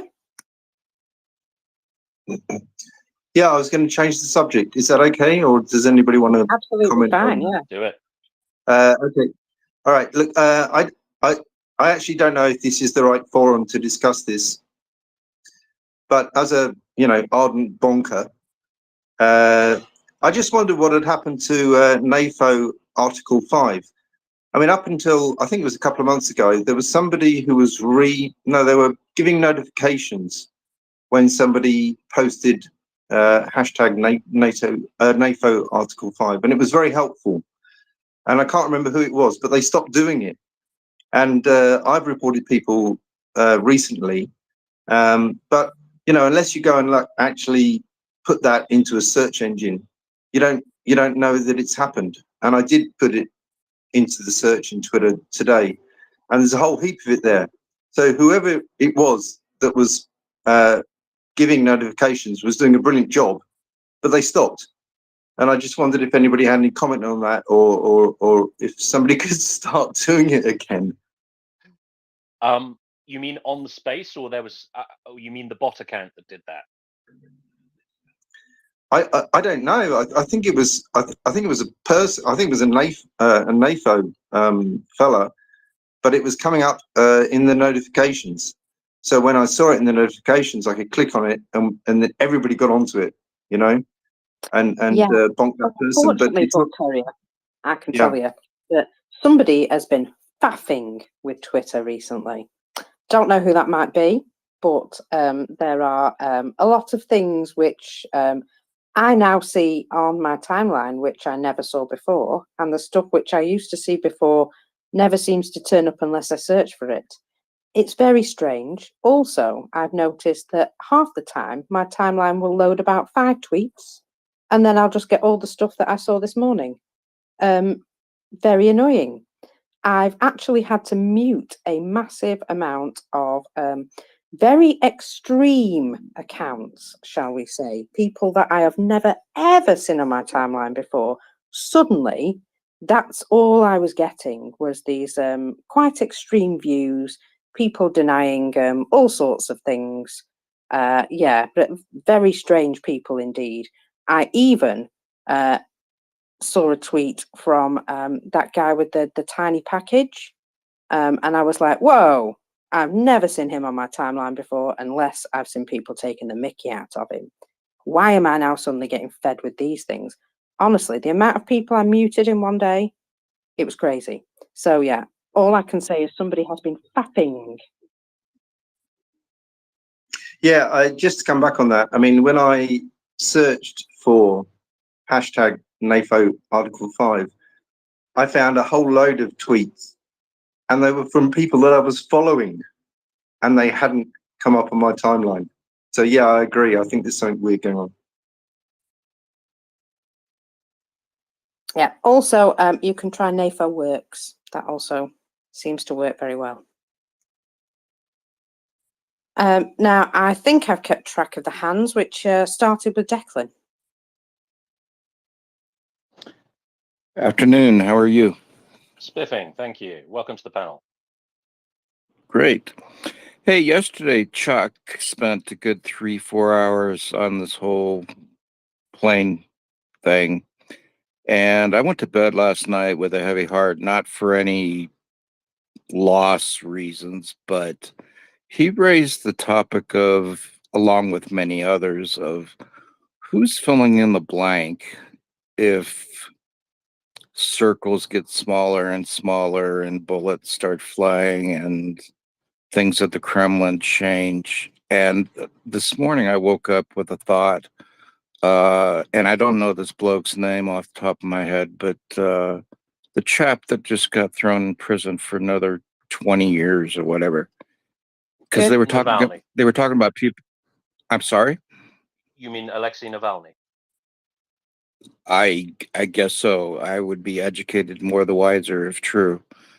Because Chuck was mentioning that, or actually people that were chiming in were saying that there's really no obvious candidate outside of the plane that just went down, that someone to step in that's responsible and won't play with any red buttons that fire ugly nuclear things. So I was just curious this morning as I thought more about it, is he in the running, or is he dead meat, or what have you? If Nobody's things in the running, Declan. I can tell you that now. Nobody else is in the running.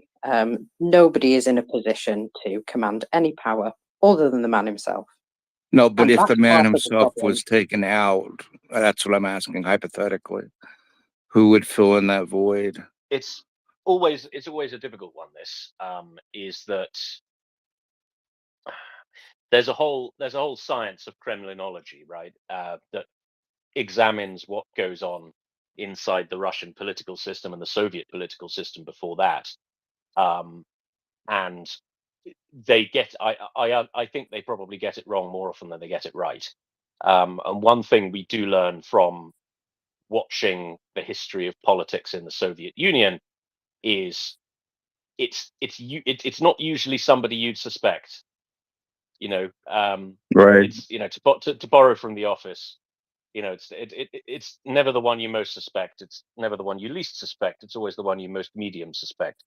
And when it comes to what we see publicly about Russian politics, a lot of it is theatrical.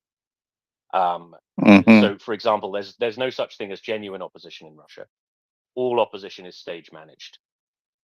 If there is somebody who is actually a threat to the regime, then he falls out of a window very, very quickly. Remind me of who that chap, who the chap was. He had a double-barreled name, Mockers. Oh God. Who? I don't know. Kara-Murza, who I believe was he got the poisoned tea, didn't he? Lovely. I think he did. Oh no, oh no, sorry, he's still alive. So I'm thinking of somebody else. But you take my point. If they are a genuine political threat to the regime, then they tend to meet a sticky end very quickly. They don't pursue them through the courts. They don't give them, preposterously long prison sentences. They don't make it to trial. They just die. Another thing, bearing in mind what I said about the Kremlinology, is it's more often than not it's an outsider. So my working theory is that if Putin is replaced before he dies, then it'll probably be somebody we've never heard of. It'll be some brigadier of Russian railway troops based in Siberia who hasn't been paid since 1994, who is sufficiently outside the political system not to be on the radar of the security services, and will just come in. That's my suspicion, right? And another thing is, I would say it's very, very unlikely that anybody on the right side kills Putin, because it's the old Hitler dilemma, right? It wouldn't have been desperately difficult to kill Hitler. The UK formulated a number of plans to do it, never executed any of them, simply because Hitler was the biggest asset we had.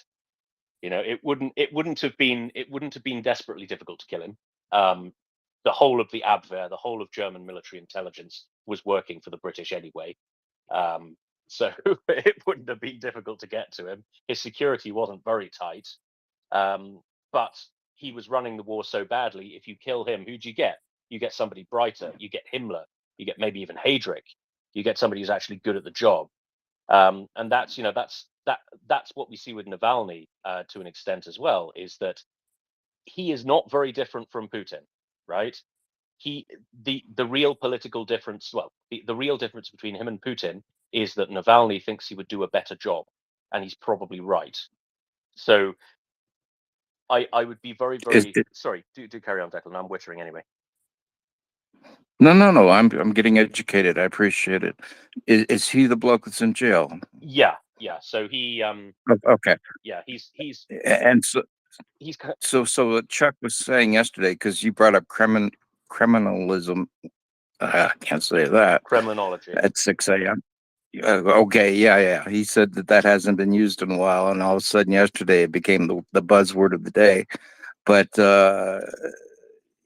it was a concern for him. But he said that all the oligarchs right now are picking their man. They're picking the horse to back, and that's probably going around behind the scenes and quiet, and very, very quiet. And because yesterday it seemed that the world was closing in very quickly, and now we've had 18 hours to sleep on it. Maybe it's not, but and then what? We had helicopters surrendering yesterday and all kinds of fun stuff. And Crimea Defense Forces taken down. I mean, I think yesterday was a 5-star day, yeah. So as far as Ukraine's concerned, but no, that got me to pondering about who's going to fill in that void. And I understand your Hitler analogy is actually spot on for a good cross reference. Something for me to chew on some more. So, okay, that's all I wanted to ask, and feel if there's anything more you want to whittle away at, go ahead. I'm all ears. So. Thanks very much, Declan. Thanks for your question.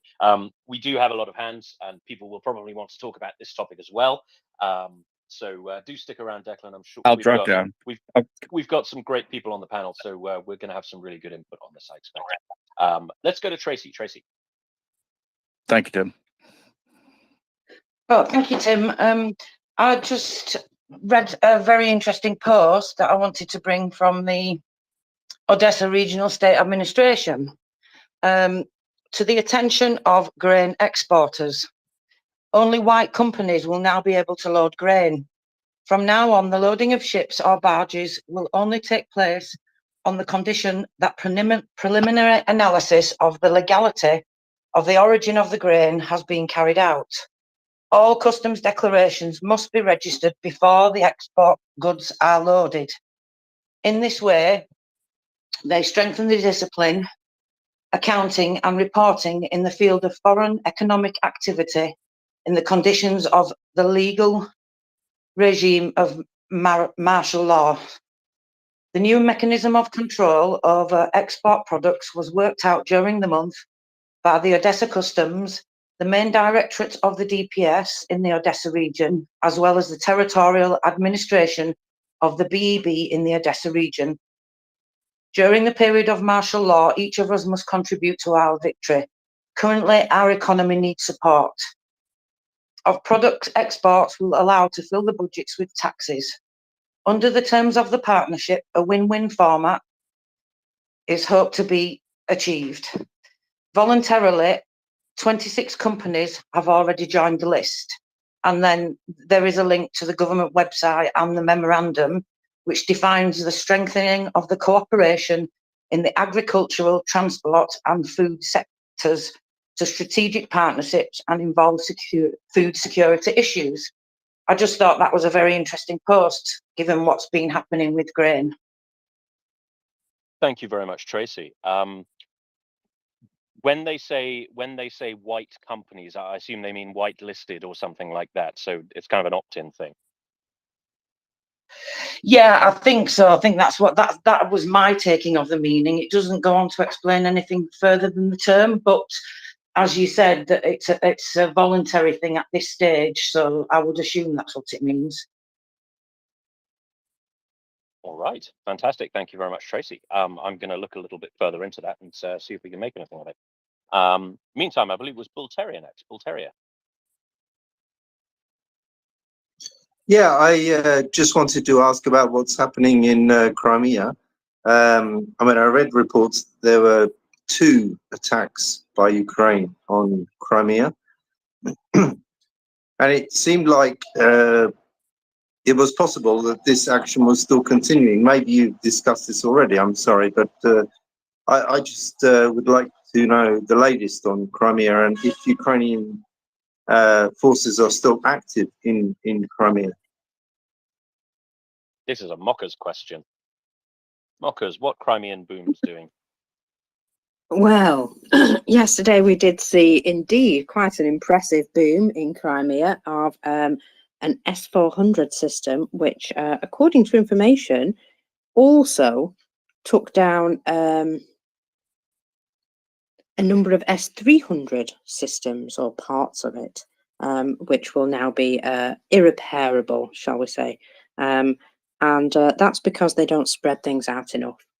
And then in the early hours of the morning, there appears to have been a raid by Ukrainian forces, who then damaged, I believe, 4 fast boats of the Russians, and may have given them a very early wake-up call, a bit emotional, because they state that they managed to eliminate 30 Russians in the process. And then there was video of them, obviously, arriving and leaving the area of Crimea at the same time. So I think that we're going to see more of that. Where was the raid? You talked about small boats. Yes. Bear with.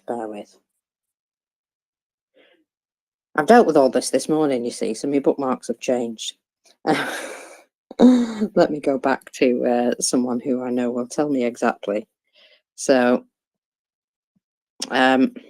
this morning, these videos emerged of the operation in Crimea. So on the morning of August the 24th, a battle took place in the temporarily annexed Crimea with the partition of watercraft and aviation. The Ukrainian military made a landing as part of a special operation. There are losses amongst the enemy personnel and their other means. So they reported explosions near Cape Tarkankut. So this is the same sort of area where the S-400 complex was destroyed yesterday. Does that help? Bull Terrier, does that help? Yeah, I just from some reports, I got the impression that the operations were still ongoing. Is that the impression that anybody has, or have the Ukrainian forces left Crimea? I believe these are raids that will continue. So I would say they're not staying on the island of Crimea, on the peninsula, but they are visiting on a regular basis. I know they left a load of flags and stickers around the place that they raided early hours this morning. So they're certainly making their presence known. Fantastic. Thank you very much, Mockers and Bull Terrier. I see our old friend Latam has jumped up, who he presumably, I would like to go to him and skip, well, rather... Be honest, yeah. Tim, Loves Democracy has been waiting for ages, and I think it's about a subject that we've just talked about. So Okay, can we do yeah, that first, please? Let's do that. Loves Democracy. There's a good neocon Twitter handle right there. Welcome to the panel. Oh, thank you. Yeah, I was going to respond to Bull Terrier. I went to your profile and your direct messages aren't open. So if you will direct message me, I don't know the person exactly that you were asking about, but I could give you some places to plug in that would function somewhat similarly for you, so that you're not just waiting to just trip over someone being a jerk. Although that's pretty easy on Twitter. But anyway, if you'll DM me, I can try and give you some information. Sure, I'll do that. Thank you. Uh-huh. Thank you very much. Okay, let's keep the hand order then. Let's go to Dryfly. Dryfly, welcome to the panel. Hi, Tim. I just got a quick question for you. It may be a long answer, so you may want to push it back until after you talk to LATAM, because I always like to hear him speak as well. One of the callers prior mentioned that the oligarchs were active or whatever, and I'd heard Chuck talk about this. Chuck and I've talked about this quite a bit when he's been on Tuesdays and Thursdays on Bullet Points. What are your thoughts about the actual power structure of the oligarchs? Do they have any power? And I say that because if you'd asked me 4 years ago, I was sort of an amateur Russia watcher, and I would have said, oh, yeah, the oligarchs are the power structure, and Putin has to do what they say. But since that period, and talking to people like Axel, I've come to the conclusion that no, they're actually the tail. The dog is the intelligence services of Russia, with Putin as the CEO of that whole effort, and the oligarchs are really only able to make money and do their thing as a kind of a gift or as at the graces and pleasures of those institutions. What do you think? I'm asking you because you seem to have a pretty good feel for what's going on behind the scenes, more so say than the mainstream media, which I don't have much confidence in anymore after watching this war. I'll listen. Thank you. Thank you very much, Dryfly. I think you've just nailed it, and I'll elaborate a little. I'll give you two anecdotes. So I once read one of those light-hearted listicles. It was about an immigrant to America, and he was from one of the stands of Azerbaijan, Tajikistan, something like that. One of these not particularly salubrious places in Central Asia. And the listicle was, what strikes you as, what surprised you about America when you moved here? And one of the things that he said was the president doesn't automatically become the richest man in the country. So that's anecdote number one. Anecdote number two is I had a conversation on Twitter with one of these tanky types. I think he had the hammer and sickle in his bio. So fairly intellectually limited, I'd say. But his tweet was, why do we call our businessmen billionaires, but Russian businessmen oligarchs?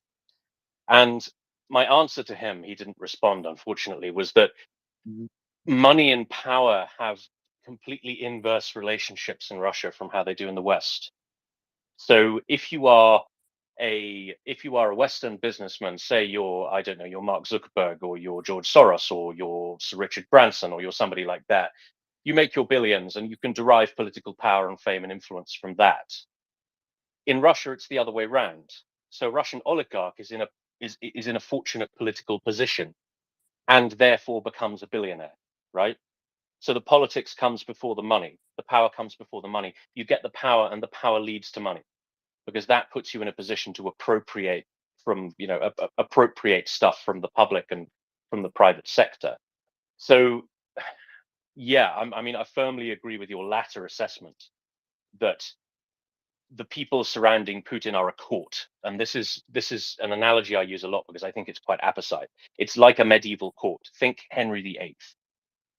There is the fount of power, which is Putin and the security system, the security services system that keeps him in place. And then there are people surrounding him jockeying for power. And once you get the power, you become a billionaire, and then you're referred to as an oligarch. It's kind of it's not universally true, because a lot of these oligarchs, they made their money under Yeltsin rather than Putin. So they came up through, they came up through the kind of the kind of KGB security state. They will have had a career at the tail end of the Soviet Union, found themselves in a position to expropriate a nationalized industry at a knockdown price, and therefore became billionaires, and therefore were able to play their part in the political system. But nevertheless, it doesn't matter when exactly you made your money or how. If you are a billionaire and you're Russian, then you occupy that position to the extent that you are useful to Putin and the security state. And as soon as you stop being useful and you start being hostile, suddenly your power and your money evaporates, and you probably have an appointment with a double glazing salesman. So yeah, I would say Dryfly absolutely right. Putin is not reliant on these people. These people are reliant on Putin. And so, in short, the idea that they're going to overthrow Putin is pretty pointless. If it's going to be somebody, it's like you mentioned, it's going to be some colonel somewhere who has built a strong political base inside either the military or the services, the intelligence services. We're likely not even to know the guy is really a player until he's trotted out onto the balcony in front of everybody. That's pretty much what we should expect. Would you agree with that, or am I crazy? I'll listen. Yeah, absolutely. And I would say if there is, well, Russia is not a military dictatorship. Russia is a security dictatorship. So the highest status bureaucracy in the country is not the military like it is in many dictatorships. Thinking of thinking Latin America, but thinking European fascist states. There's what's it called?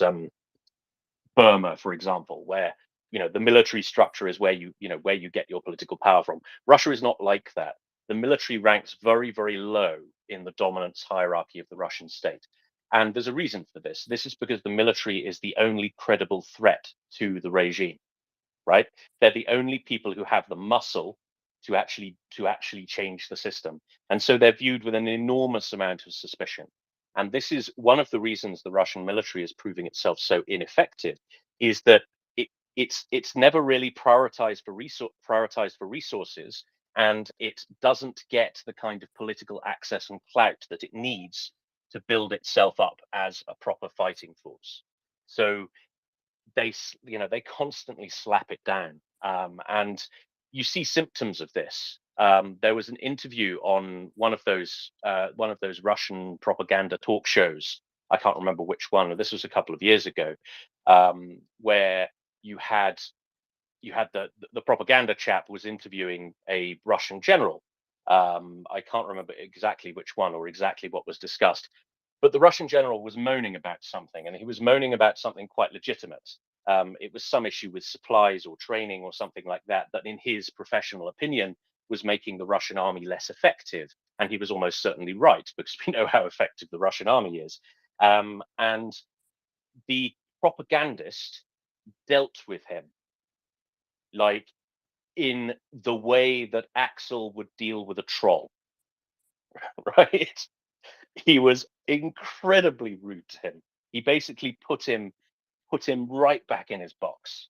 And it was just astonishing to see this on TV, because we in the West, we're quite used to people serving soldiers with a certain amount of respect, and even deference. And this is especially true of the media. If you have I don't know, the chief of the defense staff or something interviewed on the BBC, or your joint chiefs interviewed on CNN, assuming this happens occasionally in the States, I assume it does.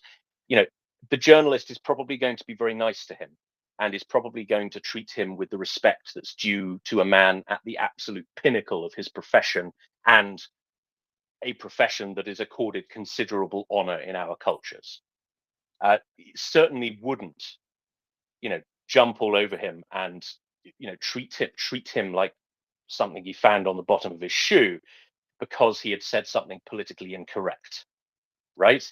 You just wouldn't see that. And so it was absolutely startling to see that on Russian telly. And it is symptomatic of just how low ranking the military is in the Russian way of doing things. There's a reason. They have to keep it down, because if they let it get too big for its boots, then it'll start to become a political player, and the security state doesn't want that.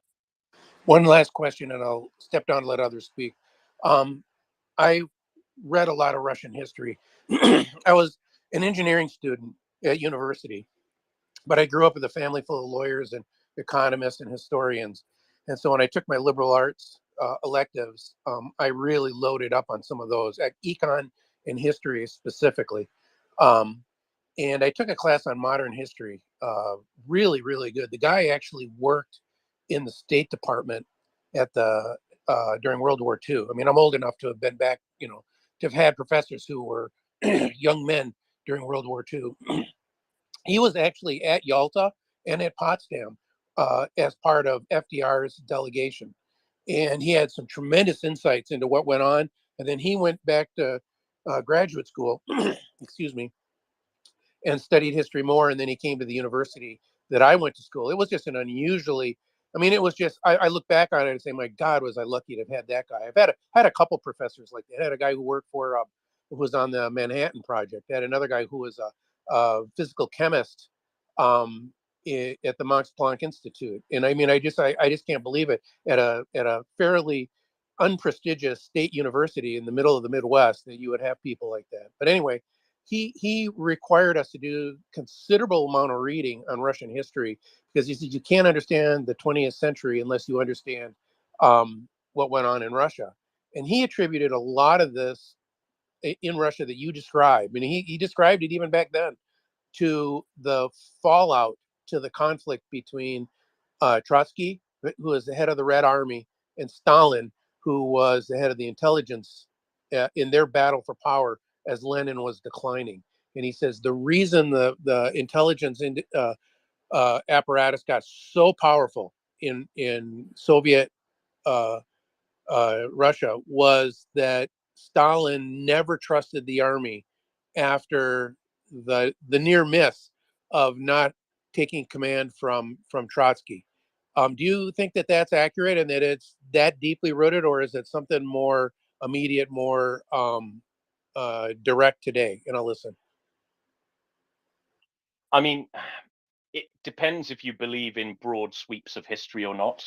I mean, I like to look back at Russian history and see, see events as being symptoms rather than the disease. And yes, I think there's probably something in that. And you can go further back than Stalin. Well, you can go more recently than Stalin, of course. You can go back to Khrushchev's takeover. Everybody thought it would be Beria because he was head of the NKVD and he knew where the bodies were buried. And he also commanded the loyalty of NKVD troops who basically controlled the capital. And of course, they needed the assistance of Marshal Zhukov and the Red Army to actually take over, because the NKVD would follow Beria's orders and they wouldn't follow Zhukov's, they wouldn't follow Khrushchev's.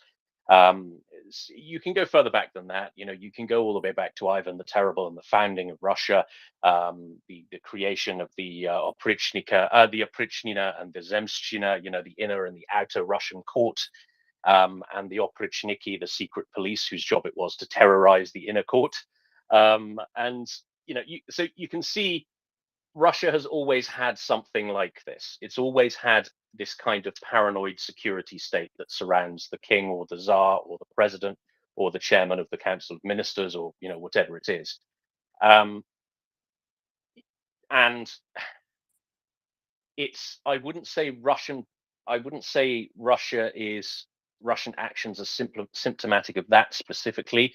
I would say they're symptomatic of something more fundamental, and that is Russia's strategic weakness thanks to geography. It's an extremely large country with an extremely small population, relatively speaking, thus making it indefensible, and therefore they exhibit a paranoia in international relations that other countries don't fully understand, and other countries don't really, other countries don't really, they've never really had a need for this.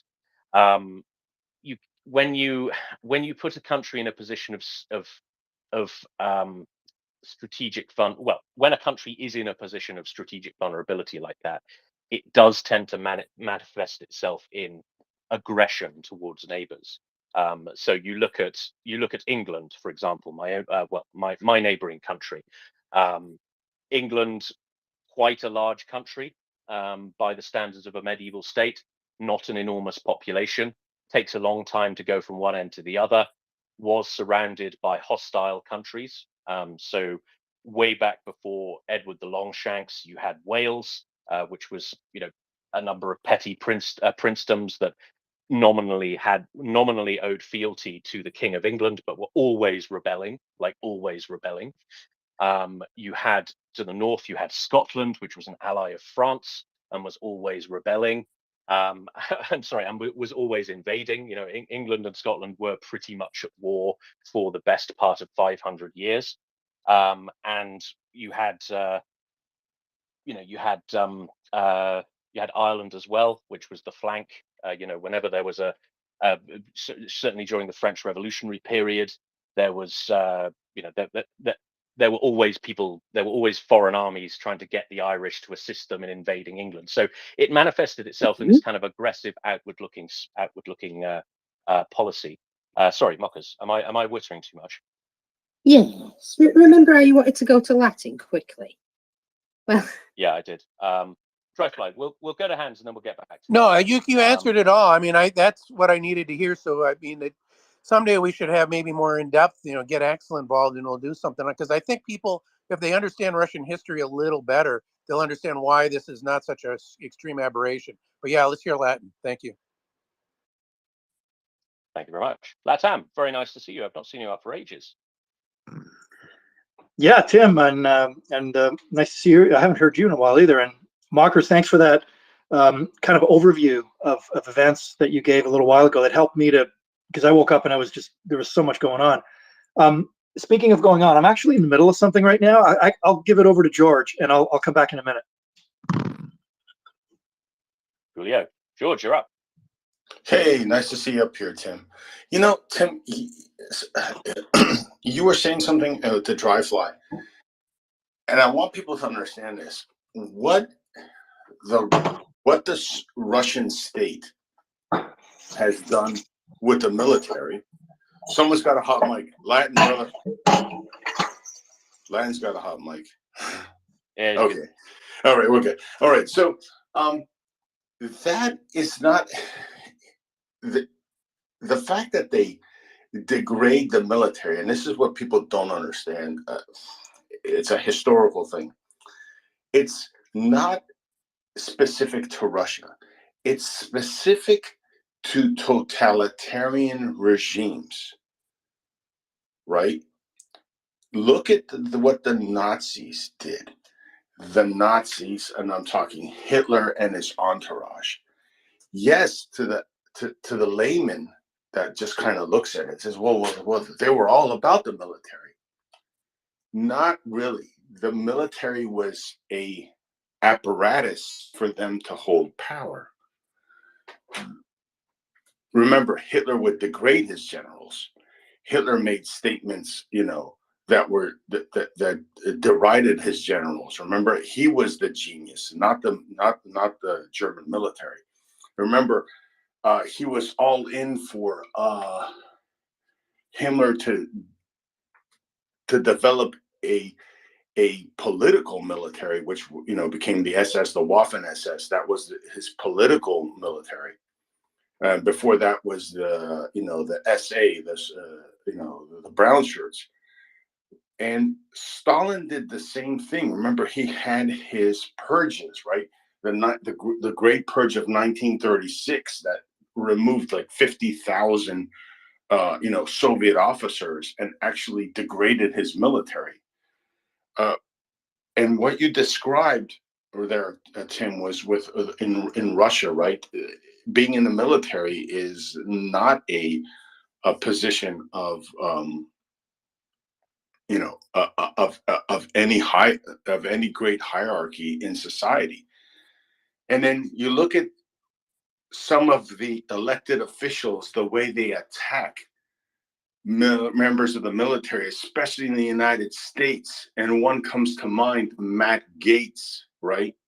Here's another one that's, we're supposed to cut off all aid to Ukraine. Zelensky is laundering money for, Biden, all this bullshit. The way he speaks to members of the military, this cretin, this absolute buffoon, okay, who's only there because he comes from a gerrymandered district and his daddy knew somebody, who has never sacrificed a minute for his own country. That's what gets on my nerves. None of these guys in Russia have ever sacrificed anything for Russia. It's the same people that try to emulate the same type of tactics that we see in Russia in the United States that have never sacrificed diddly squat. And yes, this is a subject that really gets my goat, because I'm a veteran and I've been to cemeteries, and I knew guys that put their lives on the line and lost it for their country. And these absolute despicable people sit there and attack the military. And I discussed it yesterday, you know, Tuberville, that's holding up the appointments of, you know, the heads of the different branches because of something about wokeism. Like I've said yesterday, we don't care in the military about that. All we care about is the person next to us. Are they competent in their job, in the task at hand? And God forbid we get injured, can they pull us out to safety? Are they willing to put their lives on the line for their buddy next to them? That's the most important thing. But you see, what you said, Tim, is that attitude that you see in Russia begets you the military that you see in Ukraine. The Russian military, incompetent, inept, bungling Keystone cops. And unless we nip this nonsense in the butt in our respective countries, that's what's going to happen to our military if we allow these cretins to have their way. And that's all I wanted to put out there. Sorry.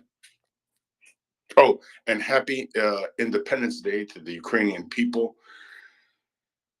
In the last year and a half, they have shown us that they are one of the premier, and I call it FAFO countries, F around and find out. And Russia right now is finding out, along with their great neighbors and, you know, in Europe that have stepped to the plate.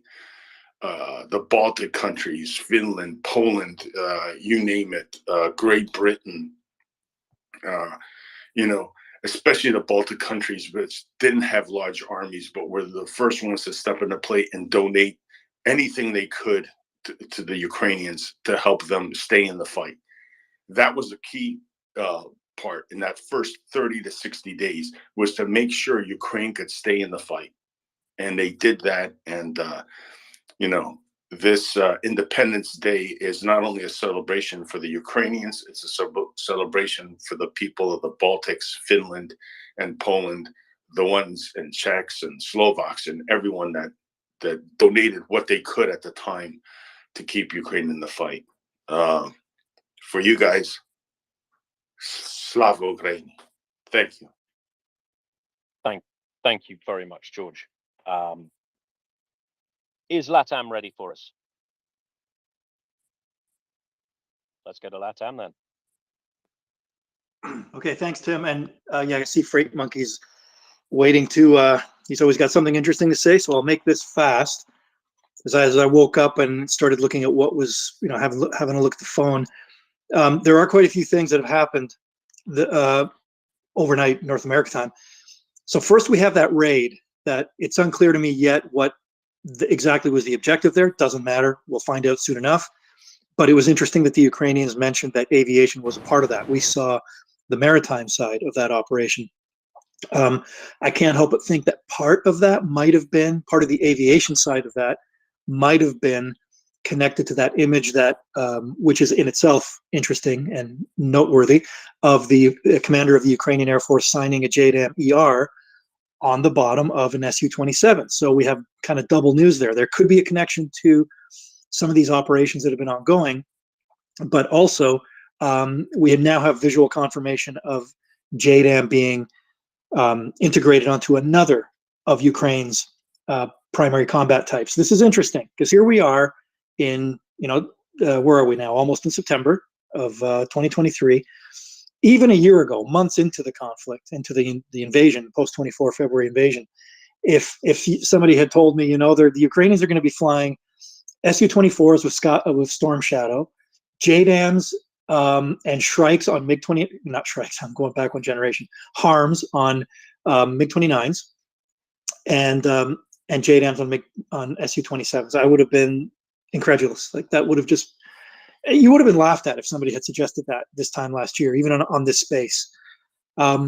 So it says a lot about where I think until the Western aircraft arrive, we're going to be seeing more innovation. We're going to be seeing more of this sort of thing.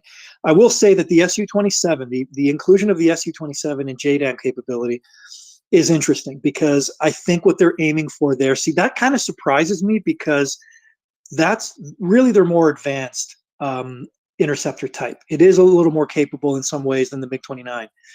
And there's no foreign supply for those. So, although they do have stored airframes like they do just about everything else. But I thought it was interesting to see that airframe, that aircraft, used for JDAM delivery for that reason, because the air defense role, particularly work against drones and cruise missiles, remains a priority, and that's where those aircraft are busy. That said, the Ukrainians had been signaling and sending a lot of images over the last couple of months of MiG-29s in full air defense loadout.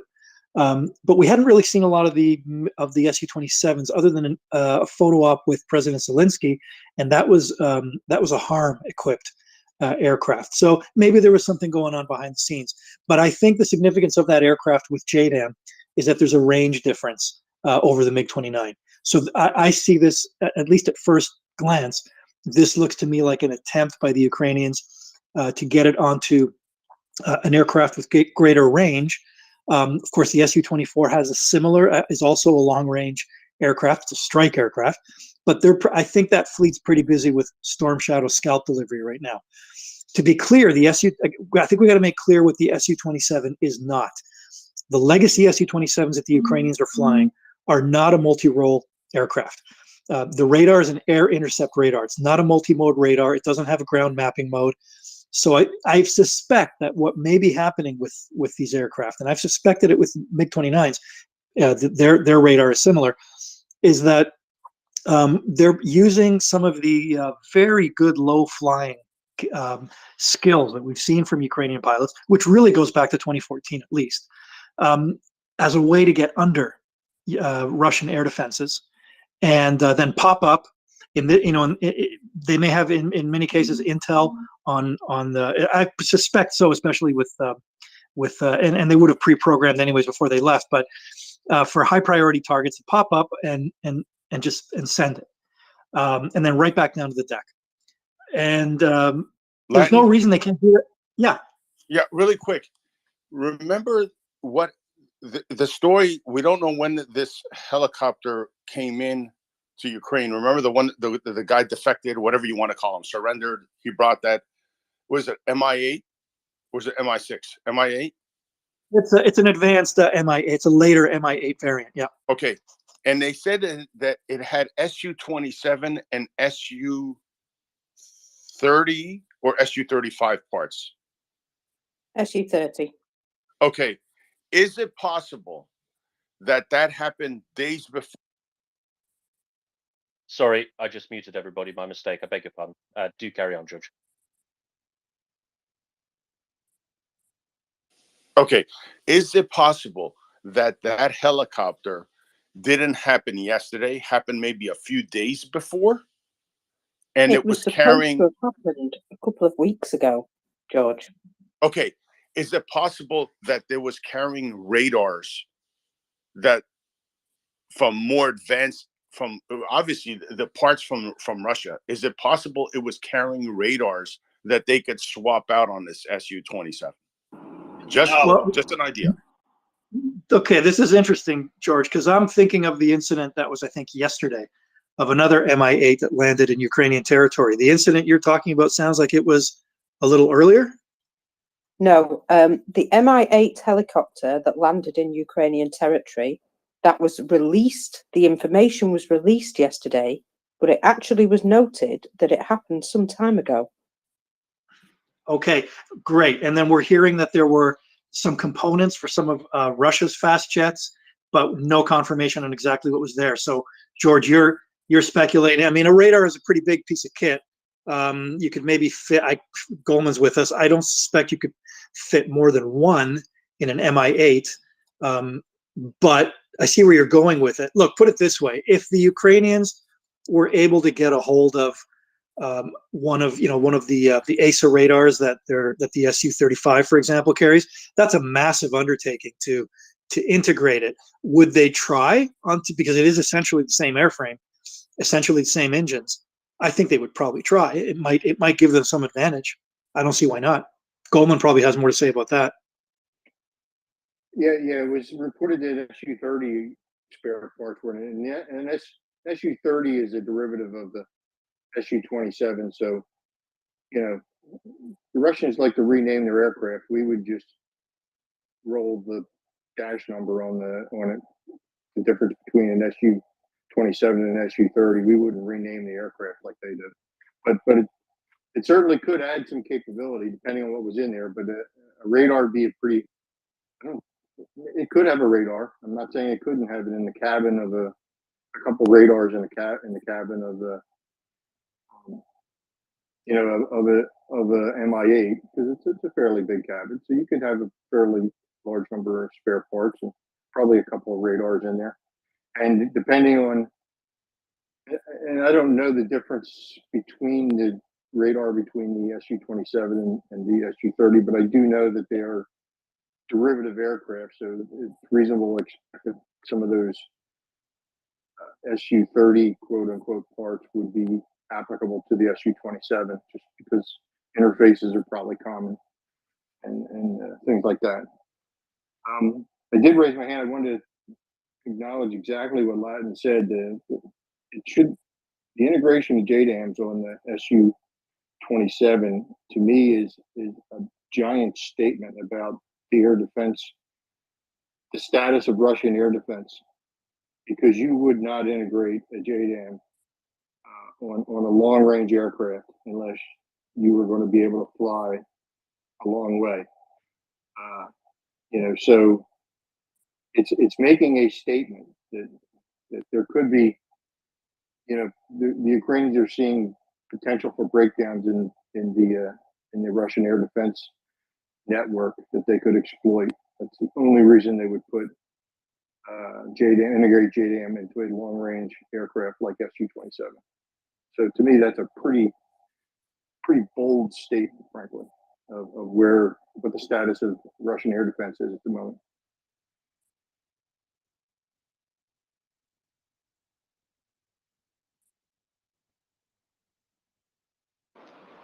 Tim, can I just finish my thought quickly? There's a couple of hands up, but is it okay? Yeah, do it. Yeah, do it. Because there's really, I should have written down like handwritten notes. There's so much going on today. But the Su-27 with JDAM is a big one. And I think to Goldman's point, status of Russian air defense, big question, I think. But also, the Ukrainians have shown us, and they've said openly in interviews that I've read with pilots, that notwithstanding that they could be operating with lower pilot workload and better capabilities with Western aircraft, they seem to have a pretty good handle on the envelope that they're able to work within. We're not, every time one of them gets shot down, it's sad. We don't want to see that. If their lives could have been saved in a Western aircraft, that should be our goal. But that said, I think we're not seeing a large number of downings of Ukrainian aircraft. They seem to understand where they can operate fairly well. The only other points I was going to add, because there is a hell of a lot going on. George would have noticed this. I think it was within the last 24, 48 hours that we saw that Greece is now on board with F-16 training. And as of today, I think Portugal. Now, by my count, that means that virtually pretty much every NATO operator of the F-16 is on board with the training program. If anything could, and it is a big if, but if anything could accelerate the delivery, the bringing into operations of F-16s for Ukraine, that might. but at least it's an all-hands approach, and that's encouraging. The only other 2 points, Ukrainian intelligence, and unfortunately I don't have the numbers off the top of my head, I should have written them down, but they are putting out numbers today of what they believe to be the number of operational aircraft the Russians have. And it's, you can throw away Wikipedia. It's, if these numbers are correct, it's much lower than we would have assumed 24 February. It's somewhere in the range of 450 aircraft total. And I believe the Tu-22 force, that bomber force that launches cruise missiles, is approximately 22 operational aircraft. That's really encouraging if those numbers are true, but it really shouldn't be surprising given what we've seen. One final note, I just read a few minutes ago that apparently the Social Democratic Party in Sweden is pushing for to try, well, I mean, whether this is realistic or not, technically we don't know, but they're pushing for suggesting that Gripens should be delivered as soon as they become NATO members, which goes to that idea of NATO backfilling any air defense concerns that the Swedes might have. So that is something that could accelerate Gripen delivery. I hope so. Yeah, that me and you talked about that, Latin. That you know, if Sweden were to, you know, be given approval to join NATO, that they would be able. And we're not. People have to understand, right? Right, Latin. We're not talking like a lot of aircraft. They just need 12.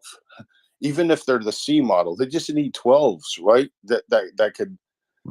That would 12 would make a difference, and exactly. It's important to remember that even though Sweden is not yet a full member of NATO, their airfields are compatible with NATO aircraft. NATO could detach, just as they do to the Baltics, you know, whatever aircraft, take your pick, whatever NATO asset that they want to deploy there, it can be done seamlessly. It can be done within 24 hours, probably. I had a quick follow-up question just before we go to Freight Monkey and Raver, Latam. Gripen's getting a bit long in the tooth. Are the Swedes buying F-35, or have they got something else in the pipeline?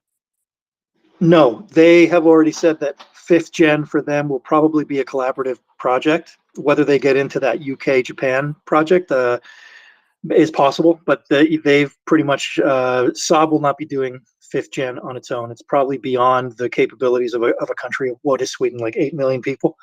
So I may be off on that, but it's a relatively small country. They've done a hell of a lot through the Cold War and to the present. I think they've reached their limit. Like, they could do it, but it's a question of, well, now that you've got these alliances and now that you're no longer this Western-leaning, very independent, neutral country, but you're joining these alliances, it just makes sense that you're going to cash in on the economy of scale of plugging into another program.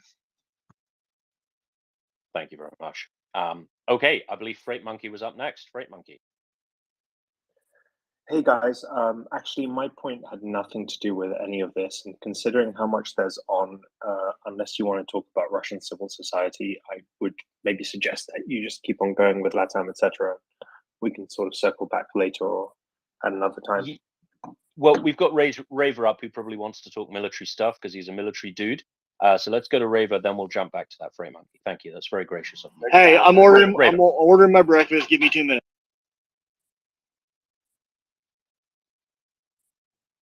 Should we try and guess what Raver's having for breakfast?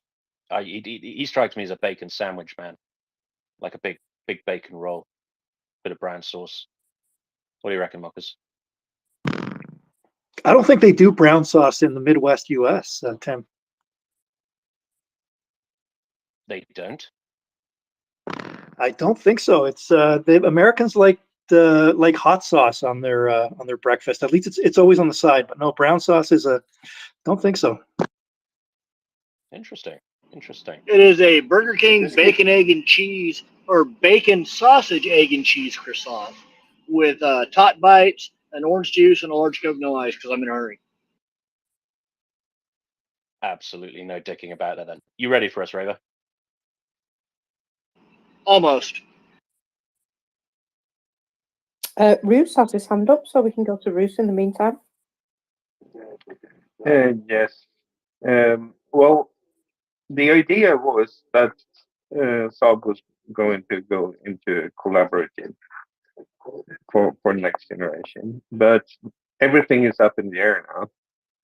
It is proven kind of important to have the freedom of having locally produced weapons, and that's kind of changed how people think in the political parties here. So I think it will be reevaluated before anything is decided, actually. The war has changed it.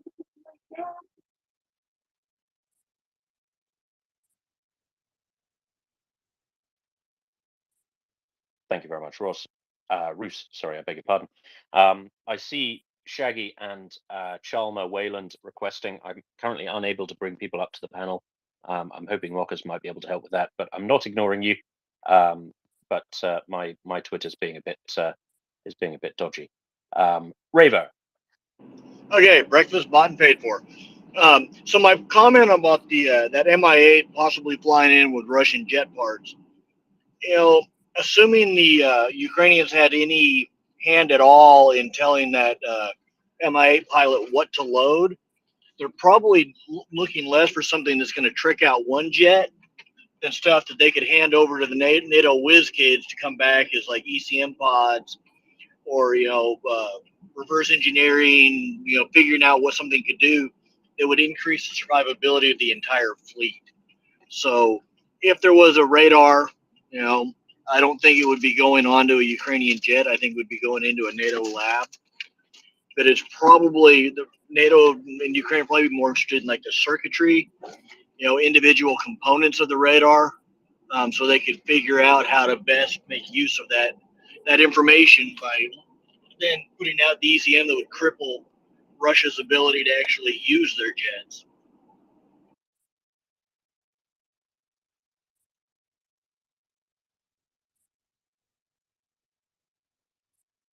Thank you very much. Thank you very much, Ravo.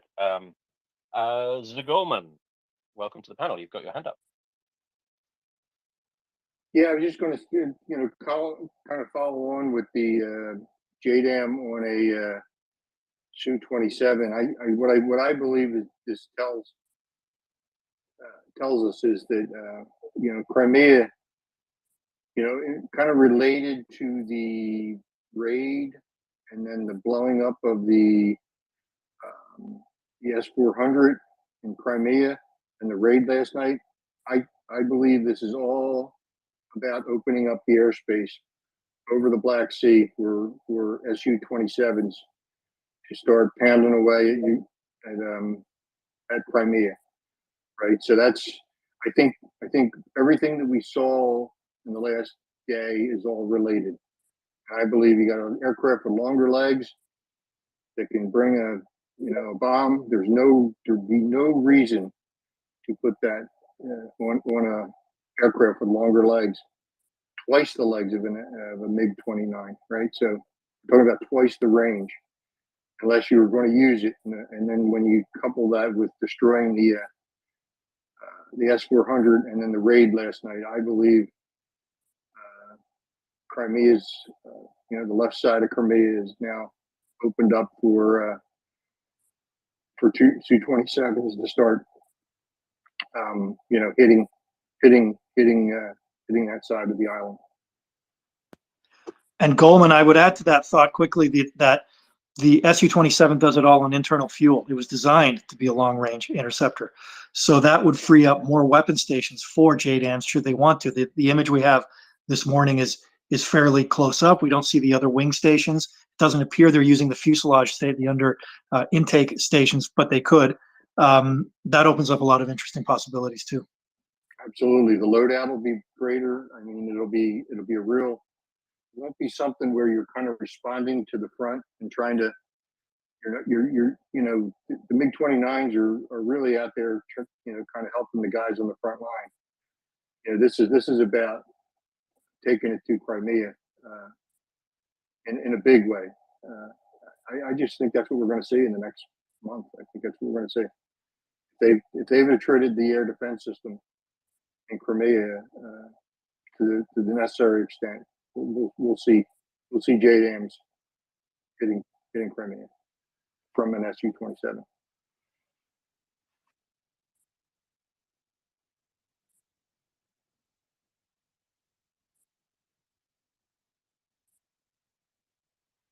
Hop, go ahead. Just some random musings and thoughts about everything that's been coming out here the last day or two. We'll start with the MI8. While it's doubtful that a shopping list was handed to the MI8 pilot, certainly there's opportunities that if he was routinely carrying, high value parts, which is probably what you would do with a helicopter. You wouldn't put lower value stuff.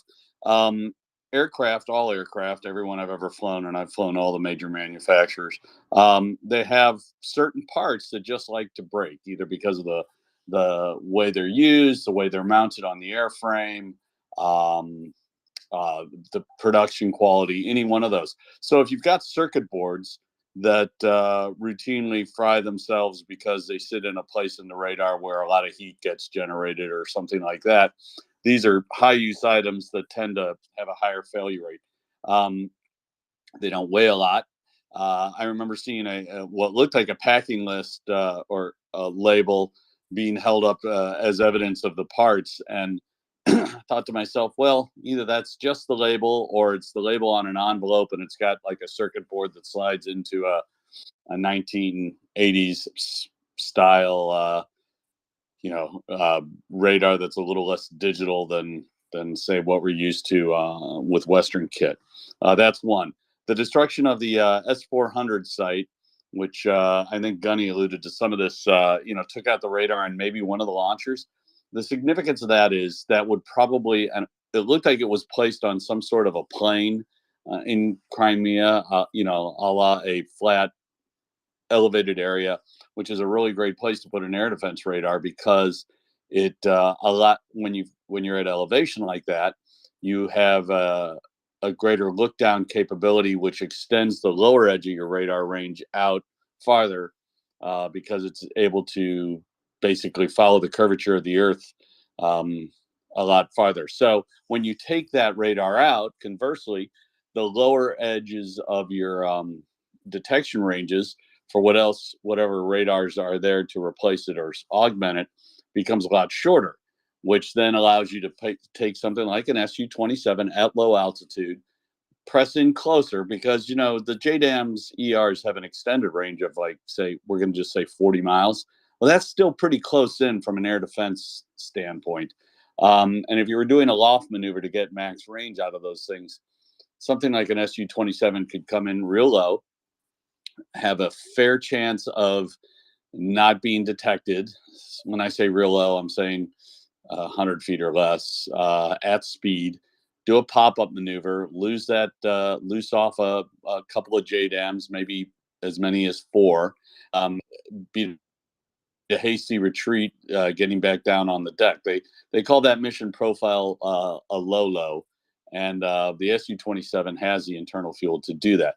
And I have to add, you can only put so many JDAMs on an airframe like that before the drag count at a low altitude like that does a real number on your fuel flows and then reduces your range. But I see that as being part of a strategy to attack the northwest corner of Crimea, maybe not quite all the way down to Sevastopol, but to continue to erode their air defenses with precision munitions like that. I don't know how degraded their accuracy with GPS jamming and stuff like that. That is a question that we'll never know the answer to till post-war. But those are some of my musings on what's happened. I don't think that the raid into Crimea was a coincidence last night. It was to test to see how what the Russian reactions would be based on the latest degradations from the loss of the S-400, et cetera. And those are just my thoughts.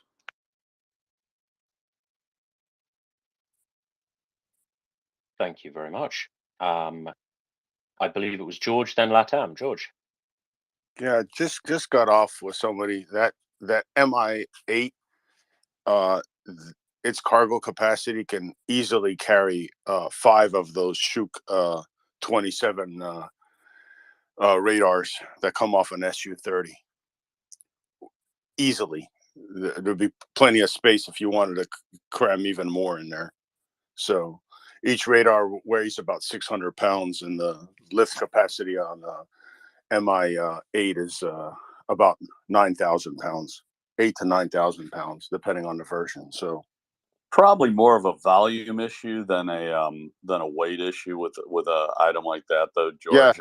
You run out of space pretty quickly. but you've got to look at this aircraft, this helicopter interior. Yeah, the personalized, even the length of them. I know what you're saying, but yeah, he said you could easily put 5 of them in there. Who's going to let a helicopter pilot sign out 6 fast jet radars? Well, here's the thing: is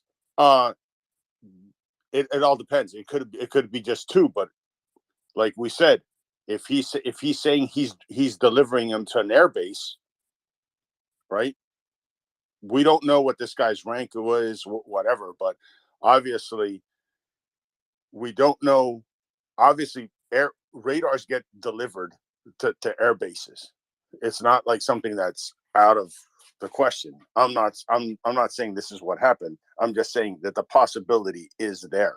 And would you put it past? Raver, you're thinking United States, brother. What would happen in the United States? This is Russia. This is Russia. All I got to do is make a requisition form and slip a couple of 1,000 rubles or some cash underneath the requisition, and I get what I want. This is Russia. Maybe, but thinking about it, it might actually be easier to do that if he was trying to get used, broke down parts. Like, say, hey, I got to fly these back to Moscow to be repaired. There's probably a little bit less security or paperwork involved with stuff that's burned up. That would still provide a lot of information if it fell into Western hands than there is on brand new radar modules waiting to go on a frontline fighter in the middle of a war. That's true, but like I said, you can't put anything. We gotta not think like we would if we're talking about what Western security on these things are. All right, there's a reason why all their tanks and stuff like that, when they first rolled in, didn't have any of the kit that they were supposed to have. A lot of it had been sold on the internet. So try that in the United States. See what happens.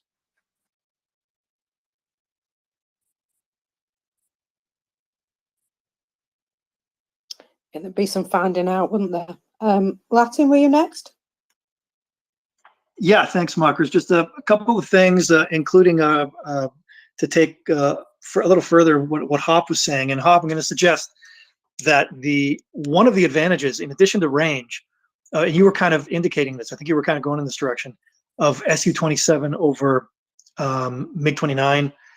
Well, it's more the range, but let's say over Su-24 is the thrust to weight ratio on the Su-27 is much higher, which could give them an advantage in terms of, the actual kinetic force of release of the weapon at high speed, even at low level.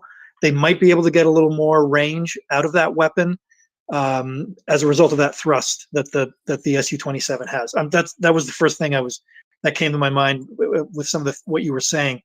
On the topic of the Mi-8, and it is interesting because I'm just starting to kind of read up on it now. And interesting that they do mention that this seems to be coming from the Ukrainian sources, specifically the Su-27 and Su-30 parts. So we don't know what those are. I did just, by the way, just happen to put 2 and 2 together just now, because when I saw quickly flash that image of the Mi-8, I guess it was a day or two ago that it landed. The first thing I noticed was that, well, they said they shot and killed the crew, but I didn't see any small arms damage. So now it's starting to make sense. But the Su-30, I think, is the Su-27 okay, the Russians fly the legacy Su-27, and there could be an issue there with, like Hop was saying, of maybe small, seemingly insignificant parts, but that are vital to operating the aircraft, maybe parts for the radar, whatnot. There could be some of that. Su-30 is interesting because that's a much more advanced variant. The Ukrainians, about this time last year, maybe September, made a find that has been completely forgotten. But I think when we read the book on this years from now, it's going to end up being pretty significant. They recovered almost completely intact one of the wingtip ECM pods that the Su-30s and other types in Russian service fly. That was a huge. I mean, that was definitely off to a NATO lab within 24 hours, and that has probably had a real effect on the air-to-air campaign. The other parts from that aircraft that might have been, yeah, I agree with Raver's assessment. Yeah, primarily it's intel. That said, remember the Ukrainians know these aircraft, these basic airframes. So the Su-27 is the basic core airframe of these other upgrades, the 30, the 35. The Ukrainians know these aircraft inside out. They've been running full overhauls on them for years, since the 90s. If there were to be any chance of being able to use some component to increase the capability of their Su-27s, I believe they would try it. But yes, I agree with Raver. It's primarily probably intel.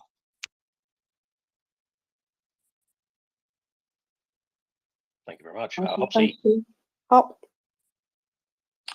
Yeah, the logistically, it's I like the idea of them maybe spiriting away with at an opportune moment with a full up component that's trashed itself.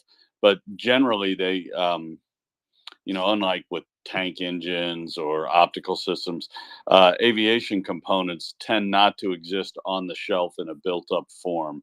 It's the commensurate parts are stocked based on usage and failure rates and things like that. And even though we know that the Russians are shit at logistics, they're still going to know that the circuit board C1 constantly breaks, and that we need to have more of those than circuit board C2, which never seems to have any problems.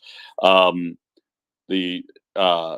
MIA that came over, the coordination that would have been required just to get that thing across the front lines without shooting it down meant that there was probably a hard time in a place it needed to be, and whatever parts were on board when it was time to leave were the parts that were on board when it was time to leave, and the rest was going to be all the rest of the mission, as it were, was going to be all time on position and stuff like that. You need to cross the front lines here at this time at this altitude, and we hopefully won't shoot you down, and that kind of stuff.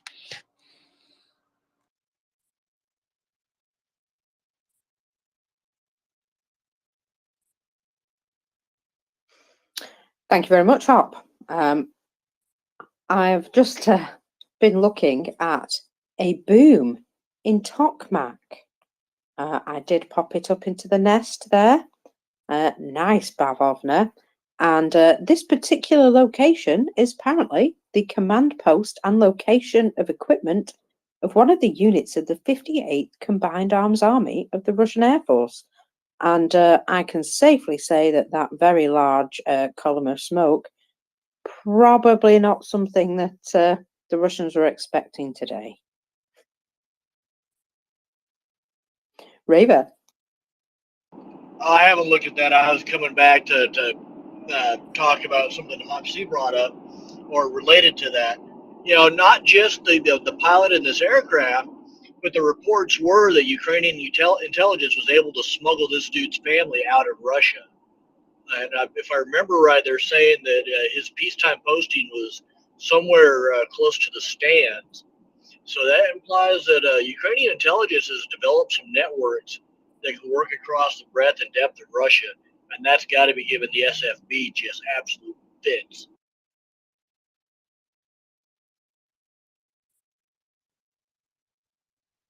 All right, goes to show they can't find everything out, eh? And yeah, those people obviously. I'm really glad that they've been able to do this, because this is one of the things which was I think a lot of the sticking point of an awful lot of people surrendering, that their families are stuck in Russia. And obviously they found a way to, bring this guy over by sorting out the request that his family be moved into Ukraine. I think it's brilliant. Mete, welcome up. Hi, I'm sorry I missed a few hours in this Independence Day. I'm terrified of that. And while we have aircraft guys, and so did you already? I'm sure you did discuss this morning special forces attack with air and sea forces. How was it? Thank you.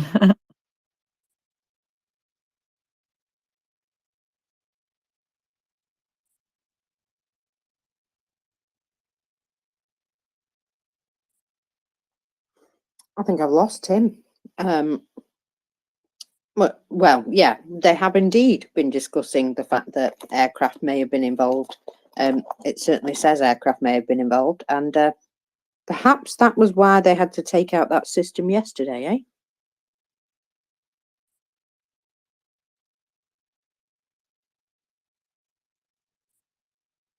Freight Monkey, you pop back up. Did you want to add something?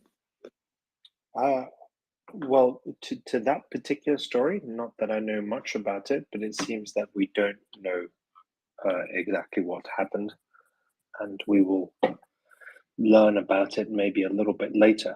But if you want, I can make the point that I was wanting to make before, but I gave way because there was some more interesting conversations. No, go for it, my friend.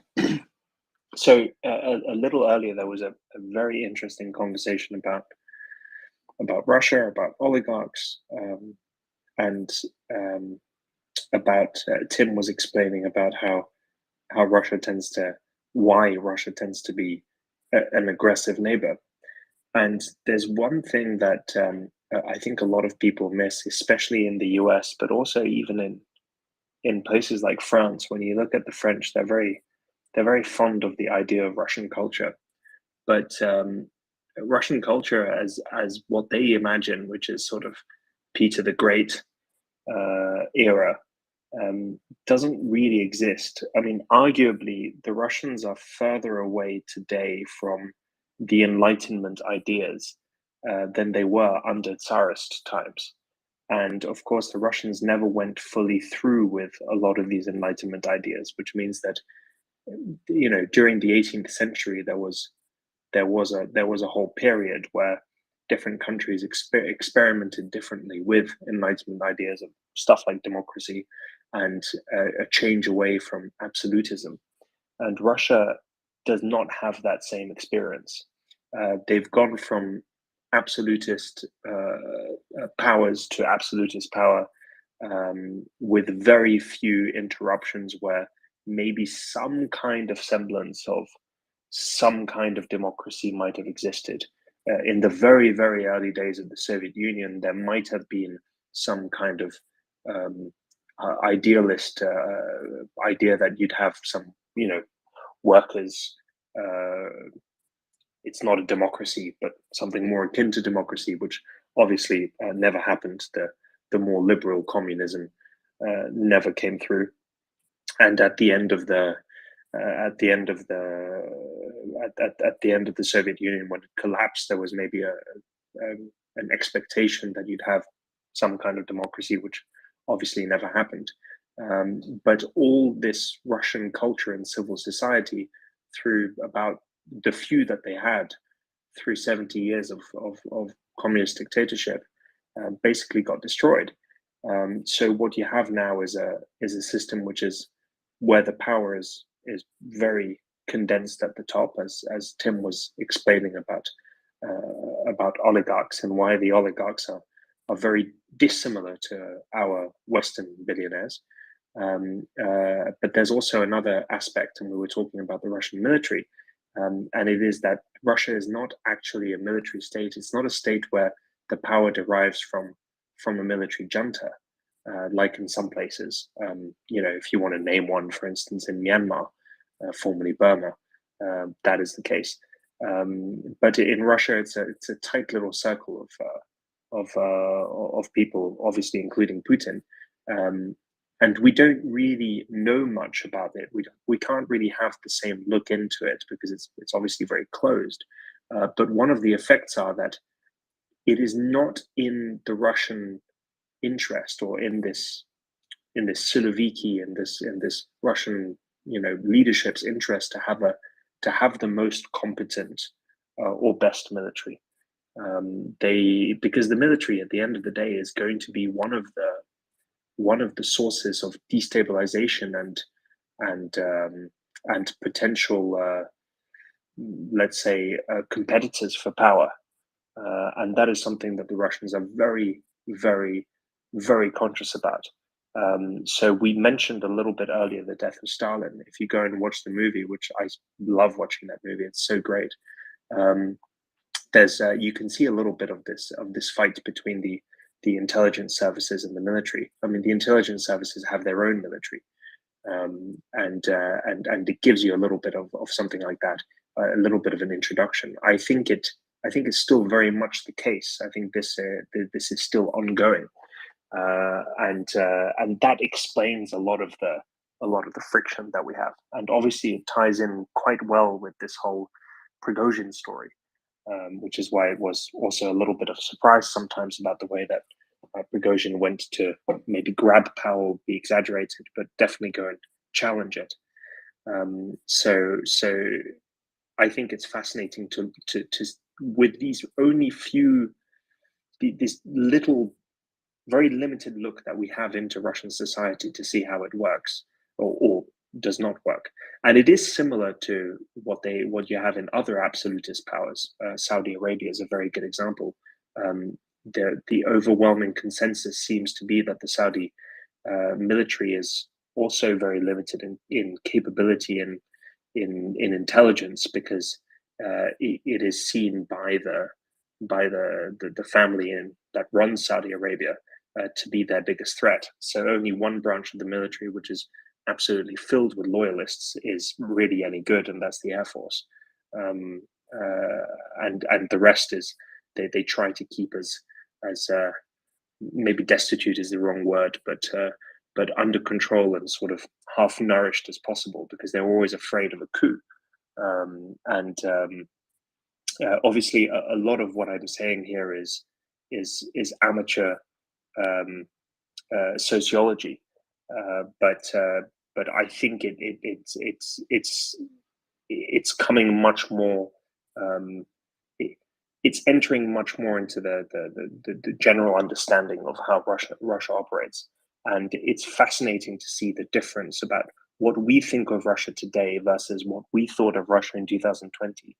I think we all had, maybe not all, but most of us had some rude awakening about how they operate, and we all expected it to be slightly different.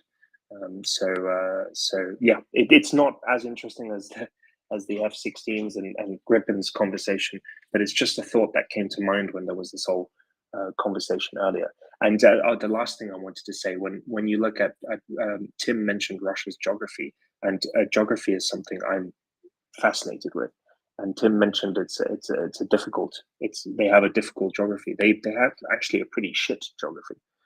Because most of the land it's not only very big land, but it's also completely, totally unusable.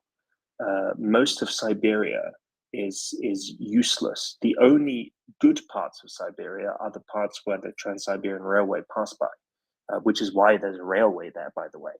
And there's a railway there because there are cities there, or there are cities there because there's a railway there. I mean, you can debate that, of course. But most of that land is completely useless because the rivers are useless.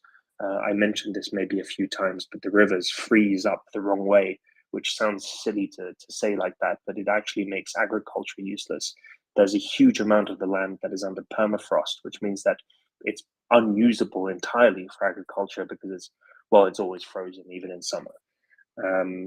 So the only thing that they have there is mineral wealth and oil and gas wealth. and even that is disproportionately placed in the wrong places. And all the good stuff is actually on the borders of China, Mongolia, and all the closer to all these countries like Uzbekistan and Kazakhstan, etc. The only good land in Russia is the area around Krasnodar. That's the only decent land, and of course, in Russia's mind, Ukraine. Which, if you wonder why Ukraine is so important to Russia, is first of all they think it's theirs, and secondly, it's good land. It's land that yields agriculture, that has mineral wealth, that has oil and gas, and it's a border region, which means that if the Russians can expand through places like Ukraine, through places like Poland, they feel that they can defend what is a little bit more of their homeland, because they're always terrified of invasions, and I mean rightfully so. Historically, they've gone through a lot of them.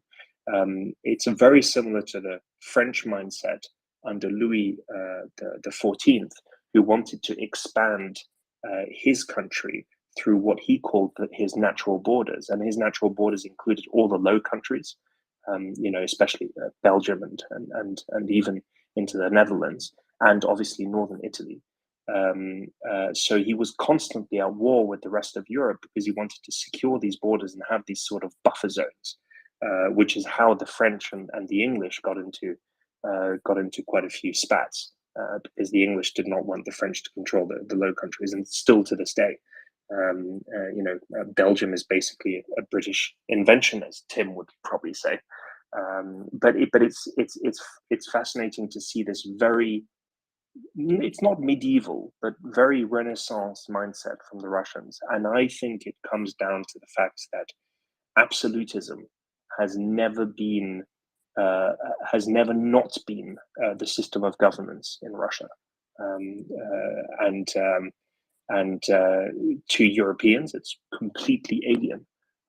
We just don't really understand, wars of conquest. We don't really understand why Russia would do X, Y, Z, and it's because we live in a completely different paradigm. Anyway, I've been rambling along for way too long, but this thought sort of passed my mind, and I thought I needed to share with all you fine folks. Thank you very much, Great Monkey. Yeah, a couple of interesting things there. Firstly, I would push back slightly to say that Russia has always been an autocracy. That's not quite true. There were kind of slight glimmers of normality, especially at the tail end of the Russian Empire. You have to remember what the Russian Revolution actually was. Tim, we're taught in schools. You missed out. Yeah. You missed out the part where I think I mentioned that. I was talking about civil society because I think you had some audio problems. I was saying that today's Russian civil society is probably further behind than at the time of, say, Dostoevsky. If you went back to the 19th century, there was some kind of something there, and it yielded huge cultural importance in music, in art, in literature. But that has all but been destroyed through the 70 years plus of communism and the current state. And I would argue that today, in 2023, the Russian civil society is less advanced than if you went in 1885 in St. Petersburg, despite the general level of wealth, and despite your average person in St. Petersburg at that time living maybe to the age of 37 or something like that. I mean, I don't expect life expectancy was very high. Just go and read Dostoevsky for those interested. I find it pretty unreadable personally, but that's because there's always exclamation marks everywhere. Everybody's always talking in with exclamation marks. I find it. Maybe it's the translations that I was trying to read that are wrong, but I found it difficult to read. But it's still very interesting, but that is something that just doesn't exist today. That was the point I was about to make. Yes, was that at the tail end of the Russian Empire, there was, well, we're taught in Western schools that for some reason that the Russian Revolution was the overthrow of autocracy by the people.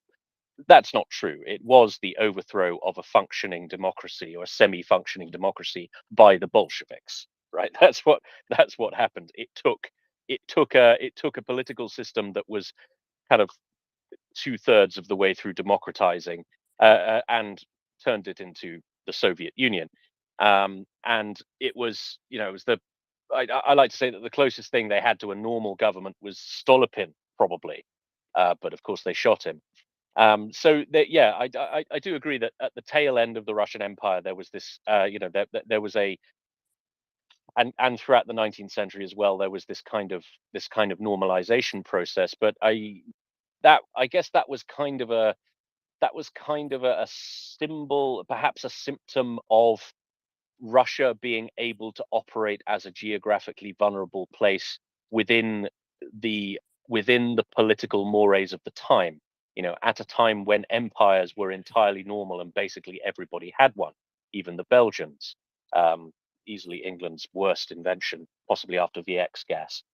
And so, it kind of led to a kind of possibly a sense of security, perhaps, and that enabled a certain degree of normalization. But of course, the Bolsheviks put a stop to that, and the rest is history.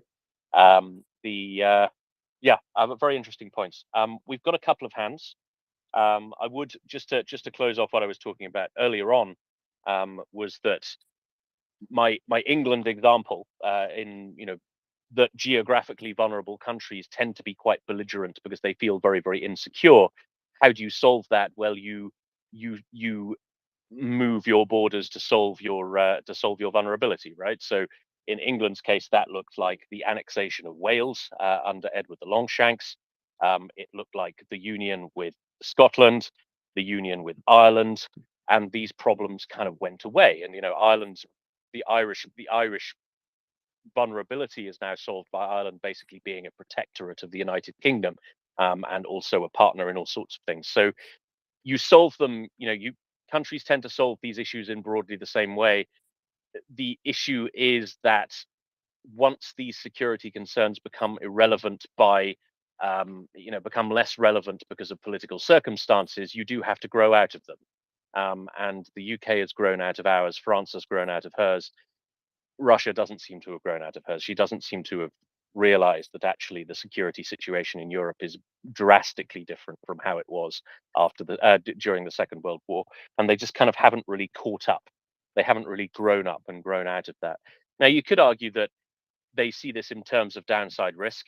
So the last time they took a chance moving their border close to another powerful country was the Molotov-Ribbentrop Pact, and that led to Operation Barbarossa, and that led to the deaths of 20 million Soviet citizens. So the downside risk in their view is so extreme that they cannot place any confidence in their neighbors to, not to invade them. It sounds absurd, but when you look at it as a kind of risk versus, does the risk justify the paranoia?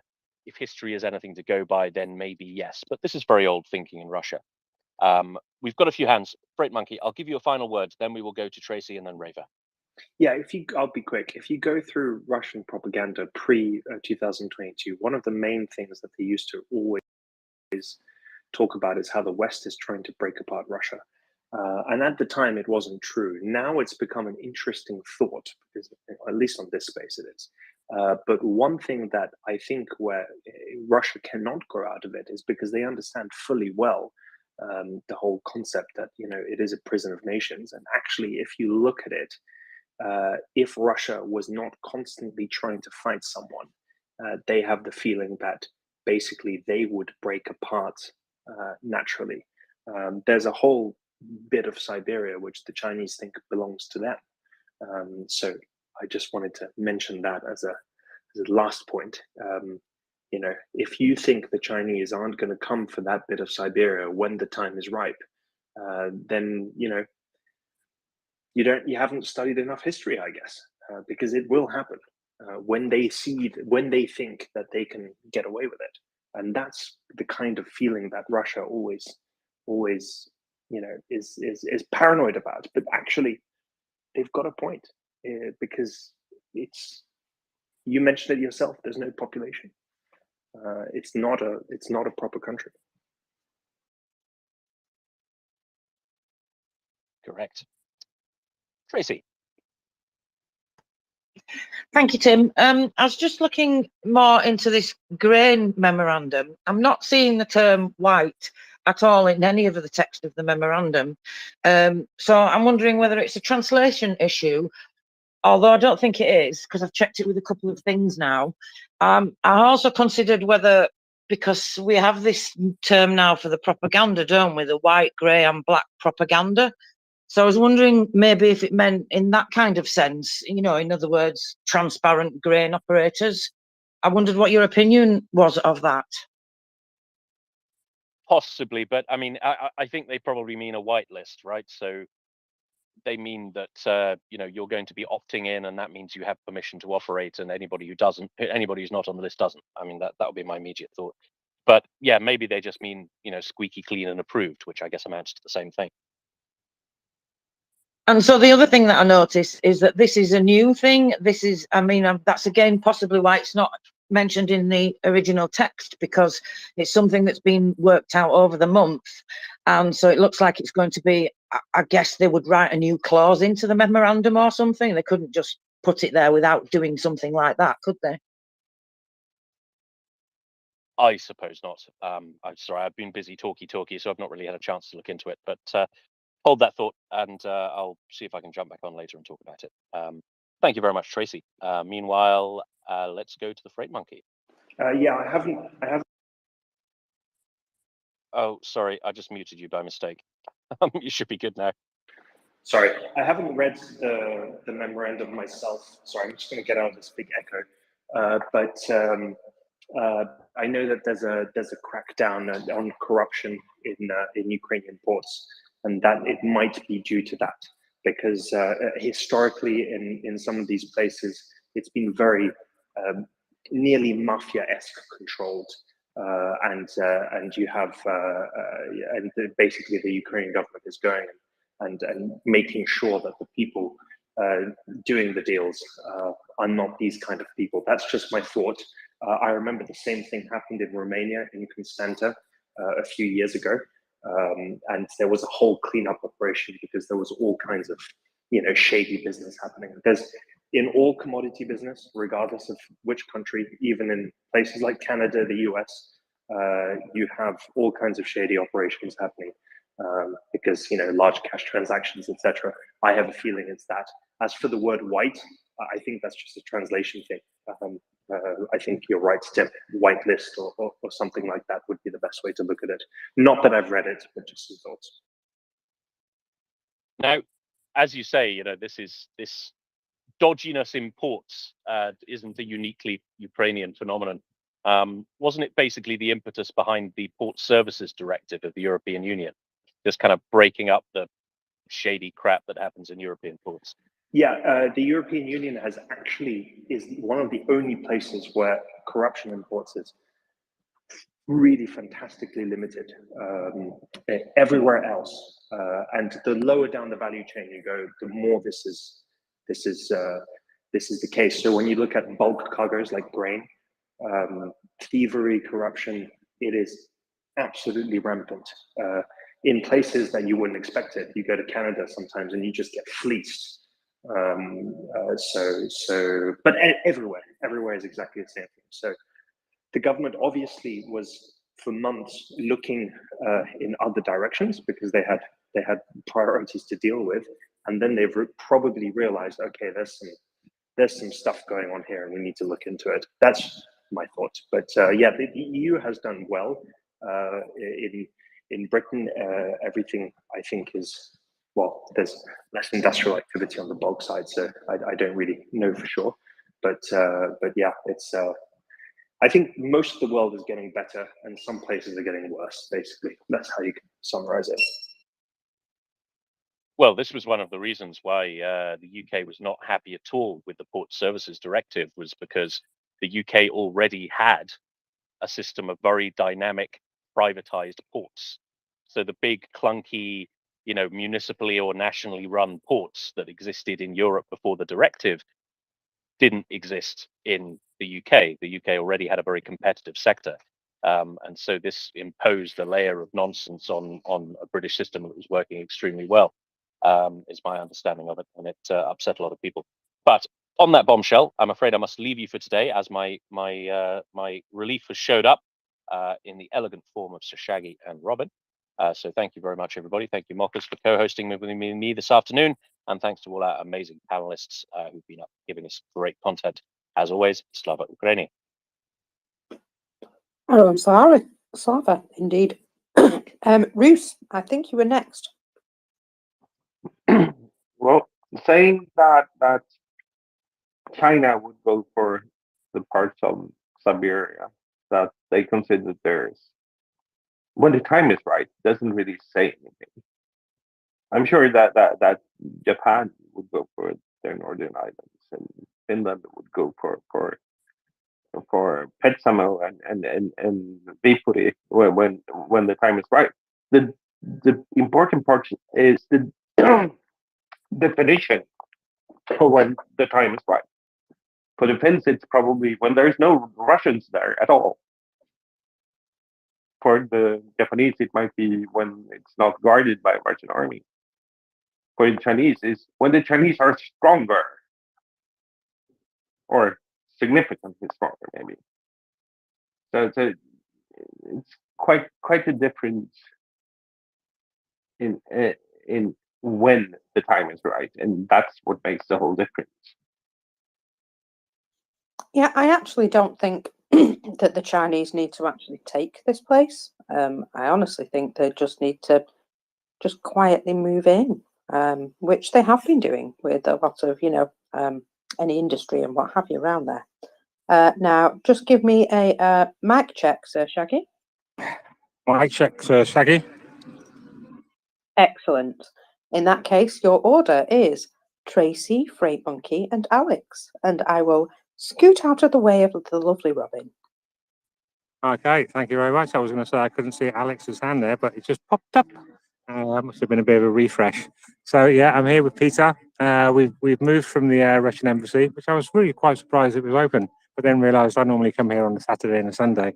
It looks like the Munster House. But yeah, it was open. There was people going in, so we gave them a bit of jip. Apparently the embassies here are guarded by security guards are Gurkhas. I never knew that. But yeah, Gurkhas, ex-Gurkhas. So yeah, I have my shark outfit on, which I've now broken now. Actually, I broke the zip, which is very important. It needs to be zipped up so it can inflate. So that's a bit annoying. However, Peter's on it. You haven't lost the zip, have you? Oh, he's got the zip. That's good. That would have been a disaster. Yeah, so he's on that. Yeah, so here we are. I'm on a bench in Hyde Park. I'm on the Indian Golden Jubilee bench. I'll be co-hosting from here with Robin. Robin, you've appeared. How are you, Robin? Hello, Sir Shaggy. That sounds wonderful. I'm sitting at my desk in my little apartment looking out the window at the next building. I'd much rather be in Hyde Park with you, I'm afraid. Just actioning Alex's request there because he seems to have dropped. I got a request from him. Oh, there he is. He's up. Right. Order of hands. Tracy. Thank you, Sir Shaggy. Just to close out on the grain subject, and this probably directed to Freight Monkey, I guess, rather than anybody, he's more likely to know. But I was just noting that they also say that currently the process of developing constructive changes to the mentioned order are being carried out in order to eliminate the burdens that arise. So, I mean, at the moment, it's voluntary. So it's sounding to me like that they may be going to make this mandatory, and because at the bottom it also says we are ready to accept reasonable offers by phone. We are open to cooperation for the benefit of our country. Thank you. Thank you very much. Freight Monkey, and then Alex.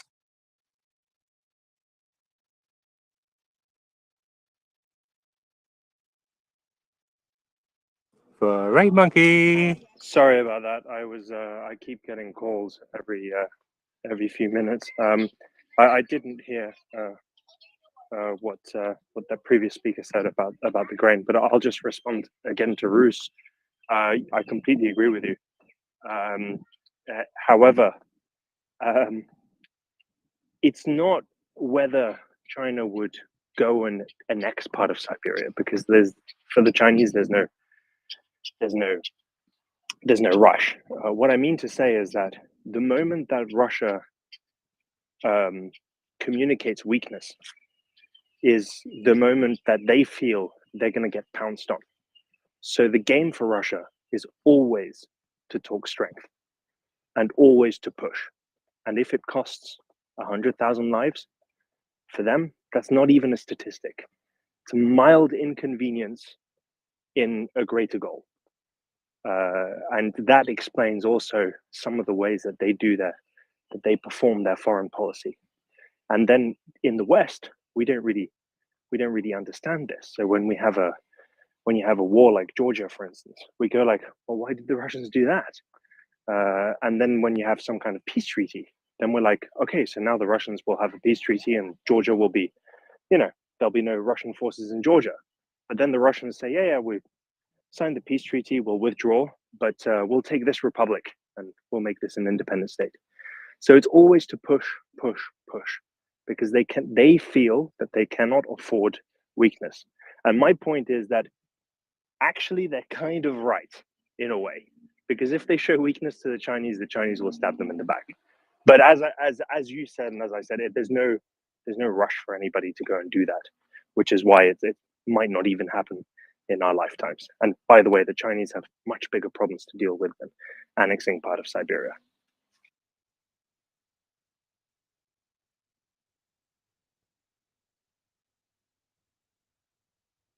Yes, well, they do seem to have their fill of problems, don't they? Let's go to Alex.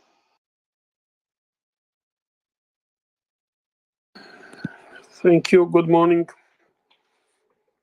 A lot of stuff to discuss, but honestly, those discussions about Russia, I think like the most straightforward way is also the most correct. Just bomb them. It's working. We don't have many bombs, but whatever we have seems to be working fine. It appears Ukrainians shelled Tokmak today. They destroyed command center and also a place where Russians were storing equipment. And this is important because I think through Tokmak goes the railway, which really supplies the whole Russian army pretty much in the south of Ukraine. And that's why I was curious what was used by Ukrainians, if it's whether or not HIMARSs can already reach that point or not. Because one of the big reasons the fight for Robotny is very important is and why this first line of defense was going there is because from that point, and Ukrainians must be really close to that point, from somewhere they will be reaching Tokmak with HIMARS, and that will substantially worsen the supply chain for Russian troops. And that's why I was trying to kind of collect information I can. As for, there was discussions about culture. Most of Russian population was even illiterate until 20th century. And actually after communist revolution. The elite, Russian language didn't even exist. The elite were speaking French. They were speaking French at homes. Like the first, before Pushkin, and we are talking about beginning of 19th century, the language, I mean even literature, you wouldn't understand what you're reading. And maybe this is not unique, but it's quite amazing that the first poetry that like modern person would have no problems to understand was almost Pushkin. Again, national people were illiterate and elites were speaking French. So whatever is called Russian culture is really very tiny proportion of population, and also viewed from Europe through a very tiny glass. And to a large extent, it was European culture, just sometimes modified or customized to kind of local thing. So, and maybe many cultures are that way, but again, when you compare, take any nation in Europe and compare that culture to kind of Russian culture, and you will find that Russian culture is tiny. Again, most of population was even illiterate. So speaking about culture, it's barely. I mean, not in terms of any literature or clothing or whatever, or painting or architecture or unless you are talking about the way people live. But from that perspective, any culture is very rich because there are different things in any group. Also, a lot of time we kind of almost project our own intellectual thinking on Russia and trying to explain this way or that way. I don't think I think it's a dying empire. It's they will become just a nation as any other nation. It will just take time. Maybe people indeed develop at different speed, and it's also a function of what they go through. In terms of freedom and looking for freedom, like Russia is nowhere close to Europe, because in Europe those thoughts were starting, like they almost need to go through Renaissance, guys. I mean, Russians, they never had their Renaissance, which Europe had what in the 16th century, and then there were quite a few religious wars based on discussion like what religion is and what religion isn't, and all that stuff. I'm not saying this is all good, but Russia never went through that thought process to begin with.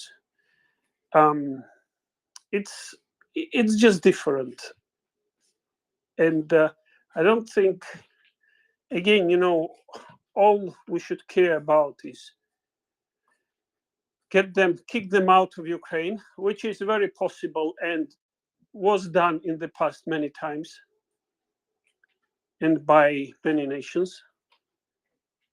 And second, again, contain, which also, like, we have very successful playbook from Cold War times. So, and their ability to innovate in any way is hyped. Whatever breakthrough they had in technology was stolen. And I doubt the conditions are the same, because even that piece, stealing is one thing. You also need to understand what you are looking at. And they lost even that ability too. Like Korolev and others, it's not that they were kind of sitting in a lab doing their research. No, they were sitting in Gulag. And it was pure chance that they were found and brought together before they died. Russians simply got, these papers from Germany or whatever, papers or technology or whatnot, and they needed somebody to understand it. That's how, they put together these engineers who before were sent to Gulag to die there because they were like considered worthless. And so in terms of innovation, Russia will always look like that. They will copy, but even ability to copy, they lost it because they also lost discipline. And in manufacturing discipline, you would. I was even shocked, when they had this epic failure with Luna 25. There was a guy saying that, it's well, first of all, this whole rocket science from Soviet Union, it's really a different country. Like most of that capability was in Ukraine and coming from Ukrainian bureaus. Russians had to recreate a lot of that stuff.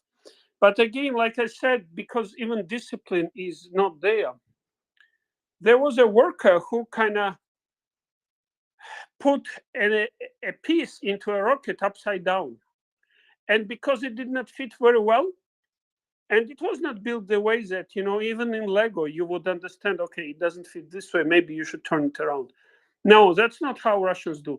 So he used a hammer to make it fit, and the rocket failed even at start.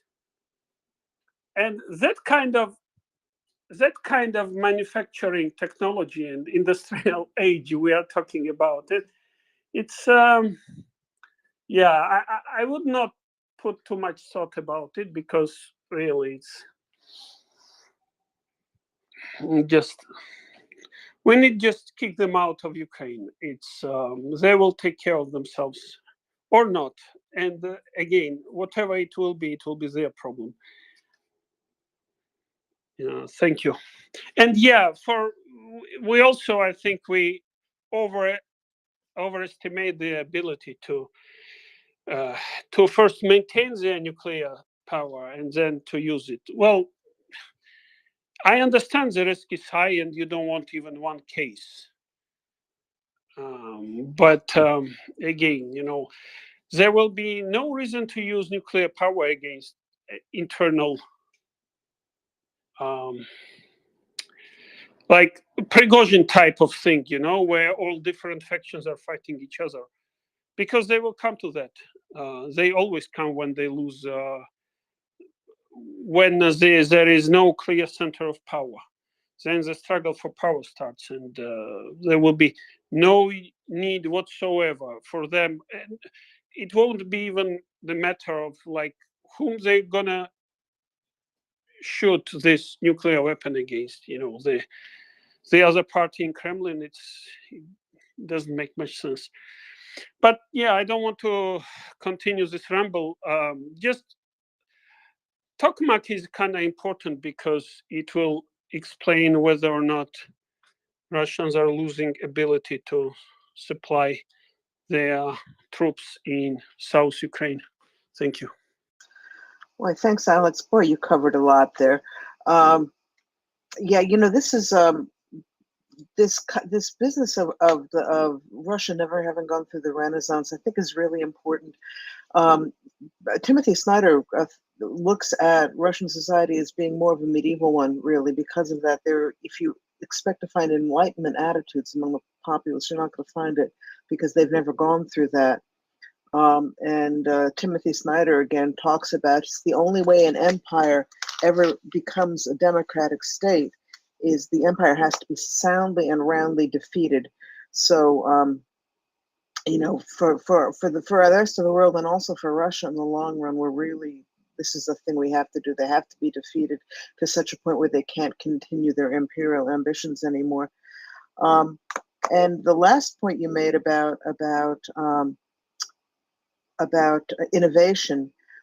Chuck Chuck Ferris said this the other day, so I feel better. I've always thought this, but I feel better saying it now because Chuck said it too. In the Soviet Union and in the Russian Empire, the brains were all in Ukraine. Or I shouldn't say all, but a lot of them were in the manufacture, the innovation. Once Ukraine took itself off and became an independent state, that left the Russians with a much smaller pool of brains to innovate with. So this is part of the issue. Anyway, so thank you for that, Alex. That was very thought provoking. Shaggy, how's it going in Hyde Park?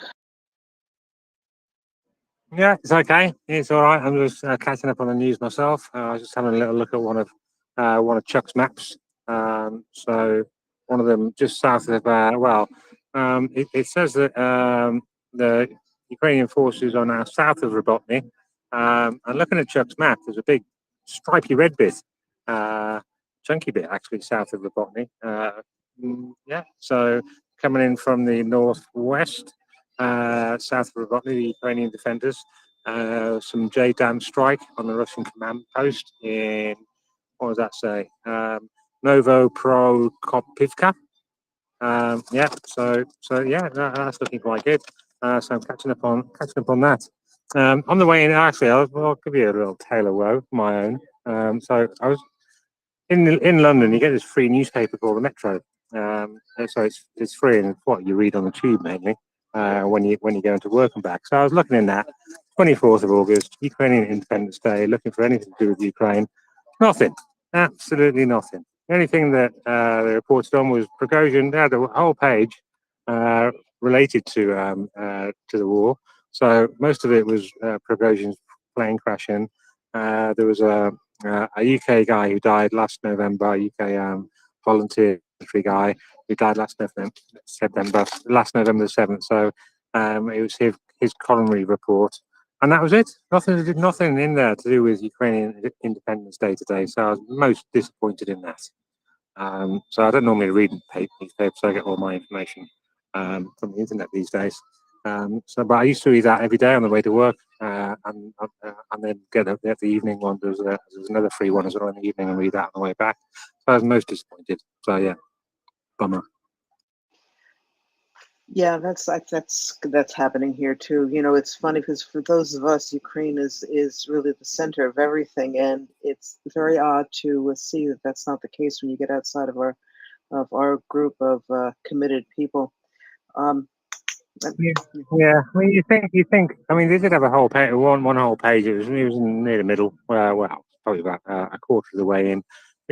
I would have thought that since they had something to do with Ukraine in there, they would actually mention it. But no, rubbish.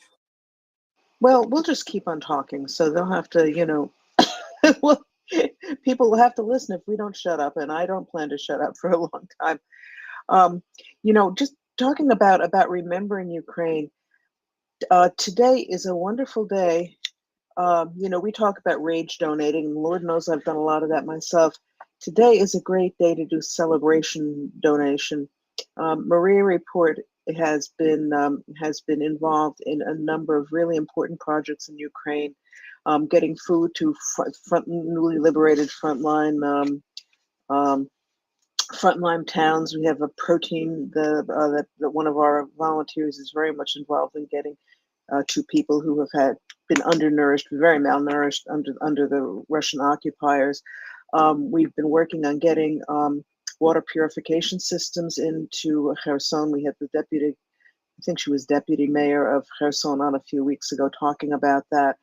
Which is extremely important with all of the water is so polluted at this point between industrial runoff from when the dam was broken and frankly all of the Russian bodies that the Russians are just leaving on the field. They don't clean up, they don't even take their dead with them. Ukraine is doing a lot of that. I've seen videos of Ukrainian soldiers on the front line bringing Russian bodies off of the front lines also along with their own. So the water purification is critical at this point.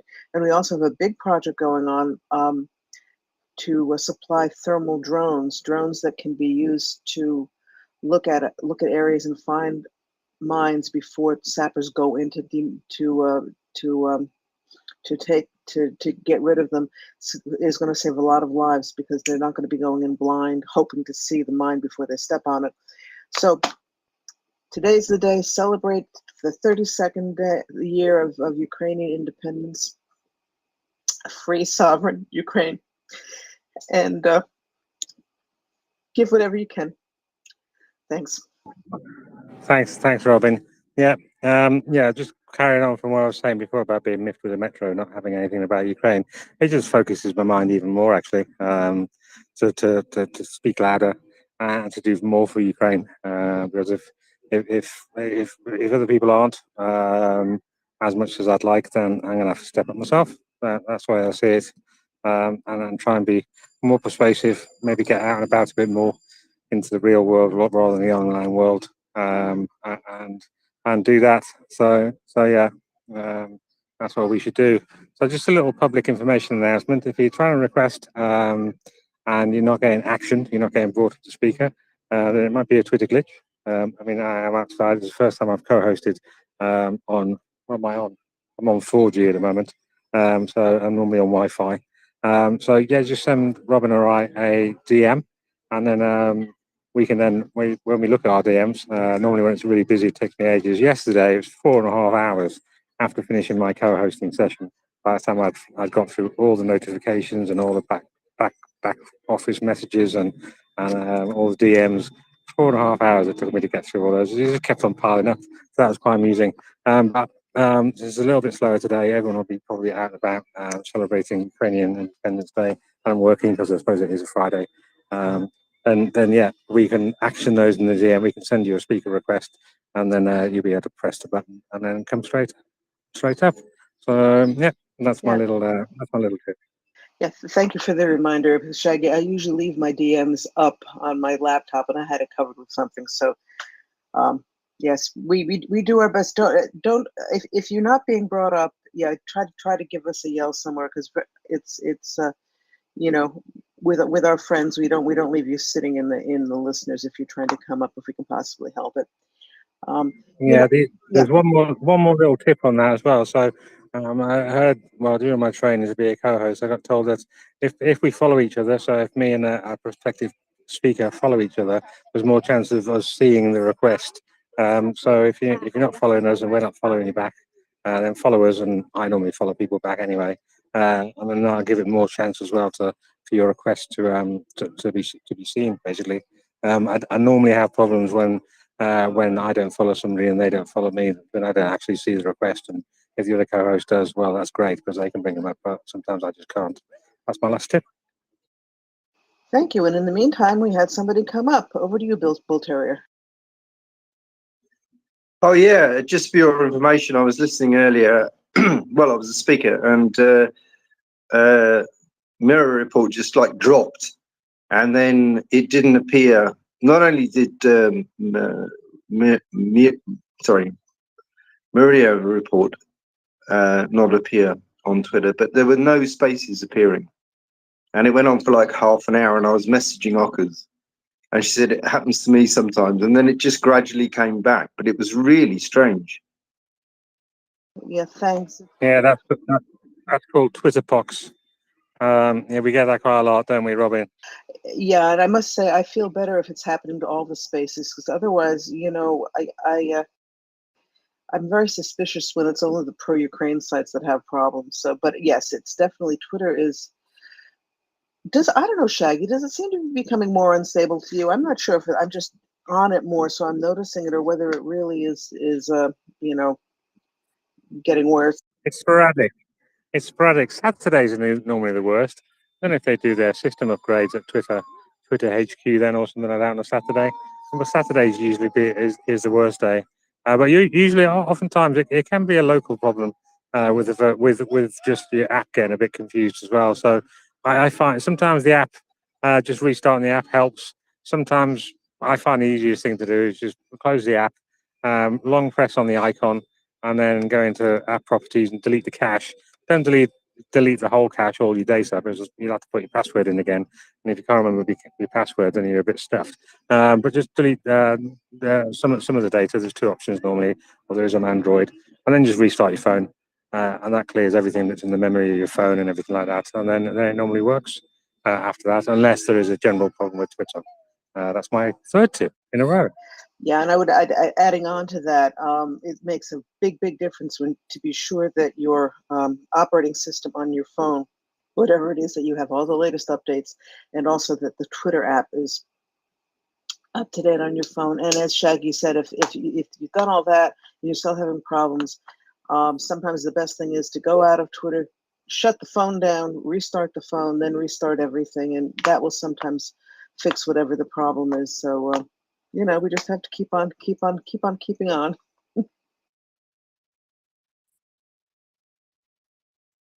I wanted to mention President Zelensky, of course, gave a speech today in honor of Independence Day. I'd love to read the whole thing to you, but anybody who knows me will know, I will probably break down in tears halfway through. I love the way he speaks and he writes, but I'm not going to put you through that. But he did say a couple of things that I thought were really, really worth emphasizing. One thing he said: in a big war, there are no small deeds. And I mean, he was talking about, he was thanking every segment of Ukrainian society. Obviously, the warriors on the front, the people who work to keep the energy system up and running, the teachers who teach the children, even teaching children who are not physically in Ukraine at this point, making sure they can keep up to speed with their studies online from wherever they are. Government officials, everyone. Even in his New Year's speech, he even talks about the little child who's learning to walk as part of it's contributing to the effort. So I just thought that was it's good for all of us to remember. I mean, also, in terms of our own activities, you can mention to one person, that you're happy that Ukraine is doing well, or to increase awareness a little bit. That's not a little thing. If you can give $5 to MriyaReport to help with our drone project, that's not a little thing. You and everyone else together, we can make big changes in the world. So, I thought, as usual, President Zelensky manages to cut right down to what's important. Anyway, Tracy, your hand is up. We'll go over to you. Thank you, Robin. And I just wanted to say to you before my comment, Z Dniem Niezależności. How did I do? You did terrible. Beautifully, Z Dniem Niezależności. That's Happy Independence Day, guys. Thank you. You're very kind. Sorry, go ahead, Robin. No, I was just cluing in the people who haven't been in on this that's how you say Happy Independence Day in Ukrainian. Go ahead, Tracy. Thank you. I did tell everybody this morning that they had you to thank for teaching me that, but obviously different people are around now at this time. I'm just reading some interesting information from Major General Kirill Budinov. We all know who he is, the chief of the director of the intelligence of the Ministry of Defence. Now he's commenting on these things that we already know about, the Mi-8 helicopter that defected to Ukraine, and the bombers, the 4 Tu-22s that were taken out of action. But what I found interesting is, in the post, he said that here, regarding the pilot of the helicopter, he said the passengers didn't know they were coming, and when they found out, they tried to escape but were killed. I wish they were alive, but we have what we have. A documentary film about this special operation, which lasted 6 months, will be released before the Military Intelligence Day of Ukraine on September the 7th. I thought that was very interesting. Thank you. Indeed, I'm looking forward to that. I've said, if Budanov writes a book, I will be buying multiple copies. It's going to be fascinating. That is really interesting. So we're going to find out some of what happens, and not have to wait to the end. Well, hopefully the end of the war will be by then. But if not, we'll be able to find out. Shaggy, someone just sent me something, and I'm not sure if we must have discussed this earlier in the day. I wasn't on the space the whole time, but the Ukrainian special forces landed in Crimea, raised a Ukrainian flag, and filmed it, and it didn't seem as though the Russians could do much about them. In fact, there's some talk about them pulling in the front lines a little bit, the Russians. Anyway, I think, boy, God bless them. I mean, the Ukrainian special forces made a sea-based landing on Crimea, did what they did, and got out without a single casualty. I think it's what a way to celebrate Independence Day. Yeah, there were casualties, but it was on the Russian side. There was 30 Russians taken out apparently, and a few boats. So very good, very good. Yeah, I like the idea. That it was kind of right on a bit of a peninsula sticking out. I think they got some radio equipment that was there. So I don't know if that means radar or just radio.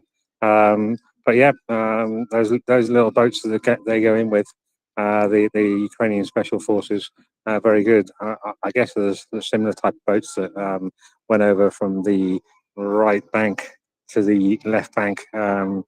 At Curzon. I'm assuming it's a very similar small boats like that, little 6-man boats, very low profile. I can't remember the name of that. Anyway, nice small boats. So yeah, it's good news. They got in, did their thing, and got out without any casualties. So very good. Yeah, and on that JDAM strike I talked about earlier on, I wonder if that was enabled in part by that S-400 being taken out yesterday, because that's got quite a range, that S-400. Depending on what missile they put in it, it's armed with that S-400. I think there's 3 different variations, 3 different types, 250 kilometers up to maybe 300, 400 kilometers. So it's got a quite good big range. Obviously less if it's trying to take out ballistic missiles. But yeah, it's still got quite a big range. That'll free up the Ukrainian Air Force a little bit to be able to get in there and get into the Russian lines and deeper into the Russian lines, deeper and deeper, as Budanov would say. Yeah, no, that was a really major triumph to get rid of that installation. That's, I'm sure, going to make a big difference. And some other little things, just to show things are progressing. H&M is going to reopen stores in Ukraine, which I think is a great thing. It's the businesses are coming back. A lot of Ukrainians are coming back already, and Bayraktar donated a drone as a present on Independence Day, which I thought was also really pretty nifty. Oh, that's awesome. Yeah, I haven't heard of Bayraktar. Obviously, I've heard about the factory that they're building, and a few bits and bobs about that, but not really much about Bayraktar drones being used lately. Obviously, sorry, I just had Coke, so I got the burpees going at the moment. Obviously, in the first few months of the year, the Bayraktar was huge news, and we had our Bayraktar song, or there was that Bayraktar song that was absolutely awesome. That was on my Spotify, being played back over and over again, and loads of different versions of it. But since it hasn't, I haven't heard much about Bayraktar, so it's good that they're still supporting Ukraine, and yeah, giving them a Bayraktar for a TB2 might be. I don't know what was given, but I assume it was a TB2. Yeah.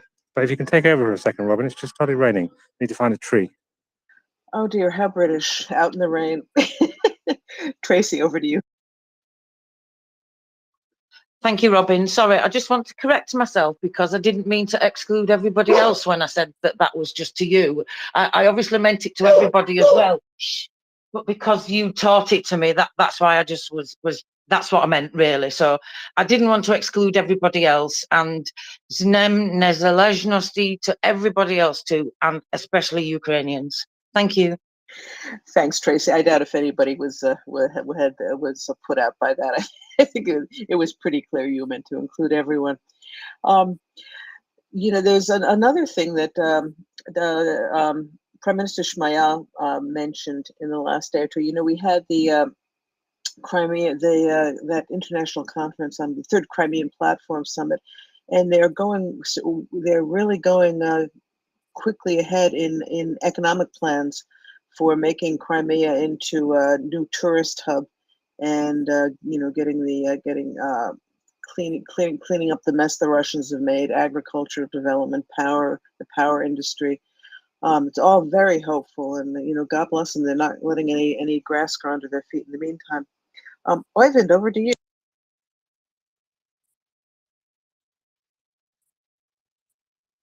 Hello. Welcome. Thank you. I have a question. If somebody have seen any update from Bakhmut, because I'm looking at a map here. It's from Rybar. He's a Russian mill blogger, but sometimes he say the truth and sometimes he don't. But the map he shows here, never mind what he write, because that is probably just bullshit. But the map show that the Ukraine advanced from Siversk all the way down to Soledar in the north, and from west into Opitne, which is a kind of a pincer movement around a lot of the Bakhmut area. It's not a complete pincer, but the map is if it's true what's on the map, then it's very encouraging. And is there anybody who have seen this or have any comments to what's going on in Bakhmut? Because I can't find anything else on the Ukrainian bloggers that I followed. Yeah, let's see. Does anyone else have any input on that? I mean, I would say if we don't find someone now, be here in a few hours for Chuck Farrer's bullet points. He'll be on with Alan tonight, and I'm sure he'll go over this. But Shaggy, do you know? No, I'm having a look at Chuck's maps on his timeline, but he's only got a map of Orkiv, and that's the only one he's got up. He only posted that one 28 minutes ago, so maybe he's about to post some more maps. So But I normally go with Chuck's map. Do you check Rybar Force? Yeah, I kind of wait for other people to check Rybar, and then I'll have a look at no reports from various places. I'll have a little look see. Okay, thank you. But anyway, remember Chuck will be on he's scheduled for 7 to 8 Eastern time tonight. That means 7 until ... They never ever stop at 8. But I'm sure he'll be going over all of the latest what's happening, what's changed on the front. Yeah, I will be on then. Okay, thank you. Yeah. I'm going to have a look at one of Chuck's old maps to try and find the name of that town, because there was a map Chuck talks about, or Chuck mentioned a couple of weeks ago, around that area, and there was like a raid. It was northeast of Solidar, and it kind of came down. Yes, that's what I see. Yeah. Take a look in the back channel if you haven't, Shaggy, because some of our fellow co-hosts are posting maps also. Oh, I will do. Sorry, somebody just interrupted me then and asked me if I was playing Pokemon Go, because I've got my fella flag out in front of me and he thinks it's Pokemon. Anyway, I'll have to educate him. Yes, you do that. I had on my one of my NAFO shirts yesterday, which has the fella on it, and it says "bonk" in big letters. And some came up and, "Oh, that's such a great shirt! That's such a great shirt!" And then I started talking about Ukraine, and he looked at me like, "What in the world are you talking about?" So he just thought it was some kind of funny cartoon. But even these wacky shirts and our NAFO flags and everything, it's a great way to get people asking questions and educating them. I also have a button that it's just a Ukrainian flag, blue and yellow, with no words on it. I've had a few times people ask me what it was. So that's that's. Yeah, but not when I'm co-hosting though. I'm in the middle of talking away. Well, perhaps not. Yeah. Okay, Tracy. Thank you, Robin. I can tell you what the General Staff said in the report about Bakhmut. It's not a great deal. It just says this morning that the enemy carried out unsuccessful offensive actions in the Vesely area. And interestingly, I note that they've not mentioned Bakhmut at all in the evening one. So something's definitely going on, maybe. Yeah, interesting. Yeah, with Ukrainian OPSEC, it's the lack of any mention is often the greatest indication that something is happening. Good, that's great. Okay, Ming is up. Maybe he has something to add.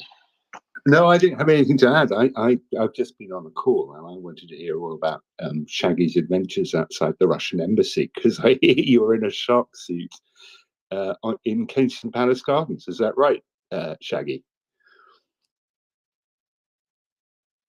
Yeah, it was right. So we were going to move because it started raining, and we thought we won't bother, and then it started coming down a little bit harder. So now I'm under a tree with Peter. So yeah, so that embassy